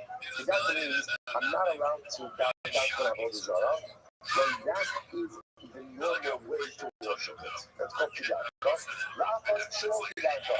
So it's an interesting enough certain forms of idol worship, and it is even a prescribed way to worship. So for example, let's say a particular and the way to worship the Avodah Zarah definitely right? Because that's all the Baal, right? So I'm up for myself, and I say, if you go ahead and you actually bow down to it, you're still being chayiv. Still being chayiv, right? Why? Because bowing down is considered to be a limited act of worship. That's what Shalom Tidaga. So if you bow down to an idol, even though that's not the way to go and serve the idol, you're still going to be chayiv. Right? And one is to create individually obligational liability. We saw this yesterday. In Monday's doc, we saw this. Right? That even if you go out and you worship Avodah Zarah in multiple ways, you're chayiv for each type of worship. Okay, that's what the Gemara says. So point of view is that by disagrees to Rabbi. So the Gemara says, Rabbi, I'm probably not serious. No, Rabbi was espousing his idea in accordance with Rabbi Ami, but Rabbi himself does not hold it this way. So so this is interesting. So there's one point that interesting focus over here. Rabbi Ami is of the opinion that if you perform multiple acts of Avodah Zarah service in one lapse, you only chayiv once. Rabbi Abaye, on the other hand, holds for Allah from Isa, you chayiv for each individual act. Okay, just keep that machlokas in mind. This one says, "Na'am Abaye, shalosh tishkachavos bavos b'chadin ramo." So why does the Torah mention the prohibition of castration 3 times when it comes to Avodah Zarah? Which the Gemara says, I'll tell you why. Achas l'tidaga. One is to about the prohibition when that is the normal way to worship the Avodah Zarah. Achas l'tidaga. One is to prohibit tishkachavos castration when it's not the normal way to worship the Avodah Zarah. The achas the chali, and one to create distinguished liability. Yeah, that's the chali. So the Gemara says, 1 second. The idea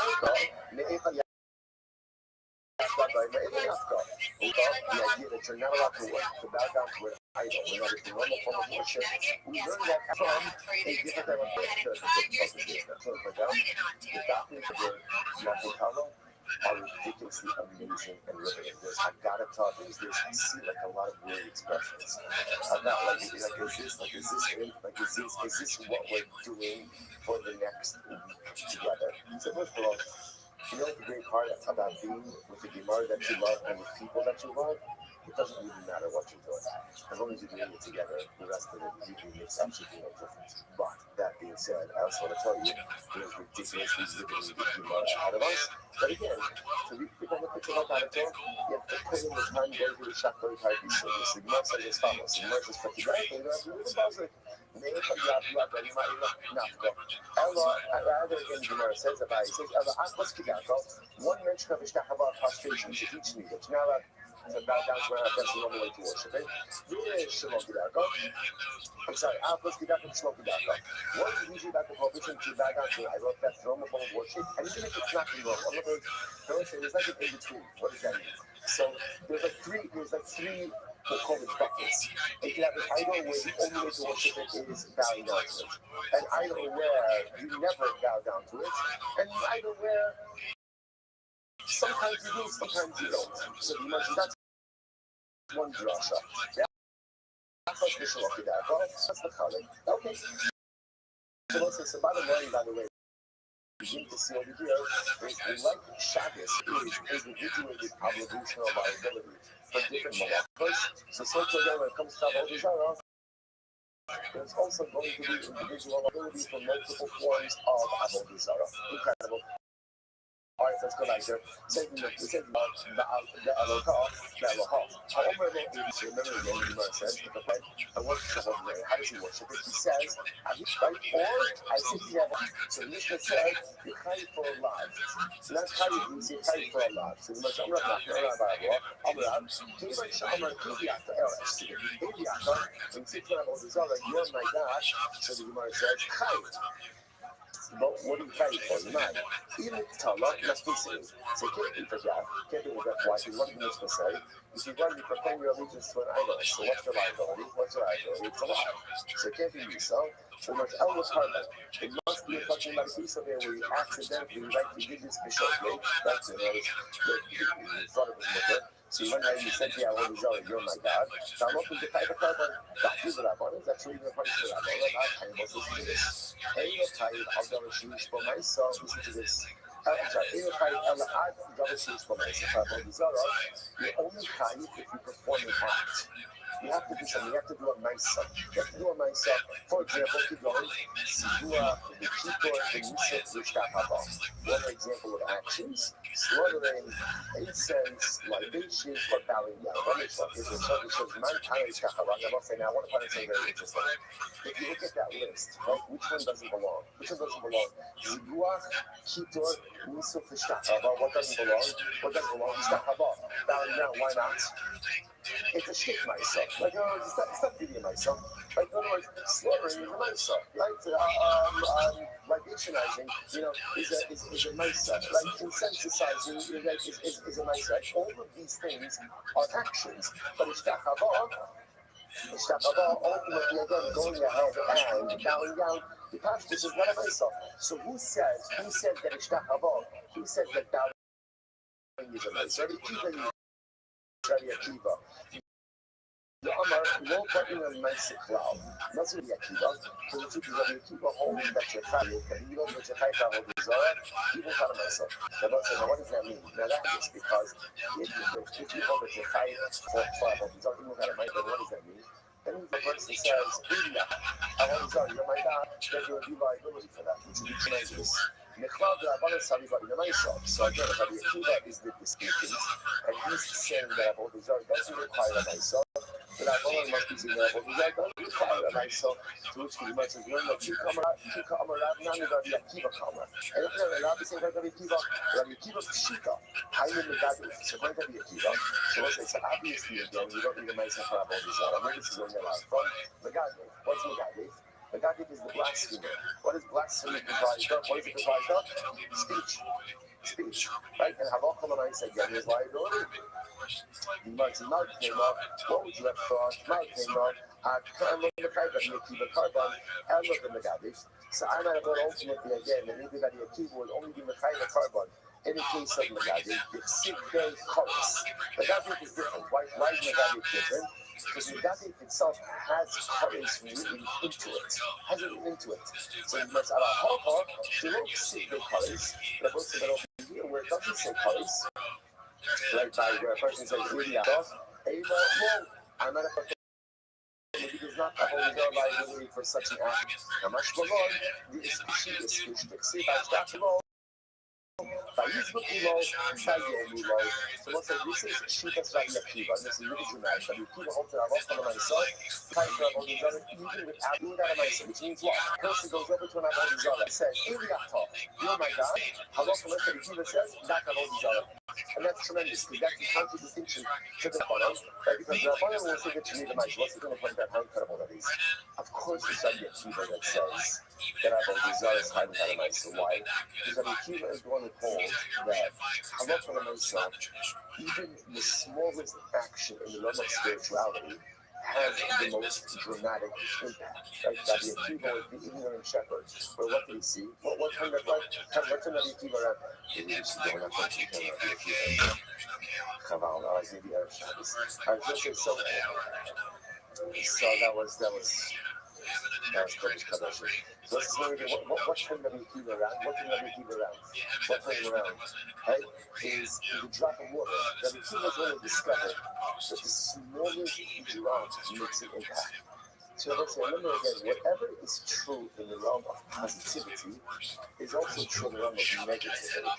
If a drop of kedusha could fundamentally transform a person, then a drop of avodah zarah could chas v'shalom fundamentally transform a person. In other words, energy is energy, and it impacts a person. If you said a drop in the smallest influence can have the most dramatic impact. If a drop of water could transform you from an ignorant shepherd to a godly hadar, and unfortunately, you can't even have witnessed the mission of avodah zarah. You take the highest neshama and bring it to the lowest from below. It's incredible. Amar Yochanan was a great Amar Yochanan. Emori Vav Shebaharucha is Chaydu L'Shem Shal Yisrael Kalila. So let's say this is very interesting. So, okay, so let's go over here to the paper Egel. So remember again, Klav Yisrael said, when they go to Egel, Egel Yisrael, the Kath of Yisrael, Asher Ha'alucha Me'eretz Mitzrayim. Now, interestingly enough, Ha'alucha is plural, right? They brought you up. They brought you up. So the old process listen to this. So, okay. So you need this phrase, literally translated, these are the God that brought you up from inside. What's going on here? Essentially, what you're really saying is, God Yisrael was Hashem, the angel that brought you up. And the Yochanan, they made it plural. Had they not made it plural, Christ would have been destroyed. What does that mean? The Yochanan being the mitzvahs. As much as they are worshipping avodah zarah, at least what did they do? At least they included that Kadosh Baruch Hu in the equation, right? In other words, they could have said it was the eagle that brought us out, but at least they included Hashem, and they said again, Klav Yisrael, Eilo Elokecha. It was a Kadosh Baruch Hu and this eagle that brought us out. At least if they included that Kadosh Baruch Hu in the equation, that was at least the saving grace for Klav Yisrael. So the Gemara says, Rabbi says, what? How did he say that? If a person goes ahead and includes that Kadosh Baruch Hu together with an avodah zarah, literally again, uprooted from the world. In other words, it's even worse. It's even worse. So we see, it's incredible. If you're an Ovid Avodah Zarah, what is the upside of being an Ovid Avodah Zarah? It sounds like it's no question. But what is the upside of being an Ovid Avodah Zarah? What's the upside? The upside is you chose the team. Choose the team. Choose the team. Be decisive. Right? Cast your lot with someone. The worst thing, like what's like the worst critique that the Rabbi Yehuda describes for what the critique is?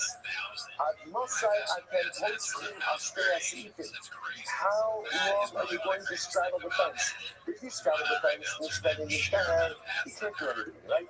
If it's like, it's like the big fallacy of the big tent. Everybody wants to be the big tent. The big tent. Everything for everyone. And if you're everything for everyone, then what? You are nothing for no one. You can't make everyone happy. You can't, I'm looking at, by the way, I want to point out something incredible, right? I'm looking at we're going to have the tent open on all four sides. It's incredible. I'm looking at we're giving personality, right? Everyone else, if you want to build something, you can't be everything for everyone. It's just not really what it works. You can be something for someone, but you got to represent something. You got to represent something. So incredible, again, the Chair by Rabbi says, no. Essentially, polytheism including for the Prophet of Al-Zara, that's disaster. That's a disaster. At least that Al-Zara, you've chosen a team. You've chosen the wrong team, but hopefully you can go ahead and maybe make a comeback afterwards. Sadly, the Gemara says, שנאמר, לא תפילה של לבד, אלא מה כמובן מאשר המותר, שאיבו אלוהוס אל הרגל. So ultimately, again, rather, what does it mean? What it means is that ultimately, again, they desire to worship many gods. So again, they didn't actually worship many gods, they desire to worship many gods. Okay, so let's say, first I just want to point out over here, the fundamental of worship and Rashid. Rabbi says because they never put down the possible. They don't fully ban language powerful. But ultimately, the Rishon Ayachai, this is what Rishon Ayachai says, if you're going to be a Chavod of Israel, do it. Do it. And be fully committed to it. Because in life, also, you know, the worst media in life is, the worst media in life is being a non-committal person. When you lack commitment, by definition, you never gain traction in your life. Better to be committed. It's going to sound strange, but just let it swirl around your mind a little bit. Better, guys, here it is. Better to be committed to the wrong thing than to be committed to nothing. Because if you're committed to nothing, it means you lack the need of commitment. You lack the need of commitment, you're zero. You're zero. You're not nothing in your life. If you're committed to the wrong thing, you're committed to something, and you're cultivating the need of commitment, which means that when I get my act together, I'll find my way to go ahead and get on like, you know what, you see this? The Sefer HaChinuch brings down on the mitzvah of Son Tasim Olam HaMelech, create a king. Get ready for this. Sefer HaChinuch says, it is better to have a bad king than no king. Okay, you hear that? Why? What's the shock? Because at least some leadership is better than no leadership. By no leadership, no one's going anywhere, right? No one's accomplishing anything. Bad leadership, okay, maybe we might go in the wrong direction, but at least we're moving. Some movement, even in the wrong direction, is better than no movement. Okay, that's what we know for ourselves. What's better? What's better? To sin or to ultimately, again, flatline, be higher than apathetic? What's better? What's better? Yeah. What's better? You see this? You see this sound strange? I gave us another. I don't fill in the blank over here, right? I calm down. Right? So let's say, at least if a person, at least if a person can at least, again, in the depth now, don't use that halacha, right? So we're speaking of theoretics. But at least that movement somewhere. The worst thing in life is stagnation. All right, let's go like this. Like around the back of the Menachem, the Mechayel Rabbi, like a person always includes his before, like the Abu Dhar, that's a lie. That's a lie. Says the Gemara. He also has the Rabbi Rothschild. Akulam Loker, Chutzmi Hanoda Bishmo, Vametayim Bishmo. So the Gemara says, so he said it's talking Rabbi Rothschild. So all of these things are getting off this, with the exception of, right, making a neder in the name. God, if you need to cover, there's she's not. Yeah, they're cutting the Gemara's over here. So the Gemara says, the Gemara says, so ultimately, again, so for everything we did about this, the exception ultimately, again, a neder in the Avodah, or ultimately, again, a shua. So the Gemara says, so the Gemara says, why? You happy may laugh by myself. Interesting enough, why? Because taking an oath or swearing is a laugh by myself. Right? It's a lot without an action associated with it. So the Gemara says, Haninami laugh to the function, but the other ones also are a general laugh. And in general, you don't get enough. So we'll say a laugh to the clothes is a laugh that is learned out from a general statement. The general statement, so the Gemara says, we look now after the clothes, the Sanya, listen to this, United Shalom from Nabanema Kodesh Nashal, Shuvalo Sasa, how do you know that it eats from an animal before it's totally dead? Now what does that mean? I don't know how to speak up, but it's still what's the word? Flailing. Thank you. Flailing, moving around. How do you know that Allah says again? You don't know what's that. So Kabalomar will soku aladam. Interesting. Do not go ahead and even though the animal is dead, like checked it already. But when it's moving, it looks like a light. Don't do check it out. Will soku aladam. Will soku basaladam dabadism. Another interpretation. Don't eat on the blood. What does that mean? Don't eat. And ultimately, again, the blood is still before it's before the blood has been sprinkled. But he goes, so he goes, he says, the nation, the how do you know that we don't have a Sudas Havra for those who are saying that there is a living Allah? His mother says, my son said, listen, guys, we have even come back and have a Sudas Havra. And we are in the community. So how do I know that Allah Ta'ala is somebody executed by Beijing? There is no Sudas Havra. So don't go ahead and have a Suda after what has been spilled by Beijing. Okay, like the Kira says, how do you know that it's Sanhedrin executed someone that they don't eat for the rest of that day? Incredible. So I'm going to open up and says, as far as Ben Soda Mordinai, from where do you know a prohibition, a lot about Ben Soda Mordinai? Rosoflu al Hadam. The positive Rosoflu al Hadam. Now, what does it mean? So if you look at Rashi, Rashi Ben Soda Mordinai, that's actually the second last line. So Almost evaluating his shit, the Hepani. So Rosoflu al Hadam, Rosoflu al Hadam, Shikajin Allah.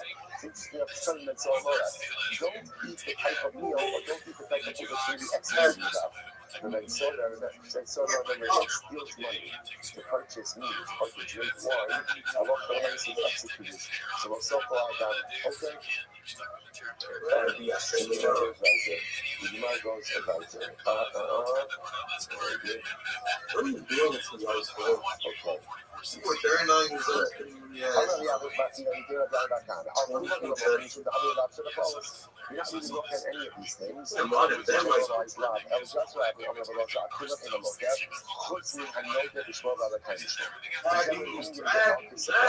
if you take an oath by the name of the Avodah or you swear by the name of the Avodah, the Gemara says, why are you not? Why did you get marked this for these other items? The Havai Lab should have placed, because it was considered to be a generalized law. You don't say true your words. These other law, so that you're which the Gemara says, that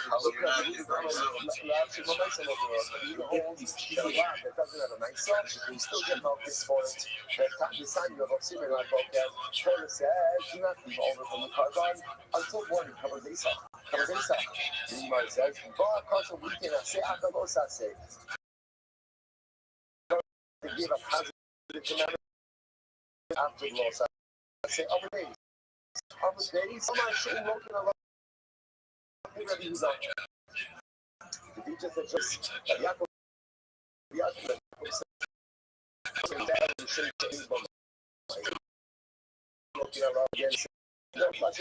I said, this love that action, you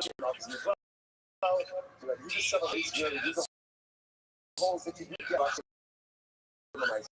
as much fundamental as you get nice or not focus, you got and that you get will not be touched, but I'm not to help. In fact, I think it's just what happens. It's not a schedule. It's a schedule, but we're not going to stick to it. There's going to be so many different things that are happening over here. Just literally a day to put your Shema in charge. The body's always in charge. Your mind is always in charge. And the phone is always in charge. And the schedule is always in charge. And everything else is always in charge. I mean, the Shema is never in charge. The next couple of days in your session, it is only the Shema that is in charge. And when the Shema is in charge, everything always finds a beautiful way. What's the time in much more than the other? So the definition the name one week over. It's to come to Qatar, you know, the really mala for lunch, I call it the yes, big brother. Okay, it's what I think. Says the Gemara. And maybe the small, but the kind of small, I raise 7 sasso. All right, for those watching this shit tomorrow morning. This was not a morning shift. I want to be clear. Okay, it is 5 o'clock somewhere, but okay, good. So you must have this follow. I know that it's more about the time bishmo. So remember again, then we say, look, the person makes another. I have to go time's up here if anybody wants to, not just my private chat here. So the Lord says as follows. The Lord says the person makes a measure in the Rabbi, makes a shua, it's a low sase.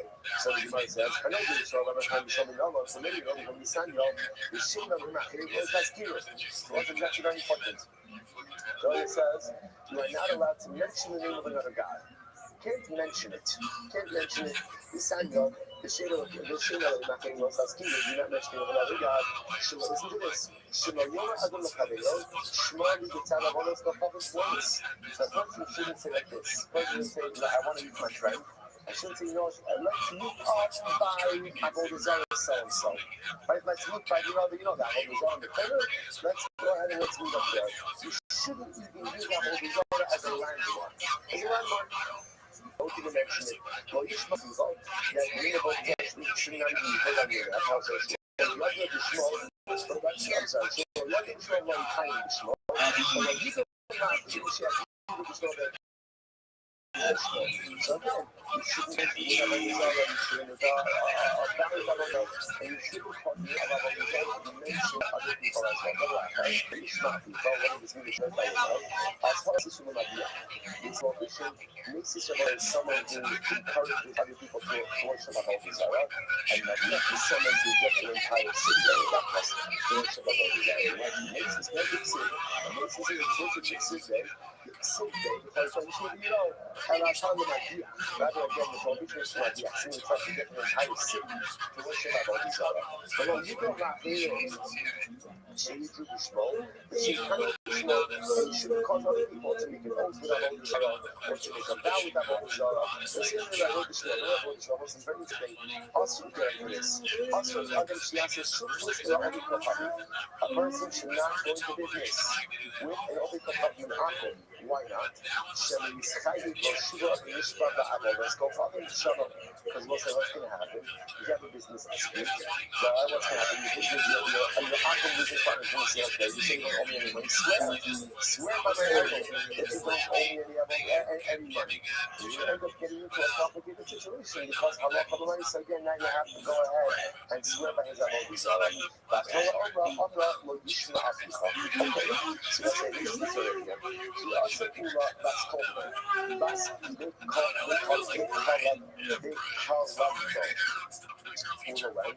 and stayed in the city of Kalanbo. Okay, and once again, we're going to see the name of the city was derived from the name of the Avodah Zarah. So what happened? So he was only Rabbi Bas Nar. So Rabbi said, where did you stay? So I'm like, the Kalanbo. I stayed in Kalanbo. Kalanbo, how can you receive the name? How can you say the name, right? You're not even allowed to mention the name of Avodah Zarah. I'm like, okay, the opener, Kalanbo, Kalanbo. I'm just going to start with the Hanskishma. So what's his answer?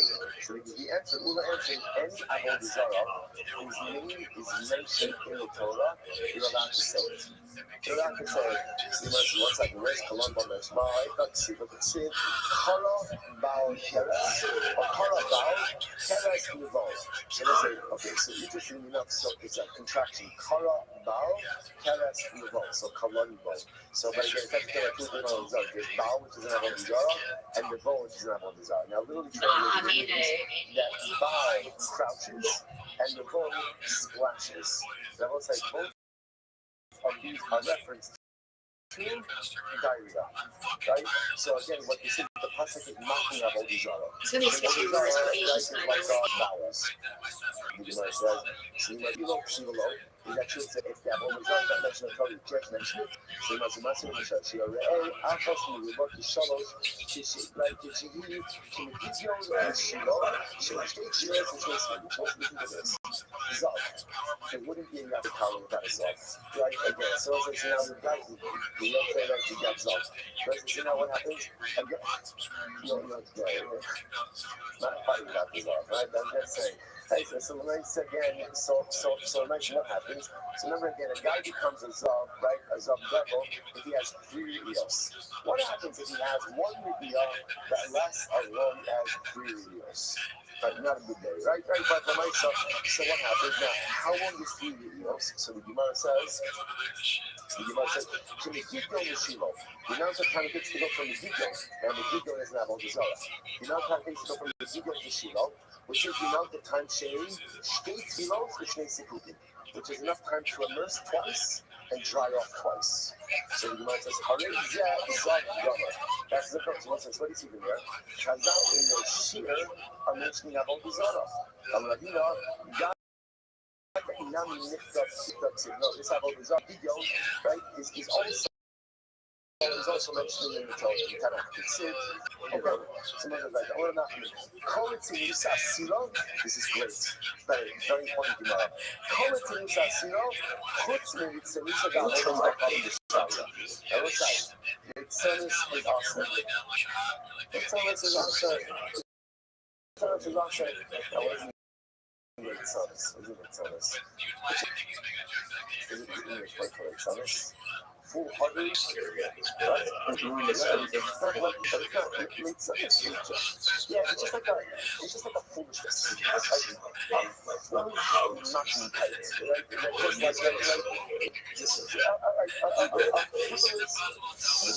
Nothing tight, right? So it's essentially what Alexander says really is. Alexander says the ability to take anything that is serious and make it not serious. Now, that is a very serious thing. Or that's a very significant transgression. And it's significant for why? Because, of course, look, let's say if they are reading light for joking around, of course. And if they are reading for levity or for a little lightheadedness, of course. But they also have to do things like this. And if a person, so a rat is someone who can take anything that is serious and meaningful and important and totally dress like naked foolishness. So that's a problem. That's a problem because a person like that then doesn't have a respect for service. The Gemara says you can't do anything. Tell us you can't have all these other. You want to make fun of all joke, you do whatever you want. It's said, this part of color,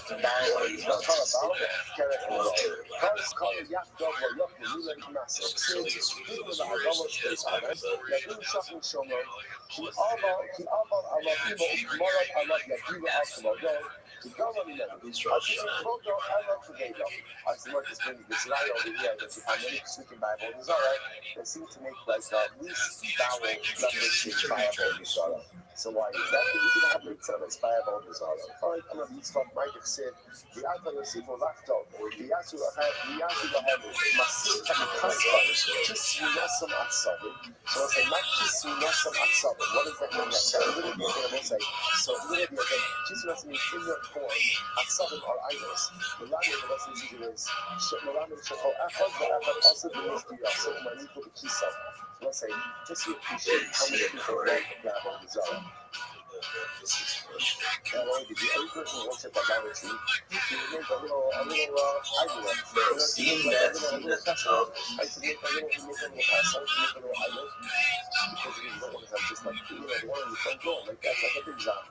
You want to have something that you can take with you, and you made a little idol, and then you keep it inside of your cabinet. So what happened? When you see it, you throw cake off, then the evidence how they take it out, and the cap got the cover, and the mesh got, and they kiss it. That's like, like the mission of the cells. Things will talk about what they talk about. I think it's wise. One is you become from every reason. I'll say there's something to be learned even from all the other desire. Even from all the other desire. But to see how much you know that all desire, lost is about desire. You have to know how to respond to at least as much, if not more. So to take out your idol, take out the idol, and then hug it and they push it back, but he wants to know this out. Is that what time you need it? Yeah, okay, yeah, that's cool. All right, so we're almost done. That's not what they love. Nothing power is what not with us. I'm not with us. It's so much is no traffic. No traffic. We're fine. No, but it's wow. No, but this is for time. You want to like this. Mikey says on something good. You want to like you just as often we told him say very good. So you want to Mike Zoke Adam Mike Zoke Adam Goblin. What is the name of it? So really Zoke Adam those who literally again now since we'll see how this is possible, but Zoke Adam, men who serve or men who offer up the Adam, like and kiss them. What does this mean? This is very interesting. I'm going to get started. The way that you so we start to see about Zara, about this is the people, the about Zara clergy were very smart. They will say that everybody has to follow this. Alright, that doesn't matter what denomination clergy you are. Everybody has to follow this. So we have all these other clergy, we have this great idea. big deal. No still ain't about the money. So we go ahead and identify who the view. Who's the view? Who the rich guys right in the community? Listen to this. They would starve the calves. They wouldn't feed the calves. The old seasons outside, and these are the Tzaddik who say it. So what would happen? They would make a picture of the view, and they would put it in a truck with the cat right, so they would give the cat a little bit to eat. And when the cats, a little bit people would come to the truck, and in the truck, all the cats see a picture of the view. So they associate a picture of the view with food. Right? So then what would happen? If they're a Jew that got that one, they can let the cats loose. So they didn't show also lots of outside, and the last week, but they went to so what happened? That when the cats were set free, who they run to, they run to the Jews, to the rich guys. All they go, and then what happened? Like the priests of the Avodah Zarah would think to the Jews, all they go, Avodah Zarah, and by the way, the calf to the Avodah Zarah. So what was the Avodah Zarah? The priest said, all you see, the Avodah Zarah loves you. The Avodah Zarah loves you. Look, he's coming up to you, he's nestling.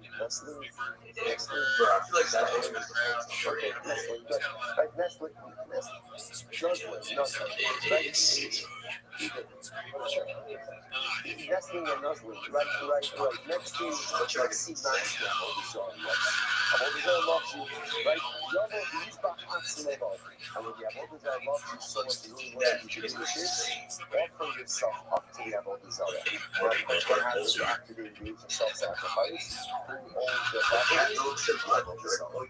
So the first of the Avodah Zarah are very stingy in this way. It's the way that they appropriate the actions of these people. Okay, gentlemen, I guess the other Avodah but then it shouldn't say the people who serve will kiss the calves. That's what it should say. The calves will kiss the people who offer themselves up. On the Rabbi,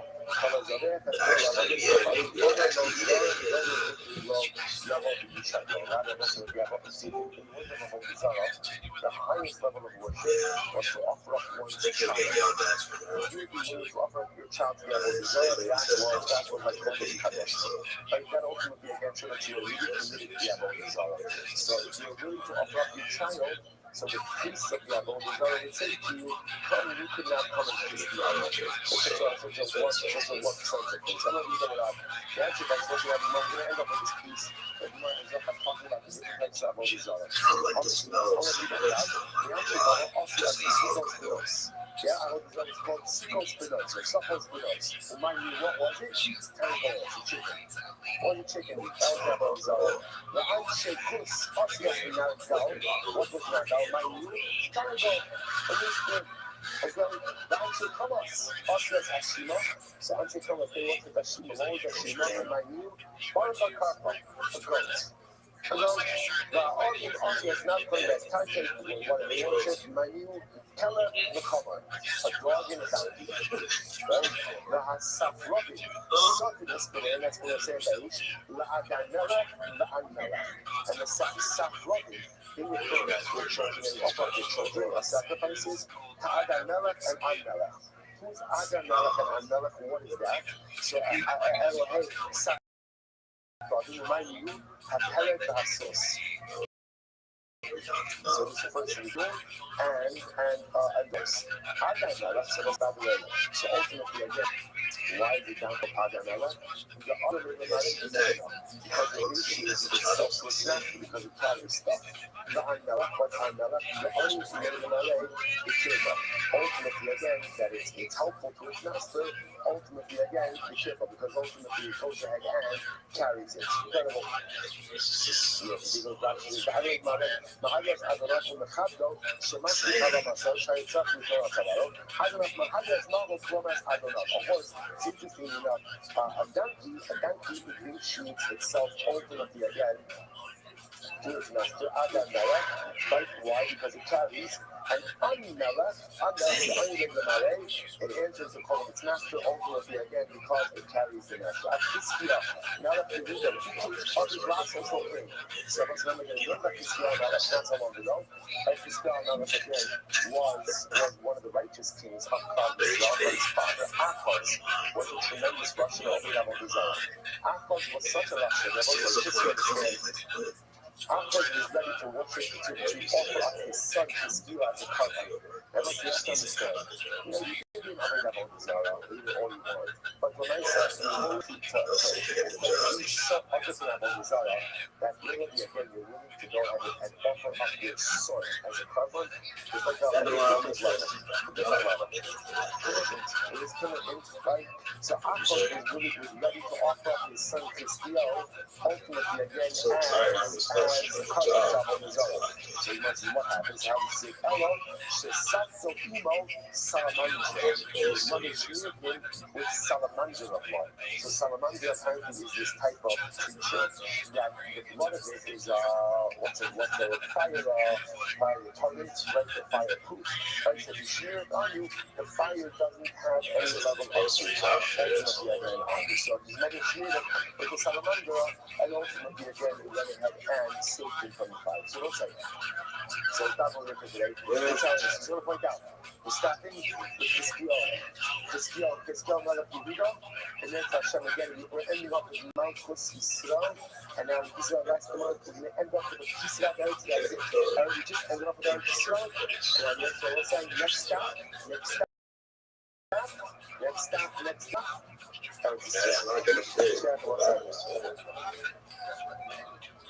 Time.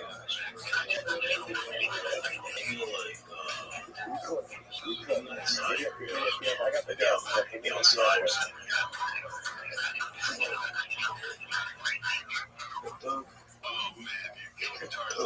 shit. Yeah, that's true. I mean, before that clip, we had one macchiato. After that clip, we had this one is called Dog. It's like good morning. Available at 416 at night.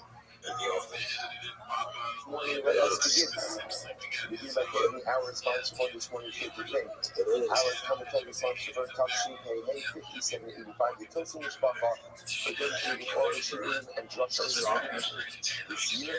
And this cost of the souls that is followed on the show. Okay, now commentary. The next section, all the position from all the holy soldiers to be successful. Hope, massive. Also, that was the summit news 62. And we're talking about on is on words on the hour 62. So it's like 4 or 5 lines down from the top. So the word says, chest pop. The word says, Tony, Rabbi, Rabbi. So it's really a very cool, a couple of interesting subjects that we have in front of us today. So the word says that. Right, so the word says as follows. So Tony, so Zakai taught the father how to follow the other. This is the teacher who didn't say you start to let the hell out. Okay, so the interesting about these artists. So let's just see goes ahead and worships an idol. And when he worships it, it's Zidane means again, offered up a idol, slowly the Kaaba. Torres offered incense, say wine libations, Hishtachava, as he bowed. Now he did all of these things by Allah. So in other words, he did all of these things in one lapse of awareness. Now we're going to talk about exactly that is one beauty of a lapse, right? But again, we'll talk about exactly what that means, a lapse of awareness. Lapse of awareness of what? But the point of this is that I want to raise up that I love to raise up that we did all of these things in this one moment. So multiple acts of our bodies are so much. Multiple acts of our bodies are within one hell. So the Gemara says, Kinkai Arachos. Barok is, he's only covered in this. Kinkai wants to. So it's important to get the news down over here. So this is Rabbi Zakai saying over to Rabbi Yochanan. So the halacha is you did all of these things only chayiv once. So Amalei, tell me what this is interesting. So the Zakai says to Rabbi Yochanan, get that out of the business. Get that statement out of the business.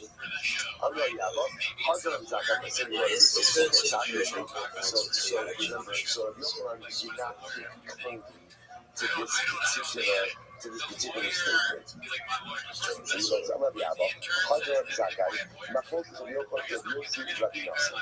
This statement of Rabbi Zakai is in fact a machlokas between Rabbi Yossi and Rabbi Nassim. What's the machlokas? It's saying, Havara Rabbi Zakai. So this is actually very interesting. Oh, okay, so it's how it is yourself. So there's the David over here. Oh, man, it's like, hey, it's a boss. I said, a nice time to marry yourself. Tony Fevra.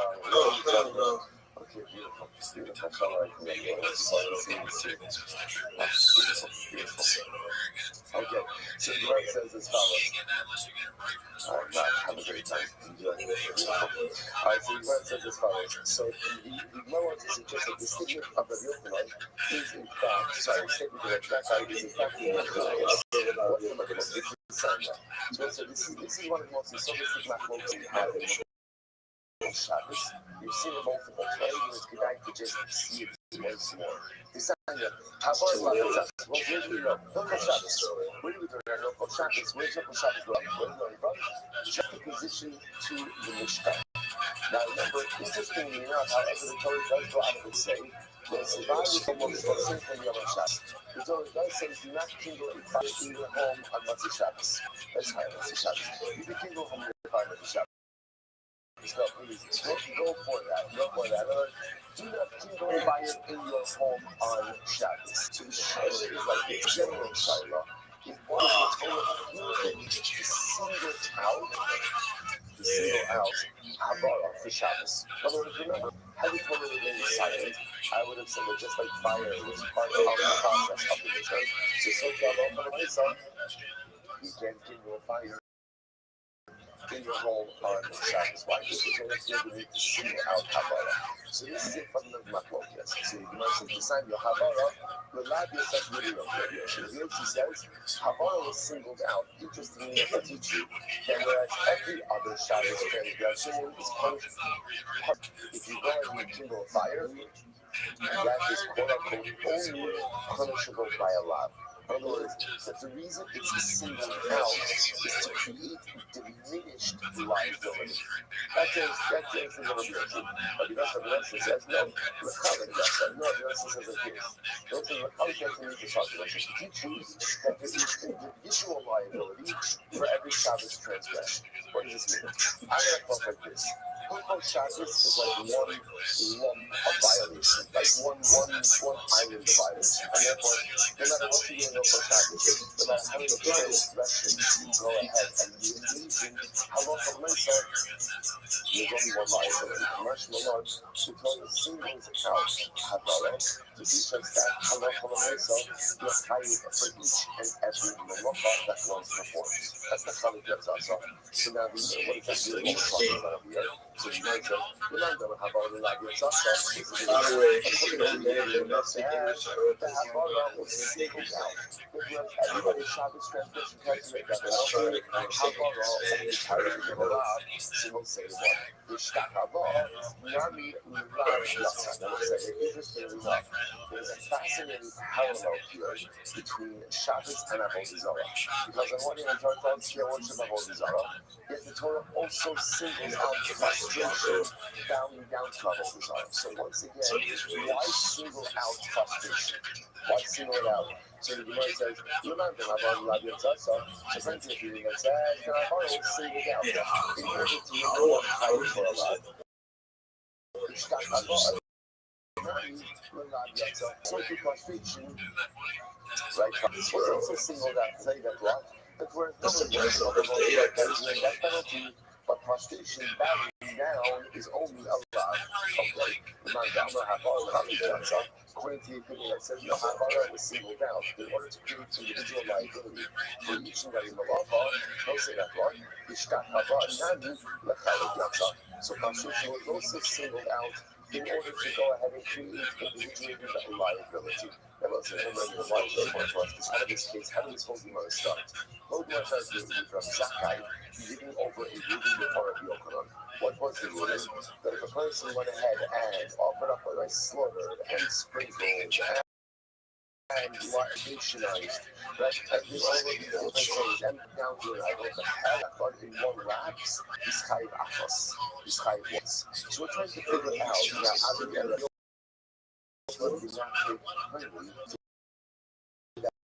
We're trying to figure out over here what exactly is it that is unfolding. So let's get to be like maybe along the so that's the itself of the guy is subfocus. In other words, just like Shabbos, you have one malacha single down. Why is the malacha single down? Shabbos, he says, oh, he's allowed, whereas everything else is punishable by death. Rabbi Nassim will have to teach you how to teach every malacha individually. So it's a similar focus applies by a bonus. Why was creation singled out? Why was it singled out? According to one of you, in order to maybe whereas everything else in that is punishable by death, prostration is punishable by a rock. Second, you think no, to teach you that there's individual liability for each and every act of Avodah Zarah worship. So let's see one second. Let's go to the Yosef. I don't know about the Yosef Hassan. So Yosef comes out and says, maybe not. Maybe we can't actually align these things. Why not? Demo, I don't know about Yosef Hassan. How about the lab that's also not going to Malachos, the Achos, Mechina. So the word says, first of all, maybe that we'll see only holes that are very given. Like that by local Shabbos, when the Torah singles out Habala clearly, then Halacha makes this to make the single out for a lot. Because remember again, by Shabbos you have another custom. The custom you know to record over here says, Daber al B'nai Yisrael B'mar, Nefesh Kitachta Mishkagam Mikol Mitzvos Hashem Asher Lo Sasena, V'asa Me'achos Me'ina. So it's really talking about again combined liability. Like the halacha says, if the person performs me'achos mehina. Now we're going to see that phrase is an interesting one. The way it translates is me'achos from one, mehina from these. So these guys says it's not because Philip Malachos, no, that really that Havara is sealed down for lab purposes because he learns out Philip Malachos.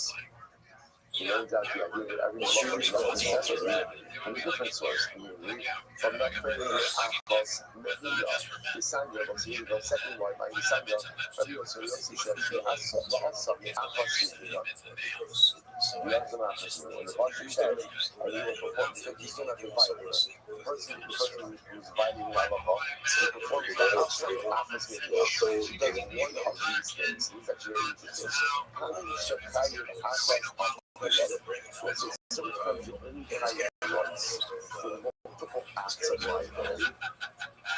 The Hanim Shekayim Achos the Achos, and sometimes they find multiple times for each and every act of liability. So again, this is a little bit so sometimes you can perform multiple acts and only be hired once. And sometimes you could be hired to perform multiple acts and be liable for each individual one. They will define what that is. I'm not real comment.